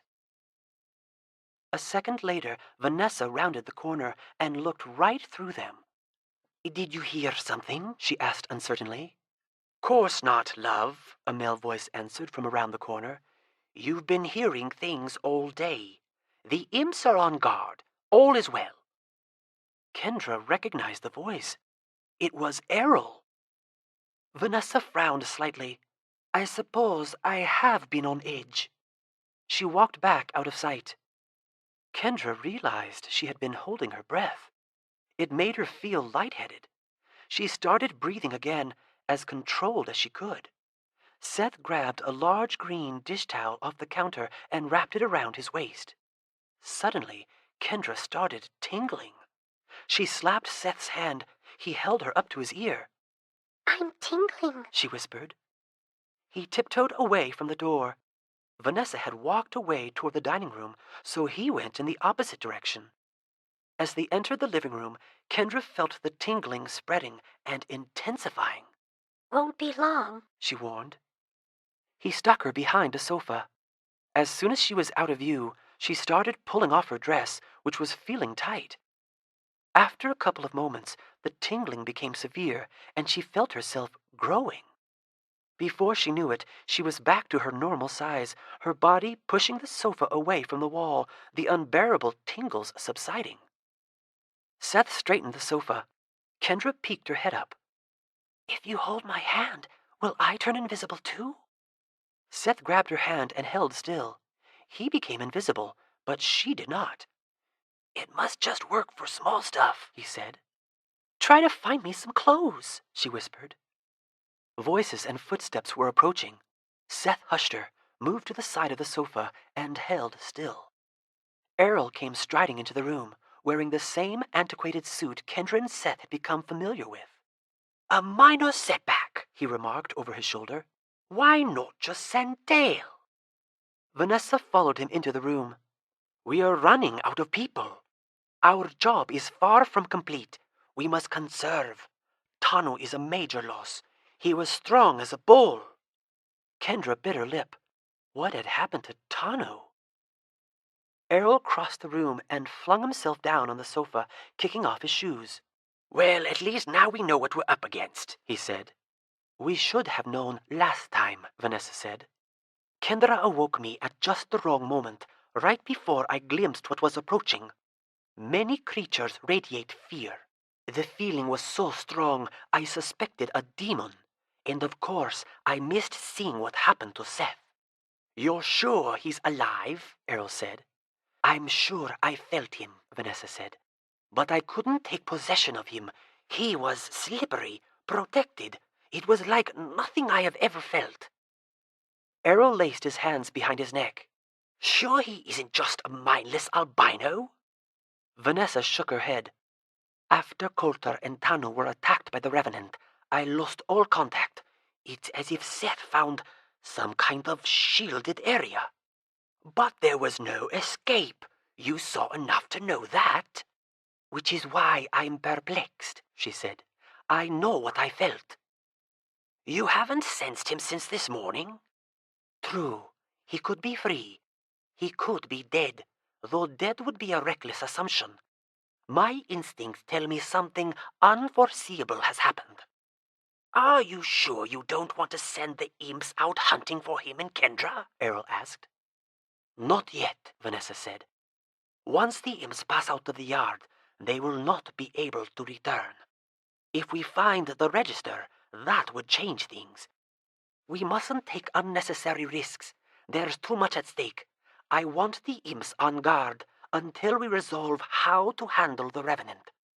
Kendra will surely return to try to help her grandparents. If we are patient and keep careful watch, she will come to us, and if not, she will have to sleep before long. Kendra fought the urge to leap to her feet and shout at Vanessa. She reminded herself that getting caught would only make matters worse, no matter how satisfying an angry tirade might feel. Not to mention the awkward fact that she had no clothes on. You're sure she won't meet up with Hugo? Errol asked. I sent Hugo to the farthest corner of Fablehaven with strict instructions to wait there for at least 2 weeks. The golem is out of the picture. Yet the problem of the Revenant remains, Errol mused. We know the location. We have the key. We just need to get past the undead guardian, she said. Yes, along with whatever traps protect the tower itself, Errol added. Naturally, she agreed, which is part of the reason I would hate to waste Dale on the Revenant as well. I would like to use him to explore the tower. Errol sat up. Well, then send Stan or Ruth. Or, when Kendra falls asleep, I can send her, Vanessa said. But I don't want to send anyone until we have a strategy to remove the nail. Can't you divorce yourself from the situation? Errol said. Just focus on the consoling fact that you are not actually in the grove, that you're just using someone else as a puppet. You'd have to sample the fear to understand, she said. It is overwhelming and irrational.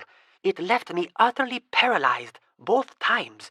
There is no room for creating intellectual distance. All I intended to do when I was inhabiting Tanu was get a look at the creature and run away, but I lost all bodily control. It poses quite a problem. Perhaps it would do us good to sleep on it, he said. That may be your best idea of the evening, Vanessa said. Errol got to his feet. All he had to do was notice that the sofa was pushed a little farther away from the wall than usual, look behind it, and see Kendra lying there utterly exposed. He picked up his shoes. Not 5 feet away, the invisible presence of Seth remained dutifully motionless. Kendra heard somebody else entering the room. Still no sign of activity, a raspy voice reported. It had to be one of the imps. Keep a sharp lookout, Grixt, Vanessa said. I would not be surprised if Kendra tried to slip into the house under the cover of darkness. Kendra could hear Grixt sniffing. Their stink is everywhere, he said. If I didn't know better, I'd say they were right here in this room, the girl and her brother. They have been, for days on end, Errol said. Don't forget the scent. Keep your nostrils open. Kendra will be getting sleepy and desperate by now. That will be all, Grixt, Vanessa said. We are going to turn in. Tell Huro and Zert to raise the alarm at any sign of either of the children. Otherwise, you can refrain from reporting until sunrise. Very well, Grix said. Kendra heard him leaving. Vanessa and Errol were walking away as well. Really is a fine house, Errol remarked. I rather enjoy lounging in Stan's bed. Kendra could hear them climbing the stairs. The shorter our stay, the better, Vanessa said. Keep alert. We'll finalize our plans in the morning. Kendra waited quietly, listening to the sounds of Vanessa and Errol moving around on the floor above. She heard a toilet flush and then the sound of water running in a sink. We just need to be patient, Seth whispered. Yeah, Kendra said. Wait for them to settle down. Do you think Errol is Christopher Vogel? Seth asked. If they haven't found the register yet, that seems like the only explanation, she said. It must be his real name. I'll be right back, Seth said. Before she could protest, he was creeping away. He returned shortly wearing Grandpa's white bathrobe. He tossed a sheet over the back of the couch, and Kendra wrapped herself in it. These were in the study, he whispered. The cot is still a mess. Nobody will miss the sheet, even if they look. Back in a sec. Seth exited the room again. He did not return for a few minutes. When he finally came back, he said, I checked out the windows. There are 2 imps on the back porch, and a big fat one out front. The sides of the house look unguarded. If you slip out through the study window, you might be able to sneak into the woods. We should wait and make a break for it together, she said. Nobody is going to look behind the couch between now and when you steal the keys. How long do you think we should wait? He asked. Longer than you think, Kendra said. The clock on the wall says 10:47. I say we wait a full hour before you go upstairs, just to be safe. Well, in that case, I'm going to make a sandwich. No way, Kendra said firmly. All I've eaten for 2 days is cocoon pulp, he said. You had snacks at Warren's, she said. Right, snacks. I wasn't that hungry then. Now I feel like my stomach is digesting itself. If they hear you rustling around, we could all die. There's plenty of food at the cabin. I say wait. What if they end up catching us? Seth asked. Then we'll be stuck eating glop. Did you smell that stuff? If we get caught, we'll have bigger problems than what to eat. I bet I could make a sandwich about 10 times quieter than you whisper, he accused. Are you trying to make me angry? Are you trying to make me hungry? Fine, Kendra said. Go make a sandwich. We've got an hour. Maybe you could bake some cupcakes, too. I've got a better idea. I'll make us smoothies in the blender with lots of ice. I wouldn't be surprised. Fine. You know what? You win, Kendra. I'll sit here and starve. Good. Starve quietly.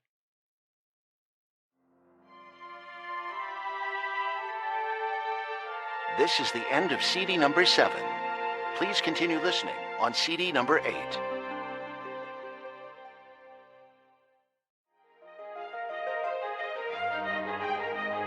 Fablehaven, Rise of the Evening Star, CD number 8.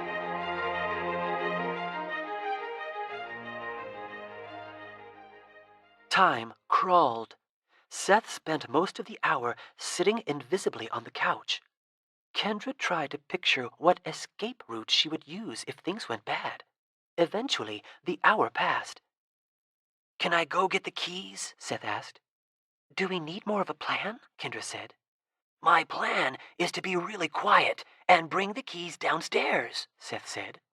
And then only one of us should go to the basement, so at least one of us can get away, she said. We don't want to both get trapped down there. Okay, what if somebody wakes up and sees me? Seth asked. Run for it, Kendra said. I'll play it by ear. Just because they see you won't mean they know I'm in the house. Maybe I can lie low and save the day after things settle down. Or maybe somebody else will save the day for a change, Seth said. Besides, if they find me, I bet they'll search the house. Where's the best hiding place on this floor? If I were you, I'd hide in the study, like behind the desk. You'll have quick access to a window that will take you outside. Going out through the side should give you a chance to avoid the imps. If they catch me, you should probably take off. Maybe you can leave the preserve and try to find the Sphinx. We'll see, Kendra said. Wish me luck. Hopefully my growling stomach won't give me away. Wrapped in her sheet, Kendra walked to the entry hall with her brother. As he started climbing the stairs, staying close to the wall and treading lightly, she went to the study. She unlocked the window and squatted behind the desk. She noticed a letter opener on top of a pile of papers. She picked it up. It felt comforting to have some sort of weapon in her grasp. All she could do now was wait. Maybe she should be the one wearing the glove and creeping into Vanessa's room. Seth would never have let her, since sneaking around was more his specialty. But it was an awful lot of responsibility to give to somebody who liked sticking French fries in his nostrils. At the top of the stairs, Seth moved stealthily down the hall to Vanessa's door. A light had been left on in the bathroom, so the hall was fairly bright. The door to Vanessa's room was closed. There was no light shining underneath it. Cupping his ear against the door, he waited invisibly, but heard nothing. Gently, he turned the knob. It made a faint clicking sound, and he paused. After several slow breaths, he turned the knob the rest of the way and eased the door open.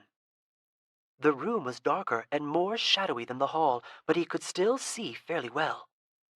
Vanessa was lying on her side on the bed beneath her sheet. The blankets were folded at the foot of the bed. Containers full of strange animals were everywhere. Seth took a slow step toward her bed. A low croak disturbed the silence. Seth froze, turning invisible. Vanessa did not stir. Apparently, she was accustomed to animal sounds in the night. That should work in his favor. Her bed was on the far side of the room. He decided that instead of crossing the center of the room, he would work his way along the perimeter. That way, if she woke up, there would be less chance of her accidentally bumping into him. Seth crept along the edge of the room, taking small, quiet steps. The sheet did not cover Vanessa's shoulders, so he could see that she had not changed out of her clothes. Staring at her, he had a hard time picturing her as a traitor. She was so pretty, her dark hair spilling over her pillow. Seth glimpsed a metal pole under her chin. It had to be the artifact key. She was sleeping right on top of it. A bird chirped, and he halted, watching the narcoblix intently. Satisfied that she remained asleep, he worked his way along the wall, passing numerous cages. Vanessa was facing him. All she needed to do was open her eyes while he was moving, and all would be lost. Finally, he reached the nightstand beside her bed. Her blowgun lay on the nightstand, along with 3 small darts. What if he picked up a dart and pricked her? Did narcoblixes have immunity to sleeping potions? It wasn't worth the risk. But he picked up a tiny dart anyhow, for backup.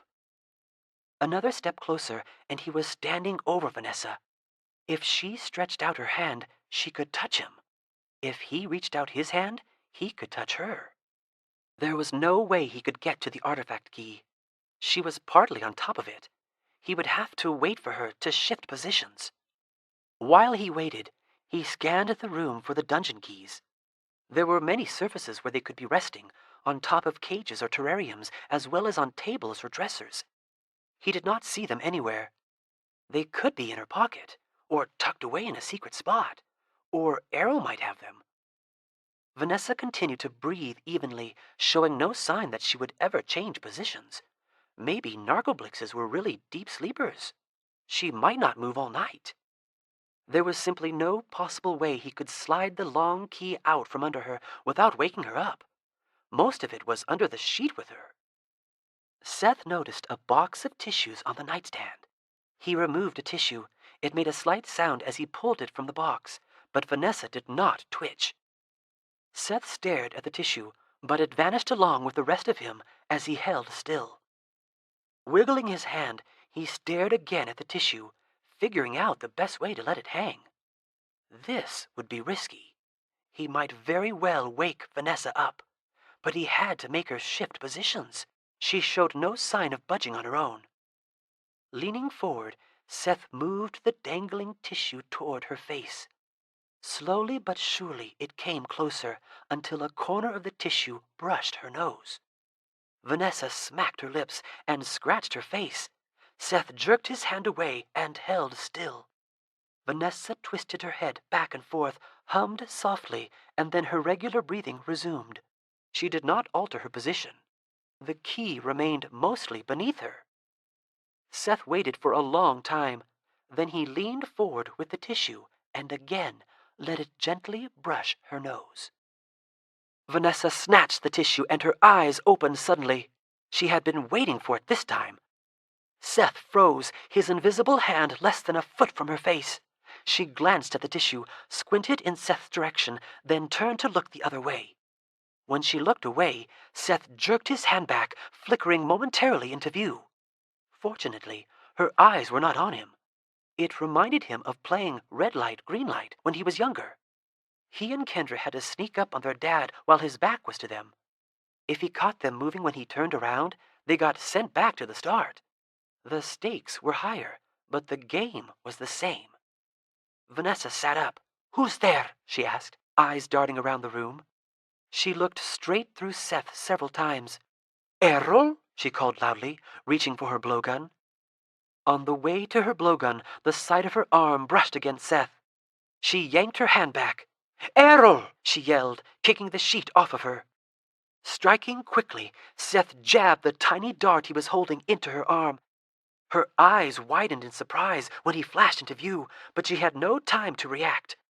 She had been rising out of bed, but instead she hesitated, lips compressed, and then collapsed heavily to the floor. Seth grabbed the long key off the bed. It was quite heavy and several inches taller than him. He was glad to see that it disappeared along with him when he held still. Seth could hear Errol thumping down the hall. He leapt away from the bed and stood still as Errol raced through the doorway and saw Vanessa on the floor. "Intruder!" Errol shouted. Seth realized that Errol would probably suspect he had already fled, so he held perfectly still. Errol briefly surveyed the room, then ran out into the hall. Seth heard the front door opening downstairs, followed by heavy footfalls on the stairs. Would the imp smell him? What should he do? He heard a door downstairs slam shut. The imp on the stairs grunted urgently. Seth heard Errol dashing down the hall. "In the study!" he shouted. "Bring the intruder to me!" Seth heard Errol racing down the stairs. Kendra had created a diversion, but now she would have everybody right on her heels. Seth didn't like her chances. Leaning the key by the door, he picked up a terrarium full of dark blue salamanders and ran down the hall. He could hear them ramming the door to the study. From the top of the stairs, Seth heaved the terrarium over the banister into the entry hall. He did not stay to watch it hit the floor, but he heard glass shattering like a bomb and Errol shouting. Seth hastily retreated to Vanessa's room. Picking up the key, he crossed the room, unlocked the window, and threw it open. Vanessa's room was above the back porch. Seth dove through the window onto the roof of the porch. He could only hope that the commotion had already brought the imps stationed on the porch into the house. Otherwise, he was about to be caught. He closed the window, hoping his pursuers might not be sure where he had gone. For all they knew, he could have retreated to any of the rooms or even gone up to the attic. He heard Kendra screaming for Mendigo from the side of the house. She sounded desperate. Seth hurried to the edge of the porch roof. The porch was raised above the level of the yard, so even the lowest part of the porch roof was a good 10 feet above the ground. Seth tossed the key onto the grass. Then he found a portion of the roof that stuck out over a thick bush. Turning and crouching, he grabbed the lip of the roof and stepped off, hoping to dangle before dropping. The weight of his body was too much, and he lost his grip, falling awkwardly on his side, but landing in the bush. Hitting the bush sideways turned out to be a lucky way to fall. He mashed the bush down, and it absorbed the brunt of the impact. Shaken, heart racing, Seth rolled out of the bush, picked up the key, and sprinted for the woods, his oversized bathrobe flapping behind him. After waiting in tense silence, Kendra knew they were in trouble when Vanessa started calling for Errol. She opened the window so she would be ready for a quick exit. Then Errol yelled about an intruder, and she realized Seth had not been caught. She heard the front door open and the imp charge up the stairs. She had to create a distraction. Kendra ran to the study door, opened it, and banged it shut. She locked it and rushed to the window, wishing she had more to wear than a sheet. She put her legs through first, so she was sitting on the windowsill, then turned around and boosted herself backwards. Her bare feet sank into the rich, soft soil of a flower bed. She dropped the letter opener in the process. Through the window, she could hear somebody beating on the study door. Wood splintered as the door was rammed with greater force. Not bothering to look for the letter opener, Kendra started running across the grass toward the woods. She heard a tremendous crash behind her from inside the house, like a huge vase shattering. Glancing back, she still saw nobody in the study window. On the manicured lawn, her bare feet did not impede her speed. In fact, she was pretty sure this was the fastest she had ever run, energized by sheer terror. In the woods, it would be another story. She heard something growl behind her. Looking back, she saw a thin, wiry imp in pursuit, having apparently just come through the window. She was about halfway across the yard to the woods, but the imp was running fast. "Mendigo!" Kendra screamed. "Meet me in the woods and protect me from the imps! Mendigo, hurry!" Off to her left, Kendra noticed the mellow glow of some fairies bobbing and weaving in a colorful cluster. "Fairies, please stop the imp," Kendra called. The fairies stopped moving, as if they were now watching, but did not come to her aid. At the fringe of the yard, a few paces from the woods, Kendra glanced back again. The wiry imp had gained, but remained 20 paces behind her. Behind the wiry imp, Kendra saw an extremely fat imp scrambling through the window. He barely fit and fell headfirst into the flower bed. Facing forward, Kendra dashed into the outskirts of the woods. "Mendigo!" she cried again. Sharp rocks and sticks jabbed at her bare feet. She crunched through leaves and undergrowth. In some places, the ground was squishy. She heard the imp closing in behind her, snapping twigs and tromping through shrubs. Then she heard a rustling from off to one side. The wiry imp was now only about 5 paces behind her. Kendra had no hope of outrunning him. She heard footfalls from the same direction she had heard the rustling, only nearer now. Some nearby bushes parted, and Mendigo appeared. A bundle hit Kendra in the chest, and it took her a moment to realize that it was her and Seth's clothes, along with Tanu's pouch. Mendigo took flight, launching himself in a flying tackle that leveled the thin imp just a couple of paces from Kendra. They tussled on the ground. "Mendigo, stop the imp," Kendra said, "but don't kill him." Looking back toward the yard, Kendra could see that the lumbering, obese imp had almost reached the trees. Mendigo had wrapped up the wiry imp in what looked like a complex wrestling hold. Clutching the bundle of clothes, Kendra tried to decide her next move. What would happen when the fat imp reached them? He was much bigger than the wiry imp. Maybe she could outrun him. He was certainly slower. Neither was the same imp Kendra had seen in the dungeon. Of the 3, the imp in the dungeon was the most muscular and looked the most dangerous. Something else was crashing toward her through the woods from the opposite direction Mendigo had come from. After a moment, she saw that the something was wearing a bathrobe. "Seth!" she cried. He was carrying a metal staff that had to be the artifact key. He looked at Mendigo wrestling on the ground, and then at the rapidly approaching fat imp.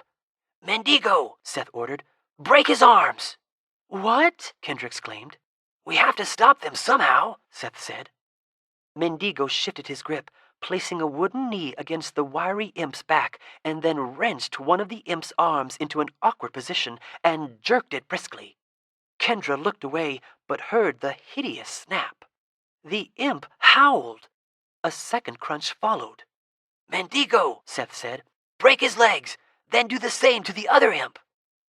Kendra heard more disgusting sounds. She opened her eyes. The wiry imp was writhing on the ground, limbs askew, and the fat imp had almost reached them, plowing through the undergrowth. Mendigo rushed to meet the fat imp. The oversized puppet dodged a punch and flung himself at the creature. The fat imp caught Mendigo in the air and hurled him aside. Up close, Kendra realized that this imp was not only much broader and thicker than the other imp, he was at least a head taller. Mendigo, scuttling on all fours, dove at the imp's legs, trying to trip him.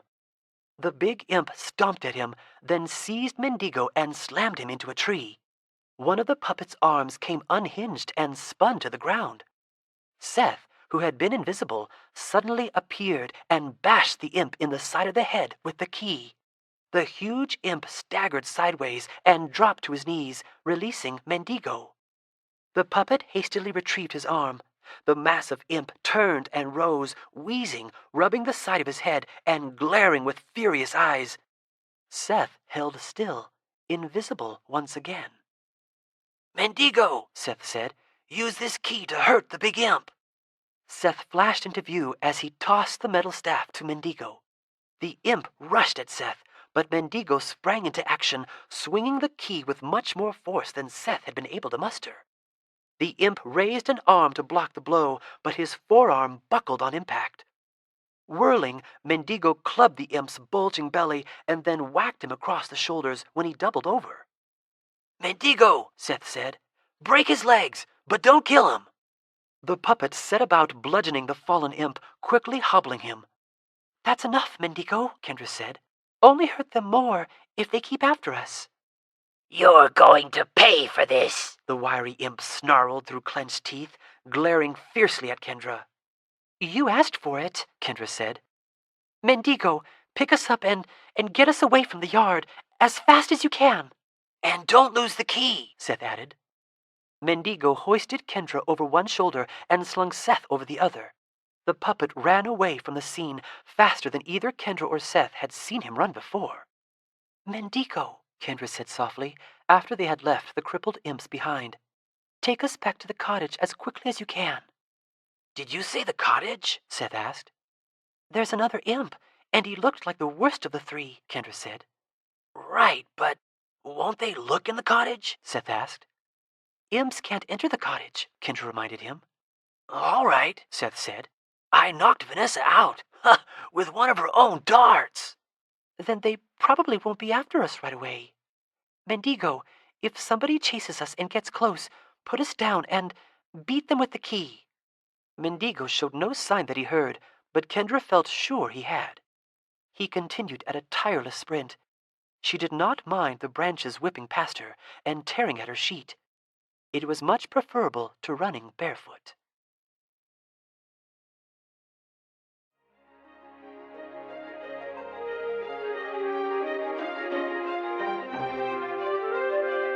Chapter 18.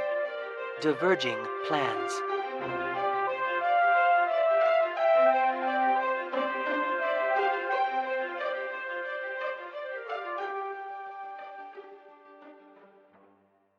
Kendra and Seth sat at the table with Warren.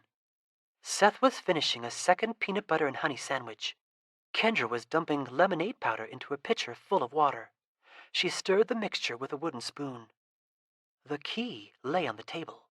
It was mostly smooth, fashioned out of a dull gray metal. One end had a grip like the hilt of a sword. The other end had little notches and grooves and irregular protuberances. Kendra and Seth could only assume that the complicated end was meant to be inserted into an intricate keyhole. Outside in the night, Mendigo stood watch, clutching a hoe in one hand and a rusty cowbell in the other.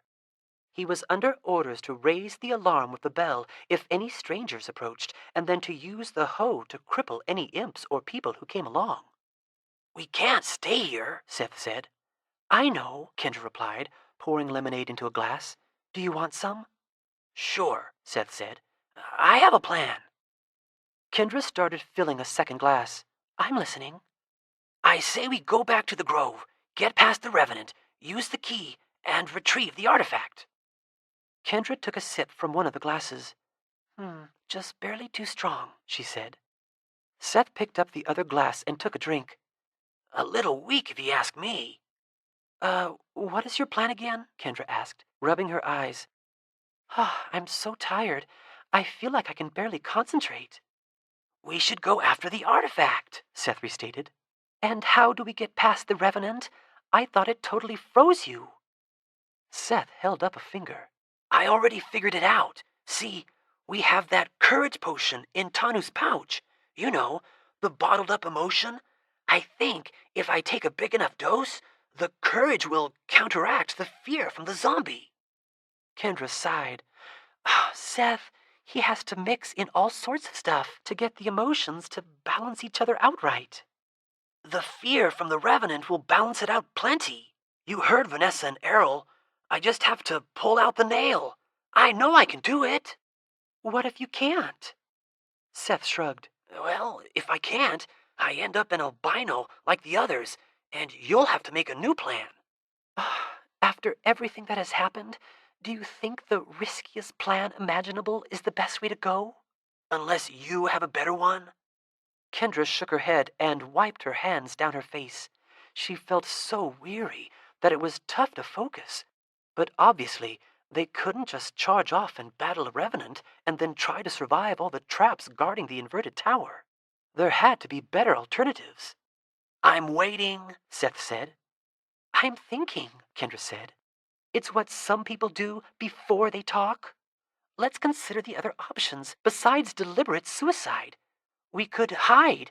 I'm not wild about that option because it just prolongs an actual decision, and I'm not going to be able to keep awake much longer." "You have circles under your eyes," Seth said. "We could attack. They only have one imp left. Mendigo is a pretty tough fighter. If he had a weapon, he could maybe take out their last imp and then beat up Errol and Vanessa." "If we can lure them all out of the yard," Seth said, "which I doubt will happen. After they find the injured imps, they'll be careful. You never know. They might have other tricks up their sleeves.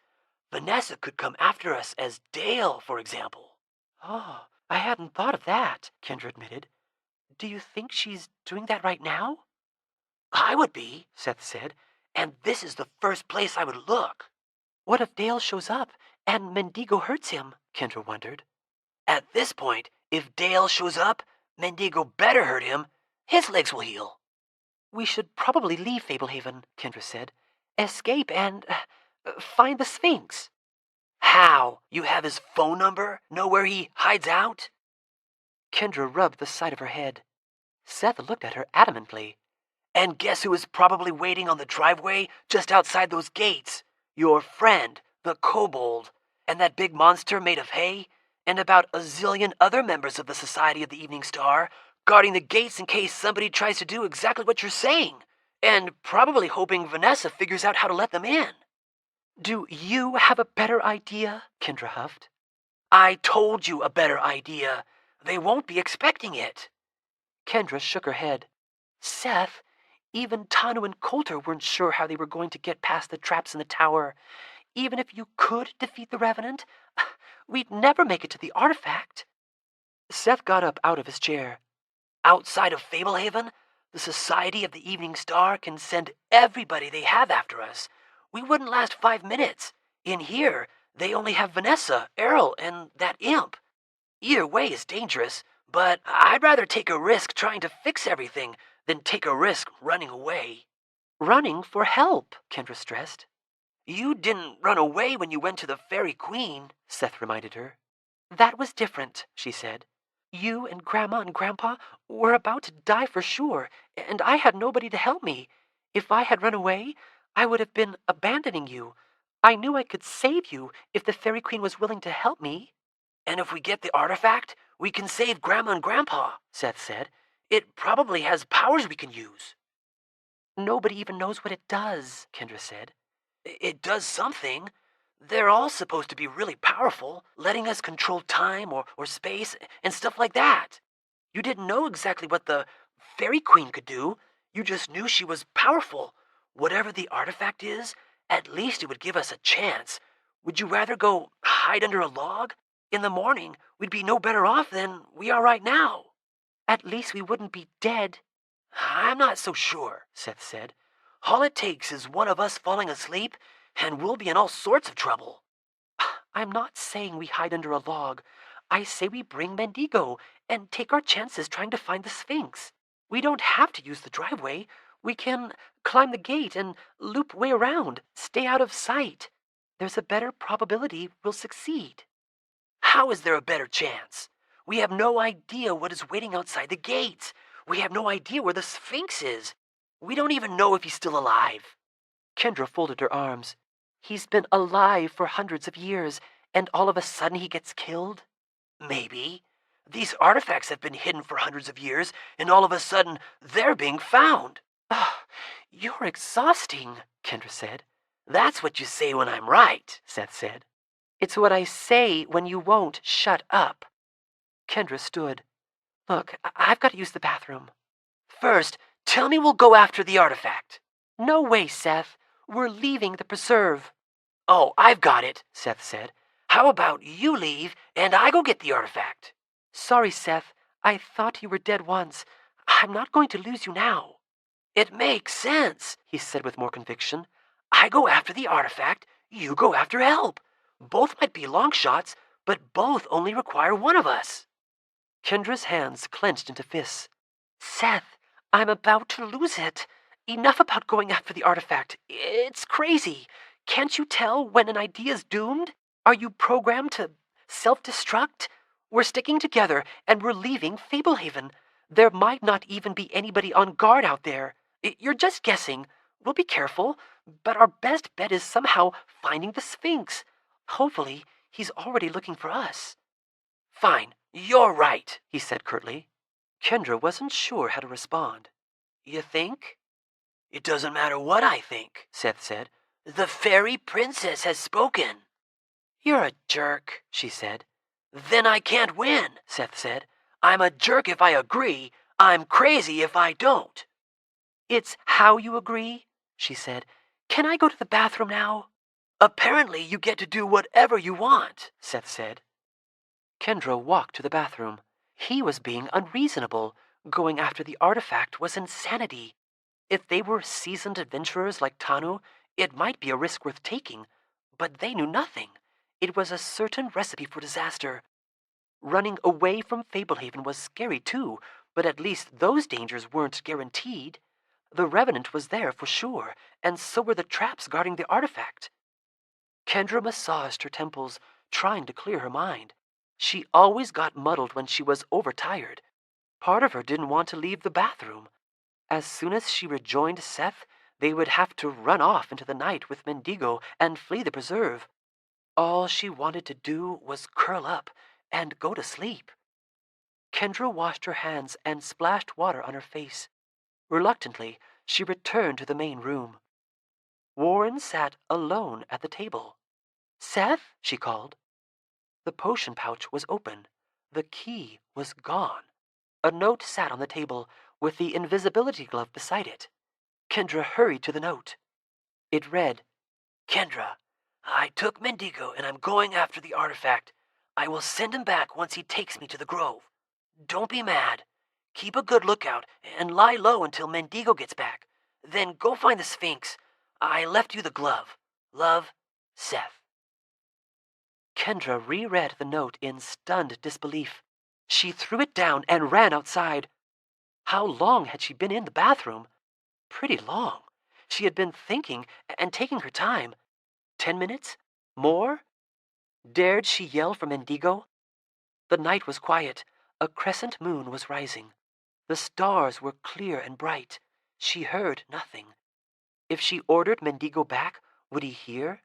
Would he come? Surely Seth had commanded the giant puppet not to heed any orders from her to return, and since she had told Mendigo to obey Seth, the puppet probably saw their authority as equal and would obey Seth's preemptive command. By now, they were probably out of earshot anyway. Mendigo would be even faster, carrying only one passenger. How could Seth be so selfish? She considered going after him, but had no idea which direction he had gone. If she knew where the farthest corner of Fablehaven was, she would go search for Hugo. But again, she would be wandering blind.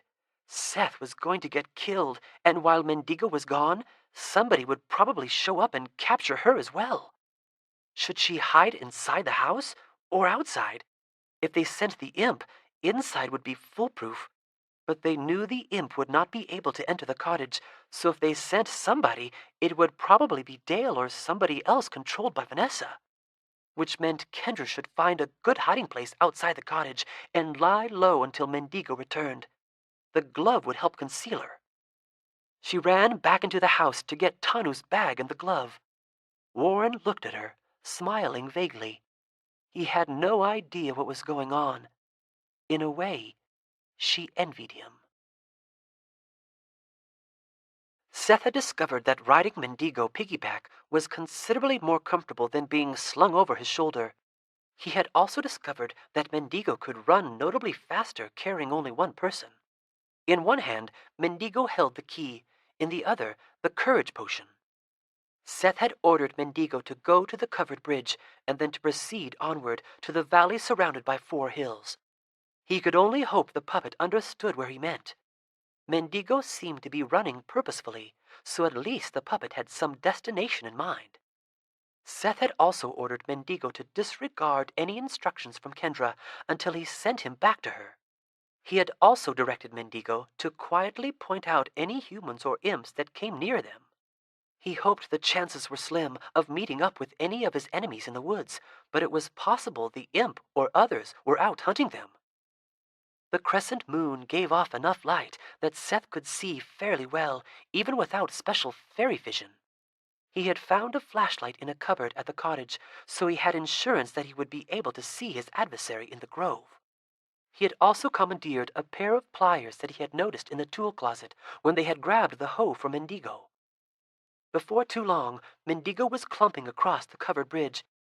It had been only 2 nights ago that Hugo had carried Seth and Coulter along this same route to the same destination. This time, Seth would be prepared. that revenant had looked pretty flimsy. With the courage potion to counteract the fear, he should have a good chance. Back under the trees, Seth lost all sense of where they were headed and had to trust that Mendigo knew the way. "Get us to the valley with the 4 hills, Mendigo," Seth said softly. "And be careful with the bottle you're holding.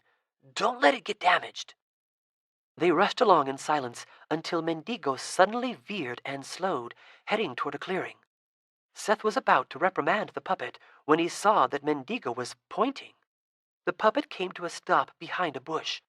Looking in the direction indicated by the wooden finger, Seth saw a silhouetted form slowly walking in the clearing. Who was it? He was big. Was it Kendra's imp? No, it was Tanu.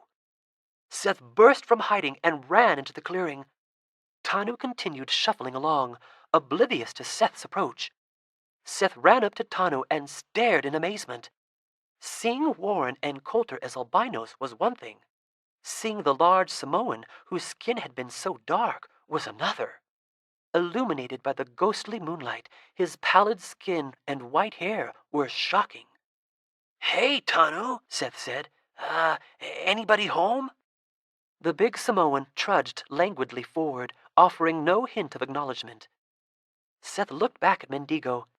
He hated the thought of leaving Tanu to roam the woods, but Warren had showed up back at the house after he became an albino. At least Tanu appeared to be generally heading in the right direction. The reality was, time was too short, and his mission too urgent for Seth to do much for Tanu at the moment. Kendra was back at the cottage nearly defenseless. He needed to get to the grove and send Mendigo back to her. "Mendigo, come get me. Let's keep going to the valley with the 4 hills, fast as you can." Mendigo raced to him, and Seth climbed on his back. The puppet started running. "But if we come near any other imps or humans, still point them out, without giving us away." Seth glanced back over his shoulder at Tanu, making his way across the clearing. At that rate, even if he walked in the right direction the whole way, he would not reach the house for a day or 2. Hopefully, everything would be happily resolved by then. Once again, Seth was crashing through the darkness. He was pretty sure Hugo had gotten them to the valley more rapidly. Just when he was about to despair that they would ever reach the grove, they emerged from a thick stand of trees, and Seth recognized that they were in the brush-filled valley surrounded by the familiar hills. Mendigo slowed to a walk. "Mendigo, take me to the grove at the end of the valley," Seth said, gesturing toward their destination. Mendigo started trotting. "Fast as you can." Mendigo sped up. As the grove drew near, Seth contemplated how much he was betting on the potency of the courage potion. The fear potion had made him very afraid, but it was hardly a shiver when compared to the terror radiating from the revenant. Of course, he had sampled only a drop or 2 of the fear potion, with some other ingredients mixed in to dilute it. He would down a much bigger dose of pure courage and bring the bottle with him so he could chug more if needed. Mendigo stopped near the edge of the grove. Seth estimated it was roughly the same place Hugo had stopped. "Mendigo, just go a few steps closer to the trees," Seth urged. The puppet took several steps, but did not move forward. He was walking in place. Seth slid off Mendigo, dropping to the ground. "Mendigo, walk into the grove." The puppet appeared to be trying to comply, but instead took more steps without advancing. Forget it, Mendigo. Hand me the key and the potion." The puppet obeyed. "Mendigo, return to Kendra as fast as you can." Mendigo started running off, so Seth shouted after him to finish his instructions, cupping his hands around his mouth. "If she's not at the cottage or is in any trouble, rescue her. Hurt her enemies if they try to stop you. Obey her." Before Mendigo was out of sight, Seth turned to face the grove. Under the moon and the stars, the grove was brighter than it had been on his previous visit. Even so, he switched on the flashlight. It had a dimmer bulb than the light Coulter had used, but it still made a difference. Standing alone in the dark, shining his dim flashlight at the ominous trees and their convoluted shadows was not good for morale. Seth remembered Kendra's certainty that he would fail, and, alone under the stars, he suddenly felt she might be right. Seth took a calming breath. This was what he wanted. This was why he had run away from Kendra. Sure, he was a little nervous now, but a good dose of courage would remedy the situation. And when the chilling fear of the Revenant began to take hold, he would give himself another boost. He had to do this, just as Kendra had to go after the Sphinx. Both propositions were risky, but both were necessary. Setting down the tall key, Seth unstopped the bottle and tipped it into his mouth. Even with the little bottle upended, the potion dripped out in a weak trickle. He shook the fluid into his mouth until he had emptied roughly a quarter of the contents. The liquid burned. Once, in a Mexican restaurant, Seth had downed some hot sauce straight from the bottle on a dare from Kendra. It was brutal. He had to stuff his mouth with chips and guzzle water to stem the burning. This was worse. Less taste, more stinging. Seth coughed and swiped at his lips, eyes watering. His tongue felt like he had licked an iron, and his throat felt like a pincushion bristling with scalding needles. Tears leaked profusely down his cheeks. There was nothing to mute the burning, no water, no food. He had to wait it out. As the painful sensation subsided, a warmth began to spread through his chest. He smirked at the dark trees. They seemed less intimidating. Had he actually been scared? Why? Because it was dark? He had a flashlight. He knew exactly what was in there. A skinny ruin of a man, so frail that he could flatten him with a sneeze. A creature so used to victims folding out of fear that it had probably lost all ability to contend with a real opponent. Seth glanced at the long key. Between the flashlight and the potion and the pliers, his hands were full. The pliers went into a pocket, and he managed to hold the flashlight and the potion in the same hand, while grasping the key in the other. He marched across the space separating him from the grove, and soon found himself amid the trees. He was trying not to smile, but the grin would not go away. How had he been worried? How had he let Kendra's misgivings make him doubt for even a second? This would be absolute simplicity. Pausing, he set down his things and began throwing punches to warm himself up. Wow! He hadn't realized how fast his right had gotten. His left was pretty good, too. He was a machine. Maybe he would give the creature a free swing or two, just for fun. Toy with the freak before he put it out of its misery. Show the pathetic monstrosity exactly what happened to anything that traded blows with Seth Sorensen. He retrieved his items and continued deeper into the grove. The air became steadily cooler. Seth shone his flashlight beam around, not wanting to give the Revenant a chance to sneak up on him. Last time, Seth had been helplessly frozen. This time, he would dictate exactly how the encounter would go. Seth began to notice an unusual numbness in his toes. It reminded him of the time he had gone skiing in ski boots that were too small. He paused, stomping his feet, trying to restore sensation, but instead, the numbness spread up his ankles. He started shivering. How had it gotten cold so quickly? A flicker of motion caught his eye. Pivoting, Seth shone his flashlight at the approaching Revenant. The creature was still a good distance away, barely visible through the trees. The numbness had spread above his knees, and his fingers began to stiffen and feel rubbery. The deadening of his nerves sparked a trace of panic. Was he just going to go rigid without experiencing the same fear as before? Brave or not, if he became paralyzed, he would be in trouble. His vision blurred a little. His teeth chattered. He dropped the tall key. Seth raised the bottle to his lips, deciding he should consume all he could while still able. He downed all the remaining potion before tossing the bottle aside. The fluid did not feel as hot as before. Watching the sluggish advance of the Revenant, Seth enjoyed the warmth that blossomed at his center and flowed outward, driving away the numbness. Pulling the pliers from his back pocket, he grinned. No use waiting for the painfully slow zombie to reach him. Seth jogged toward the creature, the beam of his flashlight bobbing. As he got closer, the emaciated figure came into plain view, wearing the same filthy, tattered clothes.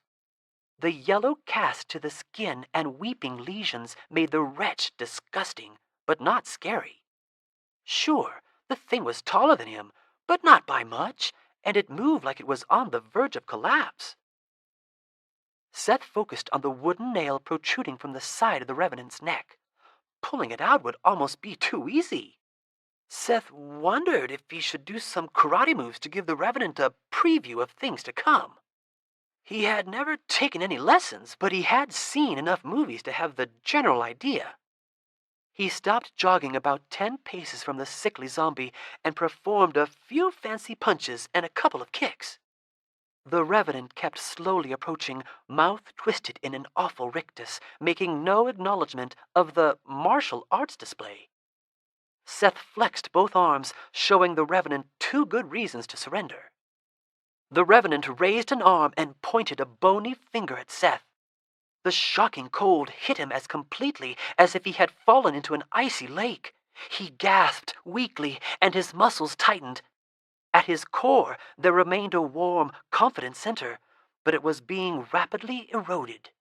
Irrational, gibbering terror was assailing him at the fringes of his focus, trying to smother his self-assurance. Part of him wanted to collapse and quail.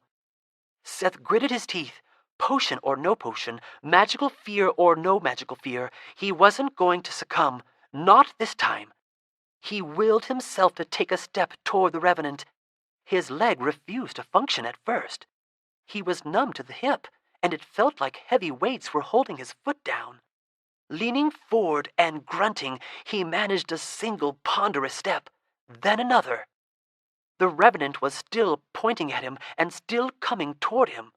Seth knew he could just wait for the Revenant to reach him, but something told him it was important to keep moving. He took another step. The Revenant was now within reach. The vaguely malevolent eyes held no personality. A putrid stench polluted the air. The arm of the Revenant remained outstretched, and the pointing finger was nearly touching him. Seth's confidence dwindled. He knew his body was about to shut down. He eyed the black, ragged fingernail drawing closer to his chest.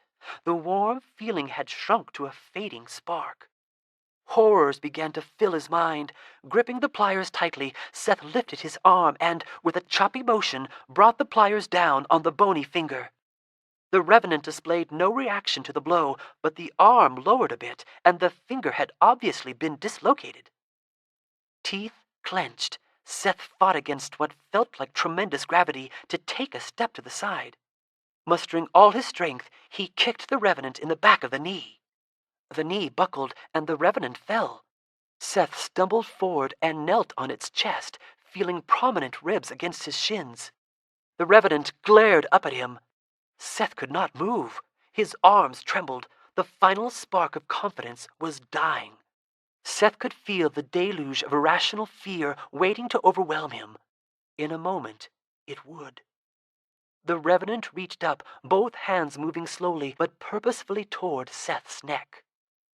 Seth thought about all the people depending on him. Coulter had sacrificed himself for him. Kendra was alone in the cottage. His grandparents and Dale were trapped in a dungeon. He could do this. Courage was his thing. It didn't have to be fast. He just had to get there. Seth focused on the nail and began moving the pliers toward it. He could not move quickly. It was as if the air had become a gel. If he tried to go fast, his progress halted. Pushing slowly and steadily, the hand with the pliers gradually advanced. The hands of the Revenant reached his throat. Fingers so cold they burned, pressed into his flesh. The rest of his body was numb. Seth didn't care. The pliers kept moving. Strong, merciless fingers squeezed his neck tighter. Seth gripped the wooden nail with the pliers. He tried to yank it out, but it would not budge. Seth felt like he was drowning. The spark of confidence was gone, but grim determination remained. The only sensation was the searing pain in his neck. Ever so slowly, his arm, feeling distant, hardly connected, Seth began withdrawing the nail, watching it slide out centimeter by centimeter. The nail was longer than he expected. It kept coming and coming, bloodlessly emerging from the hole it had long inhabited. His hand slowed. It felt like the air was congealing from a gel to a solid. The strangling grip of the revenant prevented him from breathing. Sweat beaded on his brow. With dreamlike slowness, the last of the long wooden nail emerged from the neck. He saw a tiny space between the tip of the nail and the empty hole. For an instant, Seth thought he noticed something flicker across the revenant's face, relief in the eyes, the hideous smile becoming slightly more sincere. And then the air was no longer solid, and he was falling, and everything went dark.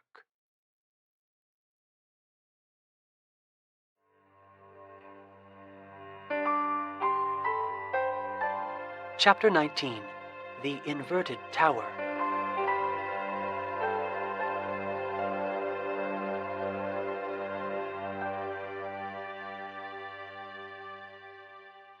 Wearing a blanket like a shawl, Kendra straddled a thick limb in a tree with a good view of the cottage. The night was just cool enough to make her glad for the blanket, which was currently invisible along with the rest of her. Before climbing to her current perch, she had crisscrossed the area, touching the boles of several other trees in case an imp tried to track her scent. Although she felt exhausted, her precarious position helped motivate her to keep alert. If she nodded off, she would fall about 10 feet and receive a very rude awakening from the uncaring ground. She had spent the majority of her time astride the limb, either furious at Seth or fretting about him. It was not fair that he had abandoned her and left her vulnerable, nor that he had taken action without consulting her. But she also realized that he was trying to do what he thought was right, and that he would probably pay a heavy price for his misguided bravery, which gave her a reason to rein in her unkind thoughts. Tense and anxious, Kendra strained her eyes and ears for any sign of an enemy approaching or of Mendigo returning. She was unsure how she would proceed once Mendigo reappeared. Even though he was too late to save Seth from his fate, a big part of her wanted to go after him rather than flee Fablehaven. At the same time, she knew that if she could find the Sphinx, it might be her best chance to rescue her grandparents and maybe even discover a way to restore Seth, Tanu, Coulter, and Warren from their albino states. Waiting impatiently on the limb, Kendra was stunned to see Warren climb out onto the observation platform atop the cottage. She watched him in astounded silence as he stretched and rubbed his arms. The night was too dim for her to observe details, but he appeared to be moving about like a normal person. "Warren!" she hissed. He jumped and turned toward her. "Who's there?" he asked. She was so surprised to hear him speak that it momentarily prevented her from answering. "You can talk! Oh my gosh, what happened?" "Of course I can talk. I'm sorry. Who are you?" "I'm Kendra." She couldn't believe it. He seemed perfectly fine. "I'm going to need a little more to go on." He squinted in her direction. The night probably looked darker to him than it did to her, and of course she was invisible. "Oh, I'm Kendra Sorensen. Stan and Ruth are my grandparents." "If you say so. What compelled you to hide in a tree in the middle of the night? Can you tell me how I got here?" "Meet me at the back door," Kendra said. "I'll be there in a second." Warren had somehow been cured. She was no longer alone. She slid off the limb and climbed down from the tree. Taking off the glove, she walked out from among the trees and through the garden to the back door, where Warren met her. Standing in the doorway, he studied her. He looked even more handsome now that he had possession of himself. His striking eyes were a silvery hazel. Had they been that color before? "It's you," he said in curious wonder. "I remember you." "From when you were mute?" she asked. "Was I mute? That's a first. Come inside." "You were a mute albino for a few years." "Years?" he exclaimed. "What year is it?" She told him, and he looked flummoxed. They walked to the table in the main room. He ran a white hand through his thick hair, then stared at his palm. "I thought I was looking sort of bleached," he said, flexing his fingers. "The last thing I remember was something coming toward me in the grove. It could have been yesterday. I was overcome by a panic like I had never known, and my mind withdrew to a dark place. I felt nothing there, hemmed in by pure terror, disconnected from my senses, retaining a groggy semblance of self-awareness. Near the end, I saw you, wreathed in light. But it felt like hours lapsing, not days, certainly not years." "You've been catatonic," Kendra said. "There is a revenant in the grove, and everybody who goes there ends up like you did." "I haven't wasted away too terribly," he said, patting himself. "I feel a tad slimmer, but not withered like I should be after years in a coma." "You could move around, but always in a daze," Kendra explained. "Your brother, Dale, made sure you got exercise. He took good care of you." "Is he here?" "He's locked in the dungeon with my grandparents," Kendra said.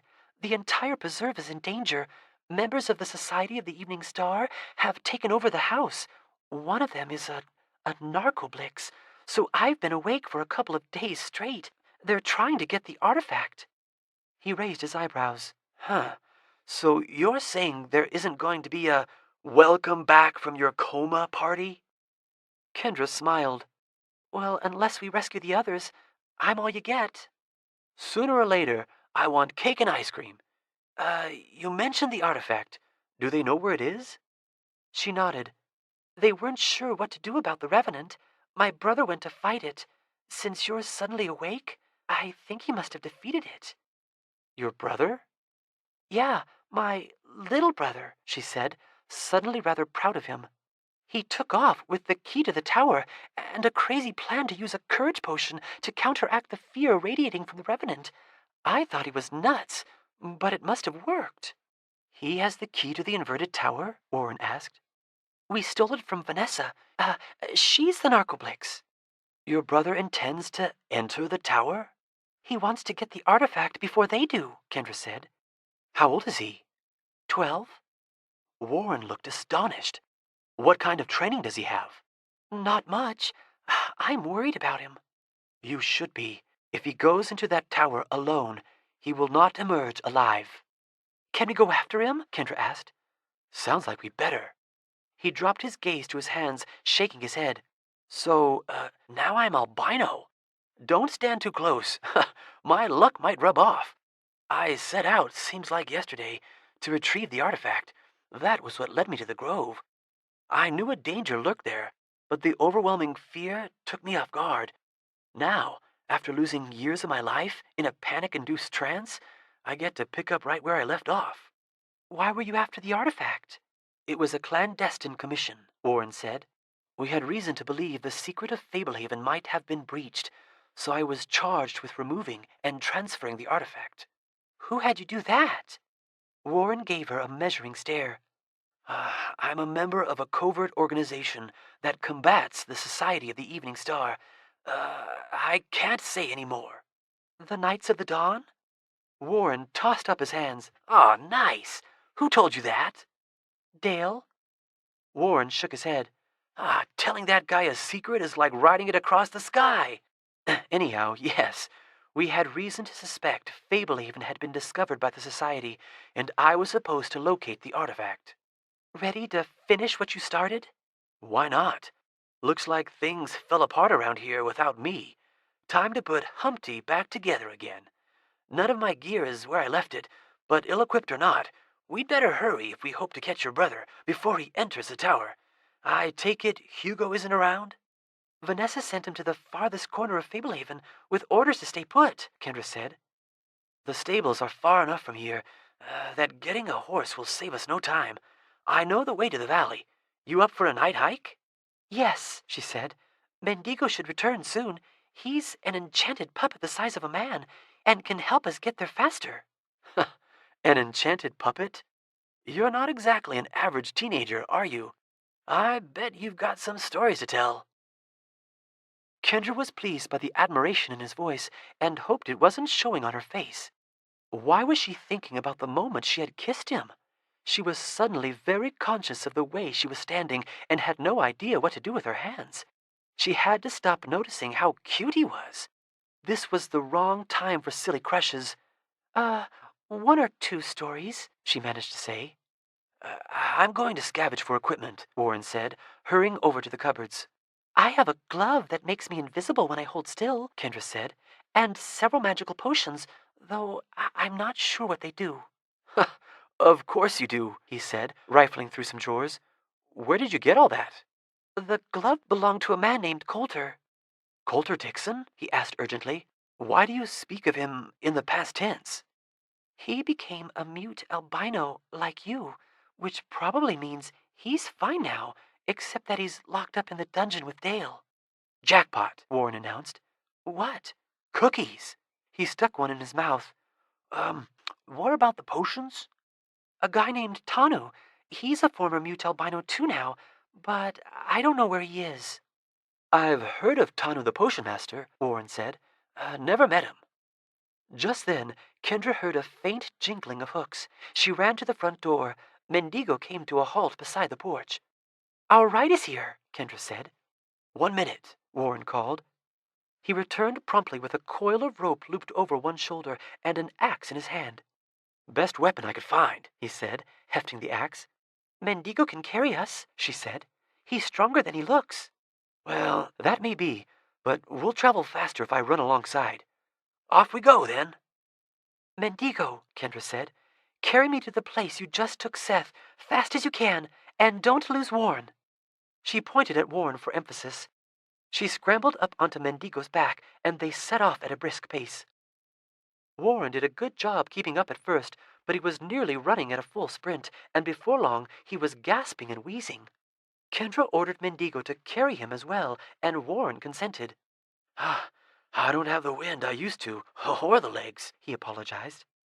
Warren was considerably bigger than Seth or Kendra, and Mendigo did not quite run as speedily while carrying him. Occasionally, Warren insisted on running for a minute or two, trying to maximize their pace. The night wore on. At last, they reached the valley.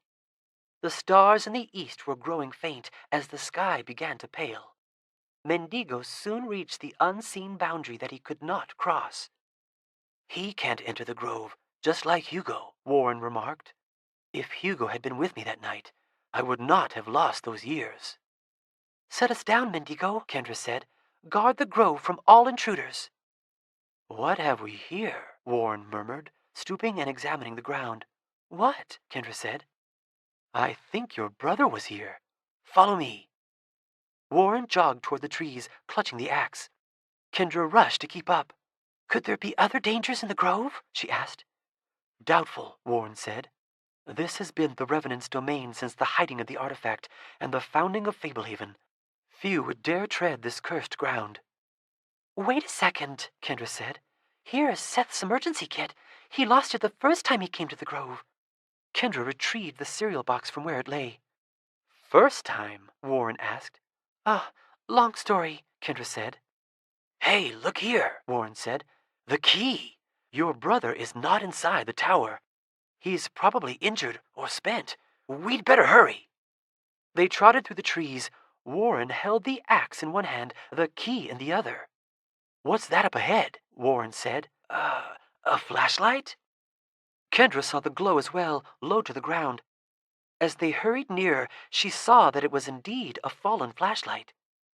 Gauging the faintness of the bulb, the batteries were nearly depleted. Beside the flashlight lay a skeleton clad in rags, and atop the skeleton lay her brother, face down. Warren knelt beside Seth, felt his wrist for a pulse, and rolled him over.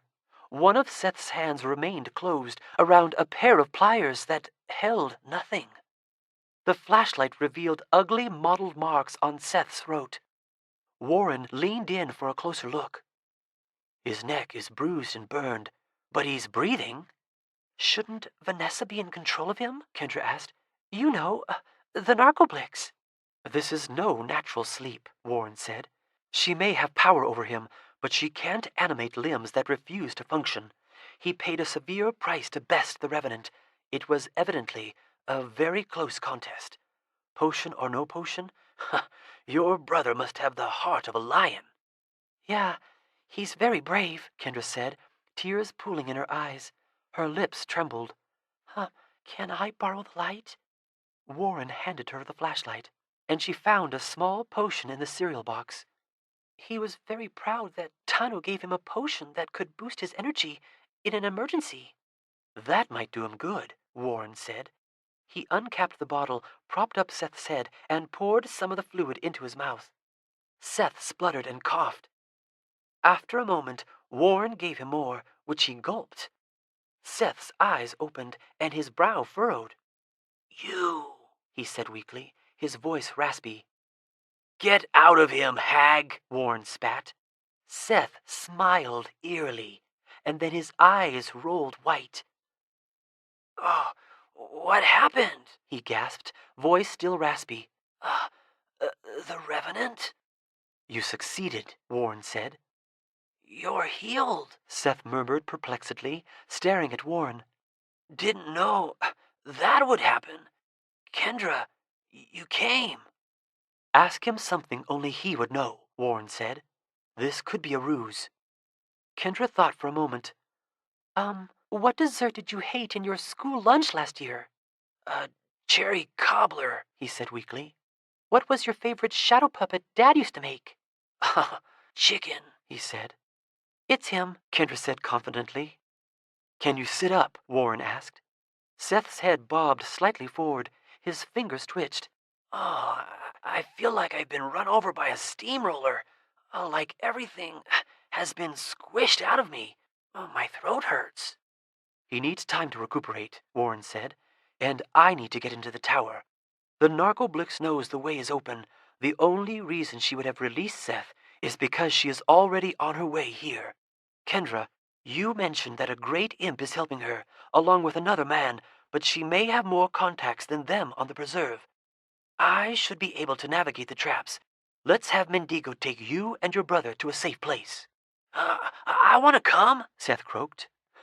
You've done enough today, Warren said. Time to pass off the torch to others. Oh, give me more of that potion, Seth said.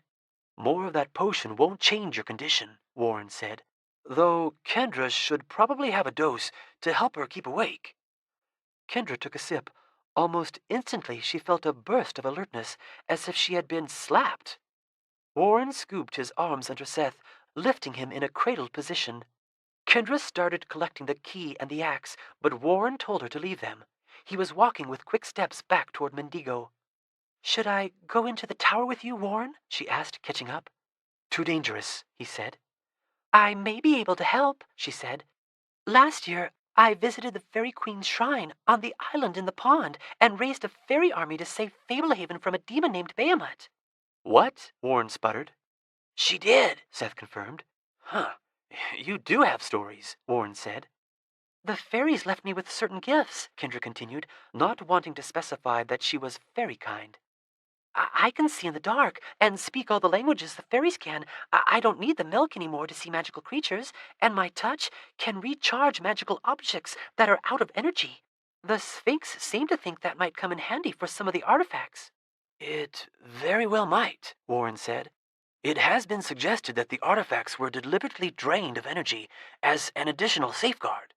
Without me, you might not be able to use the artifact, even if you find it, Kendra said. I believe I can successfully negotiate the traps in the tower, Warren said, but that is without knowing what they are. I'm not infallible, as the Grove has aptly proven. Do you understand the possible dangers of accompanying me? Well, we could both die, Kendra said, but there's danger everywhere at Fablehaven today. I'll come with you. An extra pair of eyes and hands could make a difference, Warren conceded, and the ability to charge the artifact, whichever one it is, could make all the difference. We'll trust Mendigo to watch over Seth. This is not fair, Seth muttered. Do you want your glove back? Kendra asked. No, you'll need it more, he said firmly. They emerged from the grove and hurried to Mendigo. Warren suggested that Kendra have Mendigo take Seth to the stables.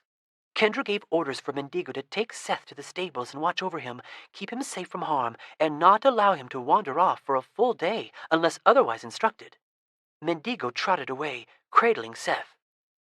Warren and Kendra ran back to the dry skeleton of the revenant and retrieved the key and the axe.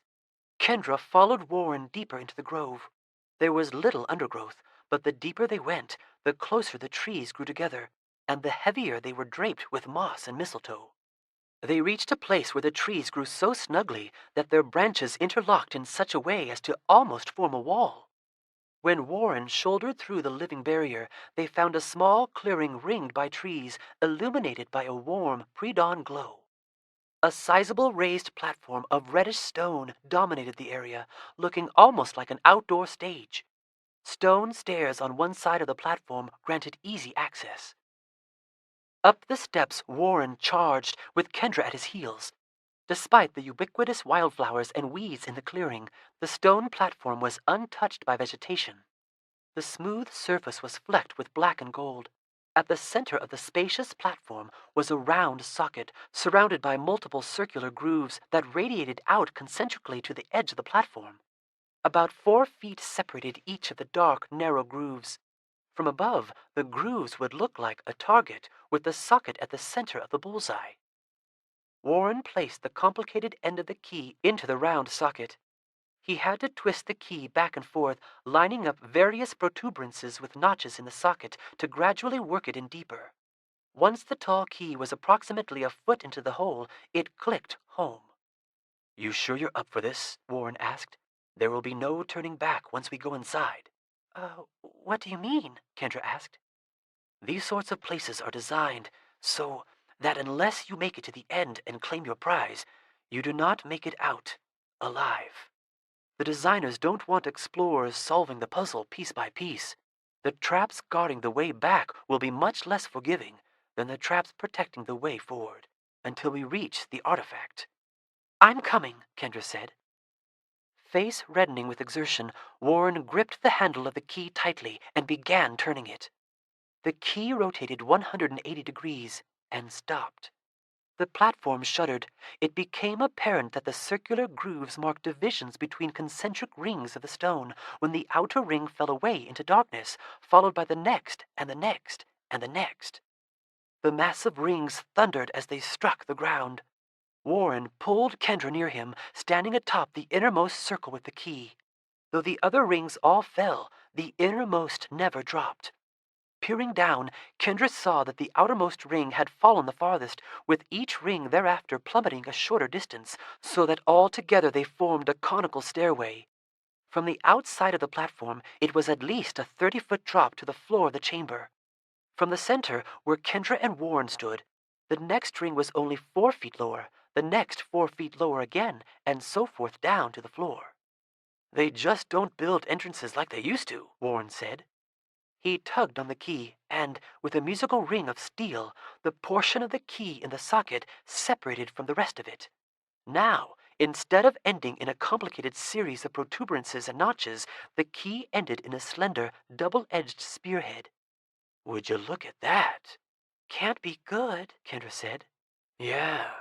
"It probably turns into a weapon for a reason," Warren said, looking down into the chamber. "I don't see any trouble yet." "I'm putting on the glove," Kendra said. She vanished. Not bad," Warren said. Kendra waved at him, reappearing as she moved. "It only works when I hold still." "Do you know what any of the potions do?" Warren asked. I know a couple that would make us about 8 or 9 inches tall," she said. "And I know some are bottled up emotions, although I'm not sure which is which. Seth might know a few others. We should have asked him." Warren began climbing down from ring to ring. "As a last resort, you can always try a random potion," he said. "Hopefully, it won't come to that." The chamber was not much larger than the widest ring of stone. The floor appeared to be a single slab of bedrock. There was nothing in the chamber except a pair of doors at opposite ends. One wall was covered in writings in various languages, including a few repeated messages in English. One of them said, "This accursed sanctum lies outside the domain of Fablehaven. Do not proceed. Go in peace." Kendra assumed the other messages restated the same thing in their respective languages. "Why did they write it in English so many times?" Kendra asked. "I only see it in English once," Warren said. "Oh, fairy languages," she said. They reached the bottom ring. "Stay near me," Warren instructed. "Step only where I step.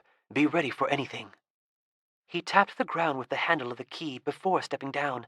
Kendra followed him.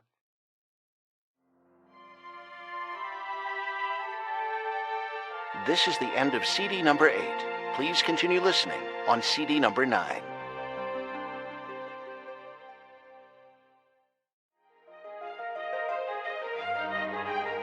Fablehaven, Rise of the Evening Star, CD number 9.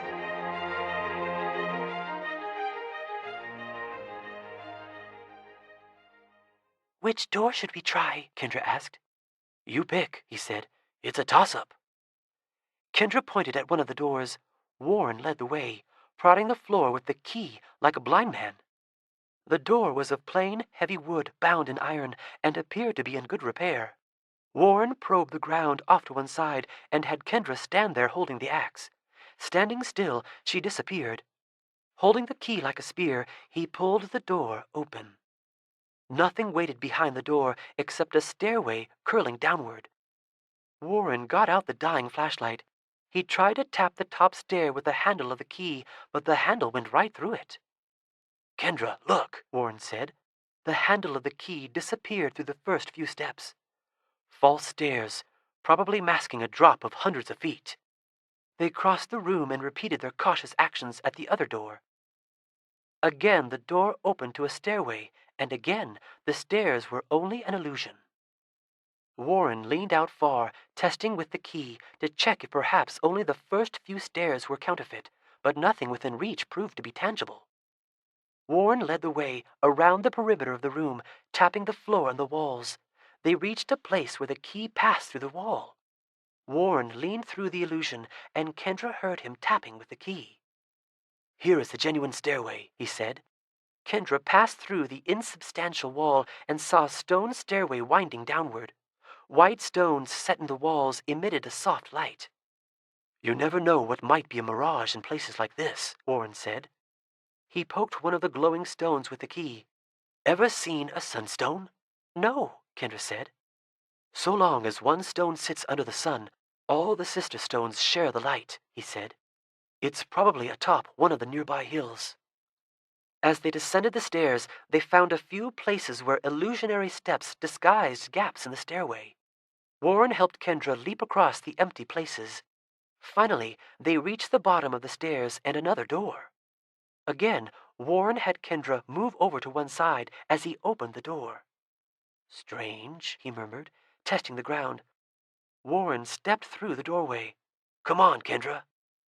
She peeked through the doorway. The room was large and circular, with a domed ceiling. White stones set in the ceiling illuminated the scene. Deep, golden sand covered the floor. On the far side of the room, a door was painted on the wall. On the left side of the room, murals of 3 monsters decorated the wall, with another 3 on the right side. Kendra saw a blue woman with 6 arms and the body of a serpent, a minotaur, a huge cyclops, a dark man who from waist up looked human and from waist down had the body and legs of a spider, an armored snake-like man wearing an elaborate headdress, and a dwarf in a hooded cloak. All the images, though a tad faded, had been rendered with supreme skill. Warren raised a hand for Kendra to halt. The key sank into the sand in front of him. "There are places where the sand becomes treacherous," he said. "Watch your step." In order to avoid sinking in quicksand, they took a circuitous path to the painted door on the far side of the room. The painting depicted a door of solid iron with a keyhole below the handle. Hesitantly, Warren touched the painting. The image of the door rippled for an instant, and suddenly the door became real, a mural no longer. Warren whirled, key held high, and eyed the other murals in the room. Nothing happened. Finally, he turned back to the door and tried the handle. The door was locked. "Notice anything all the creatures on the wall have in common?" Warren asked. Kendra focused on comparing them. "Yeah, a key around their necks," she said. The keys were not obvious. They were small and subtly drawn, but each painted being had one. "Any theories on how we get through the door?" Warren asked, obviously with an answer in mind. You've got to be kidding, Kendra said. Huh. Don't we both wish, he said.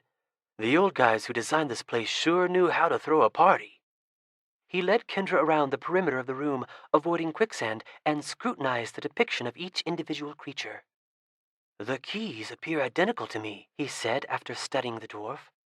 I think the game is selecting which foe we believe we can overcome. I hate to be cruel, Kendra said, but I'm thinking the dwarf. I would choose him last of all, Warren said.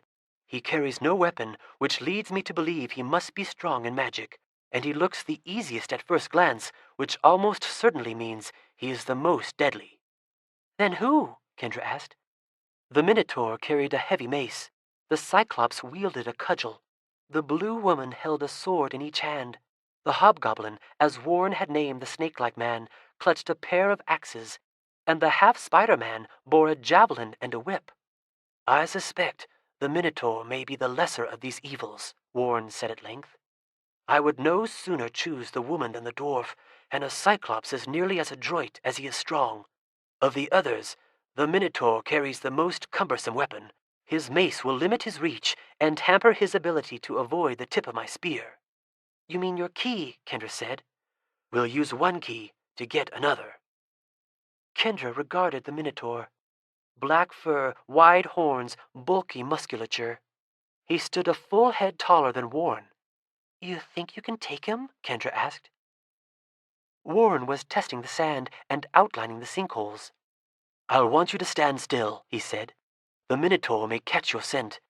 I want to keep him in doubt as to your location. You'll keep the axe, and if I should lose the key, you may be able to toss it to me. If I should fall, the Minotaur will roam the room searching for you. If you keep still, you may have one free swing at him. But you think you can take him? Kendra repeated. Warren looked at the image of the Minotaur and hefted the key. Why not? I've made it through some tight scrapes before. I would give a lot for a few of my regular weapons. Maybe you could use the axe to help me mark all the quicksand. They spent much longer than Kendra liked delineating the areas of treacherous sand. She knew Vanessa and Errol were on their trail. Once the sand had been marked, Warren positioned Kendra so that the largest region of quicksand was between her and the Minotaur. He approached the mural. You ready? Warren asked. I guess, Kendra answered, squeezing the handle of her invisible axe, her heart pounding. Maybe I can get in a cheap shot right at the start, he said, touching the image of the Minotaur and raising the key, holding it ready to strike. The mural wavered for a moment and then vanished. The sharp tip of the key clinked against the wall, and the Minotaur appeared behind Warren. Behind you! Kendra screamed. Warren ducked and lunged to the side, narrowly avoiding a blow that would have brained him. The Minotaur swung the mace briskly.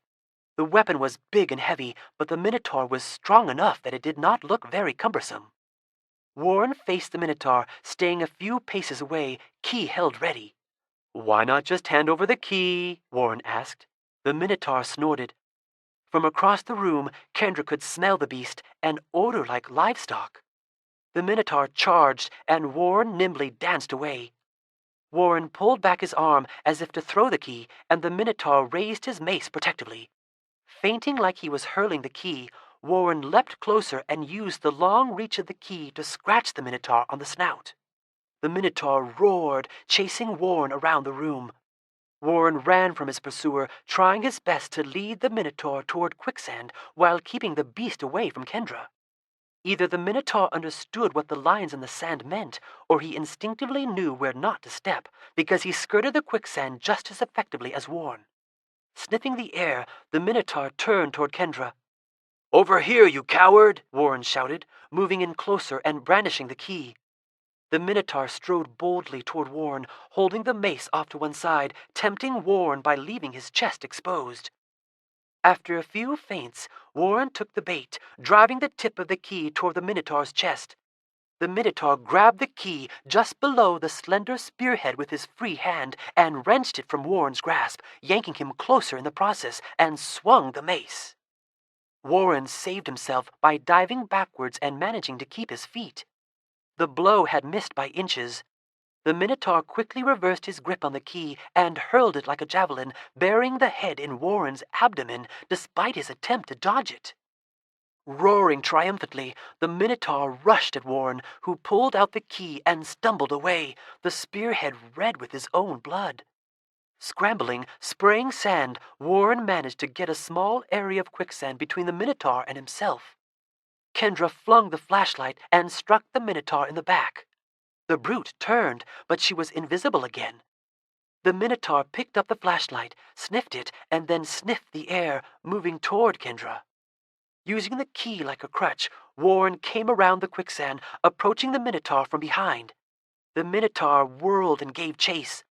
Warren skipped away, ending up with his back to a broad expanse of quicksand. "Warren, quicksand!" Kendra cried. Too late. He stepped beyond the line in the sand, one leg sinking to his thigh, the rest of him collapsing forward onto the sturdier sand. The Minotaur dashed forward, mace held high to issue the killing stroke.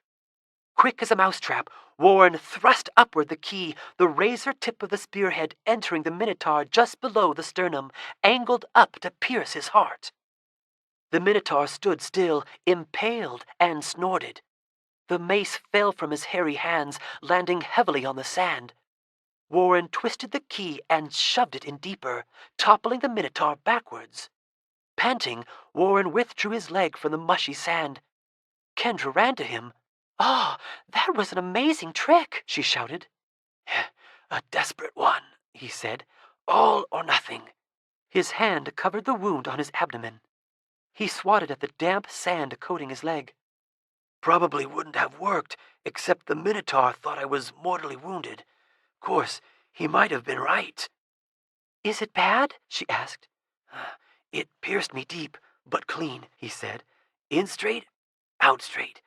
Belly wounds are hard to read. Depends what got punctured. Go fetch the key." Kendra crouched beside the supine Minotaur, enjoying the livestock smell even less up close. The key hung on a fine gold chain. She pulled hard, and the chain snapped. "I have it," Kendra said.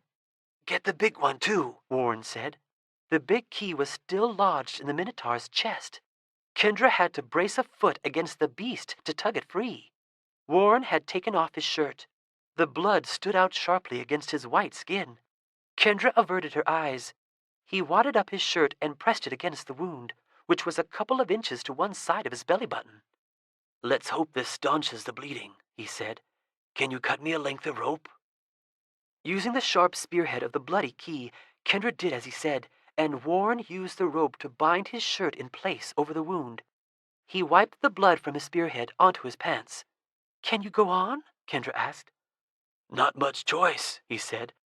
"Let's see if the Minotaur's key works." Groaning, Warren used the tall key to pull himself to his feet. He walked to the iron door, inserted the Minotaur's key, and opened it.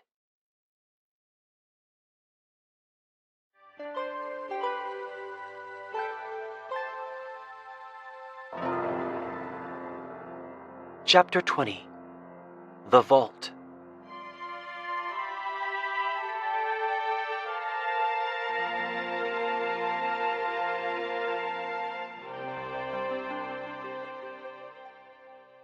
Another stairway spiraled down beyond the open door. More sunstones, brighter than before, lit the way. Warren prodded the steps and found that they were solid. "Kendra," he said, "go erase the lines around a few of the sinkholes near the entrance to the room." When Kendra returned, Warren was feeling the pulse in his neck. Perspiration dampened his forehead. "How are you?" she asked. "I'm not doing too bad," he assured her. "Especially for a guy who just underwent involuntary surgery. We have the Minotaur's key. If we shut the door behind us, our friend the Narcoblix will probably have to earn a key of her own." "Okay," Kendra said, stepping into the stairwell with Warren and closing the door. She turned to face him and vanished. "Maybe you should just keep the glove handy for the next threat," Warren said. "It's tough losing track of where you are when we pause." Kendra took off the glove. As long as they were moving around, exploring the tower, it wasn't much of a protection anyway. Slipping it on would be little more trouble than simply holding still. They descended the stairs for some time, finding no false steps until the final few before the very end. Huh, I like the placement, Warren said, jumping over them and wincing when he landed. He leaned against the wall, one hand clutching his wound. Just when you assume all the stairs are solid, you plunge to your doom. No door awaited them. Instead, an arched entryway granted access to a broad chamber with a complex mosaic on the floor. The mosaic depicted an enormous battle of primates being waged in tall trees. The perspective was from the ground looking up, creating a disorienting effect. Motioning for Kendra to stay put, Warren entered the room. A second archway on the far side of the chamber appeared to be the only way out. Satisfied that they faced no immediate threat, Warren beckoned for Kendra to follow. The instant she stepped into the room, the axe vanished from her grasp. Below her, high in a tree, a chimpanzee screamed. Twirling Kendra's axe, the manic primate leaped from his perch and fell upwards toward the ground. The chimpanzee sailed right out of the mosaic, materializing in front of Kendra, brandishing the axe. Shrieking, Kendra ran away from the axe-wielding chimp, yanking on her glove. Rushing up from behind the chimpanzee, Warren flung the key just as the screeching ape was beginning to give chase. The key sailed true, striking the frenzied beast between the shoulder blades, and the chimpanzee pitched forward onto the floor, long hand twitching, the axe skidding forward over tiny tiles. Don't pick up the axe, Warren warned. This chamber is meant to strip us of all weaponry. Except the key, Kendra said. Grunting, Warren bent over and retrieved the key, again wiping the spearhead on his pants. Right, he said. My guess is that to pass this room with any weapon besides the key, we would have to slay every monkey in the mosaic. Kendra looked down. There were hundreds of apes, including dozens of powerful gorillas. Maybe it was a good thing you didn't have all your gear. Warren smiled ruefully. You're not kidding. Being butchered by monkeys is pretty low on my list of ways to go. Come on. They passed through the archway at the other end of the room and began winding down yet another stairwell. All the stairs were real, and at the bottom they found another open archway, narrower than the previous ones. Warren led the way into a cylindrical room where the floor was hundreds of feet below. Widely spaced sunstones provided sufficient light.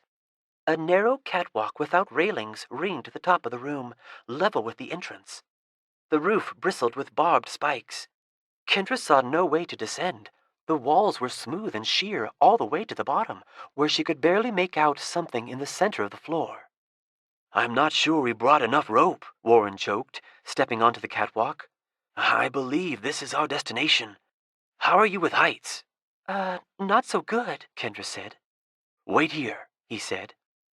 He walked along the catwalk, testing the air with the key, as if searching for an invisible stairway. Kendra noticed an alcove in the far side of the wide room. When Warren reached the alcove, he removed something from it.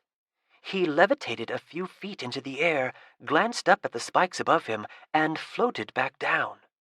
I think I get it, he called. He reached into the alcove again, and there was a bright flash that flung him backwards off the catwalk.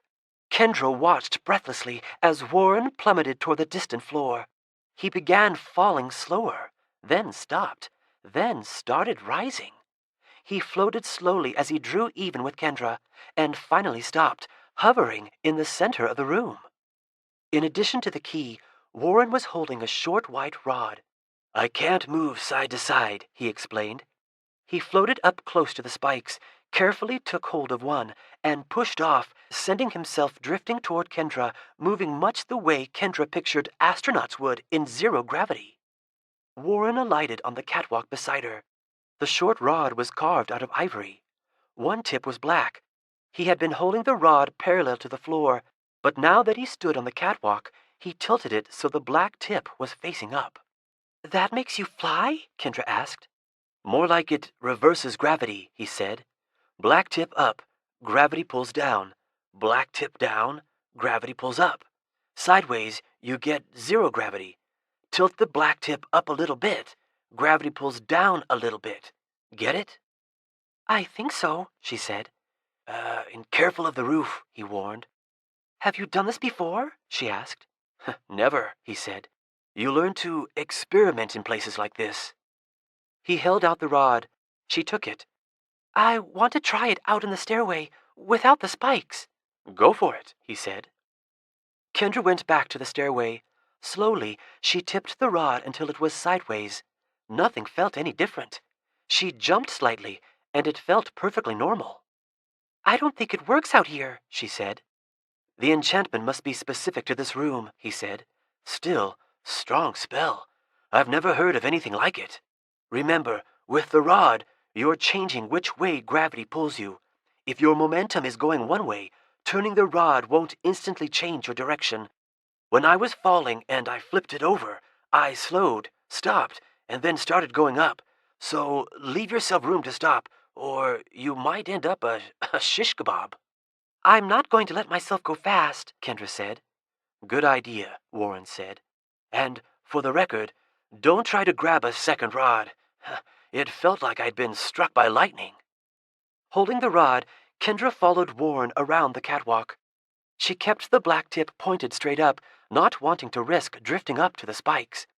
When they reached the alcove, she saw that there were 9 other rods, each resting in a hole, black tip up. What do you say we make sure we can't be followed? Warren said, grabbing a rod and tossing it off the edge of the catwalk. Instead of falling, the rod floated back to the same hole from which Warren had removed it. He picked up the rod again. When he let go of it, the rod again returned itself to the hole. Oh, we better hold tight to these, or we'll end up stranded down there, Kendra said. Warren nodded, removing a rod for himself. He turned it so the black tip was only slightly upwards and stepped off the edge, falling gently, again making Kendra think of astronauts. Kendra tipped the rod slowly, marveling as she felt the pull of gravity diminishing, even without moving. The sensation was strange. It reminded her of being underwater. Tilting the rod so the black tip was slightly downward, she floated up, her feet leaving the catwalk. Tipping the rod the other way a tad, she drifted back down. Now that she trusted the rod, Kendra stepped off the edge of the catwalk and began a mild freefall. The sensation was incredible. She had dreamed of going into space in order to experience zero gravity, and here she was, in an underground tower, sampling something much like it. The dizzying drop beneath her feet was no longer very intimidating, now that she could control gravity with a twist of her wrist. Warren rose to meet her. Experiment with the rod, he said. Nothing too drastic, but get a feel for how to rise and fall and stop yourself. There's a knack to it. I have a feeling it will come in handy before we finish here. Suddenly, Warren shot downward. Kendra watched him slow to a stop. I thought you said nothing too drastic, she called to him. He rocketed upwards, drawing even with her again. I meant for you, he said, before plunging away below her. Little by little, Kendra tilted the black tip up higher, incrementally increasing the rate of her descent. She abruptly tipped the rod in the other direction, and her descent slowed with a feeling like she was connected to an elastic band. Making the rod parallel with the ground, she brought herself to a standstill about halfway to the floor. Kendra glanced up at the distant spikes in the ceiling. She tilted the black tip all the way down, and with a sudden rush of acceleration, she was shooting up toward the iron stalactites. The sensation was disorienting, exactly like falling headfirst toward the ground, and the spikes came rapidly nearer. In a panic, she whipped the rod the other way.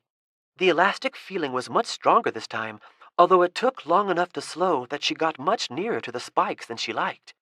Before she knew it, she was careening toward the floor of the tall chamber. Her body began rotating, and she lost some sense of which way she needed to turn the rod to slow her fall. She overcorrected several times before gaining control, whipping herself up and down erratically. When she finally leveled out, Kendra was 2/3 of the way to the floor, hovering near the wall. She kicked off gently. And I thought I was a daredevil, Warren called. Oh, that was a little more daring than I intended, Kendra admitted, trying not to sound as shaken as she felt. She experimented more with rising and falling, growing accustomed to easing herself to a stop and to keeping her body properly oriented. At last she landed softly on the floor next to Warren and normalized the gravity by holding her rod black end up. The room was bare except for a pedestal at the center. The floor was polished seamless stone. Atop the pedestal sat a life-sized likeness of a black cat made of colored glass. "Is that the artifact?" Kendra asked. "My guess is we're looking at the vault," Warren said. "Do we smash it?" Kendra asked. "That might be a start," Warren said. How are you feeling?" Kendra asked. "Stabbed," he said, "but functional.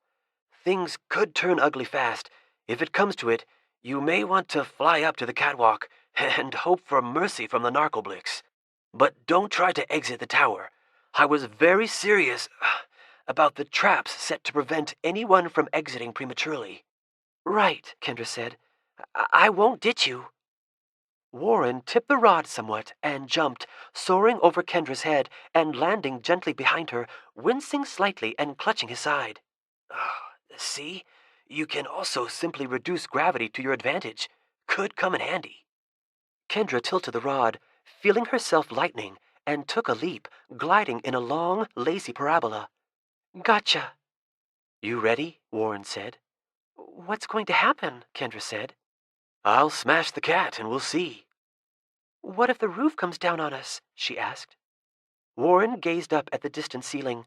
Well, that would be bad. Let's hope the spikes are just meant to impale people who are clumsy with their gravity sticks." "You think there may be something scary inside the cat?" Kendra asked. "Well, seems like a safe bet. We better hurry. Who knows how long before the narcoblick shows up. You ready? Glove on?"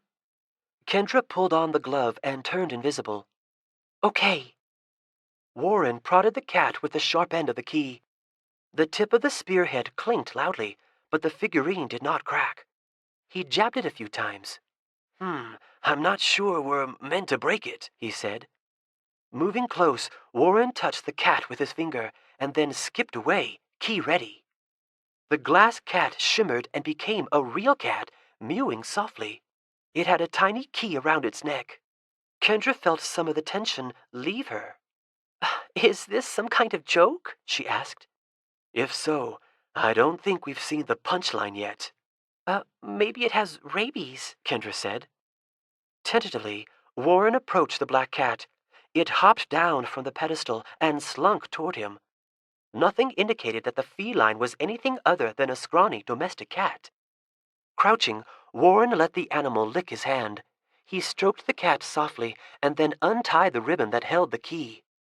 Instantly, the cat hissed and swiped upon him. Warren stood and backed away, puzzling over the key. The cat arched its back and showed its teeth. "It turned mean," Kendra said. "It is mean," Warren corrected. "This is certainly no mere house cat. We have not yet seen the true form of our adversary." The feral cat spat and hissed. Warren began investigating the big key.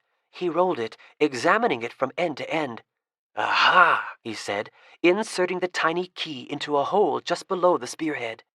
When he turned the minuscule key, the handle at the opposite end of the big key detached and clattered to the ground. Connected to the handle was a long, slender blade. A sword had been hidden in the shaft of the tall key, with only the handle showing. Warren picked up the sword, swishing it through the air. The handle had no guard. The sharp blade was long and sleek, and it flashed dangerously in the glow of the sunstones. "We have ourselves a pair of weapons," Warren said. "Take the spear. Without the sword, it has a better balance." Eyes on the cat, Kendra drew near and took the spear from Warren. How do I use this?" she asked. "Stab with it," Warren said. "It's probably too heavy for you to throw it effectively. Pay more attention to soaring away if trouble comes near." "All right," she said, taking a few practice jabs. Without warning, the cat charged at Kendra. She swung the spear and it veered away, darting toward Warren. His sword whisked down and lopped off the head of the cat. Warren stepped away from the corpse, watching it intently. Both the head and the body of the feline began to boil, as if full of writhing worms. The head melted into a soupy pool. The headless body began to heave inside out, revealing wet glimpses of muscle and bone, until the churning finally stopped and the black cat was whole again. The cat hissed at Warren, fur rising along its arched back. It was bigger now, larger than any domestic cat Kendra had ever seen. Warren took a step toward the cat, and it bolted, body stretching long as it raced fluidly away. The next 2 times Warren came close, the cat streaked away, in the end returning to the pedestal. Warren approached the pedestal. Bearing teeth and claws, the cat sprang at him. A slash of his sword intercepted the feline, and the cat flopped to the floor. Warren stabbed it to ensure the animal a quick demise, and then backed away. Once again, the lifeless body began to pulse and roil. "I'm not too keen about this pattern," Warren said darkly. Moving in close, he began stabbing the churning mass of fur and bone and organs. With each wound it seemed to grow, and so he retreated to let the process finish. The reborn black cat no longer looked like a domestic animal. Not only was it much too big, the paws were proportionately larger, with crueler claws, and the ears were now tufted like those of a lynx. Still entirely black, the lynx let out a fierce yowl, showing intimidating teeth. "Don't kill it again," Kendra said. "It will keep getting worse." "Then we will never get the artifact," Warren said. "The cat is the vault, and the sword and the spear remain the keys. To get the artifact, we must defeat all of its incarnations." The black lynx crouched, eyeing Warren cunningly. When Warren feinted forward, the lynx did not flinch. Staying low, the lynx prowled toward Warren as if stalking a bird. Warren stood ready, sword poised. A dark blur, the lynx rushed at him, low and silent. The sword flashed, opening a gash, but the lynx got through, clawing and biting furiously at Warren's pant leg. A fierce return stroke ended the flurry of claws.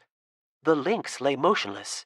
"Ugh, fast," Warren complained, limping away, blood dripping from his tattered pant leg. "Did it hurt you bad?" Kendra asked. "Surface wounds. My pants got the worst of it," Warren said. "But it got to me.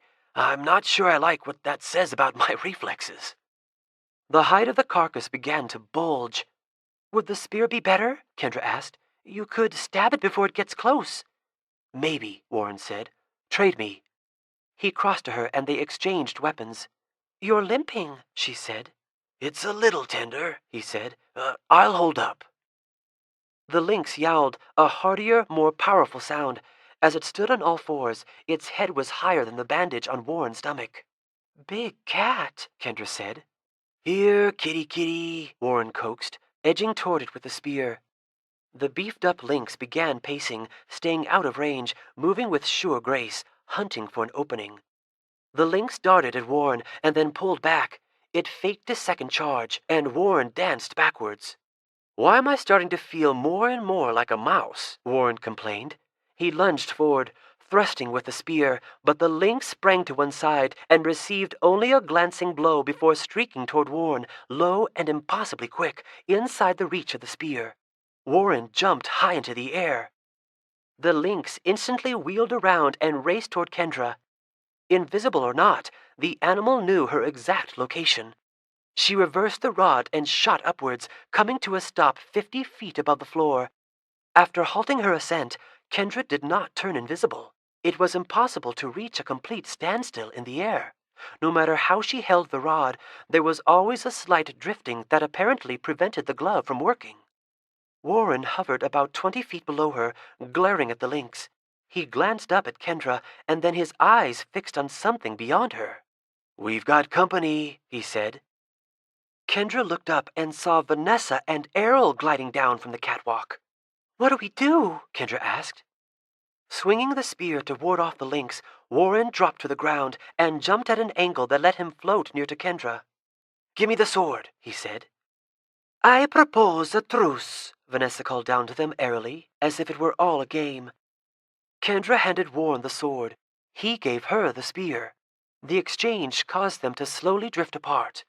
"A convenient idea, since we have the weapons," Warren growled.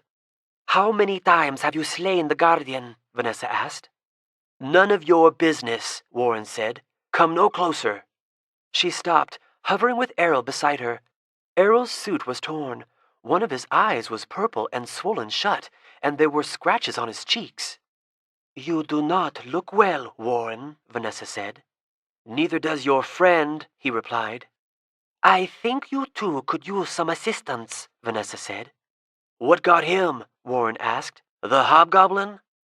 Vanessa smiled. "He was injured before we entered the tower." "I picked up a bar of gold on the back porch," Errol said. "Apparently it was stolen from a troll. He took it back very impolitely after we left the yard." Kendra covered her mouth to hide her laughter. Errol glared at her. "Your real name is Christopher Vogel?" Kendra asked. "I have many names," he said stiffly. "My parents gave me that one." "We elected to fight the Cyclops," Vanessa said. "Lots of bear skin for my darts, and we deduced from the axe and the ape not to enter the nearby chamber armed. But this cat may pose a problem.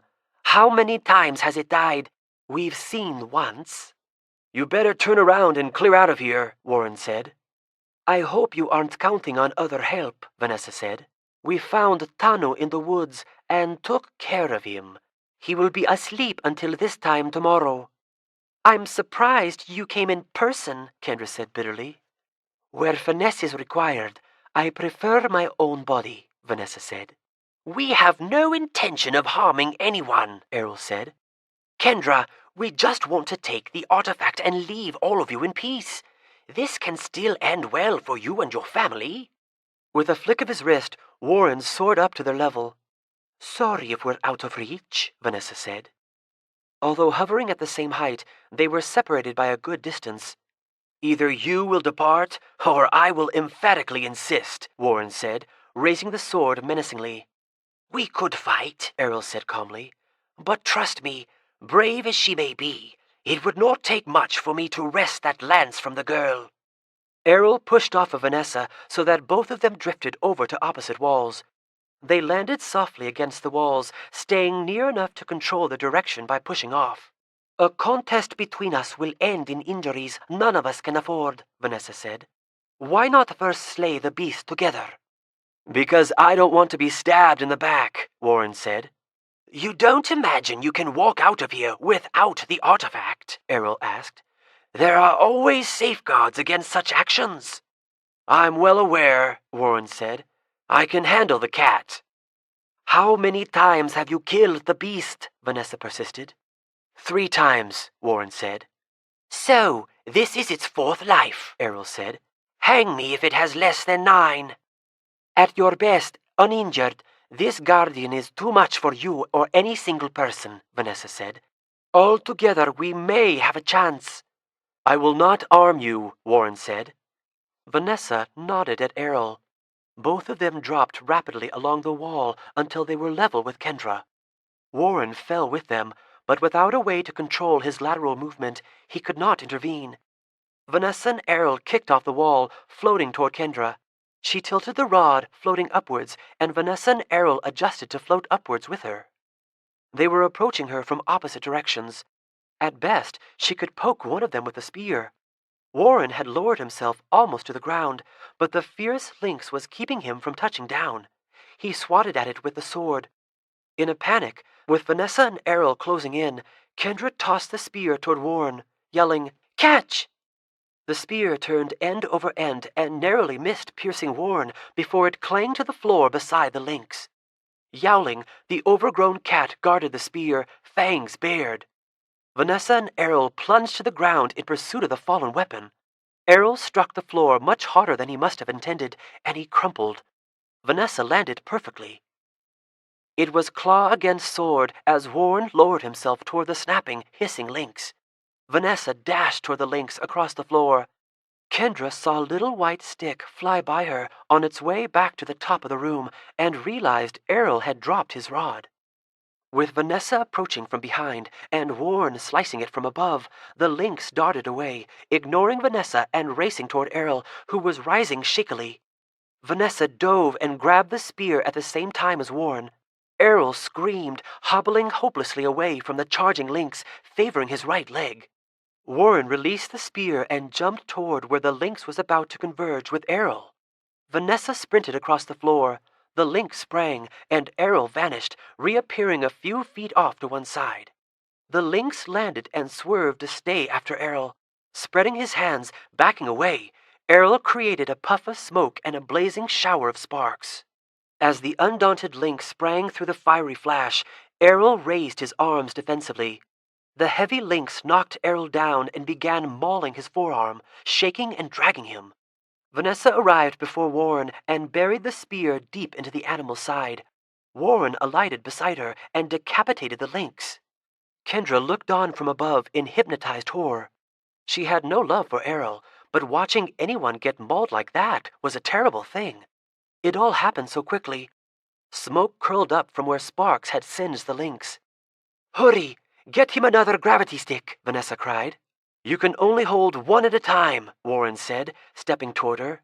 "Then back off," Vanessa panted, holding up the spear defensively. Warren soared into the air. The dead lynx was churning. The severed head was melting. Vanessa glanced upwards, as if considering racing for a stick after all, then looked at the roiling corpse. "Errol, get up!" she commanded. Dazed, the injured magician rose, standing on one leg, his tattered sleeve a bloody ruin. "On my back," she said, turning. He climbed up piggyback, and Vanessa bounded into the air. She rose about 20 feet before slowing, stopping, and drifting back toward the ground.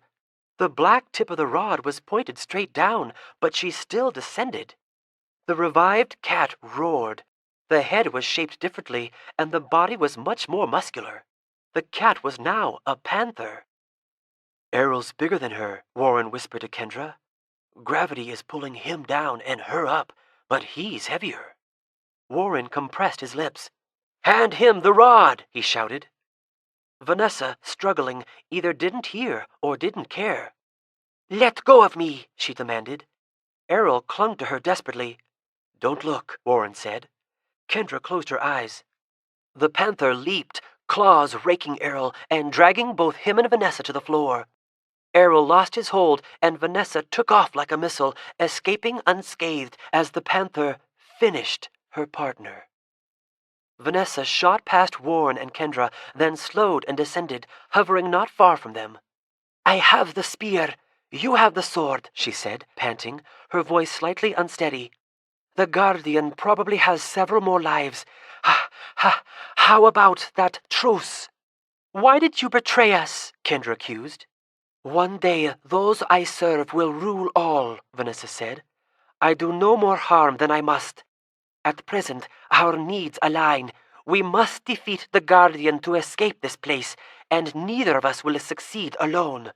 "And once we have the artifact?" Warren asked. "We'll be fortunate to be alive and to have reached the next crossroads," Vanessa said. "I can give you no further assurances."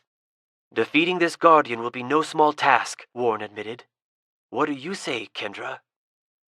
Two sets of eyes were on Kendra. "I don't trust her." "A little late for that," Vanessa said. "You were supposed to be my teacher and my friend," Kendra said. "I really liked you." Vanessa grinned. "Of course you liked me. In the spirit of teaching, here is a final piece of instruction. I used the same approach when we met as Errol did. I rescued you from a supposed threat in order to build trust. Of course, I helped set up the threat. I visited your town the night before the kobolds showed up at your school and beat your homeroom teacher while she slept. Later, the kobold put a tack on her chair to put her to sleep. Then I took over and gave you quite a scare." "That was you?" Kendra said. "We had to make sure you had ample reason to accept Errol's help. And then, once you realized Errol was a threat, I came to your rescue." "What happened to Case?" Kendra asked. "The kobold. He's off on some new mission, I presume. His purpose was merely to alarm you." "Is Mrs. Price all right?" "She'll be fine, I'm sure," Vanessa said. "We meant her no harm.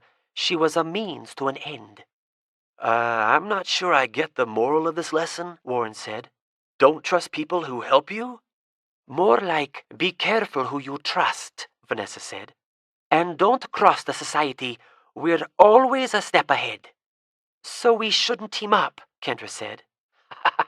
You have no other choice, Vanessa laughed darkly. Neither do I. None of us can flee. If we fight each other, none of us will leave here alive. You can't afford to pass up my help defeating the Guardian, nor can I afford to pass up yours.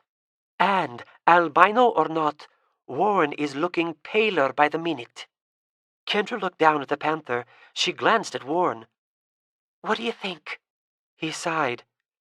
Honestly, we'd better work with her to kill the cat. Even with a combined effort, it will be a challenge. Okay, Kendra said.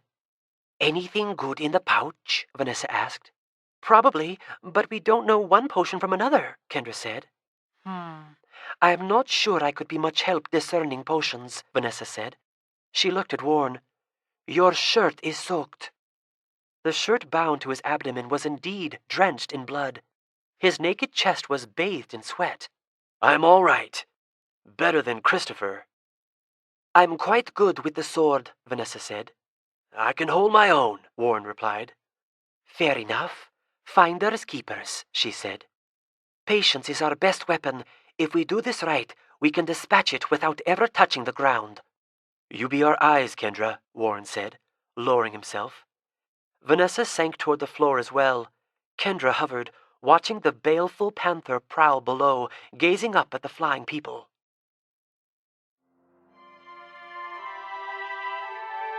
This is the end of CD number 9. Please continue listening on CD number 10.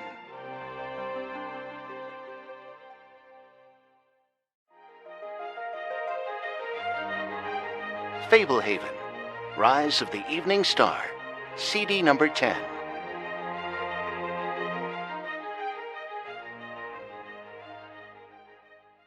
Vanessa and Warren floated apart from one another, dipping low enough to bait and tease the panther, rising out of reach when it leaped up at them. Vanessa finally got into a good position and hurled the spear into the panther's ribs. As the panther moved around, the spear eventually dislodged. Warren lured the panther away, and Vanessa retrieved the weapon. They continued baiting the panther until Vanessa harpooned it again. Soon the animal collapsed, and Warren finished it with the sword. Sharp blade, Vanessa remarked. It cuts deep. Weapons ready, they hovered above the floor, watching as the panther emerged from its own corpse, now the size of a tiger. Before long, the glossy black coat had been punctured multiple times with a spear, and the great beast finally succumbed. You're not doing much with that sword, Vanessa commented. I'll use it when the time comes, Warren said. Here comes the 7th life, Vanessa said. This time, with a mighty roar that echoed through the tall room, the panther was reincarnated standing as tall as a horse, with dagger claws and saber-toothed fangs. 4 writhing serpents, black with red markings, grew out of its powerful shoulders. Now that's a cat, Warren said. Warren and Vanessa started baiting the huge panther, but it did not come at them. Instead, it crouched near the center of the room, keeping the pedestal between itself and Vanessa. They ventured lower and lower, trying to tempt the panther to break cover. Finally, with terrifying suddenness, the panther dashed at Warren and vaulted alarmingly high. Warren fell upwards at full speed, but not before a lashing serpent struck him on the calf. Vanessa was not in an ideal position, but used the opportunity to let the spear fly. It pierced the panther just above a rear leg. Bawling, the panther sprang at her as well, again achieving a phenomenal height, just missing her.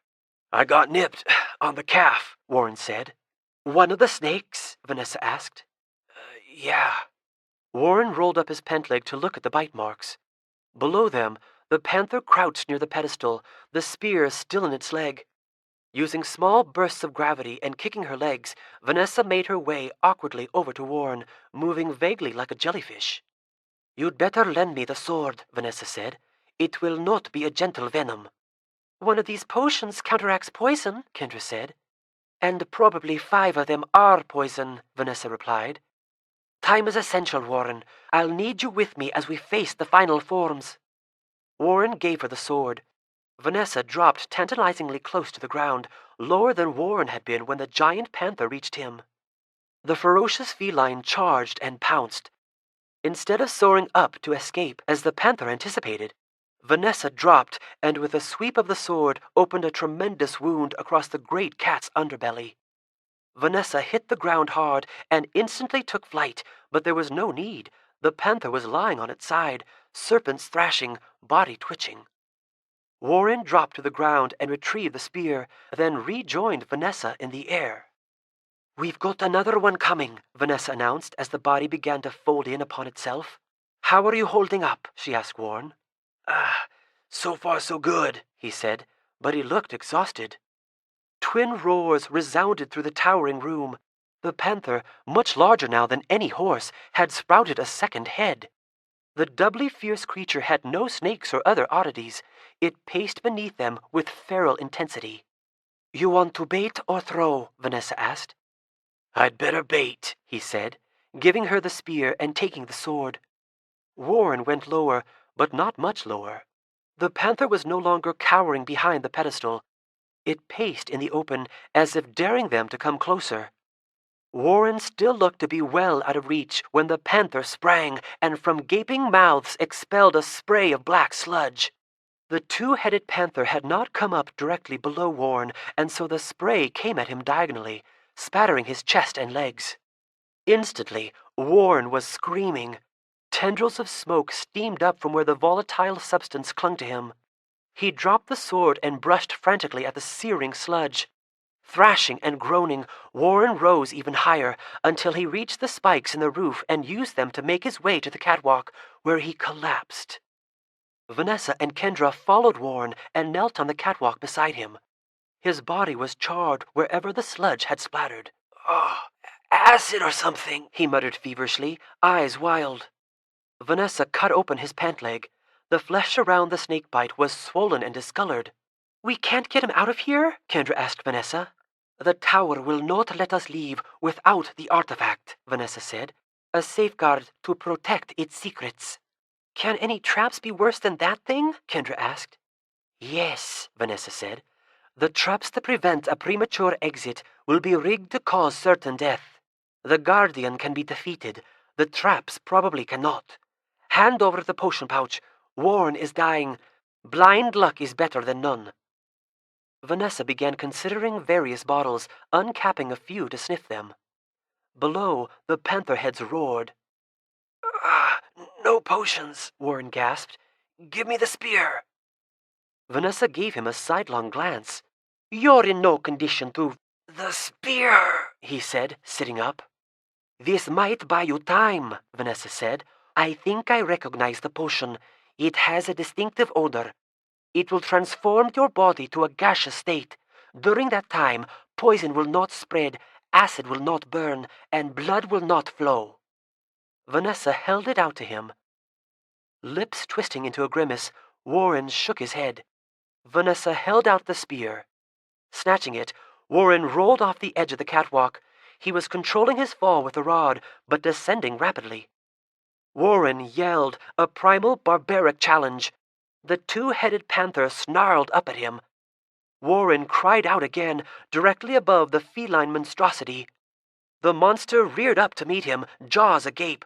Holding the spear poised, Warren let himself fall at full speed the final 30 feet, and so it was with tremendous force that he plunged the spear between the two necks an instant before striking the unyielding floor.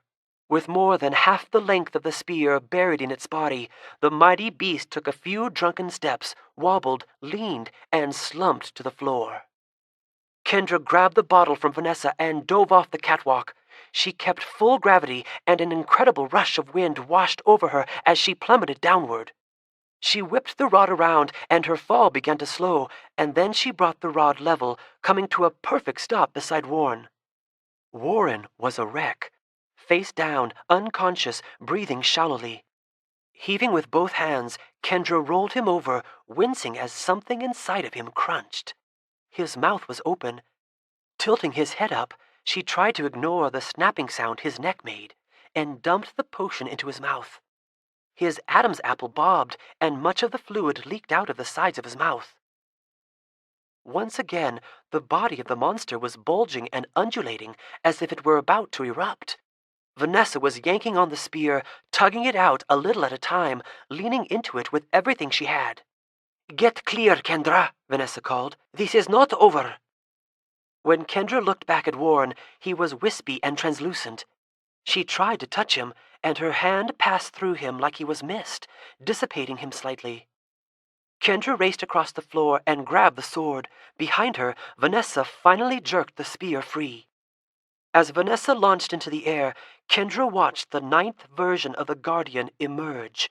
Long wings unfurled. 12 serpents sprouted from various spots along its back. 3 heavy tails swayed, and 3 heads bellowed together, a deafening sound even from where Kendra stood behind the beast.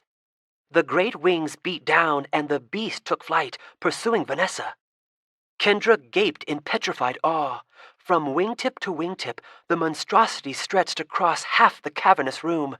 It rose swiftly. Running out of room to ascend, Vanessa started falling instead of rising, hurling the spear as she neared her pursuer. The weapon merely grazed the monster and tumbled toward the floor. All 3 heads snapped at Vanessa, and all missed. She rebounded off its well-muscled body, snakes striking eagerly, and tumbled toward the ground. Vanessa managed to slow her descent at the last moment, but she still landed heavily only a moment after the spear struck the floor. Like Errol before her, she lost her grip of the rod, and it floated away toward the ceiling. Quivering, snake-bitten, dragging a broken leg, she crawled for the spear. Above, the 3-headed fiend descended, roaring exultantly. Beyond the monster, Kendra saw a pair of figures falling toward her. Propping herself up with a spear, Vanessa stood and faced the 3-headed monster cat as it landed before her. The cat watched her from well out of reach. Kendra recognized Tanu and Coulter descending swiftly, both albino, and she waved her arms at them. Even as scalding sludge fountained from 3 mouths, dousing Vanessa in blistering agony, Tanu alighted beside Kendra, snatched his potion pouch, and upended a bottle into his mouth. He accepted the sword from Kendra. As Vanessa screamed, Tanu expanded, clothes splitting as he doubled in height, a huge man becoming a giant, the sword looking like a knife in his enormous hand. Too late, the 3-headed monster turned as Tanu raged, stabbing and slashing, hacking off wings and serpents even as he was clawed and bitten. Tanu's heavy arm pistoned mercilessly until the monster crumpled, and Tanu collapsed atop the beast, bleeding from bitter wounds. Kendra watched in horror as the carcass of the monster began to boil. Tanu scooted away from it, but this time, instead of folding in upon itself, the corpse melted away and simmered into nothingness, as if it had never been. Coulter and Kendra ran to Tanu, who lay on his side. The white Samoan pointed at the space the monster had occupied. There sat a bright copper teapot worked into the shape of a cat, with the tail forming the spout. Coulter retrieved it. "Doesn't look like much," he said. "I may need to touch it," Kendra said, taking the pot from him. Light at first, the pot started getting heavier.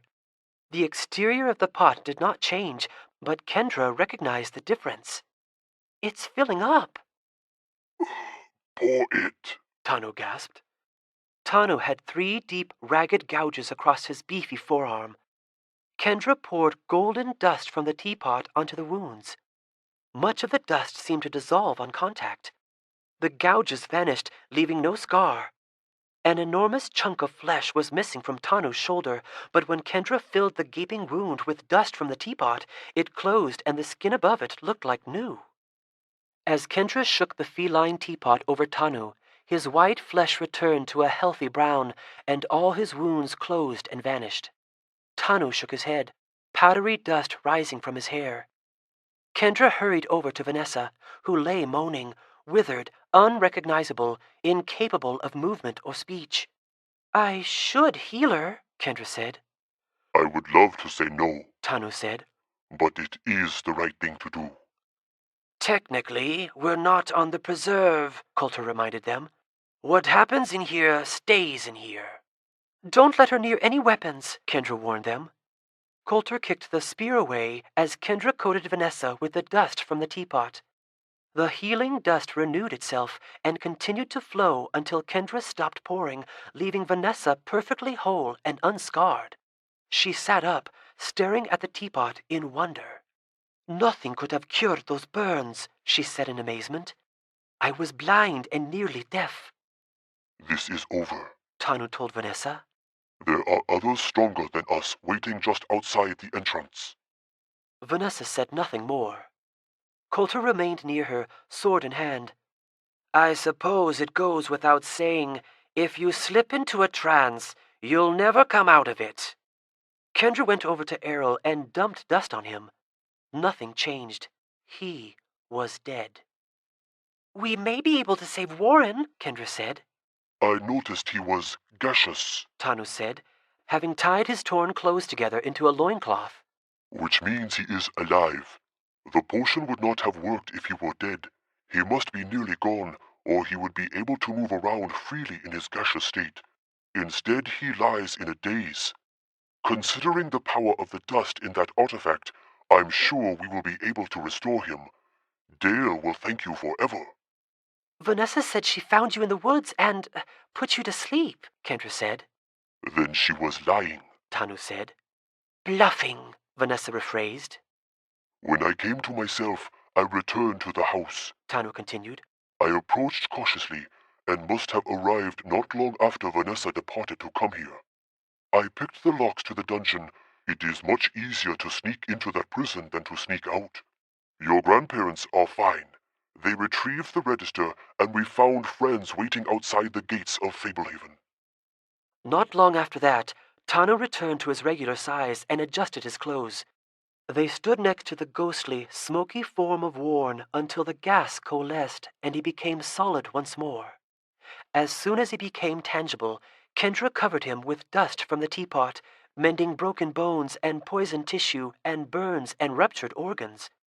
He sat up, blinking, unbelieving. When he removed the blood-soaked shirt from his abdomen, he found no mark beneath it. Warren was no longer albino. He had dark hair and intense hazel eyes. Kendra also dusted Coulter, curing his albinism. "We should hurry," Tanu said. "Dale will be needing some healing himself. The hobgoblin left him lame." They bound Vanessa's hands with the same rope that had bandaged Warren and levitated up to the catwalk, Tanu holding Vanessa. They replaced their rods in the alcove. No monkeys stirred as they crossed the mosaic, though they still had to tread carefully on the stairs. They found Dale in the sandy room, where only the blue woman, the half-spider, and the dwarf remained on the walls. Dale shouted in ecstasy upon seeing his brother revived and well, and they embraced for a long while before Kendra could get near enough to heal his legs. Once his legs were well, Dale stared at the teapot in wonder, wiping away tears of joy, and proclaimed that now he had officially seen everything. One final surprise awaited Kendra. When at length they reached the uppermost chamber in the tower and climbed the knotted rope to reach the stone platform in the formerly cursed grove, she found the Sphinx and Mr. Lich waiting to welcome them.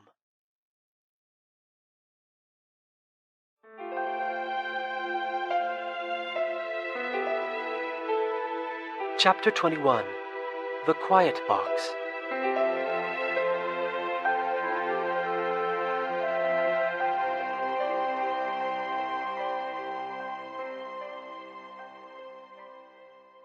Tell me about the cat again, Seth said, sitting on the bed with his legs crossed, trying to juggle 3 blocks. Again? Kendra said, looking up from her book.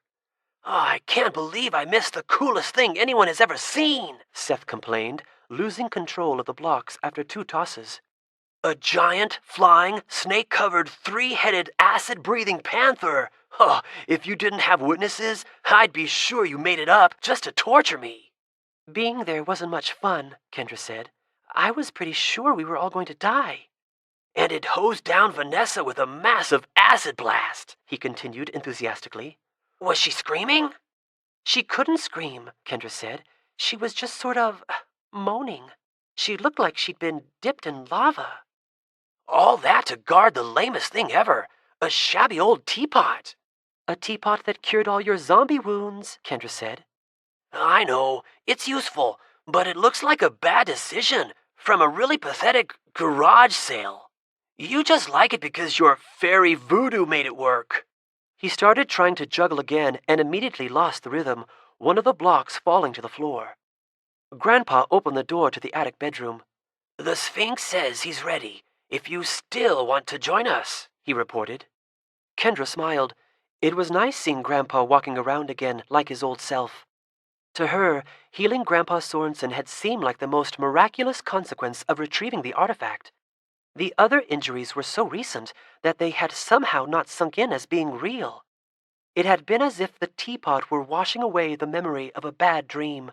But Grandpa had been in a wheelchair ever since she had arrived at Fablehaven this year, so watching him cut the cast off and walk around was particularly impressive. Heck yeah, Seth said, bouncing off the bed. I've missed too much. I'm not missing this. Kendra got up as well, although her feelings were more conflicted than Seth's. Rather than wanting to witness Vanessa's final sentence as a novelty, or perhaps to gloat, she hoped to reach some sense of closure for the betrayal Vanessa had enacted. It had been the Sphinx who had recommended the quiet box. The previous day, after Vanessa had been incarcerated in the dungeon, they had all sat around filling in the blanks for each other. Grandma and Grandpa knew almost none of the story. Seth held them enthralled with how he overcame the Revenant. Kendra and Warren told of the descent into the tower and the battle with the cat. Tanu, Coulter, and Dale told of the rescue they had mounted, how when they had approached the grove with the Sphinx, the imp who appeared to be guarding it had turned and fled, and how Dale had been injured by the hobgoblin. The Sphinx explained that he had been on the move because of evidence that the Society of the Evening Star was closing in on his location. Once he was clear, he became worried that nobody at Fablehaven was answering his calls, and doubly concerned when he found the gates locked and nobody responding to his solicitations for entry. He had waited there until Tanu finally answered the phone after freeing Grandpa. Tanu had opened the gates for him. In the end, the conversation had turned to Vanessa. The problem was, as a Narcoblix, she would forever have power over those she had bitten whenever they were asleep. She must be shut away in a prison that will inhibit her power, the Sphinx had said emphatically. We cannot expect Mr. Lich to spend the remainder of his life watching her. At the time, Mr. Lich was in the dungeon, stationed outside her cell. Can't the sand from the artifact cure those of us she bit? Kendra asked. I have been studying the artifact, the Sphinx said. Its healing powers appear to affect only the physical body. I do not believe it can cure maladies of the mind. The dust instantly removed the marks from her bite, but it is powerless against the mental link the bite forges. Do you know of a prison that would curtail her power? Grandpa asked. The Sphinx paused and then nodded to himself. I have a simple answer. The quiet box in your very own dungeon will suit our needs perfectly. What about the current occupant? Grandma asked. I know the history of the current prisoner inside your quiet box, the Sphinx said. He has great political significance, but no talents that require such a mighty cage. I know a place where he will be no more likely to cause harm. Who is he? Seth asked. For the safety of all, the identity of the prisoner must remain a mystery, the Sphinx said. Let your curiosity take comfort in the reality that for most of you, the name would hold little meaning. I was present when he was sealed in the box, trussed up and hooded, disguised and unknown to the others who attended the event. I worked long to ensure his capture and to keep all knowledge of him hidden. Now I will provide the anonymous captive with new confinement, so the quiet box can be used to secure the type of villain for which it was designed. Morally, with her as our prisoner, we cannot execute Vanessa, but neither can we reward her treachery with leniency or provide her the slightest opportunity to inflict further harm. All had agreed that it was a sound plan. Seth had asked to be present for the prisoner exchange. Kendra had seconded the request. The Sphinx said he saw no harm in it, since the current occupant of the quiet box was unrecognizable beneath his mask and bindings. Grandpa had granted permission. As Kendra followed Grandpa and Seth down the stairs, she reflected that this punishment was in many ways worse than an execution. From what she had gathered, imprisonment in the quiet box meant centuries of uninterrupted solitude. The box put the occupant in a suspended state, but did not render the prisoner entirely unconscious. She could not imagine complete sensory deprivation for a day, let alone a year. But this was potentially many lifetimes, standing upright inside a snug container. She could only guess at the psychological consequences of such extended isolation. Kendra was hurt that Vanessa had betrayed her, and glad to see her come to justice, but the prolonged confinement of the quiet box struck her as a heavy price for even the most heinous crime. Even so, the Sphinx was right. Vanessa could not be permitted to exert further control over those she had bitten.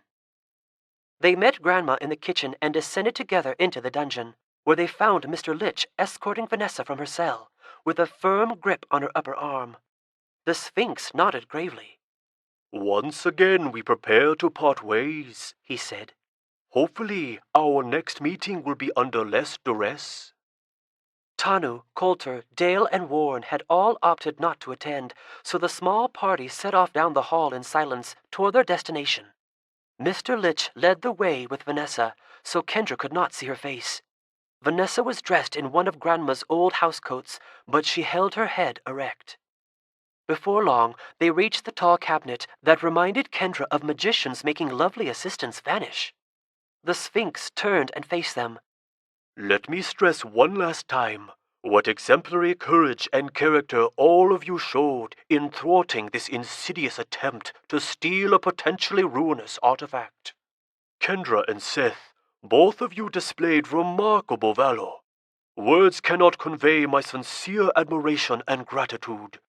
Once we release the prisoner, Mr. Litch and I will need to make a hasty departure. Rest assured that we have a safe home in mind for both the artifact and the captive from the quiet box, and that we will telephone you, Stan, to confirm that all is safe and secure. When the prisoner emerges, make no sound until we are gone. My cautious nature would rather he not hear your voices or receive any other clues about who you are." The Sphinx turned to face Vanessa.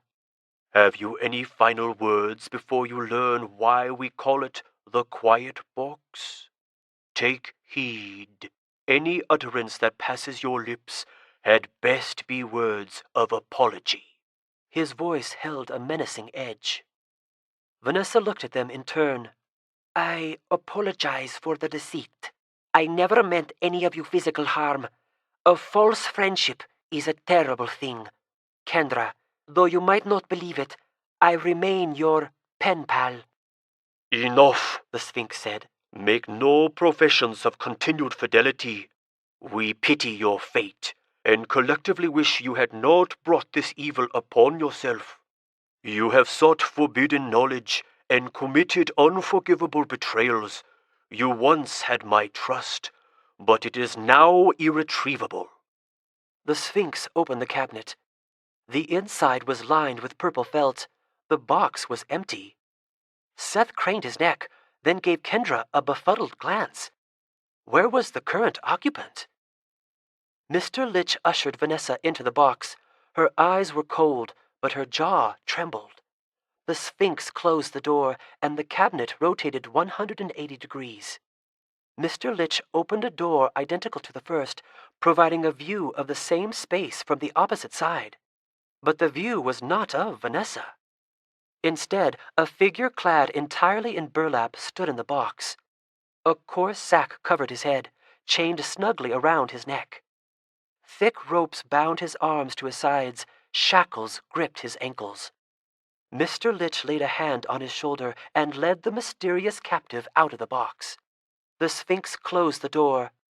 Kendra, Seth, Grandma, and Grandpa watched as the prisoner shuffled away down the hall between the Sphinx and Mr. Litch. Grandma put an arm around Kendra, giving her a comforting squeeze. That night, Kendra found she could not sleep. Her mind was whirling with the events of the past few days. They had been through so much. It seemed she had returned to Fablehaven a lifetime ago. Midsummer Eve was a few days away. Grandpa had emphasized to Seth that they were putting their lives into his hands by permitting him to remain on the preserve during that perilous evening. Her brother had assured everyone that he had learned his lesson, that he would stay far from the windows unless otherwise instructed. Kendra was almost surprised to discover that, like her grandpa, she absolutely believed him. One particular thought kept recurring as Kendra lay awake in the dark. Vanessa's last words kept striking her as increasingly peculiar. "I remain your pen pal." Kendra knew she might be crazy, but she felt certain the statement was more than a platitude. It sounded like Vanessa might be hinting at a secret message.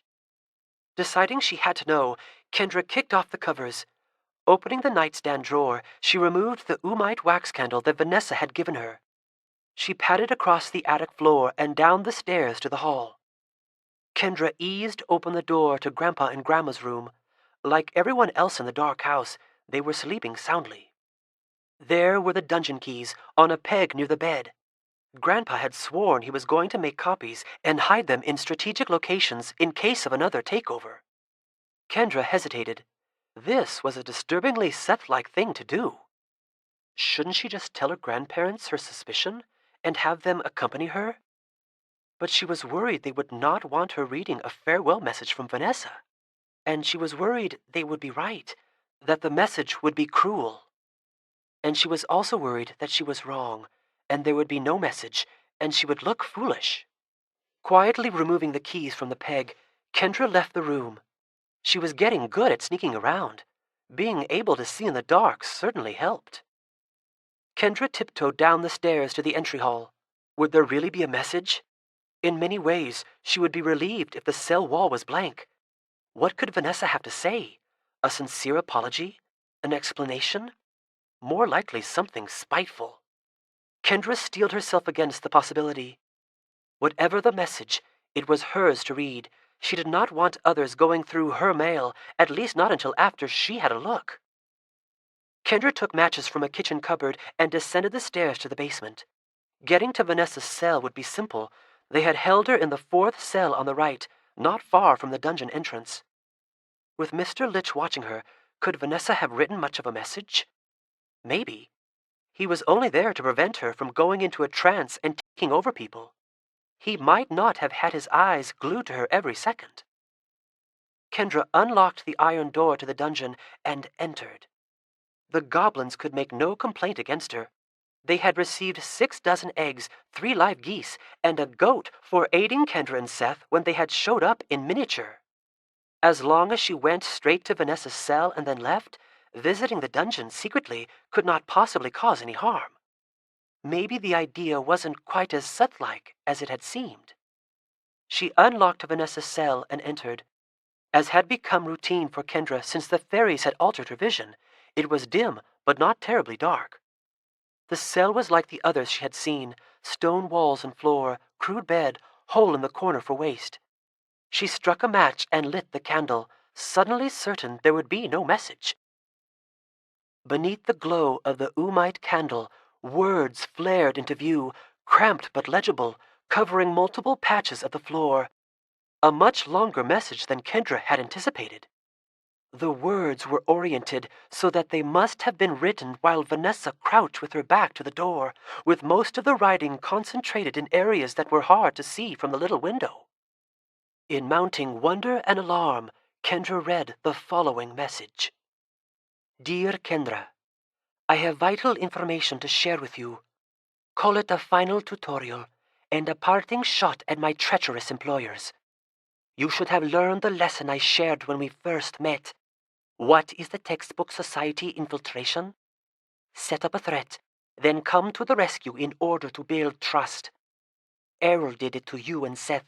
Then I did the same thing to you and your grandparents, pretending to be part of the solution rather than the cause of the problem, legitimately helping most of the time until the moment the betrayal arrived. Others have been using that model for a long time with infinite subtlety and patience. Namely, the Sphinx. Your reflex will be to doubt me, and I cannot prove that I am right.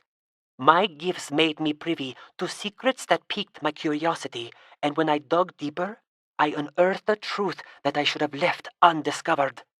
He suspects I know his secret, which is why he will confine me to the quiet box. He would prefer if he could have me executed. I work for him, but I am not supposed to know the identity of my employer. Few know the enigmatic leader of the Society of the Evening Star. For months, I believe, the Sphinx has suspected that I have guessed his true identity. The kind of fraud he is perpetrating could endure only with supreme discretion and meticulous attention to detail. In his mind, I have become a liability. The Sphinx could have claimed he had a prison that would hold me and impede my powers. He could have taken me with him, and if he had, he would have earned my undying loyalty. At present, I would still be in doubt as to his intentions, but Lich, not fully understanding the dynamics of the situation, hinted about the quiet box, and so I scrawl my revenge on the floor. Consider the coup this is for the Sphinx. As a known traitor, I am a spoiled asset for the Society, and therefore of much less use. He gets to look like the hero and the sure friend of Fablehaven, as he locks me in the most secure prison on the property, further obscuring the duplicitous truth. In case his suspicions are correct, and I know his true identity, I am permanently out of the equation. What else? He frees a prisoner who is undoubtedly a powerful ally, and he walks away with the artifact I was sent here to retrieve for him. This could be a fabrication.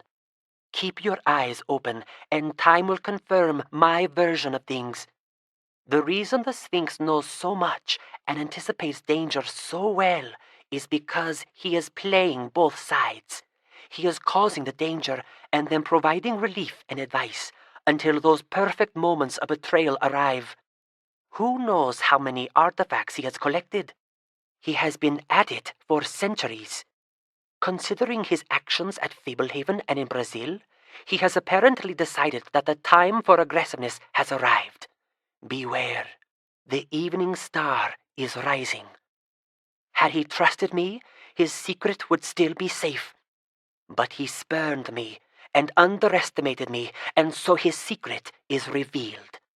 My loyalty is no longer his. I know much more that could be useful to you and your grandparents. If not your friend, your disillusioner, Vanessa.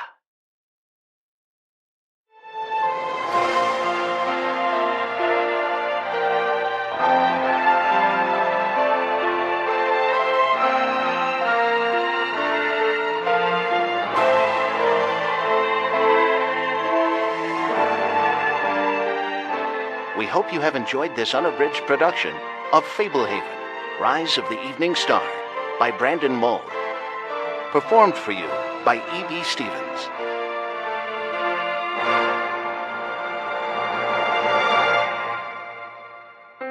This program was produced and directed by Kenny Hodges.